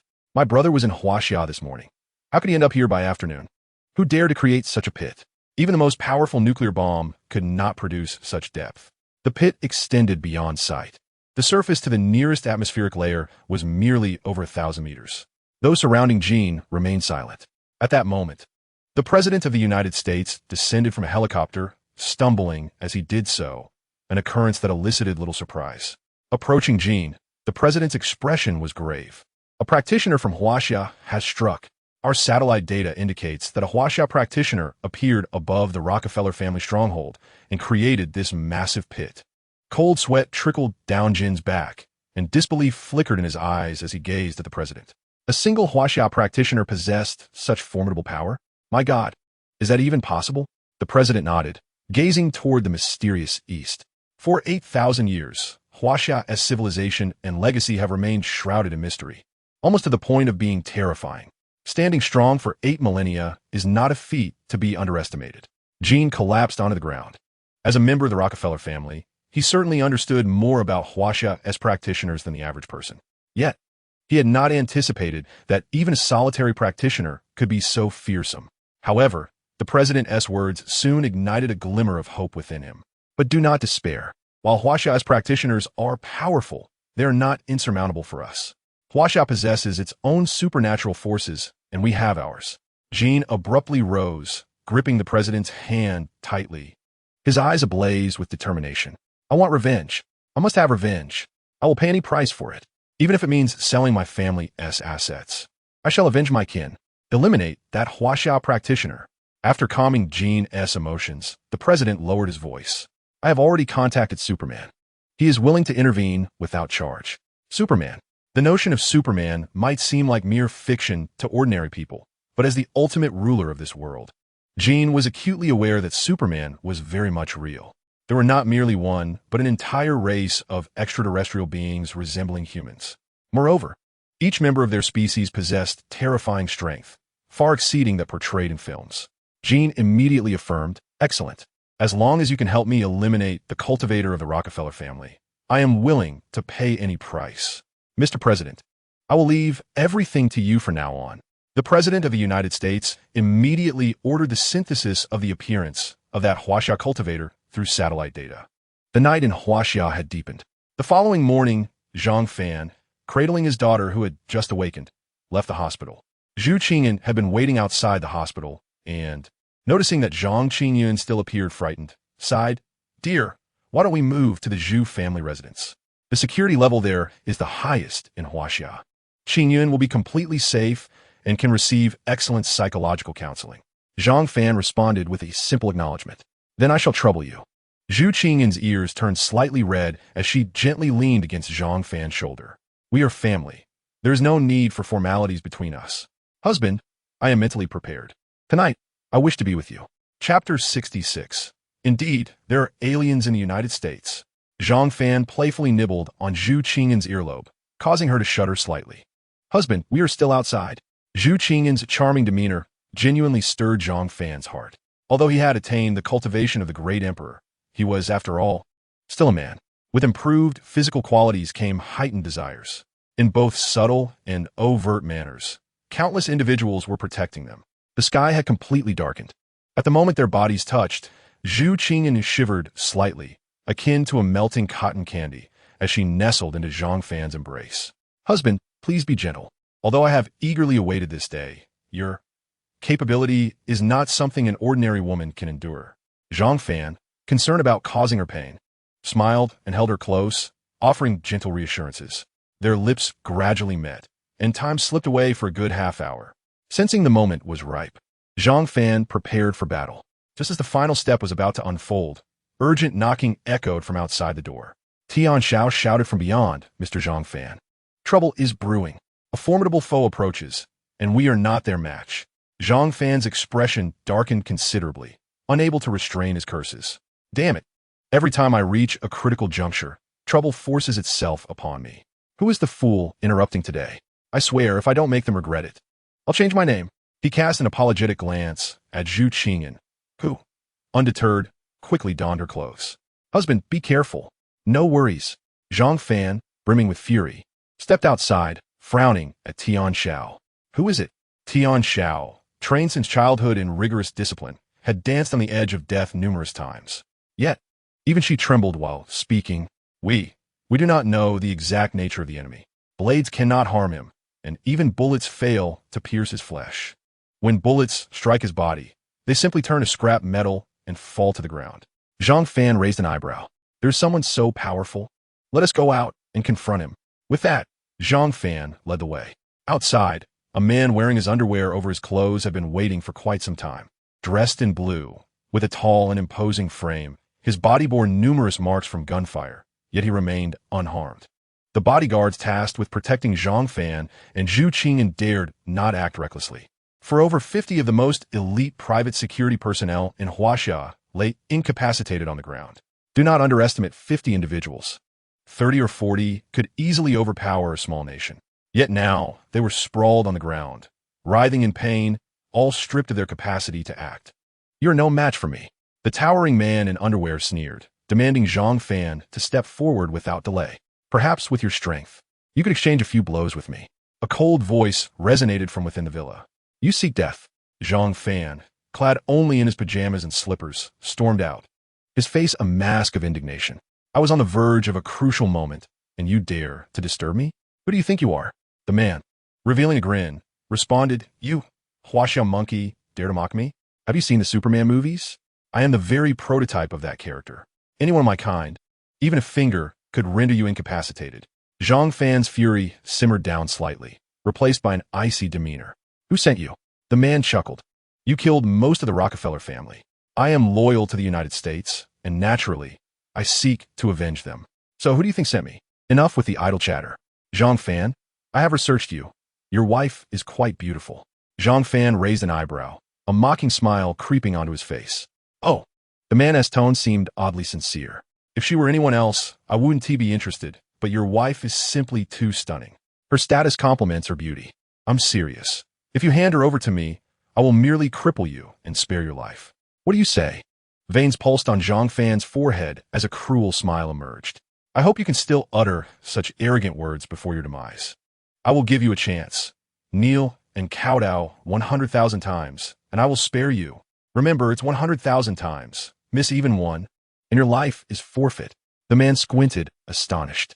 Where does this Huaxia cultivator find his courage? As a cultivator, he should know that extraterrestrial races exist in the United States. We, the Supermen, are among the most fearsome of those races. Not only do we provide technology to the United States, but our bodies are also indestructible, and we can fly. This young man has quite the audacity. The Superman laughed heartily. "Very well, if you are so unafraid of death, let me see your strength. Come, make your move."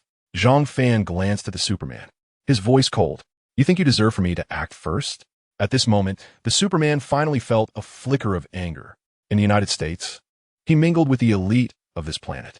Now, to deal with a mere Huaxia entrepreneur, he could tolerate it, but to be mocked was intolerable. What if he is a cultivator? I will end his life now. With this thought, the Superman surged with thunderous speed toward Zhang Fan. In the shadows, a dozen cultivators who had hastened from Zhongnan Mountain observed the scene, their expressions filled with fury. Zhiqiu, maintaining a composed demeanor, remarked, "Although Zhang Fan has violated the rules of cultivators, he is still one of us from Huaxia. Old Taoist, allowing Americans to slaughter our cultivators is not right. Is it? Should we not intervene?" Another nodded, his face dark with anger. "I have heard of the Superman race. Yet, no matter how strong they are, they cannot be our match. We cannot allow these foreign supernatural beings to rampage through Huaxia." For years, the reason the United States frequently reported on extraterrestrial news while Huaxia did not was simple. Huaxia cultivators had always maintained order from the shadows. Among the group, the oldest and most senior Taoist from Zhongnan Mountain nodded thoughtfully. "You speak rightly. Zhang Fan must die, but not at his hands. We shall eliminate him first, then Zhang Fan, preserving Huaxia's dignity while upholding the rules of the cultivation world." As a group of over a dozen individuals prepared to strike, an unexpected scene unfolded before them, sending chills down their spines. Chapter 67. Offend who 11, and you shall meet your demise. The superhuman charged at Zhang Fan, raising a fist the size of a sandbag, aiming directly for his chest. The strength of their kind was terrifying. A single punch could shatter mountains. However, upon impact, Zhang Fan remained unfazed. The superhuman, momentarily taken aback, was about to laugh when he caught sight of Zhang Fan's gaze, which bore a hint of mockery. This caused a cold sweat to trickle down his back, and his heart began to race. How could this be?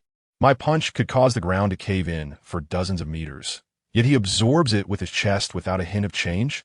Observing the incredulity mixed with confusion on the superhuman's face, a smirk emerged on Zhang Fan's features.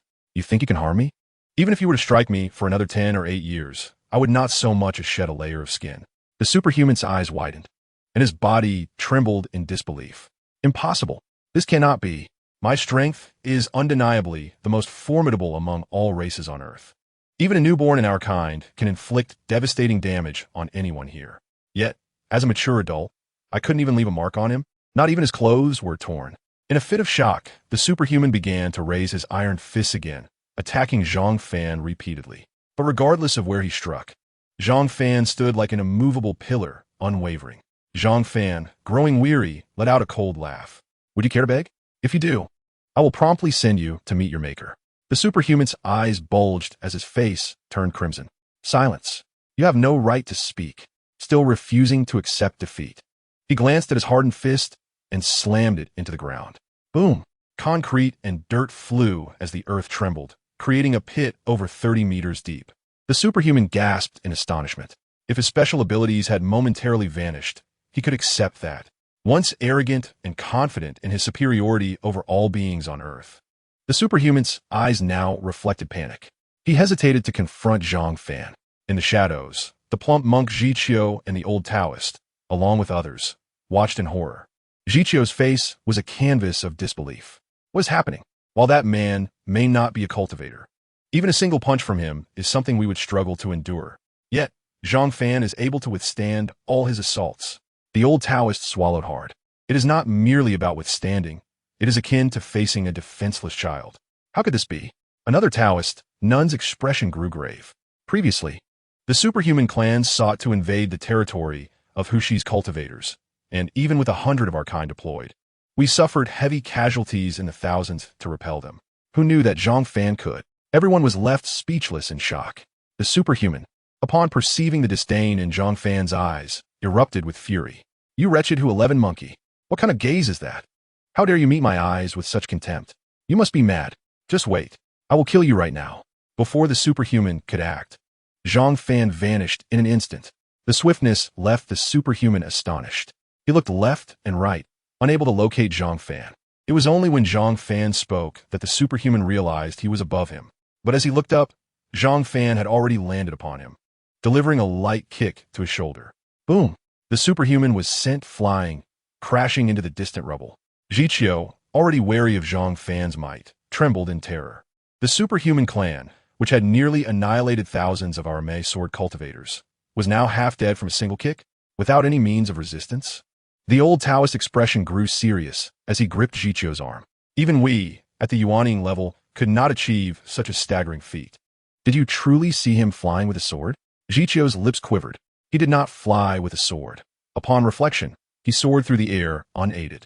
The dozen or so Zhongnan mountain cultivators who had come to kill Zhang Fan were drenched in cold sweat. No sword flight, no reliance on any external aid. He merely ascended using his own body. The old Taoist's body stiffened, his heart racing. We should cease any further trouble with him. Such a terrifying existence must possess a realm far beyond ours, at least a formidable being at the Hu-SHN level. The others unanimously concurred. None dared to show themselves again. Meanwhile, the superhuman, bloodied and struggling to rise, looked up in fear as Zhang Fan approached. You cannot kill me. I am not the strongest in my clan. If you slay me, it will undoubtedly attract even more terrifying entities. You must spare my life. A playful glint crossed Zhang Fan's face as he unleashed a colossal surge of spiritual energy, pinning the superhuman down, rendering him immobile. Realizing he might survive, the superhuman nodded vigorously. If you spare my life, I will tell you everything, I swear. Zhang Fan nodded slightly, maintaining a calm demeanor. How many of your kind exist on Earth? Over 10,000. We originally came with just over 2,000, and have since multiplied to more than 10,000. Very well. The second question, how many types of extraterrestrials exist in the United States? Over 300.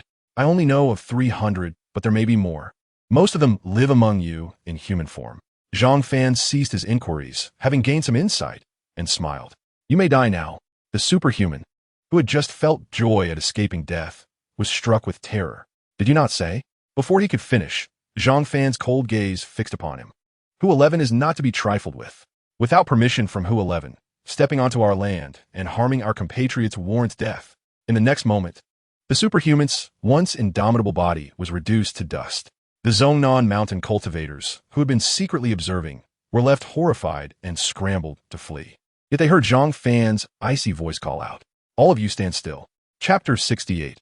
I alone shall eventually stir chaos. The dozen individuals, each having weathered countless storms, were renowned figures in any realm. Yet, at this moment, they stood frozen like obedient children, too fearful to move. Upon seeing Zhang Fan materialize before them, they all knelt. Zhang Fan smiled and asked, "You have been lurking in the shadows for quite some time. What do you intend to do?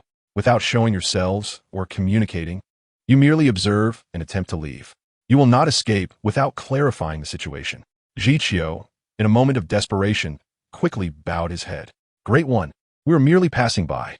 A few hundred meters away, there are cultivators hosting a banquet, inviting us to join. Therefore, we prepare to set off together.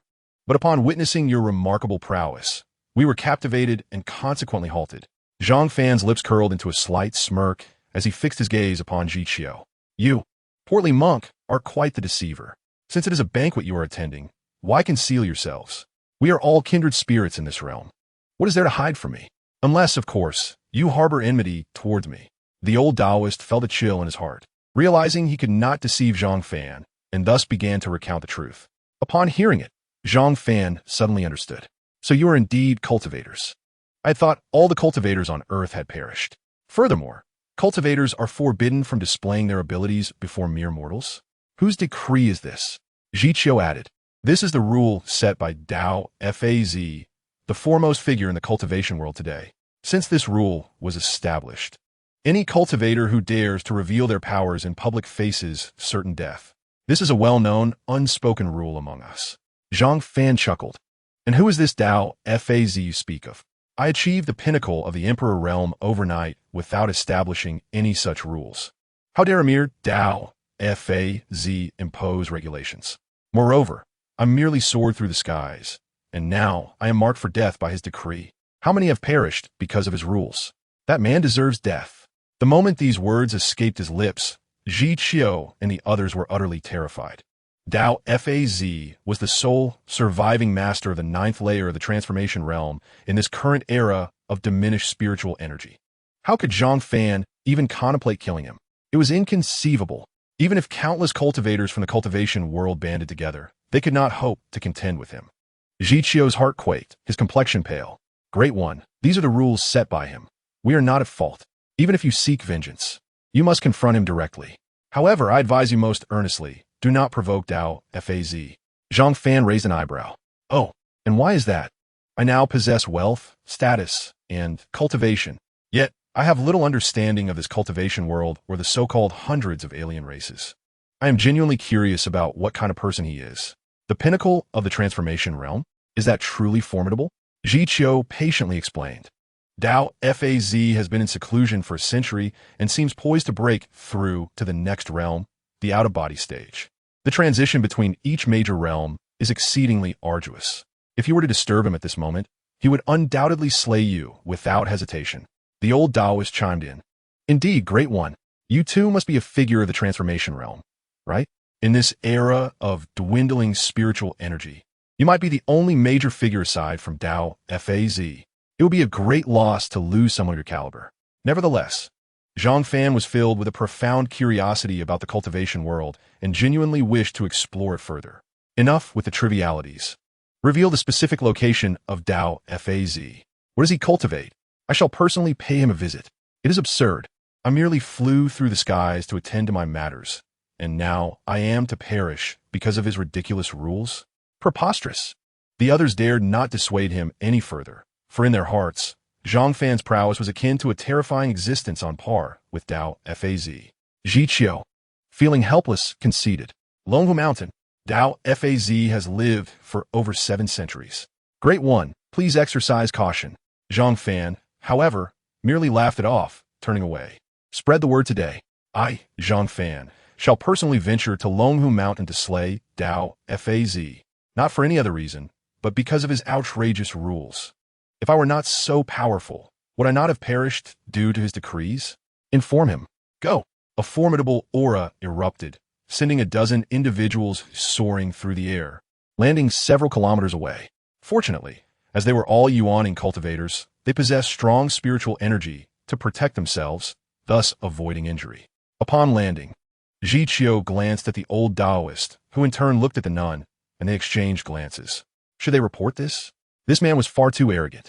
utterly dismissive of others. It seemed they ought to inform Dao Faz. Indeed, if Dao Faz intervened, this individual would surely meet a grim fate. Oomph. Does he think that just because he has made a name for himself among mortals, he can disturb the cultivation world? Ridiculous. Let us proceed to Longhu Mountain at once. The group hastened towards Longhu Mountain. The following morning, Zhang Fan awoke and looked at the immobile Zhu Qingyan on the bed, feeling a twinge of guilt as he gently stroked her back. "Wife, please rest well. I'm sorry for the troubles you endured last night." Zhu Qingyan's forehead glistened with fine beads of sweat, clearly having suffered greatly the previous night. Yet, she managed to force a smile.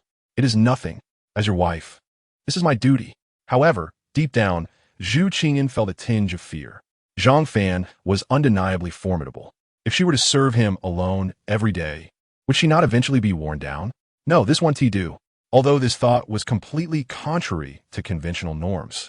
If she did not seek out several more women to assist Zhang Fan, she would surely collapse under the strain. Yes, I must find more women. Zhu Qingyan's mind turned to a particular person.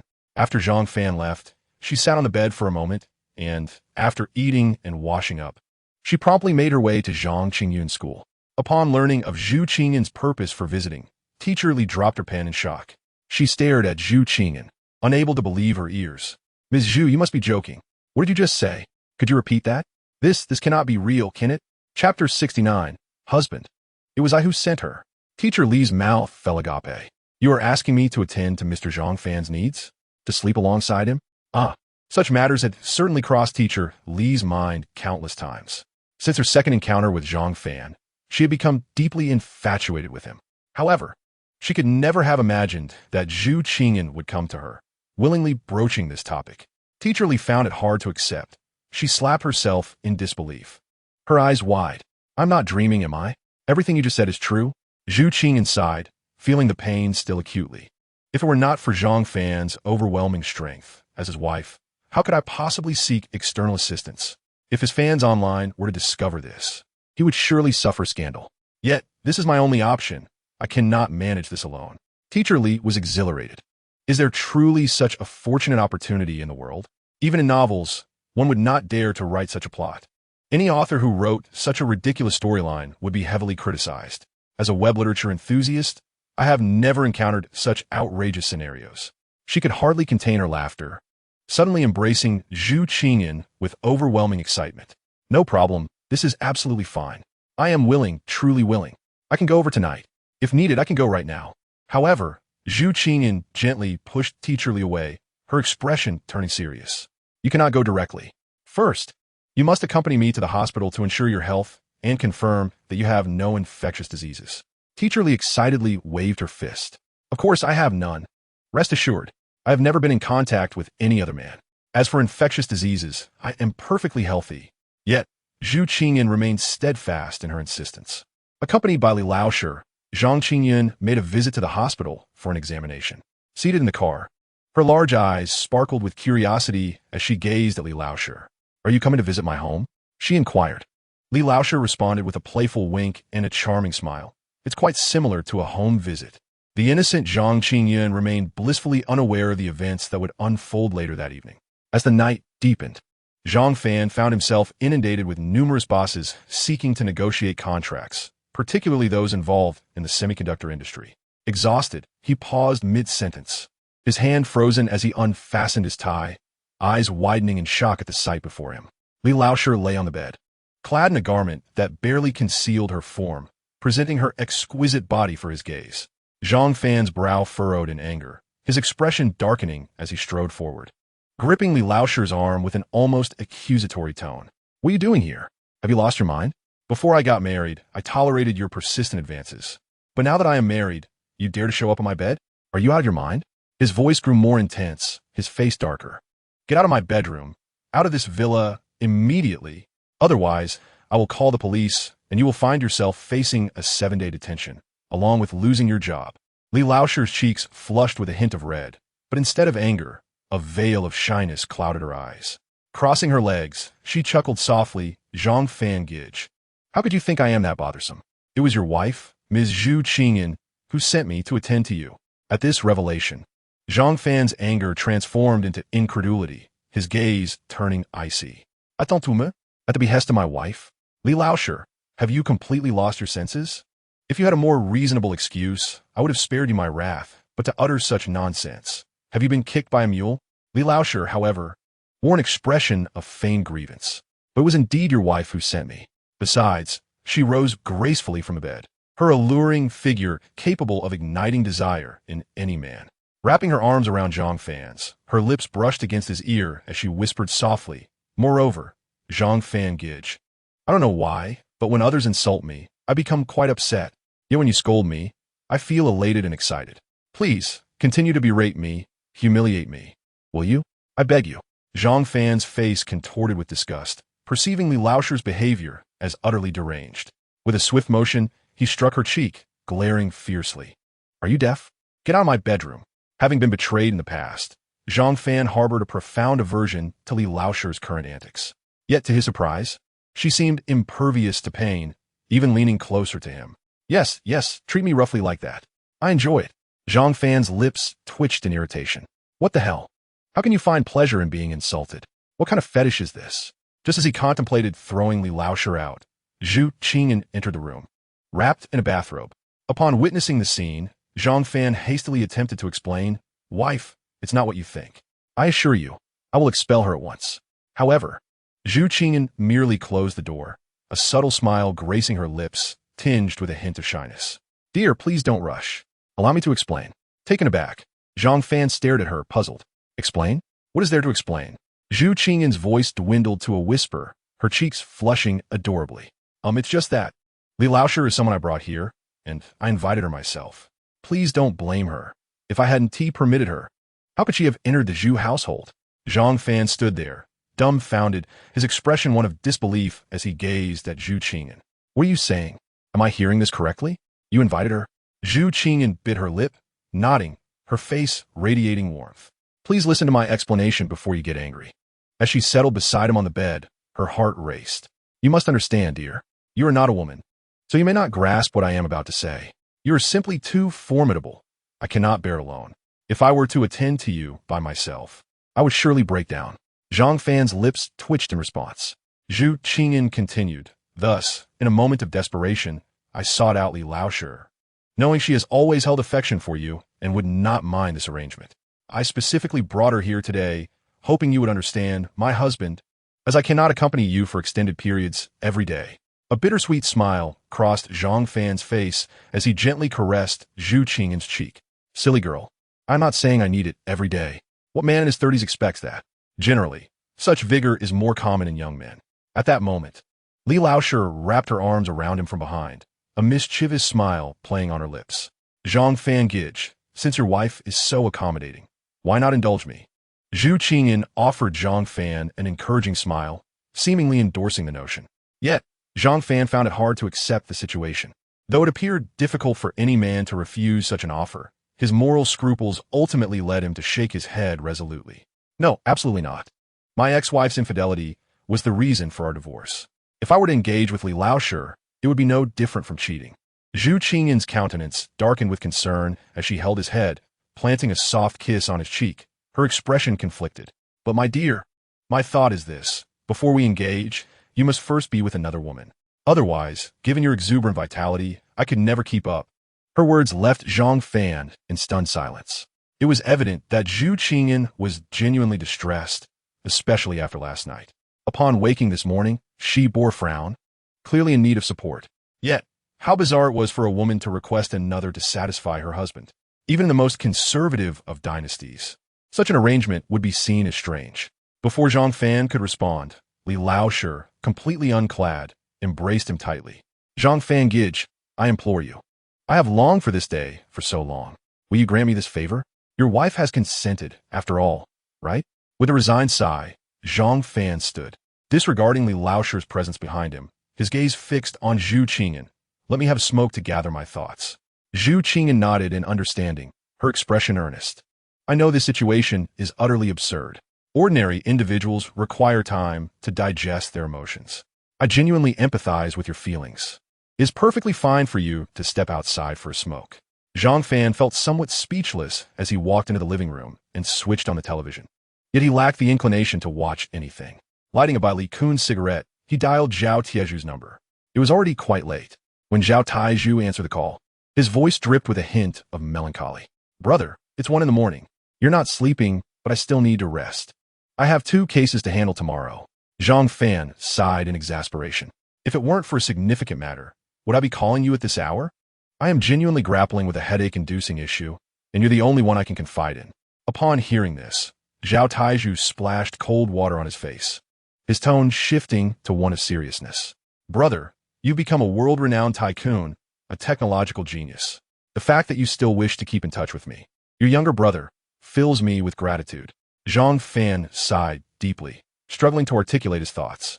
Ultimately, he revealed everything that was troubling him.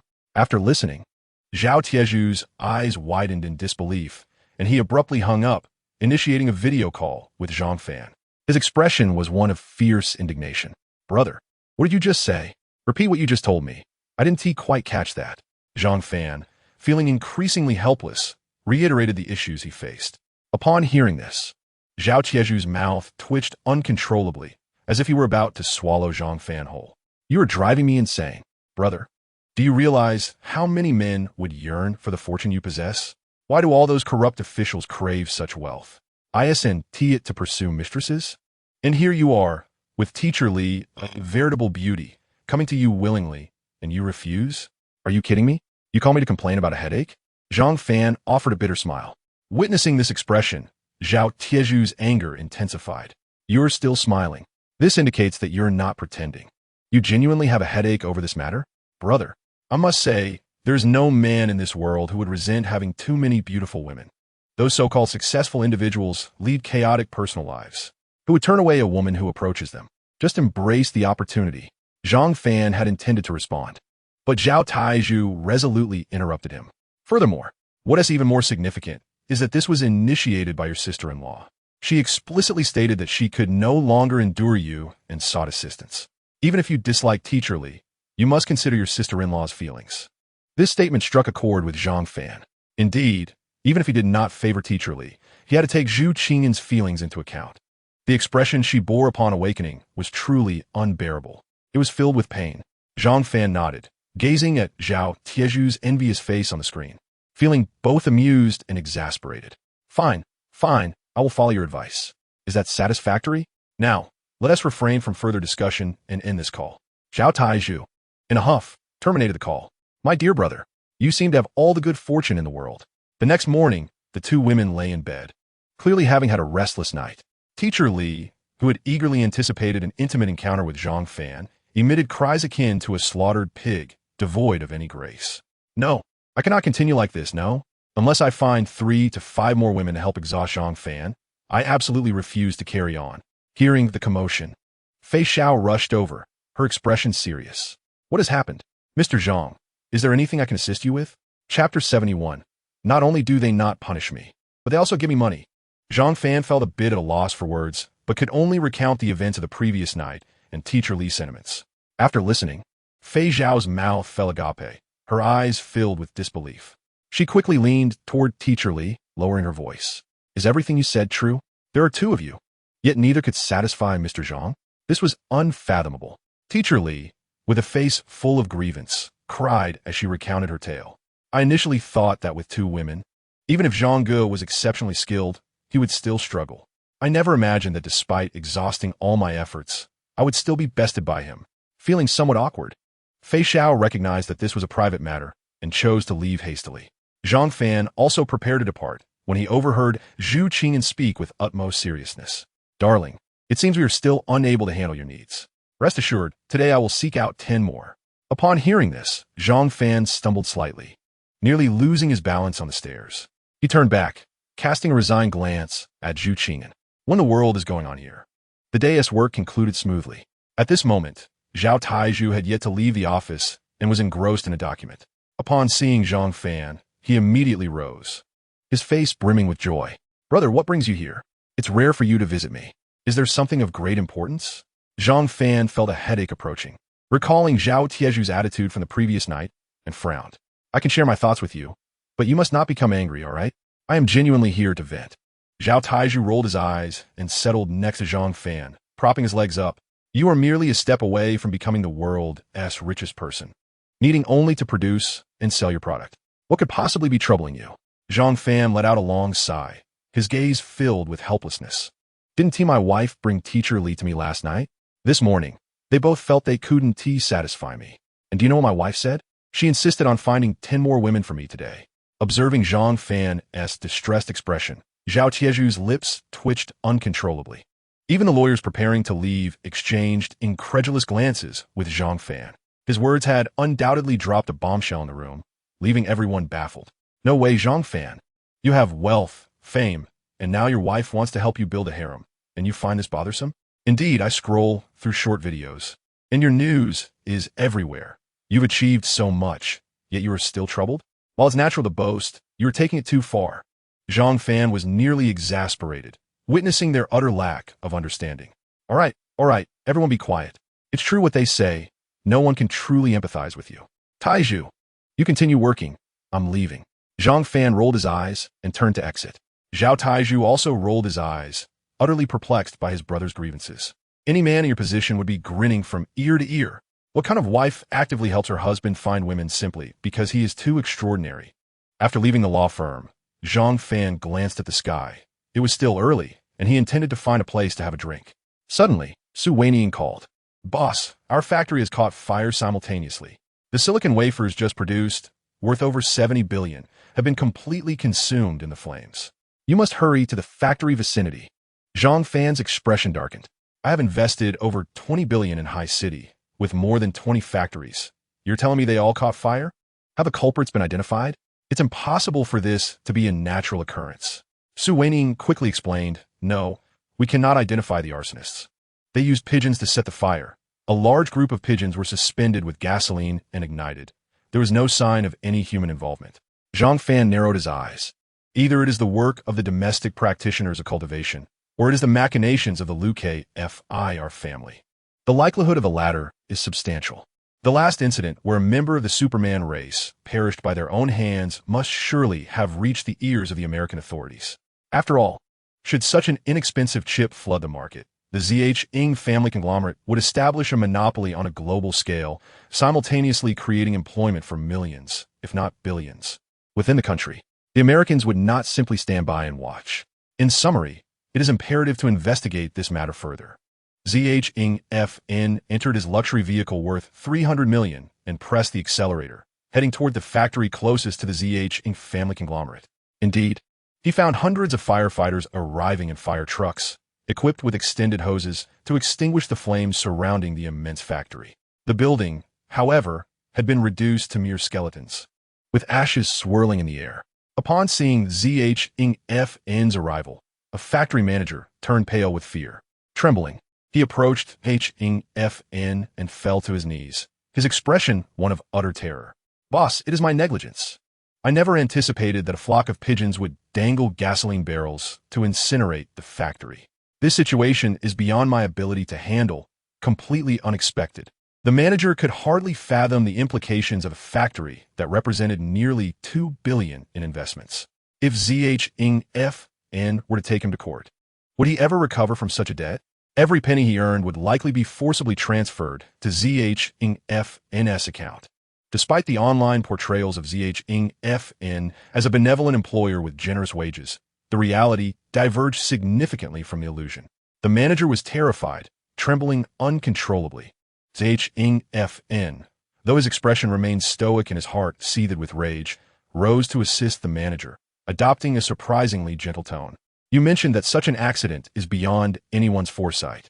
Even if I were here to oversee the factory, I could not have predicted this. Do not worry. You shall bear no responsibility for this incident. It is likely due to my actions. What is your name?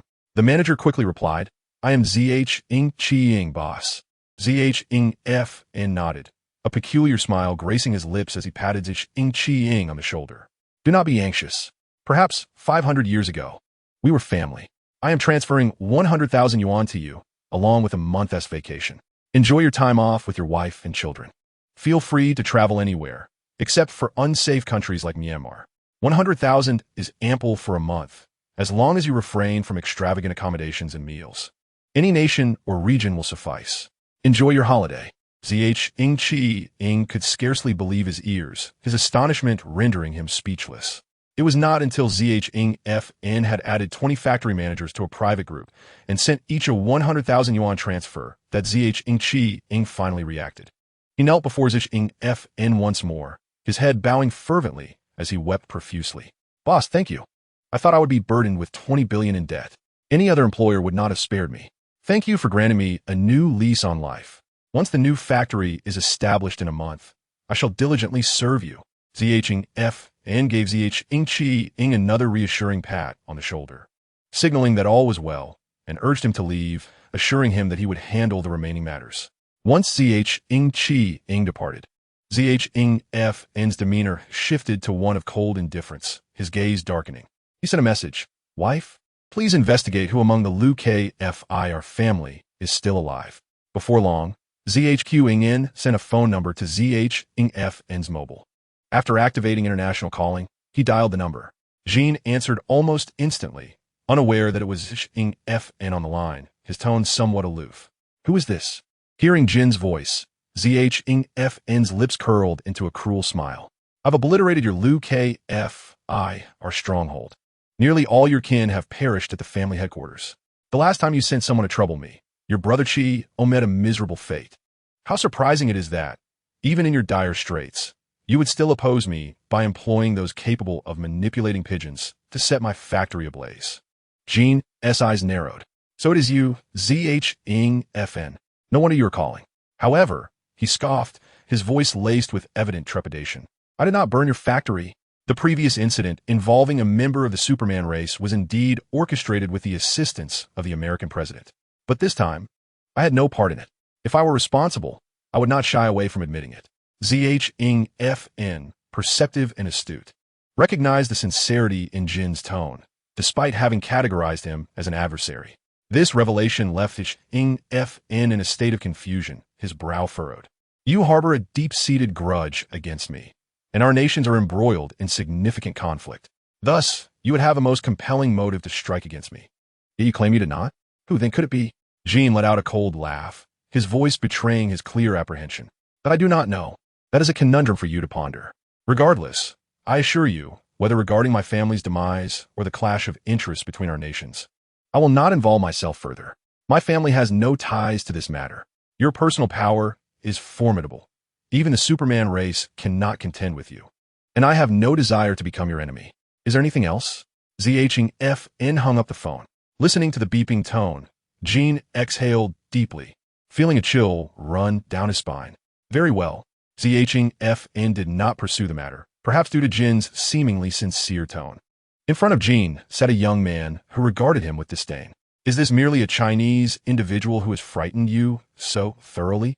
Zhang, no matter how formidable, could only have triumphed over the Superman race by sheer luck. "Allow me to face him. I could eliminate him in an instant." At that moment, Jean's thoughts were singularly focused on avoiding any further entanglements with Zhang. He was a monster.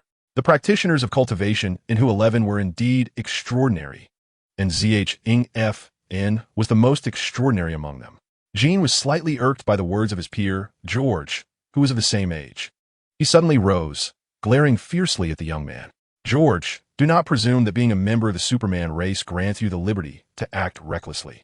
I advise you to abandon any thoughts of opposing Zhang. He is not someone you can challenge." George laughed derisively, shaking his head slightly. "It seems that after the demise of your relatives at Zhang's hands, your courage has withered. The Superman race that approached him was merely adolescence. I, however, am in my prime. Zhang could never match me in my peak condition." Jean had no desire to persuade him further. He only wished to extricate himself from anything related to Zhang. Opposing him was far too perilous. It was utterly unwise. He scoffed repeatedly, rising to leave. "This is my final visit to the White House. From now on, I shall focus solely on managing the family business. As for anything related to Zhang, do not involve me. If you wish to confront him, that is your affair. Prepare yourself for death." George laughed until tears nearly streamed down his face. The Superman race had a penchant for revelry, and their gatherings in bars constituted their stronghold. Another adult member of the Superman race, Joshua, clearly familiar with George, greeted him with a smile and tossed him a bottle of liquor. Did you not meet with Jean? Have you gleaned any insights about Zhang Fan, the one responsible for the death of our compatriots? Upon mentioning this matter, Xiao Ji felt a surge of amusement, uncorking a bottle and gulping down a hearty swig. With a sardonic smile and an air of disdain, he gently shook his head. Well, I have some understanding. How shall I put it? He is nothing short of a complete waste. He possesses a modicum of skill, yet it is hardly significant, and still, he has managed to frighten the current head of the Rockefeller family, Jean, into a state of utter panic. The other superhumans, upon hearing their exchange, erupted in laughter. Joshua, with a beaming smile, remarked, "It has been ages since I visited Huaxia. I hear the women there are cheaper than steak, a mere flick of a finger, and they come flocking. Let us embark on a journey together. We shall fly over tonight and witness for ourselves the prowess of these so-called cultivators." George clinked his glass with Joshua's. "Very well, let us depart at once." The two swiftly made their way to Huaxia. Meanwhile, Zhang Fan, leveraging the power of the Zhu family, mobilized all available resources and ultimately arrived at the black market situated in the city of Haishur. Every city harbors a black market, a realm that deals in illicit goods and unsavory dealings. This particular black market was not hidden underground, but thrived in a vibrant bar district, requiring a special password to access its clandestine areas. Zhu Qingyan accompanied Zhang Fan, regaling him with information, until they reached the entrance of a modest lounge. "Darling, the person you seek is here. However, my father has warned me that these individuals possess many special abilities. You must exercise caution. I will stay by your side." Zhang Fan nodded, emboldened by his status as a Dottie-level cultivator, and led Zhu Qingyan inside. The arrival of the two unfamiliar faces instantly captured the attention of the security personnel at the lounge. Remarkably, instead of brandishing firearms or clubs, they placed their hands at their sides, seemingly prepared to employ some mysterious force against potential threats. According to Zhu Qingyan's instructions, they needed to approach the bartender and utter the passphrase. Subsequently, the bartender would guide them through a concealed entrance, providing the black market services offered by the establishment, which included goods and information services. Zhang Fan had resolved to explore the black market due to the Zhu family's inability to uncover the true culprit behind the attack on his factory. The demeanor of the 7 security personnel elicited laughter from Zhang Fan. "You're all cultivators, I presume?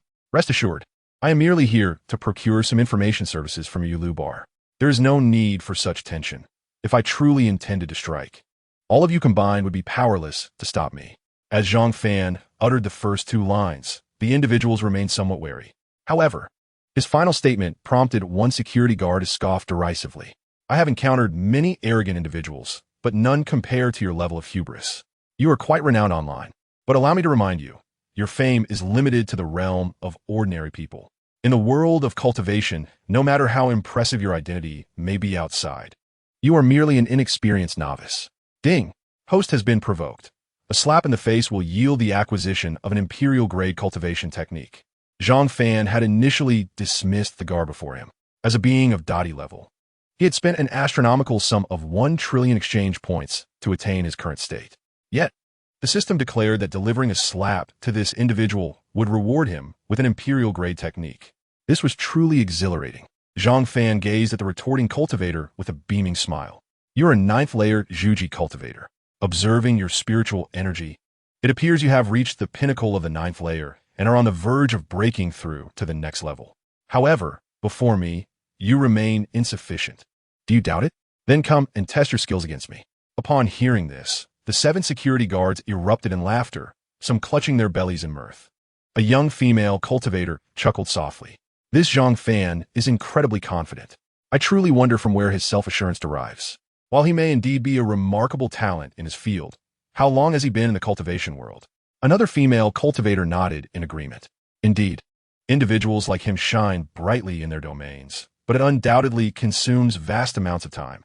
Furthermore, cultivators require substantial time to hone their skills, and our paths inevitably diverge.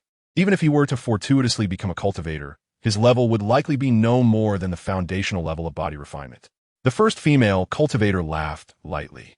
A body refinement cultivator possesses a significant gap compared to ordinary individuals. One punch could easily vanquish a bull. He likely believes himself to wield unimaginable power, which emboldens his bravado. The others chimed in with their musings. Meanwhile, the ninth-layer Zhuji cultivator, having been seen through by Zhang Fan, furrowed his brow. If you're merely here to purchase services, that is one matter. You may proceed accordingly. But do you truly wish to provoke me? Zhang Fan, in the realm of ordinary people, might garner much respect, but in the world of cultivation, one must speak with their fists. Do not force my hand against you. Zhang Fan gestured for Zhu Qing'an to sit aside and approached the Zhuji cultivator, locking eyes with him. There was no trace of arrogance in his demeanor. Instead, he regarded the Zhuji cultivator earnestly, his tone exceedingly sincere. I do not seek to compel you, nor am I provoking you. I merely stated a truth. You are not my opponent. The Zhuji cultivator seethed with anger, especially as he faced repeated provocations in front of his goddess. How could he tolerate Zhang Fan's insolence? Just as he prepared to strike, the bartender shot him a glare and admonished Xiao Zhou, "Stand down." Mr. Zhang Fan is a nationally protected figure. His contributions to Huaxia are well recognized. While he may be a bit arrogant, as a senior, can't you show some restraint? Xiao Zhou let out a cold huff, disregarding Zhang Fan and stepping aside. Conversely, Zhang Fan did not heed the bartender's words and instead positioned himself in front of Xiao Zhou. Do not leave. Let's have a spar. You cannot walk away. If I do not deliver a slap to your face, I would miss out on acquiring an imperial-grade technique. I have merely exchanged for some low-tier techniques, which do not align with my Dadi-level strength. I cannot manifest my true power. Xiao Zhou's eyes widened in disbelief as he turned to the bartender, who appeared utterly flabbergasted. He had intended to personally attend to Zhang Fan after Xiao Zhou departed, given Zhang Fan's unique status. Who would have thought this fellow would dare provoke Xiao Zhou? What? The bartender was taken aback, contemplating the gravity of the situation. Zhang Fan's identity was paramount, and he hurriedly grasped Zhang Fan's arm. "Miss Bartender," she blinked, "Mr. Zhang Fan, why must you do this? Someone of your stature comes to our Yulu bar to procure black market services. Surely, there must be pressing matters at hand. When you walked in, I had a hunch that you were seeking to uncover who burned your factory." Zhang Fan smiled faintly. "That can wait. First, let us resolve this matter with Xiao Zhou. Come now, let's engage in a contest. Feel free to unleash your full strength. Rest assured, I will not kill you." Xiao Zhou was fuming, his anger boiling over as he pushed aside the beautiful bartender, glaring menacingly at Zhang Fan. "Zhang Fan, you truly are audacious. Very well. Since you are so arrogant, allow me to witness the basis of your arrogance." The two adversaries immediately assumed fighting stances, preparing for battle. The bartender, filled with exasperation, approached Zhu Qing'an. She evidently recognized HQ Ingyan, for the ZH family is renowned in the realm of cultivation. Even if ZHQ Ingyan does not practice cultivation herself, her status speaks volumes. "Miss, you must persuade Mr. Ziching F.N. quickly. How could he possibly stand a chance against Shi OZHU? Shi OZHU is at the pinnacle of the 9th level of the JNGJ realm, while he is merely a novice who has just entered the world of cultivation. No one could have anticipated. Yet, ZHQ Ingyan smiled faintly, her gaze toward her husband brimming with confidence. Enough said. With my husband's strength, he will surely handle this. You can rest easy." The bartender widened her eyes in disbelief. "What?" Chapter 74. Surrender your imperial grade technique. "No. What is going on here?" The beautiful bartender was utterly flabbergasted. While it is commendable to have faith in one's husband, this level of confidence seems excessive. After all, your husband has only just stepped into the realm of cultivation a few days ago, having previously found success in the mundane world. Just as the bartender hesitated, she saw ZHFN not only refusing to retreat, but rather charging toward Shi OZHU. This left the beautiful bartender in a state of helplessness. Alas, there was no way out. If a problem were to arise, it would be unavoidable. Who told him to be so arrogant? Challenging our bar's security personnel right off the bat? Shi OZHU, already seething with rage, glared at ZHFN, his expression darkening. "You dare to strike first. Today, I have no intention of targeting you, but your arrogance has forced my hand. If I do not teach you a lesson, you will never learn. Allow me to settle this with my fists. Even without using spiritual energy, I could easily incapacitate you. Otherwise, word would spread that I, a cultivator of the JNGJ realm, resorted to using spiritual energy against a mere novice. That would be ludicrous. The two iron fists collided with a thunderous clash, and Ozhu was sent flying. With a resounding crash, he shattered a table within the bar. Every onlooker was struck with disbelief at the astonishing scene unfolding before them. What is happening? How could Ozhu not be a match for Zhang Fan? Zhang approached Ozhu with a smile. He harbored no true animosity toward this individual. He merely sought to slap his face and reap the rewards. Thus, he extended a courteous hand. Come on, get up. Did I hit you too hard and cause injury? Ozhu was left in a stupor, faced with Zhang Fan's outstretched hand and his words. He was utterly bewildered. He stared blankly at Zhang Fan, his expression filled with astonishment, rendered speechless. I am speaking to you. Are you all right? Ozhu, as if startled, sprang up from the ground, disregarding his injuries and the visible bones of his hand. You are not Zhang Fan. It is impossible for you to be Zhang Fan. A person who dedicates all his energy to research could not possibly defeat me in such a short time. I am a cultivator of the JNGJ realm. In a panic, Ozhu turned to Zhang, his heart racing. Miss Zh, your husband has been harmed. He is a demon cultivator. Yes, a demon cultivator. The 6 cultivators fell into silence. Even the beautiful bartender could no longer listen. Frowning at Ozhu. Have you finished your madness? If you are done, then shut your mouth. Did you hear me? With a thud, Ozhu fell to his knees. No matter how he thought about it, he could not comprehend why he was no match for Zhang Fan. Ding. Congratulations to the host for successfully slapping Ozhu's face. The host is rewarded with an imperial-grade technique. Upon hearing this, the system fell silent once more. Zhang Fan indeed felt a weight at his waist. It seemed he had acquired an additional technique. He casually flipped through the pages of the imperial-grade technique and then turned to the beautiful bartender with a smile. I have purchased a sufficient quantity of spiritual stones on the black market. Shall I be able to buy services from your YL bar? The beautiful bartender nodded eagerly, perceiving Zhang Fan as an enigmatic figure. Yes. What information would you like to purchase? I will provide it immediately. Just as Zhang Fan was about to speak, a female cultivator pointed at the technique in his hand and exclaimed in astonishment. An imperial-grade technique. It is indeed an imperial-grade technique. He actually possesses one, my heavens. The others turned their gazes to the imperial-grade technique in Zhang Fan's hand. Although no one had ever practiced an imperial-grade technique, the aura radiating from each grade of technique was distinct. Purple represented immortal grade, while gold signified imperial grade. More and more gasps filled the air. Even those within the bar drinking and chatting turned their attention to Zhang Fan, unfazed. He smiled slightly at the beautiful bartender. I will offer 100 high-grade spiritual stones. Please ensure the true culprit behind the destruction of my factory is uncovered. There is no need to investigate the secular forces. The ZH family has already looked into it and found nothing. The only remaining suspect must be some force within the cultivation realm of Hu 11. The beautiful bartender accepted the spiritual stones, her heart secretly astonished. Not only does he possess an imperial-grade technique, but he also casually offers over 100 high-grade spiritual stones. My heavens!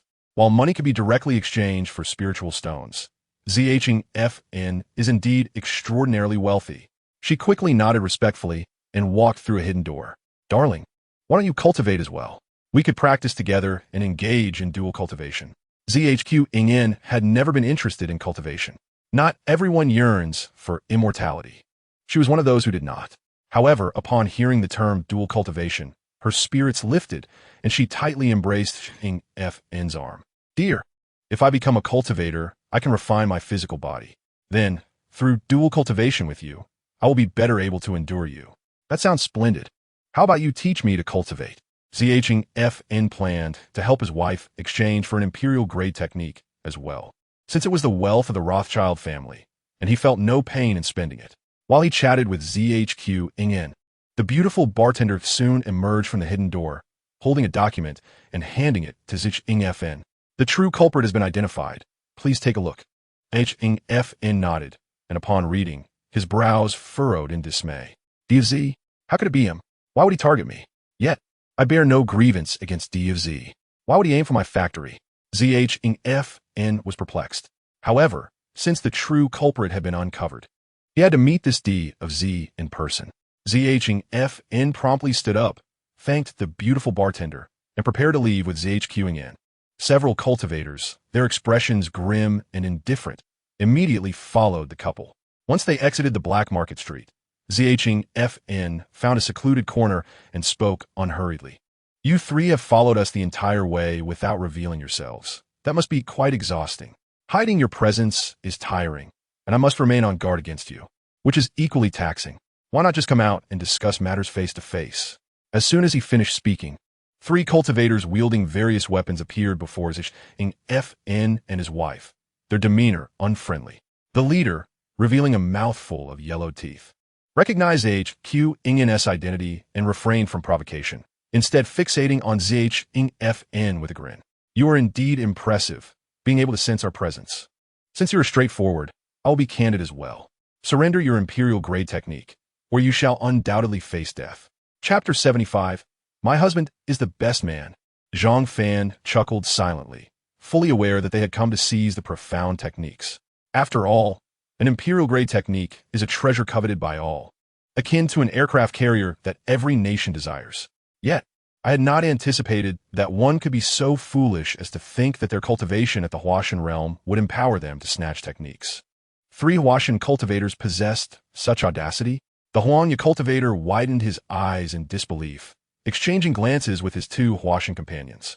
After a moment of stunned silence, he too erupted into laughter, a cacophony of flavors swirling in his mouth. What did you say? Zhang Fan. There's a vast chasm between the Juji realm and the Huashan realm. Moreover, we 3 are at the pinnacle of the Huashan realm, on the verge of breaking through to the next level. You cannot possibly think that, because you can overpower that foolish Juji cultivator, you could do the same to us 3? Upon finishing his taunt, he could no longer contain himself and burst into incredulous laughter. The other 2 joined him. One doubled over in laughter while the other laughed so hard he spluttered. Zhu Qingyan furrowed her brow, visibly displeased with their mockery of her husband. If faced with ordinary individuals, she would have already succumbed to her murderous intent. Their derision towards her husband infuriated her, her gaze darkening. Silence. What right do you have to mock my husband? In any domain, he shines brightly. To me, he is omnipotent. No one in this world can compare to him. What of cultivators? His laughter at your expense signifies that you are not his match. She paused, her demeanor shifting from the tender, affectionate wife to one of icy indifference. My husband is simply too kind-hearted. He did not slay you at the first opportunity. By conversing with you, he is offering you a chance at mercy. Should you not be on your knees, expressing gratitude? The Huangya cultivator was doubled over with laughter, clutching his stomach. Oh dear, how can such foolish individuals exist in this world? My heavens! Zhu Qingyan, I have seen you on television. You are the goddess in the hearts of all men in Huaxia, filled with wisdom and charm. And yet, you believe that a mere Zhang Fan could defeat us 3 Huashan cultivators? The other 2 could hardly contain their amusement, as if there were no greater jest in the world.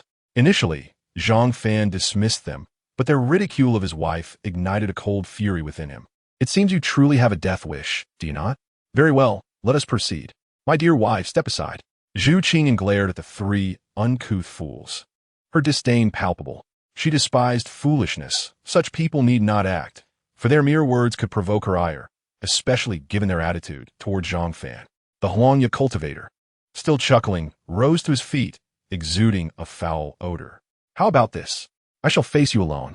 If my brothers and I were to gang up on you, it would be excessively unfair, don't you think? The other 2 showed no intention of intervening, merely watching with amused expressions. Zhang Fan remained calm, devoid of anger, yet a murderous intent simmered within him. As the Huangya cultivator finished his last word, Zhang Fan struck suddenly. His emperor-level cultivation was unmistakable. A powerful surge of spiritual energy targeted the 3 specific individuals, instantly overwhelming them, forcing them to the ground, immobile. This chilling scene struck fear into the hearts of countless passing cultivators. As for the 3 cultivators, 2 met their demise on the spot. The Huangya cultivator, terrified, lost control of his bodily functions, a stream of yellow liquid seeping from his pants, revealing his utter terror. Zhang Fan wore a savage grin, continuously pressing down with his spiritual energy, preventing the Huangya cultivator from rising. You possess quite the audacity to dare disturb me and insult my wife. The Huang cultivator looked at Zhang Fan in horror, his mind reeling. He could not fathom how a newcomer to the cultivation world could overpower a formidable Huashan cultivator. I have toiled for over 30 years to reach the Huashan realm, beginning my training from my mother's womb. And yet this rookie, fresh to the scene, is thrashing me. I cannot even stand, let alone fight back. Panic gripped the Huang cultivator's heart, and he pleaded, "Do not kill me, please. I will give you anything." Zhang Fan's smile grew more ferocious, akin to a beast awaiting its prey. "I will not easily grant you death. If I were to let you go, I might as well write my name backwards." The Huang cultivator trembled in fear, sensing the implications in Zhang Fan's words. What do you mean?" Ignoring him, Zhang Fan pulled out over 700 high-grade spirit stones from his pocket, tossing them into the crowd. Instantly, a frenzy of cultivators surged forward to snatch them up. He cast a cold glance at the Huang cultivator, his expression impassive. "Whoever slaughters this man's family will find me at the Zhang clan, and I shall reward them with 1,000 high-grade spirit stones." The cultivators went wild. 1,000 high-grade spirit stones. That was a fortune. 1,000 stones could support an ordinary cultivator's training for months. For most cultivators, 1,000 high-grade spirit stones could suffice for a lifetime, as most would not break through to particularly high realms. With a cold snort, Zhang Fan ignored the Huang cultivator's pleas for mercy, turning to link arms with Zhu Qing'an. "Let us go, my dear wife. I had no intention of killing him. I only viewed him as a clown. But who would have thought he would dare to insult you? Now he has sealed his own fate." Zhu Qing'an felt warmth in her heart. Her husband was truly different from other men. Beyond his protective nature, the fact that he refused to entertain the idea of her finding other women to serve him filled her with sweetness.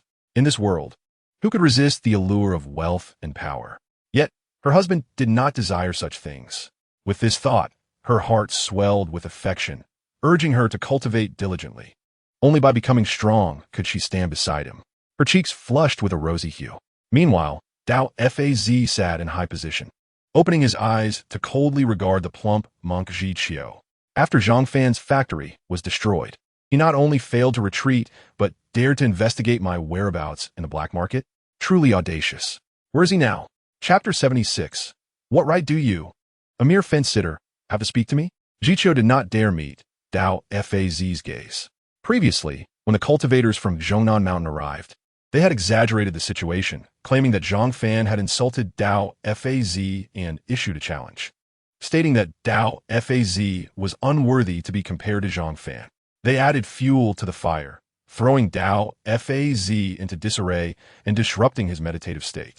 Now, Dao Faz resembled a powder keg on the verge of explosion, ready to erupt at any moment. He lowered his head and earnestly explained, "Today, Zhang Fan went to the black market in Haishur to purchase your personal information and has uncovered that you are the true culprit." Dao Faz's impatience was palpable. "I ask you, where is he now? Such a worthless wretch dares challenge my position? Enough of the trivialities. Reveal his location. I shall go and eliminate him at once. He is merely a successful individual by worldly standards, having just entered the realm of cultivation. How formidable could he possibly be?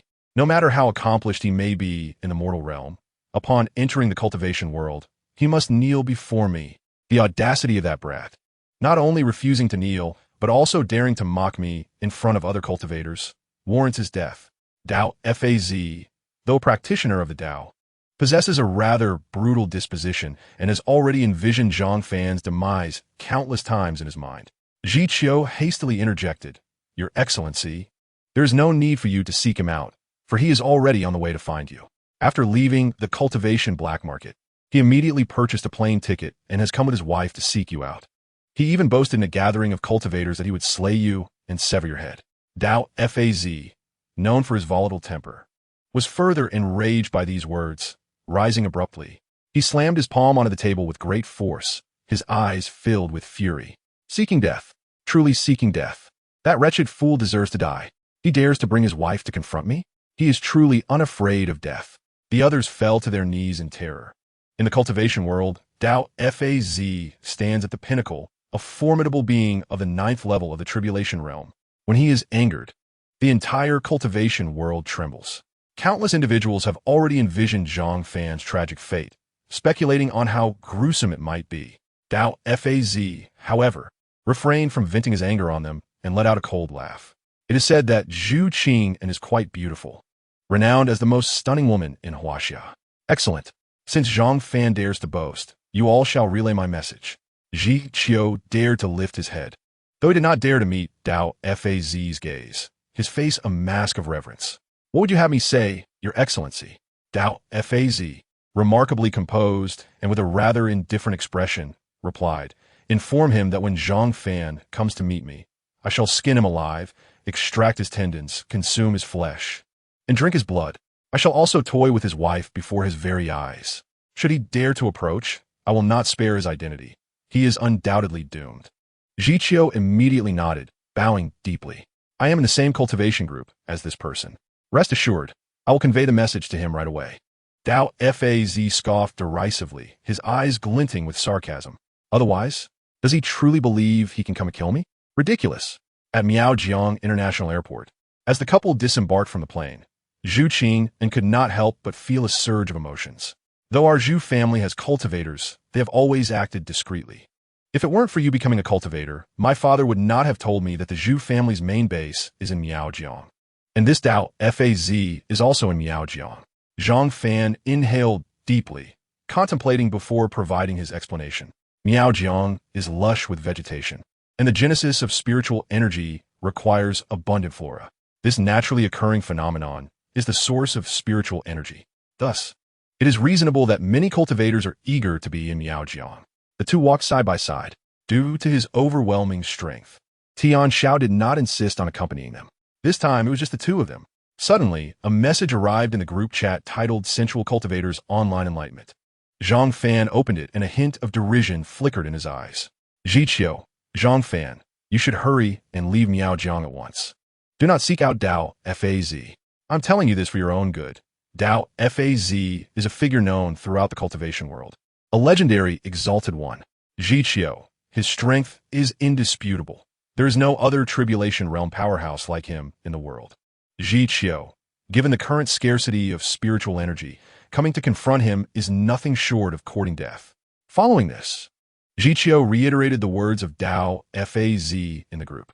Zhang Fan did not grow angry. He had previously investigated Dao Faz's character. This individual was known for his indiscreet tongue. In this era of diminished spiritual energy, it was indeed, as Ji Qiu stated, the scarcity was severe. Thus, it was reasonable that only one tribulation realm powerhouse existed globally. He remained unfazed and sent a voice message in the group. Fat monk, do you recall how you knelt before me, pleading for your life? Let us not even discuss whether I am a match for Dao Faz. Just consider yourself a pure opportunist. When you were begging me for mercy, why were you not so arrogant? Dao Faz is impressive, but why should I concern myself with you? You're merely barking here. His words struck Ji Qiu deeply, causing him to react vehemently in the group chat. However, Zhang Fan chose to mute the conversation, uninterested in further exchanges. His indifference shattered Ji Qiu's composure, inciting him to exclaim in frustration, "What are all you laughing about in this group? Curse be it. Fei Yu, I laugh at you for being foolish. Is that a problem? Crazy golden ball." Indeed, Zhang Fan may be a bit arrogant, but at least he does not demean himself by serving Dao Faz. Dao Faz is powerful yet exceedingly brutal. The cultivation world reveres him, but also loathes him. Look at you fawning over him. Today as Huang Min Ji. TSK, my fellow Taoists are quite right. This fellow is simply a fool. Ji Qiu infuriated, seethed with indignation. Be arrogant all you want. Mock me all you like. Damn it, once Zhang Fan is dead, I shall inform Dao Faz of everything you have said. None of you shall escape. However, his threats did not intimidate the many Huaxia cultivators. Instead, they grew more vociferous in their ridicule. Ji Qiu, thoroughly rattled, exited the group chat. Countless individuals began to tag Zhang Fan, sending words of encouragement. How could this be? Furthermore, on the way here, he had practiced a supreme cultivation technique. If this does not kill Dao Faz, then he truly is an anomaly. Once they entered the vehicle, the couple hastened toward Dao Faz's location. Above them, two figures loomed amidst the clouds, shadowing Zhang Fan. Chapter 77, Mr. Zhang Fan could squash you with a single slap. The two figures in the clouds were none other than the superhuman duo, Joshua and George. At this moment, George wore an expression of arrogance, his eyes scanning the streets of Miaojiang filled with Huaxia beauties. The women of Huaxia are indeed stunning, entirely different from those in our homeland. Are they not supposed to be of the yellow race? Why do they appear fairer than us Caucasians? In contrast, Joshua maintained a more rational demeanor, chuckling softly. Race is merely a construct defined by America. For centuries, Huaxia people were classified as white. It was only when their national strength waned that they were labeled yellow. Furthermore, Huaxia's power is on the rise. George waved his hand dismissively. Enough of your antiquated views. We are here to kill Zhang Fan, so let us act against that brat directly. A single punch from me, and he is surely dead. Joshua, having sobered from his earlier drunken state, appeared somewhat grave and gently shook his head before witnessing Zhang Fan confront those three Transformation Realm cultivators. I did not regard him highly. However, Transformation Realm cultivators are already formidable beings. The cultivator who inflicted severe injuries on over 100 of our superhuman kin at Anime Mountain was at that level. George raised an eyebrow, his eyes filled with disdain. Are you implying that because Zhang Fan killed 3 Transformation Realm cultivators, he might be able to kill us? Are you suggesting we withdraw? Joshua sighed, observing the impulsive George, patiently attempting to persuade him. It's not that I fear him. I merely acted on impulse, coming to Huaxia with you while intoxicated. Now it seems we have no enmity with Zhang Fan. Why must we kill him? Moreover, his strength cannot be underestimated. George clearly lacked the patience to hear him out, interrupting once more with irritation. Enough of the idle chatter. I must kill him. What is so terrifying about a Huaxia cultivator? Let us pursue him. I shall strike him dead before your very eyes. After both individuals landed, Xiaoji relentlessly chased after the vehicle occupied by Zhang Fan. Were it not for his amicable relationship with Xiaoji, Joshua would have truly wished to turn away, disregarding this reckless youth. With a resigned shake of his head, he chose to follow nonetheless. Zhang Fan's vehicle soon came to a halt before a grand entrance, situated in the outskirts of Miaojing, where few souls roamed. Yet the scenery was breathtaking, brimming with abundant spiritual energy. Zhiqiu had long awaited at the gate. Upon catching sight of Zhang Fan, he could not help but erupt into manic laughter. This rotund monk laughed as if possessed, shaking his head repeatedly. Zhang Fan, oh Zhang Fan, you truly have no fear of death. I thought you were merely jesting. Yet who would have thought you would dare to come here? The esteemed Tianzuan is a veritable practitioner of the 9th realm of tribulation, capable of extinguishing your life with a mere slap. Zhang Fan deliberately stepped forward. Such an inconspicuous action startled Zhiqiu, who gazed at Zhang Fan in terror. What do you intend to do? Do not approach. The esteemed Tianzuan is within, ready to dispose of you at any moment. Zhu Qing'an let out a cold laugh, her expression dripping with derision. Is that so? My husband has already arrived. Why does he not reveal himself? Did he not boast of humiliating me before my husband? Where is he? Long before their arrival, Zhang Fan had already unleashed the aura of an emperor, enveloping the entire area. Those above the realm of tribulation could distinctly sense such an aura. The formidable pressure bore down upon each of them like a mountain. A dozen loyal followers of Daofa, all practitioners of the tribulation realm, knelt upon the ground, unable to rise. As the most powerful and perceptive of them, Daofa himself lay prostrate, utterly incapable of standing. Who is it? Daofa's face was a mask of fear as he peered through the gate towards the outside. Upon recognizing that the being emanating the Emperor's aura was none other than Zhang Fan, he felt a profound desire to end his own life. Impossible. Huaxia has not produced an emperor in centuries. The current spiritual energy is utterly insufficient to support a practitioner of such caliber.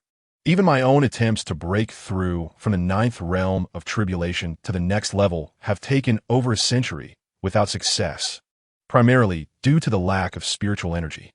In this age of decline, aspiring to cultivate is exceedingly arduous. Yet the terrifying aura radiating from Zhang Fan made his hair stand on end. His realm is surely beyond that of the 9th realm of tribulation. He could crush me effortlessly. Daofa's heart raced as he shakily rose, stepping towards the gate with the unsteady gait of a newly walking infant. Perhaps it was the suppression of his realm, or perhaps fear of Zhang Fan, that compelled him forward with trepidation. Zhiqiu, observing Daofa's approach, felt a surge of confidence, eyeing Zhang Fan with intent. As a practitioner of significantly lower standing, He felt no weight of pressure emanating from Zhang Fan. With a cold smile, he mockingly fixated on Zhang Fan. Boy, upon meeting our esteemed Tianzuan, you still refuse to kneel? Should the esteemed Tianzuan become enraged? The consequences are beyond your capacity to endure. Kneel and speak. Kneel. Zhang Fan's lips curled into a smirk. Kneel? How could I possibly do that? What will you do to me, Zhiqiu's eyes widened, glaring menacingly at Zhang Fan. Will you kneel or not? It is still not too late to kneel. Our esteemed Tianzuan is known for his benevolence. Seeing your pitiful state, he might spare your life. Nonsense. Zhiqiu's fury surged you. In the next moment, a resounding slap struck Zhiqiu's face, leaving it swollen and red. He stared in disbelief at Dao Fa, utterly perplexed by his actions. Tianzi, why have you struck me? What wrong have I committed? The young monk not only received a slap, but also endured a fierce kick to his abdomen, shouting, "Kneel before Mr. Zhang Fan." The crowd was left in shock. Not only was Zhiqiu in disbelief, but the dozen practitioners from Zhongnan Mountain also bore expressions of astonishment. All stared blankly at Dao Fa, utterly confounded by his actions. Another individual attempted to speak, but Dao Fa glared furiously at him. "Shut your mouth, you wretched Taoist. Mr. Zhang Fan's power far surpasses all of us. Even I am no match for him. He could crush us without lifting a finger. Anyone who seeks death should dare to provoke him." The onlookers' minds were blank, struggling to comprehend the unfolding events. A defiant practitioner wiped the sweat from his brow, staring at Zhang Fan, bewildered. "Tianzuan, you are a powerful being of the 9th realm of tribulation. With your strength, it is impossible for you not to be his match. Not only could you easily vanquish him, but even a single breath from you would be too much for him to endure." Dao Fa, seething with rage, turned to glare at him. "Have you no sense? You cannot comprehend Mr. Zhang Fan's might. His very aura has rendered you incapable of rising." I nearly met my end on the spot. The crowd displayed expressions of shock, their gazes fixed on Zhang Fan, rendered speechless. Dao Fa hastily turned, kneeling before Zhang Fan. This scene left everyone dumbfounded, as if caught in a surreal dream. What is happening? How could this be? The esteemed Tianzuan kneels before Mr. Zhang Fan? This is simply too.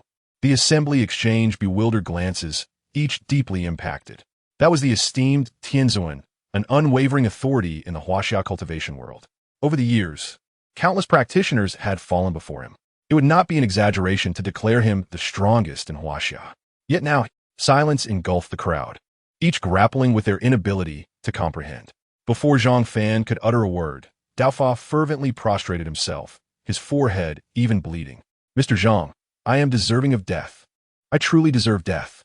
Had I known you surpassed the 9th realm of tribulation, I would have knelt and bowed. Yet I truly should be killed." His words instilled fear among the practitioners. With Dao Fa's realm established, as one with far superior perception, to kneel and bow before Zhang Fan indicated that his actions were indisputably correct. He could not have misread the situation. Zhang Fan's cultivation indeed far exceeded that of Dao Fa. Otherwise, it would be impossible for the usually arrogant and dismissive Dao Fa to display such panic. One by one, they knelt. Even Zhiqiu, who had been the most vociferous, succumbed to the ground, drenched in sweat. He dared not lift his gaze towards Dao Fa, let alone Zhang Fan, repeatedly murmuring to himself, "Do not seek trouble with me. Do not seek trouble with me." Like the others, he pondered Zhang Fan's cultivation. At that moment, Zhang Fan finally began to speak nonchalantly.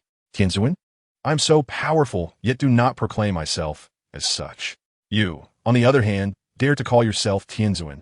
Spare you? You have allowed that Zhiqiu to utter insults about my wife in the cultivation community. How could I possibly spare your life? I now make it clear, you have no chance of surviving. Do you understand?"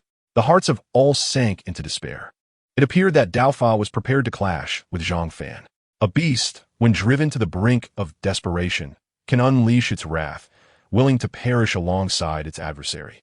How much more so for the esteemed Dao Faz, revered by thousands. In the next moment, Dao Faz struck his own abdomen with a resounding slap, shattering it to extract his inner elixir, which he then obliterated before the eyes of all the cultivators present. Not stopping there, he immediately channeled his spiritual energy to sever his own meridians. In a state of sheer panic, he transformed himself into a mere shadow of his former self. Collapsing to the ground in tears, his voice hoarse from sobbing, he banged his head against the ground repeatedly, pleading, Mr. Zhang, I have become utterly useless, incapable of further cultivation. I implore your forgiveness. Spare my life. I want to live. I truly wish to live. This scene left all the cultivators in utter disbelief, staring wide-eyed at one another, questioning whether they were ensnared in a dream. Zhiqiu's eyes nearly bulged from their sockets. My heavens! The dignified Dao Faz, bowing to Zhang Fan, was already astonishing enough, but he didn't even dare to confront Zhang Fan directly, fearing for his life. With just a single utterance proclaiming his certain demise, the proud Dao Faz preemptively destroyed his own inner elixir and severed his own meridians, rendering himself a worthless being.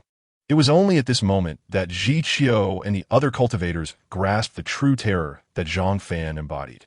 Clearly, in terms of cultivation level, he was an existence far beyond Dao Faz's reach. Thus, in his despair, Dao Faz resorted to such shocking actions. Yet, Zhang Fan remained devoid of any sympathy. A cold glint of murderous intent glimmering in his eyes as he chuckled softly. Let me be succinct. I declared my intent to kill you, and I shall do just that. Had you not insulted my wife, your wretched life might have been spared. However, since you have dared to demean her, do you wish for your family to survive, or for yourself? Speak. Dao Faz's gaze became vacant. He could no longer articulate a response. Faced with the palpable malice in Zhang Fan's eyes, his expression was one of utter despair, yet he could not afford to hesitate. Hesitate? He dare not. Farewell, everyone. If you wish to avoid a painful demise, you ought to take your own lives sooner rather than later. With that, Dao Faz drew his sword and publicly took his own life, blood spilling profusely onto the ground. Zhiqiu suddenly burst into laughter, rolling about in madness, clearly overwhelmed by the shock. The remaining cultivators, some driven to insanity, followed suit in emulating Dao Faz's self-termination. Yet none dared to lay a hand on Zhang Fan. Absurd. The formidable figure of the ninth layer of the Tribulation Realm, faced with Zhang Fan, had opted for self-destruction. What right had they to confront him? One by one, they soon met their demise. Zhu Qing and felt a sense of vindication, embracing Zhang Fan's arm. Let them insult you. Those who disrespect my husband deserve to die. Let us depart. I shall take you to visit our Zhu family's ancestor, who is also said to practice cultivation. Zhang Fan smiled gently, regaining his composure. Very well. Let's go. It will be an opportunity to broaden my horizons, for I have yet to encounter many cultivators. Huaxia has always been a land of hidden talents. This Dao Faz cannot possibly be the most powerful among them. His inability to ascend to the next realm must stem from his own limitations. I do not discount the existence of many greater figures lurking in the shadows. Zhang Fan felt a surge of curiosity regarding those who remained concealed from view. As he turned, he noticed George grinning broadly at him, and Zhu Qing while Joshua grasped George's arm, his demeanor shifting to one of utmost caution after witnessing the events unfold. Brother, we should leave. Did you not see? Those cultivators, upon realizing Zhang Fan's level, did not dare to resist. One by one, they all perished. We can still make our escape. George laughed heartily. I'm not like those cowards. Zhang Fan, hand over your wife to me, and I shall ensure your death is not too painful. What do you say? Ha ha ha. Chapter 79. With a single slap, I am unscathed. The two superhumans that abruptly appeared before Zhang Fan struck him as exceedingly weak. A brief assessment of their auras revealed they could not even contend with cultivators of the transformation stage. Faced with such contemptible weaklings, Zhang Fan found it impossible to become enraged by George's words, instead regarding him as if he were a fool. Joshua, however, sensed an unsettling dissonance. The lifeless form of Dao Faz still lying in the courtyard. The more he gazed upon that face, the more familiar it became.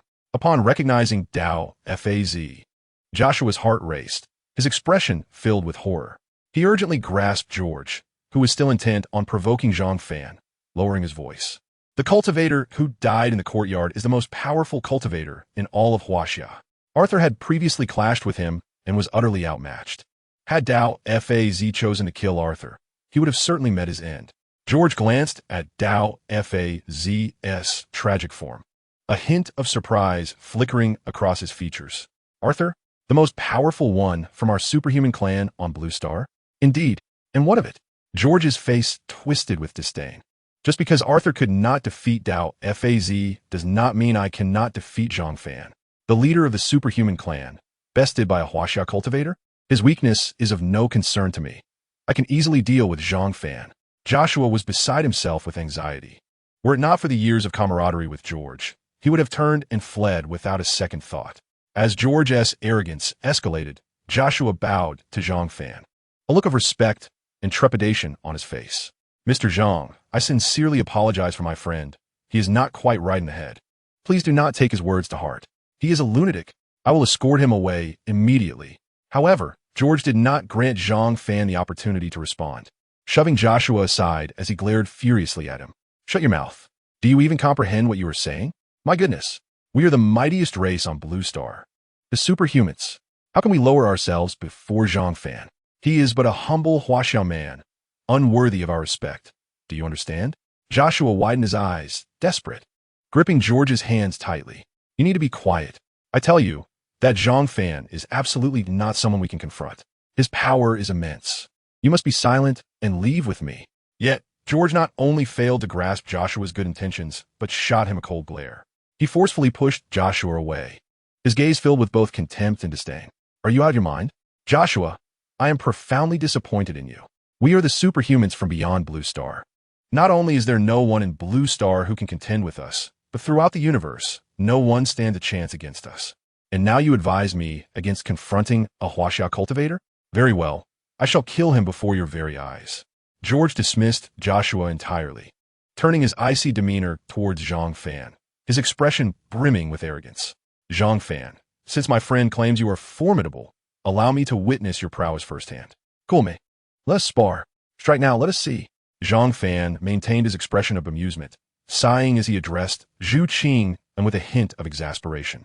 Today has been filled with encounters with more than one fool. This fellow speaks as a child would. My dear, I have no desire to strike him. It feels like a waste of life, an affront to my dignity. Zhu Qing and chuckled softly, her gaze cast upon George with a sense of disdain. Given that this individual belongs to the Superman lineage, it is likely that he has heard of a companion from the same lineage who met a tragic end at your hands. My dear, I am aware of your disdain for foolishness. Therefore, there is no need to squander time with him. A single strike will suffice to end this. Their conversation was not conducted in hushed tones. Thus George heard every word distinctly. His eyes widened in disbelief, a surge of anger igniting within him. You two scoundrels! How dare you belittle me in my presence? Very well, let me witness just how formidable you, Zhang Fan, truly are. With that, George took a decisive step forward. One cannot deny that the Superman lineage possesses remarkable capabilities. Especially in a fit of rage, George's foot struck the ground, shattering the asphalt road beneath him, nearly causing it to cave in. His fists clenched tightly as he approached Zhang Fan with gritted teeth. Each step he took left deep impressions in the ground. Zhang Fan finally began to feel irked, glaring at George. George assumed he was about to speak, but instead, Zhang Fan wore an expression of utter disdain and uttered words that left George momentarily stunned. How dare you destroy the hard work of my compatriots, the workers of Huaxia, who painstakingly repaired this road?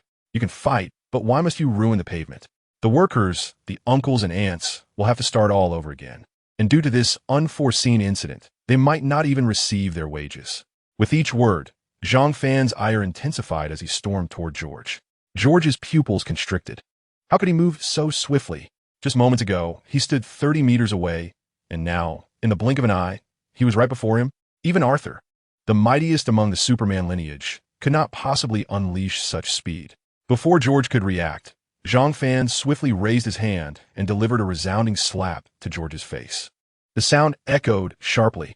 He endured the blow, but upon impact, George discovered that he felt no pain. In fact, he seemed unscathed. This bewildering scene left George momentarily speechless, only to erupt into incredulous laughter. Joshua, did you see that? This is the so-called strongest cultivator of Huaxia who supposedly defeated even Arthur. I stood here and allowed him to strike me, yet I emerged unhurt. Now, what do you have to say? Apologize to me. Joshua, however, stared blankly at George, unable to respond or even utter a word. He remained silent, fixated on George. George furrowed his brow and turned to see Joshua's astonished expression, rolling his eyes in exasperation. What are you doing? I'm speaking to you. Finally, Joshua regained his composure, his lips trembling. George, look down at yourself. your body has. Chapter 8. You cannot even defeat Zhang Fan? What do you mean? George was perplexed, yet he noticed Joshua's unwavering gaze fixed upon his own body, causing a flicker of confusion within him. He immediately cast his eyes downward, and what he saw was alarming. The arrogance had vanished from his face, replaced by overwhelming terror. Why is my body cracking? It resembles a shattered vase. He found it utterly incomprehensible, his eyes filled only with fear. Just as George attempted to take a step forward, his foot exploded with a deafening crack. His right foot shattered into fragments. Witnessing this, George dared not move, raising his gaze in horror toward Zhang Fan. Not only was his body fracturing, but the next moment, he expelled a mouthful of bright red blood. Brother, my insides are rupturing. Every inch of me, both inside and out, is breaking apart. What should I do? Help me. I do not wish to die. Zhang Fan smiled coldly, his eyes filled with disdain. Did you not just declare your intent to kill me? How is it that you cannot even withstand a mere slap? George dared not speak, feeling as though breathing itself was becoming increasingly difficult. His lungs, too, were beginning to split. He gasped for air, desperately trying to inhale more oxygen. But the more he struggled, the faster his body fractured. What did I just tell you? Why do you refuse to heed my words? We are quite familiar with one another, and you should understand that my judgments are never incorrect. I warned you. Zhang Fan's power is unparalleled, and he is certainly not someone we can contend with, yet you did not listen. Now look where we are. George's gaze was vacant. Realizing that Joshua was at a loss, he turned away, forcing a pleading smile while weeping and begging for mercy. Mr. Zhang Fan, I implore you to heal me. I beg you. Zhang Fan coldly smiled, extending his hand to pat George's bloodied face, his palm remaining unstained. Indeed, I possess a myriad of methods to restore you instantly. At these words, a flicker of excitement and hope crossed George's face. However, Zhang Fan's subsequent statement plunged him into despair. However, I shall never allow you to recover. Not only will I not save you, but anyone who dares to attempt your rescue will meet a similar fate. You have 1 minute left. Savor your last 60 seconds in this world. With that, he turned to leave. George suddenly collapsed to the ground, his legs shattered, leaving him to struggle on the floor. No, please. Mr. Zhang Fan. Joshua, witnessing George in such agony, approached him, his own expression wrought with pain. Brother, the might of Mr. Zhang Fan is beyond our comprehension. When he says you are doomed, you are indeed doomed. Your suffering is unbearable. Allow me to end it for you. George's eyes widened in horror. No, please. Unable to bear the thought of killing his dear friend himself, Joshua struck George's head with a single blow, ending his life instantly. He did not look back at George, but instead knelt on the ground before Zhang Fan, bowing deeply. Mr. Zhang, I never intended to provoke you. I beg you, grant me a chance to live. Zhang Fan's demeanor remained indifferent. I have no intention of killing you. I am a man who believes in reciprocity. If one shows me respect, I shall return it tenfold. Should one dare to offend me, I will strike them down. You have not offended me, so I will not kill you. Rest assured. Joshua breathed a sigh of relief, quickly rising to his feet, bowing deeply. If you have any questions, please do not hesitate to ask. I shall speak candidly and thoroughly. There is an ancient saying in Huaxia: those who understand the times are the true heroes. The only way to survive now is to avoid provoking Zhang Fan. Otherwise, one is certain to meet a most dreadful end. Zhang Fan waved his hand with a smile. I have no questions. I am aware that many from the United States harbor ill will towards me, regardless of whether they are vampires or members of the Superman lineage. Should they dare to approach, I will not hesitate to eliminate them. Joshua bowed once more, beads of cold sweat trickling down his face. Fortunately, Mr. Zhang before him was a reasonable individual. Had he not been, Joshua could only imagine the dire consequences he would face. After expressing his gratitude for Zhang Fan's leniency, Joshua painfully gathered his brother's remains and departed swiftly. An hour later, Joshua burst into a bar, panting heavily, carrying a package that contained George's corpse. Joshua, did you not go with George to confront Zhang Fan? A mere Huaxiao individual should be easily dispatched. What happened? Joshua, unable to respond immediately, gulped down a large glass of water in one go. Breathless and wide-eyed, he bore none of his usual composure and tranquility, only panic. Observing his distress, everyone turned to look. Joshua composed himself as best he could and opened the package on the floor. Gasps filled the room. Could it be that the vampire clan was involved? The infernal vampires have never been amicable with our clan of superhumans. It is most likely they have instigated this. Joshua raised his hands to signal for silence, and once the crowd had calmed, he began to elucidate the situation. It is not the vampires. It was Zhang Fan who killed George. The crowd was taken aback. They exchanged glances, perplexed. He is merely a cultivator from Huaxia. I have encountered such individuals before. What gives him the audacity to kill George? Indeed, our clan reaches its physical zenith at 30, and by 40 begins to decline, while George has just turned 30 and possesses formidable strength. How could Zhang Fan possibly defeat him? Joshua, do you harbor some unspoken truth?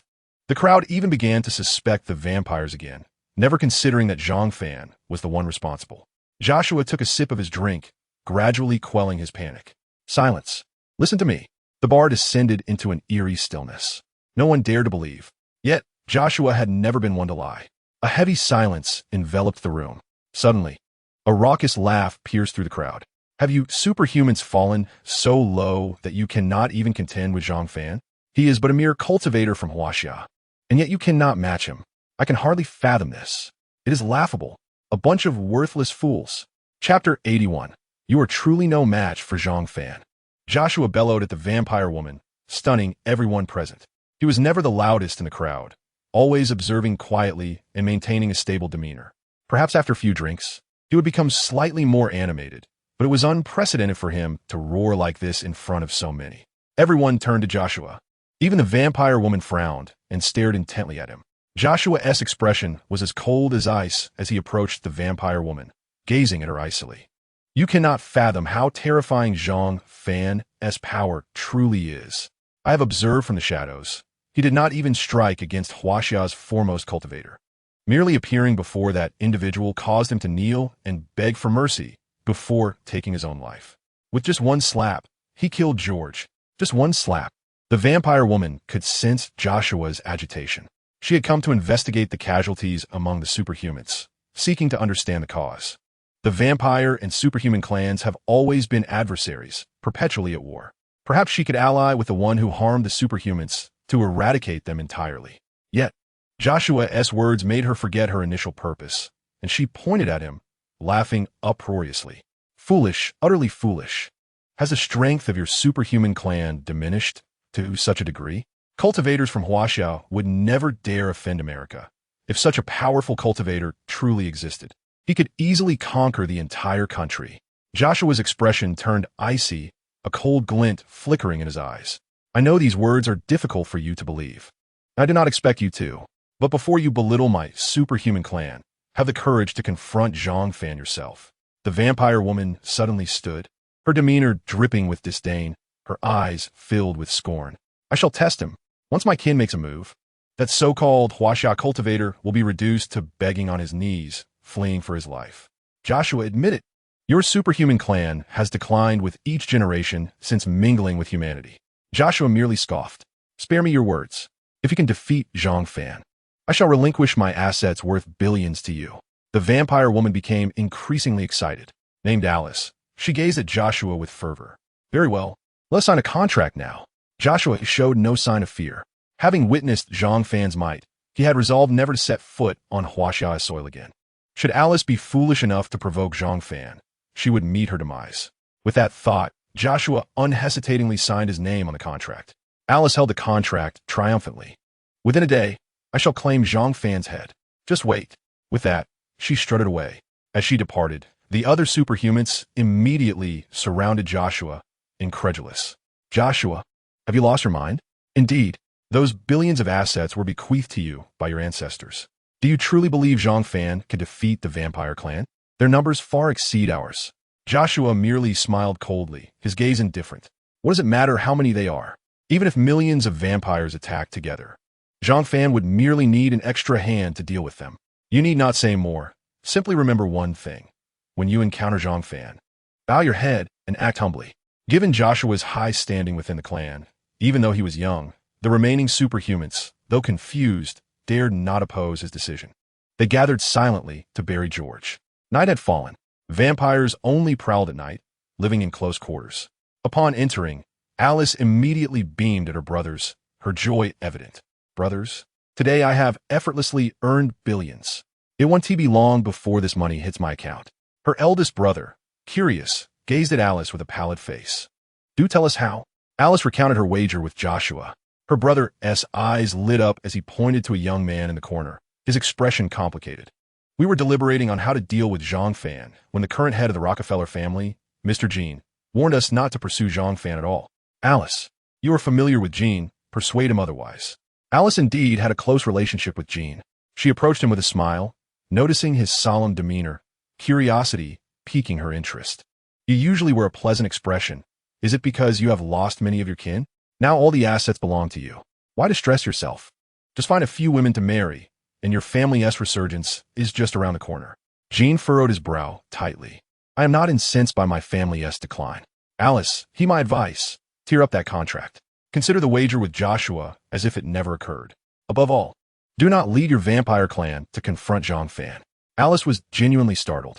Not only did Joshua say this, but even Jean echoed the sentiment. They shrugged. "We had originally planned to take action against Zhang Fan. His strength is indeed formidable, if left unchecked. He will undoubtedly leverage his exceptional research capabilities and inherent power to dominate the global industry. Moreover, America will weaken. We absolutely cannot allow this to transpire." Yet Jean came early this morning, urging us not to proceed. Alice's brow furrowed deeply as she turned to grasp Jin's hand, her expression sincere. "Jean, while I appreciate your concern for us, I must assert that there is no need for such caution. Zhang Fan is merely an ordinary cultivator from Huaxia. What is so formidable about him? Must you be so alarmed?" Jin's emotions suddenly surged, filled with fervor as he stood, raising his voice significantly. "Alice, our statuses are different. I will eventually perish, while you can sustain your youth through consuming human blood. Thus, our separation was inevitable. However, my heart has always belonged to you. I do not wish for you to suffer harm. Can you understand?" He gritted his teeth, rage evident upon his face. "Why do you, along with your brothers, refuse to believe me? Zhang Fan has become so powerful that it is almost beyond comprehension. In my eyes, he is indistinguishable from a deity. I fear that even God himself would have to kneel before him upon their meeting. May I offer a piece of advice? I truly hope to avoid witnessing your needless demise. If Alice ventures into Huaxia to confront Zhang Fan, given his nature, he will not hesitate to kill her simply because she is a woman. Anyone who stands against him becomes a target, and he shows no mercy." The expressions of my comrades are grim, clearly feeling that Jean does not regard them with the seriousness they deserve. Alice's gaze turns cold, her brows furrowing as she shakes her head. "Jean, I understand your concern for me. However, I cannot tolerate your disparagement of our vampire clan. What is Zhang Fan? A mere Huaxia man, to be feared?" The others nod in agreement, their faces adorned with smiles, dismissing Zhang Fan entirely. Jean, eyes wide with disbelief, rushes to embrace Alice as she prepares to depart. Chapter 82. Zhang Fan. Shall I simply crush you all? The dozen or so brothers reveal their fangs, their eyes fixed on Jean, ready to strike him down at any moment. Jean clings tightly to Alice, his voice trembling with emotion as he speaks. "Alice, please heed my advice, will you? I know we have been apart for many years. I no longer possess the right to interfere in your affairs. Yet in this matter, you must listen to me. Zhang Fan is not merely human. Do you understand? The things he is capable of are beyond your imagination. If you truly bring thousands of vampires to confront him, they will all perish. You will perish. Zhang Fan will never grant you mercy. When I parted ways with you, it was not only due to the difference in our lifespans, but also our divergent understandings. Jean, to me, Zhang Fan is but a mere insect that can be crushed at will. I never anticipated that he would be so formidable in your eyes, to the extent that you dare not engage him in battle." At this point, Alice lets out a deep sigh. "There will be no resolution between us. Your understanding will never catch up to mine. Depart now. I am determined to kill Zhang Fan and claim Joshua's billions." Jean wishes to say more, but with a wave of Alice's hand, several vampire servants seize his limbs, forcibly dragging him away. Alice's elder brother, Roy, approaches with an odd expression, glancing at Jean, who is still shouting outside, shaking his head. "Sister, do not feel sorrow for him. A person like Zhang Fan can be crushed with a mere hand. There is no need to explain to him. He will never understand." Alice sighs deeply, a bitter smile gracing her lips. Zhang Fan is regarded as weak among our kin, yet Jean perceives him as terrifyingly strong. Moreover, Jean is Alice's former lover, the man she cherished most. This causes Alice great pain, biting her lip. Let us gather our kin and set off tonight. Perhaps 3,000 will suffice. Though the strength of practitioners may be limited, we cannot afford to underestimate them. The vampire clan swiftly mobilizes, chartering several planes for an overnight journey to Huaxia. Meanwhile, Zhang Fan remains asleep. Upon waking, he finds Zhu Qingyan nestled in his arms. Gazing at him with a troubled expression, Zhang Fan reaches out to gently cup Zhu Qingyan's beautiful face. What troubles you? Are you facing some dilemma? Zhu Qingyan sighs, her eyes filled with sorrow. You refuse to allow Teacher Li or any other woman to attend to you. It is only me serving you now. Moreover, last night, I hesitated. I truly wish to become a practitioner. Husband, will you teach me? How am I to teach you? I merely exchanged for the cultivation of the Emperor realm. However, seeing Zhu Qingyan's desire to become a practitioner, Zhang Fan cannot refuse. He promptly utilizes 1 trillion from the Rothschild family to exchange for points and then for Emperor realm cultivation, bestowing it upon Zhu Qingyan. She quickly senses a change in her body, her eyes widening. Husband, what is happening? Why do I feel a power within me that could annihilate the heavens and the earth? This sensation is identical to the aura you emit. Zhang Fan winks at her, a smile gracing his face. He hands her the Emperor-grade cultivation method he has partially mastered. As she immerses herself in the text, Tian Xiao bursts into the room, panic-stricken. This is serious. Mr. Zhang, thousands of vampires are approaching from all directions. Their target is undoubtedly you. I have reported the situation to the capital. Should we flee now? Zhang Fan observes her frenzied state with no hint of surprise. He does not disturb Zhu Qingyan, who is engrossed in her reading, and rises from the bed. Vampires? I have heard of them for the Superman clan. What's the big deal? Let us deal with them. We shall simply eliminate them all, won't we? Upon hearing this, Tian Xiao is astounded. Huh, I understand your strength is formidable, but the number of vampires is overwhelming. Mr. Zhang, this may not be feasible. Zhang Fan remains remarkably calm, shrugging slightly. What is unfeasible about it? It's merely vampires. Killing them is straightforward. Do not speak of mere thousands, even tens of thousands of vampires.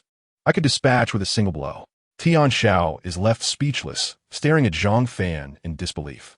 After a moment of silence, Zhang Fan stretches. Let's go and see. The two step outside, and indeed, a throng of vampires, led by Alice, surrounds the Zhu residence.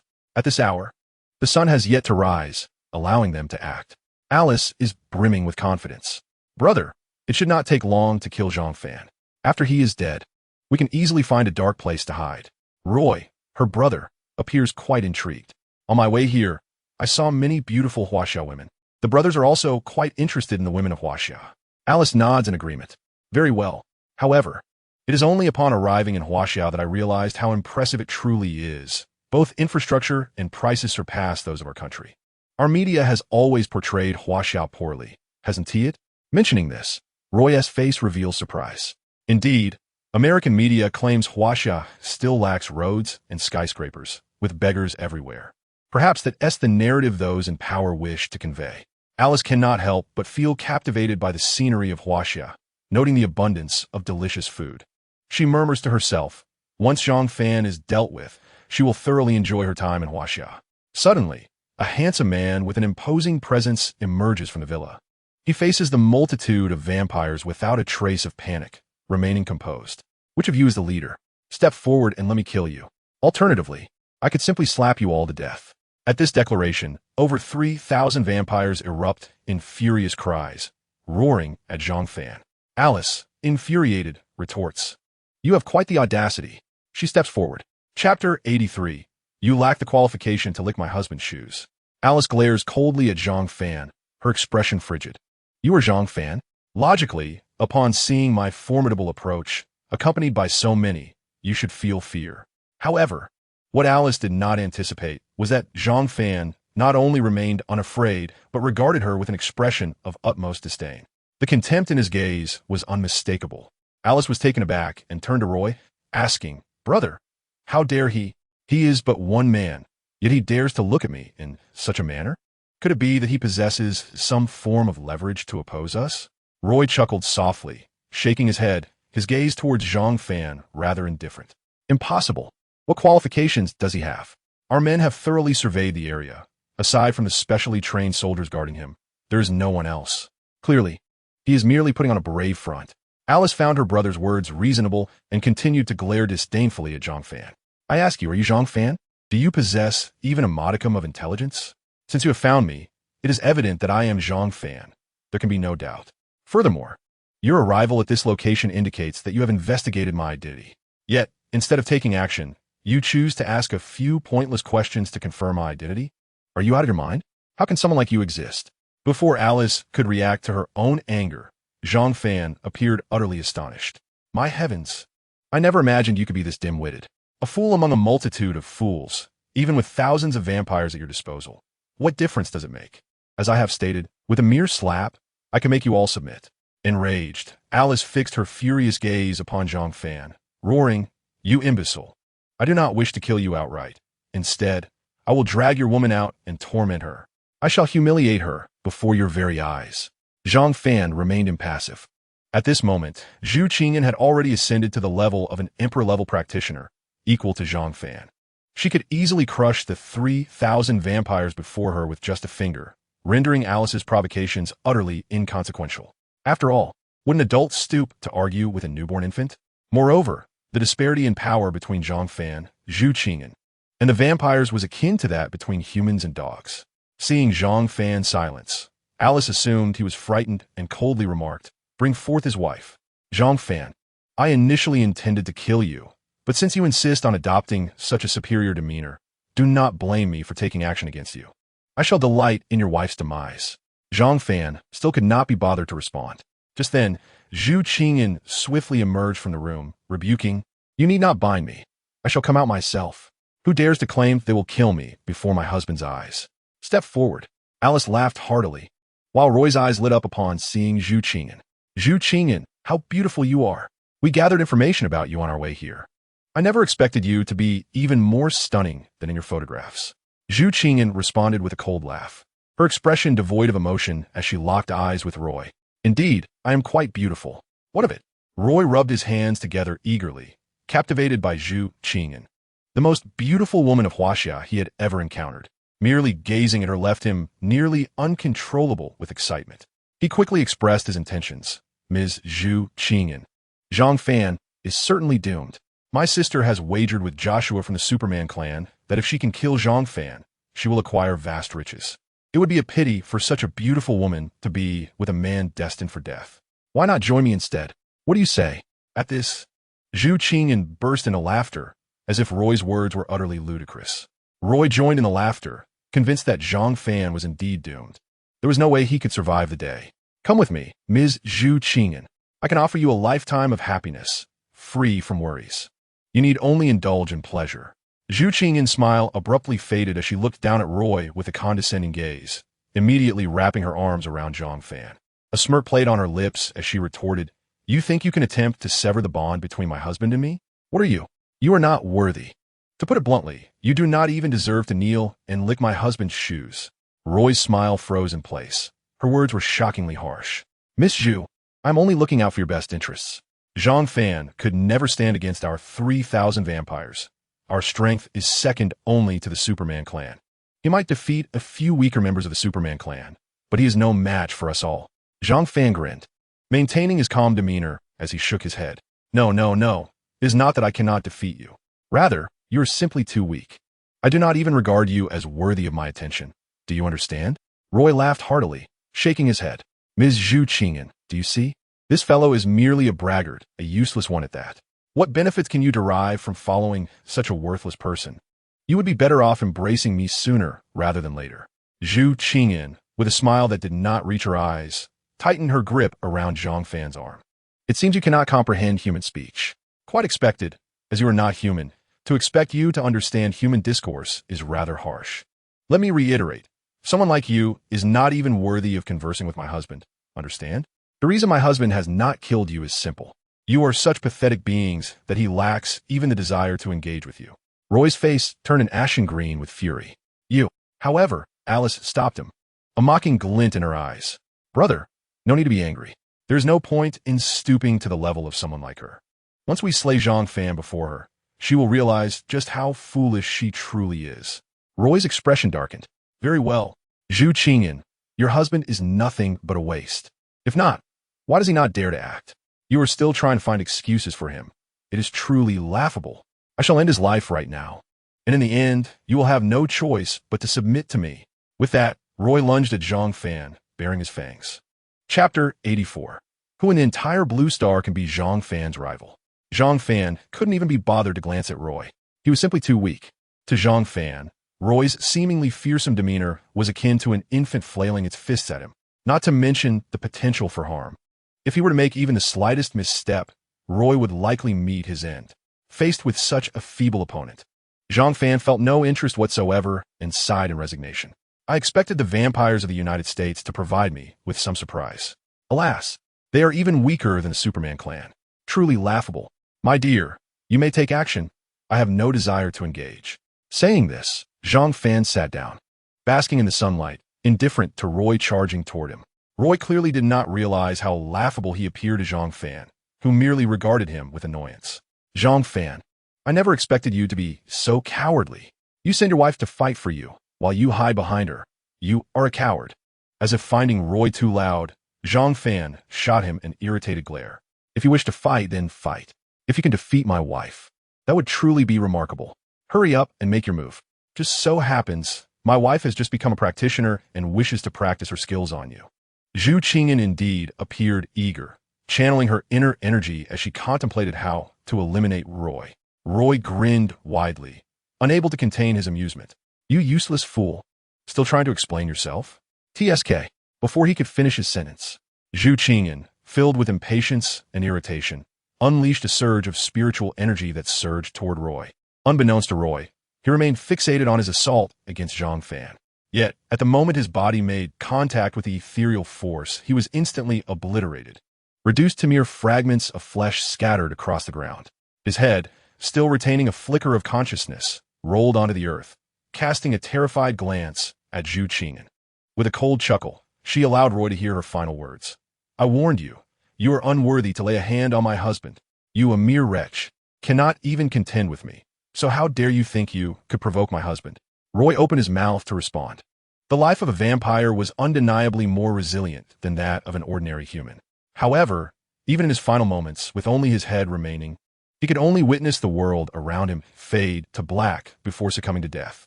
Brother, Alice exclaimed in shock, as the other dozen or so members of their group displayed expressions of disbelief.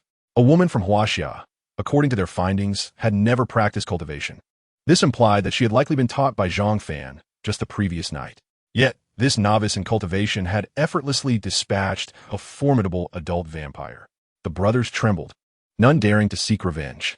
Only Alice, harboring genuine affection for her brother, charged forward in fury. You vile creature, you have slain my brother. I will kill you. D. Zhu Qingyan, embodying a fearsome demeanor, exhibited none of her usual gentleness. What a joke. You come to kill my husband, yet you expect me to refrain from dealing with your brother? Truly a laughable notion.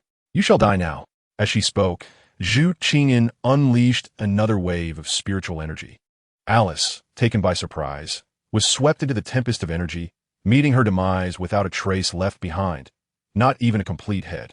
Her body disintegrated, leaving no remnants in the expanse of heaven and earth. At that moment, the 3,000 vampires finally succumbed to fear, retreating in terror as they gazed at Zhu Qingyan. As Zhang Fan's wife, her terrifying prowess led them to wonder just how formidable Zhang Fan himself must be. The sight left them all in disbelief. Zhang Fan rose suddenly, a smile gracing his face. What is this? Have you all finally learned to fear? There is no need to panic. None of Alice's brothers dared to advance, nor could they muster a single provocative word. A blonde-haired, blue-eyed man stepped forward, feigning a conciliatory demeanor. Mr. Zhang, we were in the wrong. We shall take our leave now. Zhang Fan maintained a benevolent smile, yet his words astonished all present. Wait, when did I permit you to leave? Remain where you are. The man felt a chill run down his spine, but was compelled to maintain his sycophantic demeanor, not daring to utter another word. Zhang Fan's expression remained calm, his gaze indifferent. Rest assured, with a single slap, I could cause all 3,000 of you vampires to perish painlessly and swiftly. You would not feel a hint of pain. We have an old saying in Huaxia. Since you have come, do not think of leaving. In an instant, all the vampires trembled in horror. Forgetting about conversing with Zhang Fan, they scattered in a desperate attempt to flee. A hint of amusement flickered in Zhang Fan's eyes as he regarded their retreating figures. You wish to leave after coming this far? As he spoke, he suddenly manifested over 100 clones, utilizing a recently acquired technique akin to the splitting of forms practiced by Sun Wukong. However, unlike Sun Wukong, his clones retained significant levels of strength. In the blink of an eye, he exterminated all 3,000 vampires, leaving only the terrified blonde man trembling on the ground. Do not let your kind come to provoke me again. Even if you summoned ancient deities, they would not be my match. Begone! The blonde vampire, paralyzed with fear, began to bleed from his mouth as he hastily bowed and fled in panic. Zhang Fan then conjured flames to incinerate the remains of the vampires. Tian Xiao, witnessing the scene, could hardly believe her eyes, her heart racing with excitement. Incredible! Mr. Zhang Fan's power is beyond comprehension. Who in this world could possibly stand against him? Her mind raced with exhilaration, pondering the implications of such power. Chapter 85. Elements brought by extraterrestrial visitors. Jack recounted the series of events. Upon learning that Alice had met a tragic end at Zhang Fan's hands, Jean suddenly collapsed to the ground, shaking uncontrollably. How could this be? Alice, I warned you not to provoke Zhang Fan. Why did you not heed my words? Now, not only have your kin perished, but you have also met your doom at Zhang Fan's hands. Jean slumped into his chair, his gaze vacant and numb, rendered speechless, his expression one of utter shock.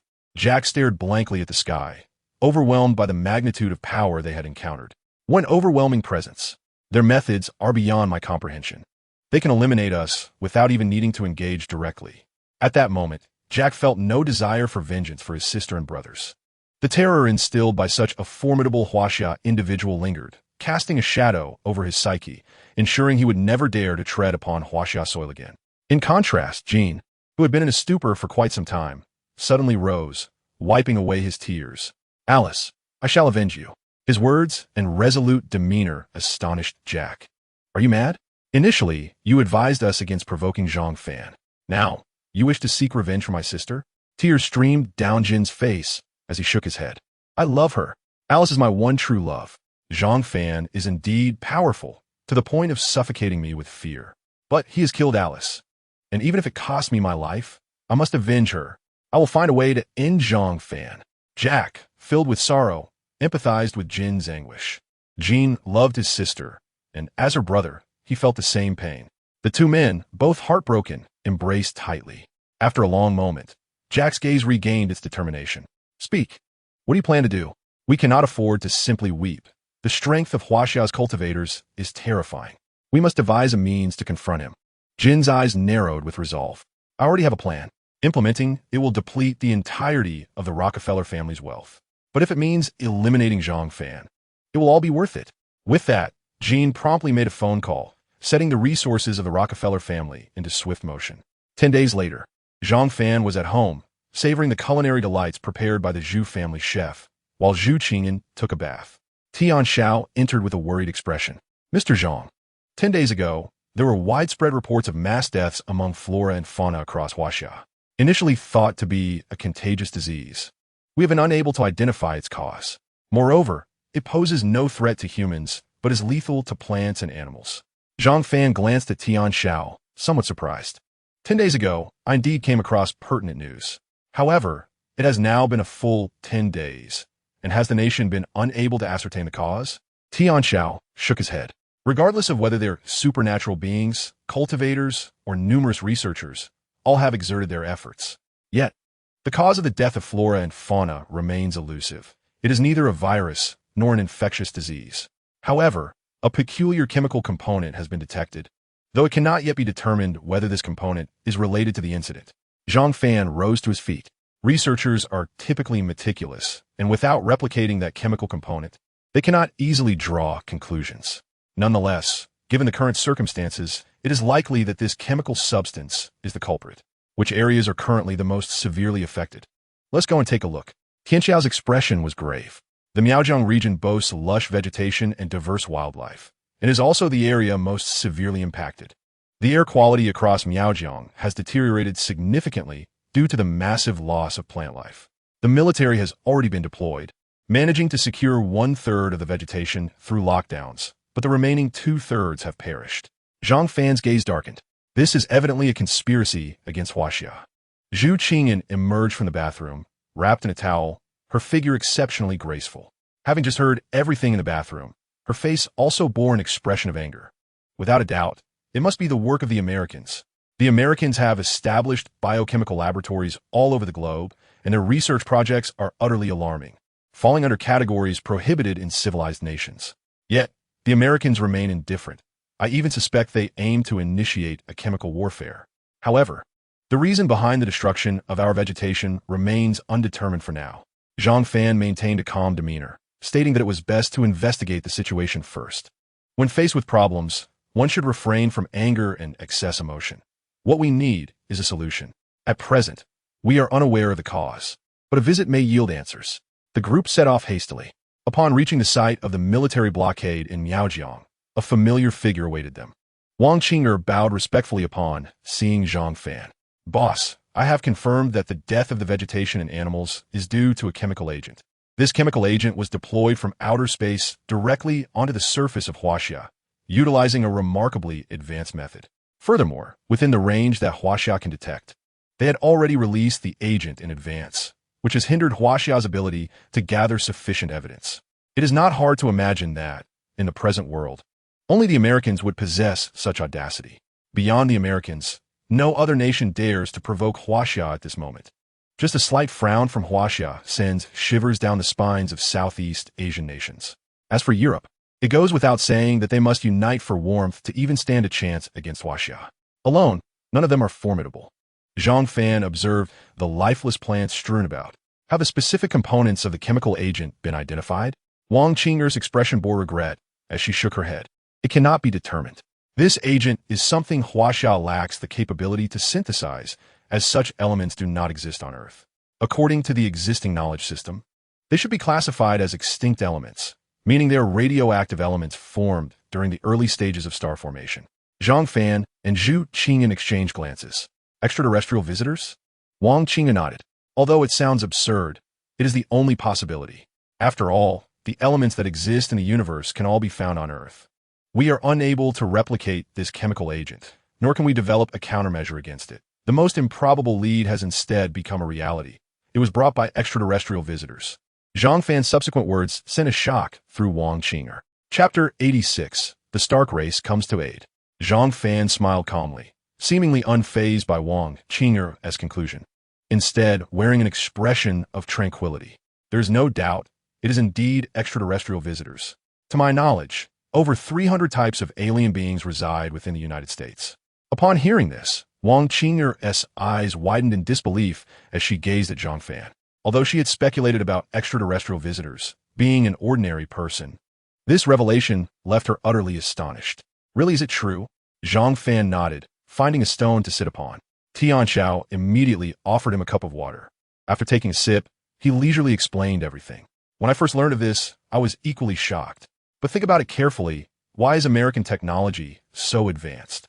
Even the once mighty Japanese Empire and the small European nations where foundational science originated cannot compare to American technology. It is quite simple. That land in America is the most suitable for extraterrestrials to inhabit. They have vast, sparsely populated areas where many locales are uninhabited, allowing extraterrestrial visitors to hide with ease. Their military bases have recorded similar files in the past, have they not?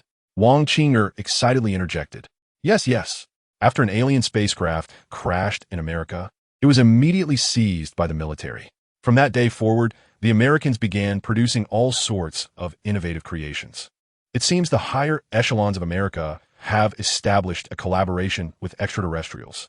The latter come to Earth for various purposes, and America provides them refuge in exchange for foundational scientific knowledge, ensuring that American technology remains globally advanced yet not excessively so, maintaining the balance among all major nations on Earth. Zhang Fan shrugged. Yes, it is likely similar to what we are currently speculating. However, there is one point where you're mistaken.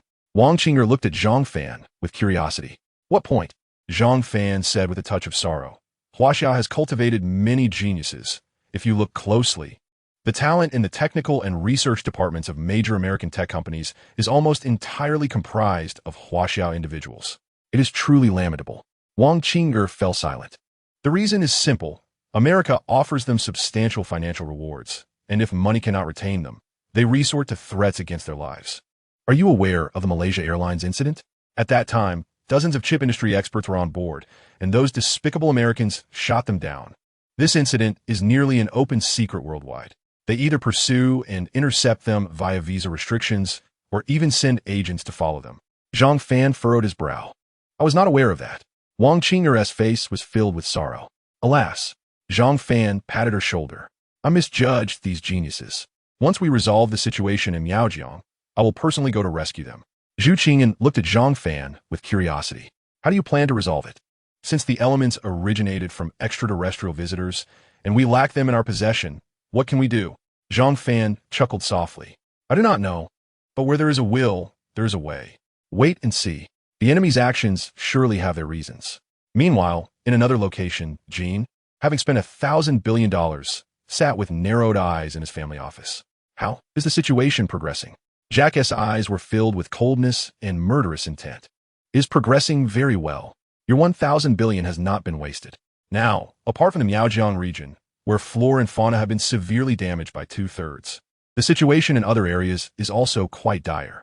However, what is the purpose of this? A chilling smile crept on Jean's face. Though I'm not a cultivator, I believe I understand them to some extent. These cultivators can unleash immense power for a simple reason. They utilize a substance known as spiritual energy to cultivate their physical bodies to their limits, and can also perform spells using this energy. Spells are akin to the magic in Harry Potter, yet they all require spiritual energy as support. Upon hearing this, Jack's expression brightened with understanding. I comprehend your meaning. Lingqi is generated by flora and fauna, and should the diverse life forms of Huaxia be eradicated, resulting in a complete absence of Lingqi. Even a formidable entity like Zhang Fan, capable of annihilating the heavens and the earth, would be rendered powerless due to the lack of sufficient Lingqi. Jean snapped his fingers, a smug smile adorning his face. Indeed, a cultivator devoid of Lingqi is no different from an ordinary person, although they remain significantly stronger, such as possessing the ability to withstand bullets. Hence, it becomes imperative for your vampire clan to intervene, under the condition that Zhang Fan is unable to absorb adequate Lingqi. You must exhaust all of his internal Lingqi and eliminate him. Jack's countenance twisted in malice. Very well. However, what will you do about the remaining flora and fauna? Jin's expression turned sinister. To be frank, I have just expended over $300 billion, yet all the agents dispatched have been intercepted by Huaxia. It must be said that Huaxia's interception capabilities are remarkably strong. Once they become aware of this issue, circumventing their air defense systems becomes exceedingly difficult. However, Jin cackled. We have the assistance of extraterrestrial allies. A race known as Stark possesses the fastest flying saucers in the world, outpacing even the swiftest military aircraft and missile speeds by hundreds of times. The Stark race is willing to lend their aid and is already en route to Huaxia. Jack immediately broke into a grin. Excellent. I shall now summon all vampires in the United States. We have approximately 20,000 strong. With our capabilities, bypassing the customs checks manned by ordinary people will be a breeze. I intend to bury Zhang Fan under a mountain of corpses. Jean nodded. Go ahead. I await your good news. Inform me immediately of any financial requirements. I am prepared to spend my last penny. I will ensure vengeance for Alice. Jack turned and departed to rally his kin. Jean stood and approached the floor-to-ceiling window, gazing at the concrete jungle, his eyes filled with a frenzied thirst for vengeance. Zhang Fan, you have slain my entire family and now taken my beloved. Do not blame me for my relentless pursuit. The moment all Lingqi within Huaxia is extinguished will mark your demise. Chapter 87. I alone shall slay them all, as easy as turning over a hand. Jin's plan was remarkably successful. Within the confines of Huaxia, all flora and fauna capable of producing Lingqi were poisoned. The entire nation was plunged into shock, frantically seeking countermeasures. Wang Qing'er was beside herself with anxiety as she witnessed the last forests of the Miao region vanish. Boss, what shall we do? Although the majority of oxygen is generated by underwater plants and will not affect respiration, the death of such numerous life forms will wreak havoc upon Huaxia, leading to severe disasters, such as soil erosion, which can trigger various floods. Zhang Fan remained seated, his expression remarkably calm. There's no need for haste. The adversary's actions surely have a rationale behind them. I surmise that before long, the opponent will reveal themselves before me. Sure enough, as soon as Zhang Fan finished speaking, a vast number of vampires appeared, swarming in from all directions, each clad in suits, their exposed fangs setting them apart from ordinary humans. Leading them was none other than Jack.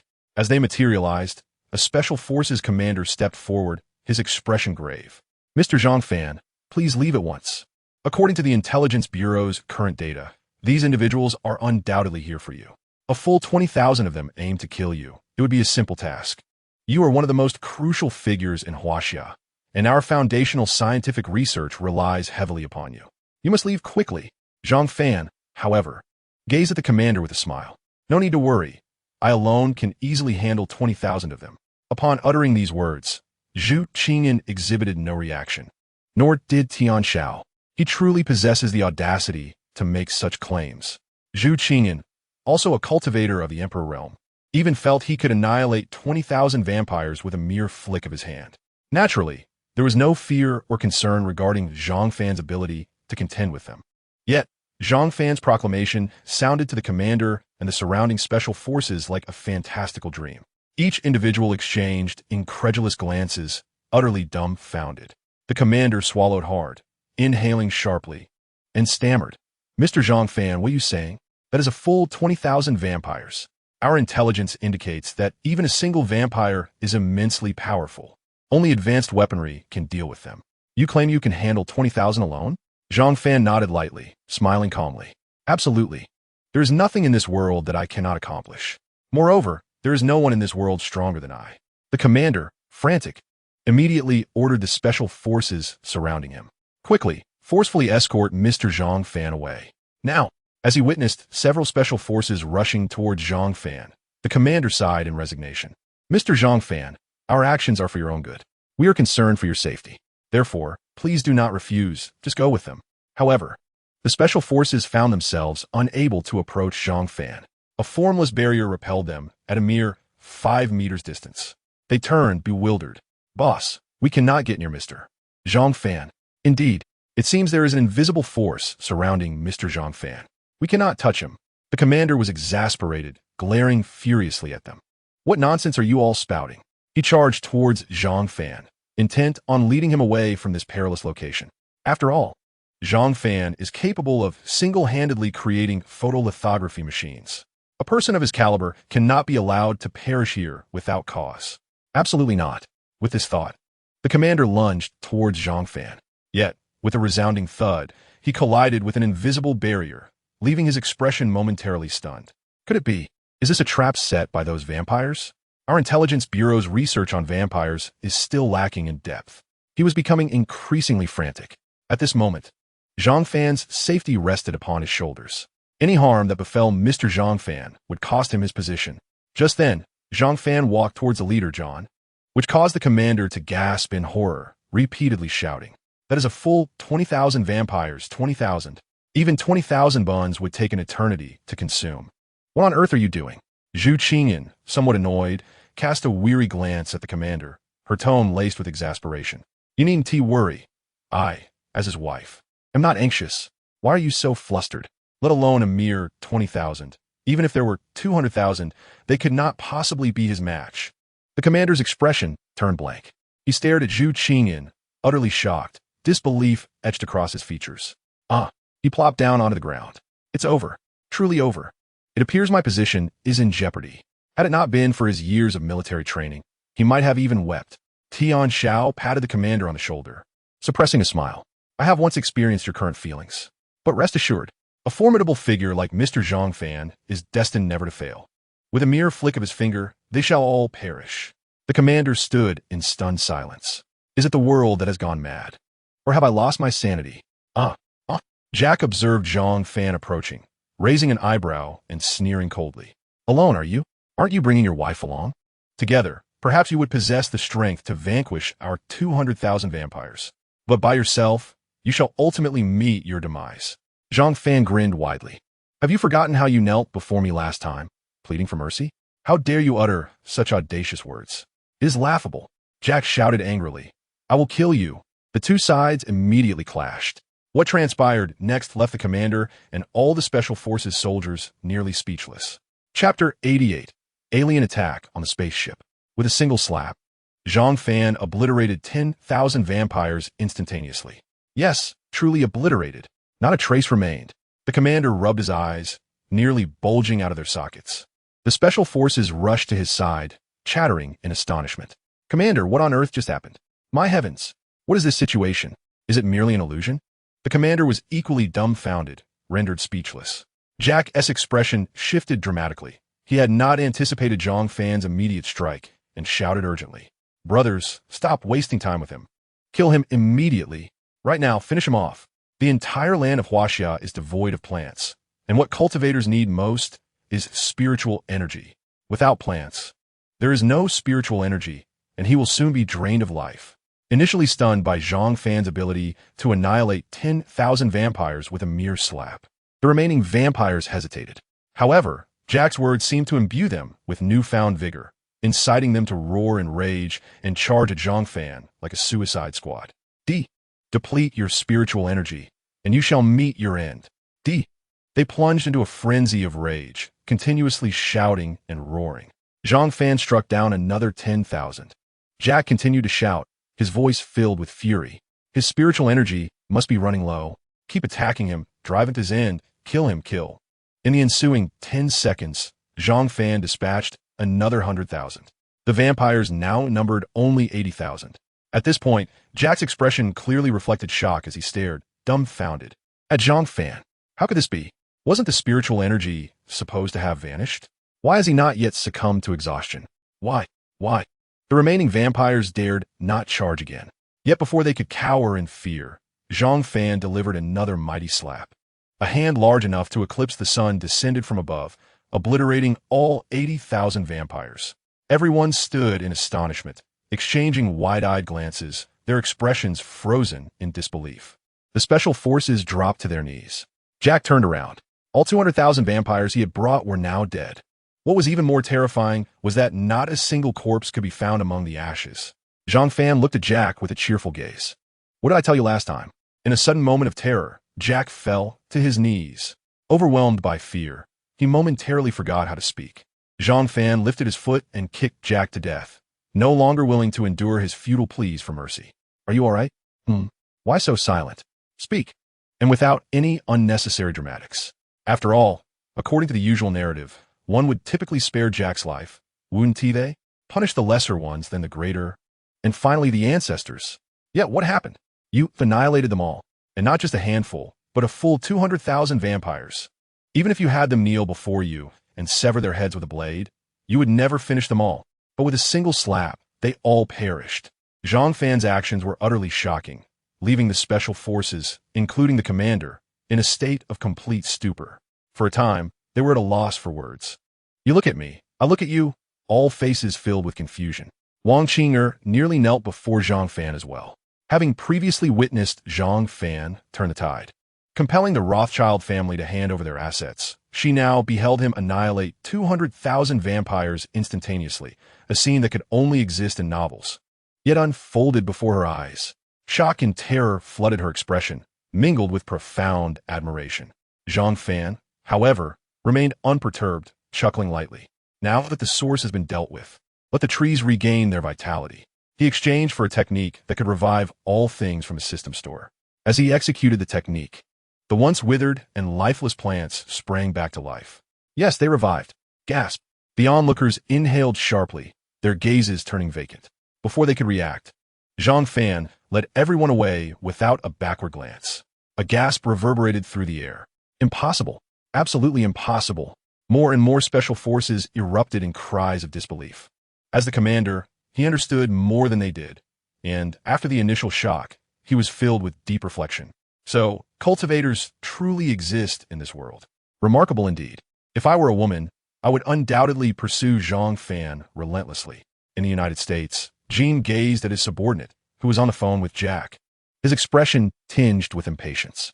According to the original plan, Zhang Fan should have perished by now, but why had he received no call? It was quite vexing. The subordinate responded with confusion. "I have placed dozens of calls, yet no one answers." Jean felt an ominous premonition rising within him. He hurriedly dialed Jack himself. Still, there was no response. A chilling realization settled in his heart. The 200,000 vampires had been completely annihilated. As this thought crossed his mind, cold sweat broke out on his brow, and he hastily called Zhang Fan. Upon answering, Zhang Fan lazily inquired, "What is up?" Jane, filled with dread, asked Zhang Fan, "Have you killed all those 200,000 vampires?" "Oh, so is you orchestrating this? It seems you have yet to learn from your previous lesson." A smirk curled at the corner of Zhang Fan's mouth. "I shall offer you but one choice. Either you die yourself, I will come personally to end your life. Should you choose the latter, you will not be the only one to perish. Do you understand?" Jin's heart trembled. Defeated, he hung up the phone. At that moment, the plane successfully took off. Shortly thereafter, the aircraft began to shake violently. The captain's regretful voice echoed over the intercom, though it sounded absurd. "An alien spacecraft is attacking our plane. We have lost acceleration. Furthermore, they have severely damaged one of our engines, and the plane could crash at any moment." Panic seized all the passengers aboard. One stood up, laughing incredulously. "Flight attendant, are you joking with us? This is not funny at all. Aliens?" Ah! Suddenly, the plane shook violently again, accompanied by the sound of an explosion. Chapter 89. Antimatter Weapons? How intriguing. The passenger who had just spoken stared in horror at the now exploded engine, his expression turning utterly blank, as the aircraft surged with a cacophony of gasps and exclamations. Some individuals hastily retrieved their phones to record their last words. "Son, I love you." A middle-aged man choked, his voice breaking with emotion. "Though I've been strict with you, At this moment, he was overcome with tears. Meanwhile, a delicate young girl suddenly embraced her companion tightly, sobbing uncontrollably. "Chanqian, I truly adore you. I have never dared to confess my feelings, fearing the world's cruelty would harm us. But now, as death approaches, Chanqian, I love you." Chanqian, taken aback, felt her mind go blank. Yet, the dread of impending death eclipsed her surprise at her best friend's confession. Watching this absurd scene, Zhu Qingyan's lips twitched. "Darling, perhaps we should act swiftly. Look at how terrified they are. What do you think?" Zhang Fan, however, appeared intrigued, observing everyone in the cabin. His gaze lingered on a blushing young man, and a smirk crept onto his face. Indeed, as the plane seemed destined for disaster, the youth clung to his friend. "Bro, what are you doing?" the latter exclaimed, wide-eyed. The boy gazed at him with fervent affection. "Dogsy, for many years, you have been the one I truly care for. I have no interest in women. I only love you. I know you cannot accept this, but since we are on the brink of death, I confess my love." Tears streamed down the face of his friend, who was unsure whether he was frightened by the revelation or by the prospect of death. Zhang Fan could barely contain himself as he glanced at the UFOs flanking the aircraft. He stood up, remarkably steady despite the turbulence. "All right, everyone, do not panic. We will not perish." All eyes turned to Zhang Fan, eager to hear his proposed solution in such dire circumstances. Once the atmosphere calmed slightly, Zhang Fan smiled warmly. "It's just 2 alien flying saucers. I shall rush out and eliminate them, then safely land the plane with one hand. There is nothing to worry about." Upon hearing this, the formerly frantic crowd fell into a prolonged silence. The boy who had confessed to his friend looked at Zhang Fan with a bittersweet smile. "Thank you for alleviating my impending doom." Gradually, more people began to laugh. To hear such a humorous quip at the brink of death was a blessing in disguise. "At least we can die together. It's a form of fate." Zhang Fan sighed in exasperation. "I am merely speaking the truth. It's just 2 flying saucers. Watch as I send them flying." With that, Zhang Fan vanished in an instant, leaving everyone in stunned disbelief. They exchanged glances, searching for him, only to find he had seemingly disappeared. The boy who had confessed suddenly shouted, "Look!" He asked beside the left saucer. "How is this possible?" Everyone followed the direction of his finger, and upon witnessing the scene, they were rendered speechless, eyes wide with disbelief. What is happening? How can someone instantaneously exit one space and appear in the sky? Not only that, but he can keep pace with a flying saucer? Phones were quickly drawn to record the astonishing event, momentarily forgetting the life-threatening peril they faced. The alien pilot of the saucer, a humanoid resembling a middle-aged man, stared in shock as he saw Zhang Fan. "Look, a human from Earth emerged from the plane. He appears to be our assassination target." The other members of the Tusk race continued their leisure activities, sipping tea and scrolling through their devices, too indifferent to pay Zhang Fan any heed. They chuckled dismissively. "I say, Shao Jia, have you lost your mind? Earthlings cannot fly. This was established when our ancestors arrived on Earth 3 millennia ago. Why should we listen to your nonsense? When Shao Jie saw no one believed him, his fury ignited. I'm not lying. If you don't believe me, just look for yourselves. As they finally turned their attention to Zhang Fan, they were nearly paralyzed with shock. Each of them rose to their feet. Could he be from the superhuman race? No, all superhumans reside in the United States, either black or white, but no Asians. Yet, what other race can achieve flight through sheer physicality? The Tusk members were utterly astonished. One woman shouted, regardless of who he is, since we have allied with Jean, we must eliminate him. We promise to sink this aircraft. Fire the antimatter weapon. Although Shao Jie was deeply shaken, he did not dare to hesitate any longer. He nodded vigorously and pressed the launch button. In an instant, an invisible form of matter surged toward Zhang Fan. Zhang Fan, slightly bewildered, pondered, is this the antimatter weapon? It seems the aliens hiding in the United States have not shared all their scientific advancements, or else the US would have developed antimatter weapons long ago. He sensed the weapon's immense power, though he had never witnessed its effects. As an Emperor-level cultivator, he could perceive the terrifying force emanating from the antimatter weapon. Let us test its potency. If it proves formidable, I shall commandeer a saucer and hand it over to the authorities for study. Perhaps they can develop advanced technology. That would save me the hassle of frequently exchanging points for goods.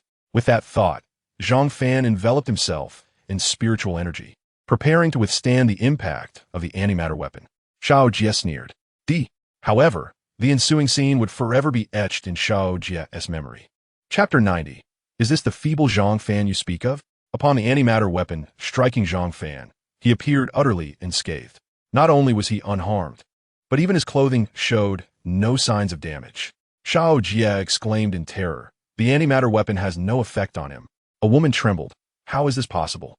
The antimatter weapon is our most powerful weapon. A single shot can obliterate the entire blue planet, and with sufficient energy, it could even annihilate the sun. How can he be unharmed? You must have missed. Fire again. Shao Jie, still incredulous that a human could withstand such a formidable assault, unleashed another round of the antimatter weapon. The blast should have been capable of destroying all of Huaxia. Yet, Zhang Fan merely raised a hand, summoning an invisible force more potent than the antimatter weapon, enveloping all outgoing energy. He remained completely unharmed, with not even a thread of his clothing torn. Shao Jie was so frightened that he fell to the ground, his expression vacant. Our race spans the entire Milky Way, yet we have never encountered such a terrifying creature. How could this be possible? All the taxa race were left dumbfounded. The woman acted decisively, shouting in fury, "Run! We are undoubtedly no match for him. Absolutely impossible.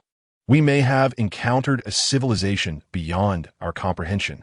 The speed of the flying saucer is something that current human civilization cannot hope to match, as it approaches the speed of light."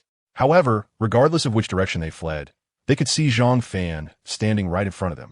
With a mere gesture, Zhang Fan unleashed a terrifying wave of spiritual energy, instantly shattering another spacecraft.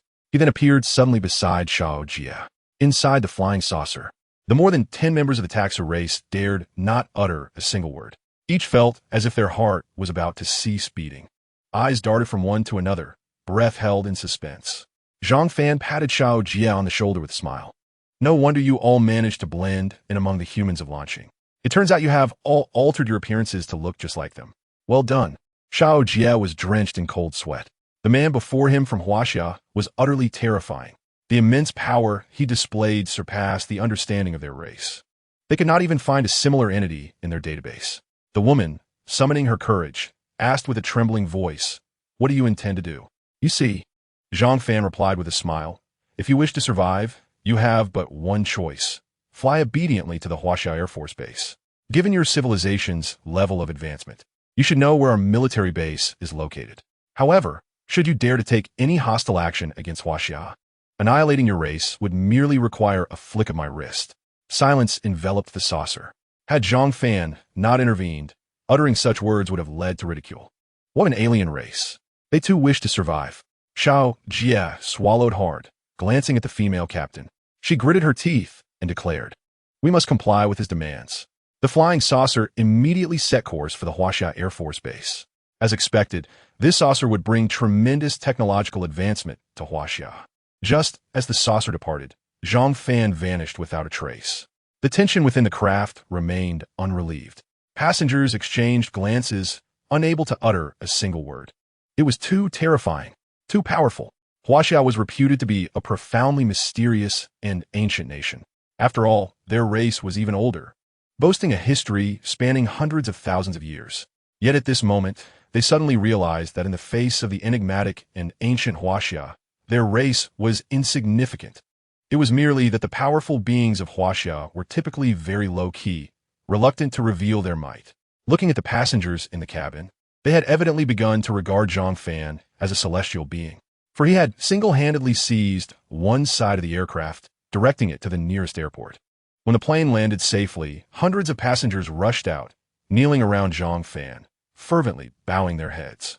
"Celestial Grandpa, are you truly a celestial being?" they exclaimed.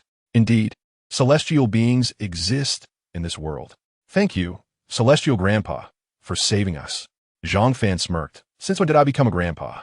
His playful expression fell upon the youth who had just confessed his feelings to his best friend, full of jest. "I ask you, my friend, will you continue to declare your affections to your dear friend?" All eyes turned toward the young man, whose face flushed a deep crimson, while his companion shook his head in fear. "Get lost." In the Rockefeller family, Jinzheng wore a confident expression as he awaited news. After all, the saucer had engaged with the aircraft. No matter how formidable Zhang Fan was, couldn't he possibly survive a fall from such heights? Could he? Suddenly, an enraged figure burst into the room. The newcomer, coldly gazing at Jean, was none other than Mr. Yuli, the leader of the Stark race. Yuli struck Jean across the face with a resounding slap. Jean was taken aback. "Mr. Yuli, why did you hit me?" he protested. The Stark race has thrived in the United States in no small part due to the support of the Rockefeller family. Without our financial assistance, you would still be struggling to find a place to live. Yuli, adorned with two horns resembling those of a bull, stared expressionlessly at Jean. "Silence. It is because of you that we have lost 2 spacecraft and 100 of our kin." Jin's expression shifted drastically. "Impossible.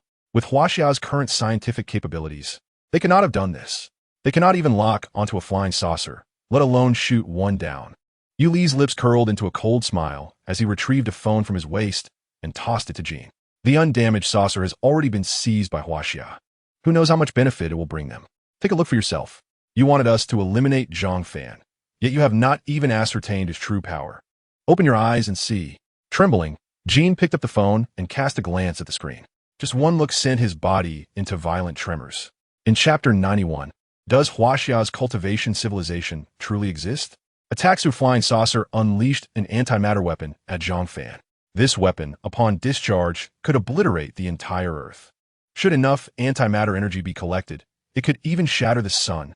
The Taxu race viewed Earth as humans might view a zoo, regarding humanity merely as animals or pets for their amusement. Jean was acutely aware of this, which is why he sought their assistance. However, such a terrifying antimatter weapon could not inflict even the slightest harm upon Zhang Fan. Even his skin bore not a single mark. This reality shattered Jin's worldview. As he sank back in his chair, dazed, "Mr. Yuli, I am sorry. I had no idea he was this formidable." Yuli inhaled deeply. As a legitimate leader of the Taxa race, he had long been engaged in commerce, overseeing the affairs of his kin visiting launching. Now, more than 30 of his kin had perished at the hands of these animals. Another 30 had been taken hostage. Should their home planet learn of such absurdity, Yuli would be sentenced to death. Cold sweat poured down his face as his anger intensified, glaring fiercely at Jean. "I no longer expect you to be of any assistance in this matter. My only fury lies in your failure to investigate this creature's background thoroughly. I shall kill him myself." Jin's expression grew increasingly despondent, losing all confidence in the prospect of eliminating Zhang Fan. He sat in silence for a long time, finally offering a bitter smile to the departing Yuli. "Mr. Yuli, perhaps we should just let it go." Yuli turned around, glaring furiously at Jean. "Let it go. Our noble Taxa race can live for at least 30,000 years. Not to mention our technological and cultural superiority over Huaxia. The 30 lives lost were of such high status that you cannot begin to comprehend. Even someone like myself would perish at a mere command from them. And now you ask me to let it go? What madness is this?" Jin's expression grew increasingly bitter as he sighed deeply. Huaxia is an ancient and enigmatic nation. To be precise, Huaxia is a civilization disguised in the form of a nation. Legends about Huaxia are prevalent throughout the world. such as Nuwa's mending of the sky and Chang'e's flight to the moon. In retrospect, these tales appear not merely as legends, but as historical events that truly transpired. Yuli coldly smiled, observing Jean with a composed demeanor. So, what exactly do you wish to convey? I have indeed heard many tales of Huaxia. And then? Jin's expression was exceedingly complex. It seems that your Tarsk race has merely attained a certain level in fundamental sciences. In contrast, the ancestors of the Huaxia people have already achieved a resonance with the natural world and the cosmos itself. They have experienced the splendor of technology and ultimately comprehended the way of heaven, becoming cultivators. What I am suggesting is quite simple. That person, Fan, is likely a descendant of the Huaxia individuals who departed Earth hundreds of thousands of years ago. Their terror cannot be measured by technology alone. They are certainly beyond your capabilities or those of any extraterrestrial civilization. Yuli laughed heartily, his laughter brimming with arrogance, and his expression turned scornful. He gazed mockingly at Jean, and after his laughter subsided, his countenance became expressionless. Spare me your ramblings. No matter how powerful the ancestors of Huaxia were, could they surpass us? Ascending to immortality? Cultivators? Absurd. He merely employs a technology that enables flight and a weapon capable of defending against antimatter energy. With that said, Yuli disregarded Jean further. Jean sighed, as if he had already foreseen Yuli's fate. Suddenly, he sprang up and dashed towards the exit. After much hesitation, Yuli finally pressed the button, and half an hour later, he engaged in real-time communication with the leader of his home planet. The leader was a woman with a third eye on her forehead. From the perspective of Blue Star aesthetics, she appeared to be an exceptionally beautiful young lady. However, in reality, her lifespan had already reached 20,000 years. Upon receiving Yu Li's communication, the leader inquired with a smile, "What is the matter? Uncle, knowing your disposition, you would typically not contact me unless you faced an insurmountable problem." Yu Li sighed and offered a bitter smile. "You know me well. I am also concerned that you might become angry. It is the case that 30 royal families from our home planet have been abducted by the Blue Star people." Upon hearing this news, the leader did not express anger. Rather, she became extremely curious. The scientific capabilities of the Blue Star people are utterly inferior to ours. We possess devices that completely overshadow nuclear weapons, capable of safeguarding our safety at all times. Currently, the most advanced technology in the possession of the Blue Star people is likely just nuclear weapons, right? Who could possibly abduct them? Yuli succinctly explained the sequence of events. After listening, the leader was taken aback. "Wait a moment. Let me check if there are any legends about the ancestors of the Huaxia civilization in the database. If such a formidable cultivation civilization truly exists, it must not be overlooked." Yu Li, feeling apprehensive, waited silently. This wait lasted a full 3 hours. Each minute and second was a torment for him. Although the leader was his niece, it did not mean he could bear the consequences of losing 30 royal families. The royal families held an exceedingly high status within the Tarsk race, capable of determining the life and death of anyone at will. After 3 hours, the leader's brow furrowed as she appeared on the screen. "I have sent people to examine the entire database. There is no record of any so-called Huaxia cultivation civilization. You should understand that any cultivation civilization existing within the last several 100,000 years would be documented in our database. And civilizations can only arise in planetary environments conducive to growth within that time frame." Yuli's brow knitted in concern. This implies that we have encountered an even more challenging situation. That individual is purely using scientific technology to withstand the assault of antimatter weapons. The leader remained silent for a moment before speaking. If their technological level exceeds ours, it is possible that they too hail from a powerful civilization within the galaxy. They must have their own motives for coming to Blue Star. Here is what we will do. Take the core of destruction and test it against them. Yu Li's eyes widened in shock. Test them with such a device. Chapter 92. A weapon absorbing 1 million years of energy. Yu Li's emotions were laced with trepidation. The core of destruction is a terrifying weapon that has accumulated over 1 million years of antimatter energy. Once employed, it would not only obliterate Blue Star, but the entire solar system in an instant. The beautiful leader chuckled calmly, saying, "What is there to fear? The Tarsk race can instantaneously teleport away using antimatter energy. As for the 80 billion people remaining on Blue Star, they are merely insects of no consequence. If they cannot withstand the core of destruction's power, then that would serve as retribution, and we can move on. If they can endure its might, I will personally come to Blue Star." After receiving the leader's assurance, Yuli quietly retrieved a delicate box from his waist. The box's material was unidentifiable, but it was evidently composed of a black substance, likely an element not found on Earth, intended to contain the core of destruction. Since the leader had spoken, he would proceed as she instructed and personally visit Huaxia. Meanwhile, Jean boarded a private plane, frantically flying towards Huaxia. He nearly triggered an interception by Huaxia's air defense missiles, as he had provided no prior notice to the authorities. His destination was Haisher. Upon arriving in Haisher, Jean headed straight for the Zhu family villa. Hearing that the head of the Rockefeller family had personally come to find him and had been kneeling outside for quite some time, Zhang Fan could not help but feel curious. Accompanied by Tian Xiao, he approached the entrance. Indeed, Jean had been kneeling there for quite a while, apparently before Zhang Fan had even awakened. Tian Xiao had chosen not to disturb his sleep. Although now a cultivator, Zhang Fan had not abandoned the necessity of sleep. One must cherish rare moments of rest. Zhang Fan, intrigued, gazed at the kneeling Jean. I say, your status is among the most esteemed on Blue Star. Are you not concerned about the repercussions of such an act before me? Jean, however, burst into tears, repeatedly bowing his head to Zhang Fan. Mr. Zhang Fan, the flying saucer that attacked you belongs to the Tarsk race. Their civilization is incredibly advanced, with scientific capabilities about 10 times that of Blue Star. I have come to abandon the darkness and embrace the light. Zhang Fan raised an eyebrow slightly. What do you mean? Do you have news to share with me? Otherwise, what qualifies you to negotiate terms with me and abandon the darkness? Jin's tears flowed uncontrollably, and his voice trembled. Mr. Zhang Fan, a merchant of the Tarsk race, their representative on Blue Star, intends to personally seek you out. I know that with your abilities, you would not regard them as a threat. I have come to transfer all the assets under the Rockefeller name to you. Trillions of dollars. If you sign this contract, they will all be yours. Tian Xiao was utterly astonished, taken aback by the revelation. Trillions of dollars in assets you wish to hand over to Mr. Zhang Fan? Those have been accumulated by your family for generations. Do you not feel any reluctance? Jin's face bore a bitter expression as he wiped away tears, his demeanor somewhat dazed. Reluctance? Even if I have money, I must have my life to spend it, correct? I have repeatedly offended Mr. Zhang Fan, and since he has not killed me, I should be grateful. I am willingly relinquishing trillions of dollars to exchange for my life. Zhang Fan observed Jin's timid demeanor, nearly bursting into laughter. Without hesitation, he affixed his signature to the contract. Having accepted your payment, I shall spare your life. However, when is that T-sick race leader expected to arrive? Jin exhaled a long, heavy breath.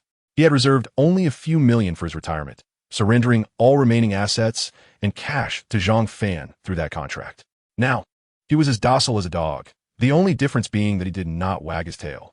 Jin hastily replied, given their level of technology, they should arrive almost instantaneously. Soon.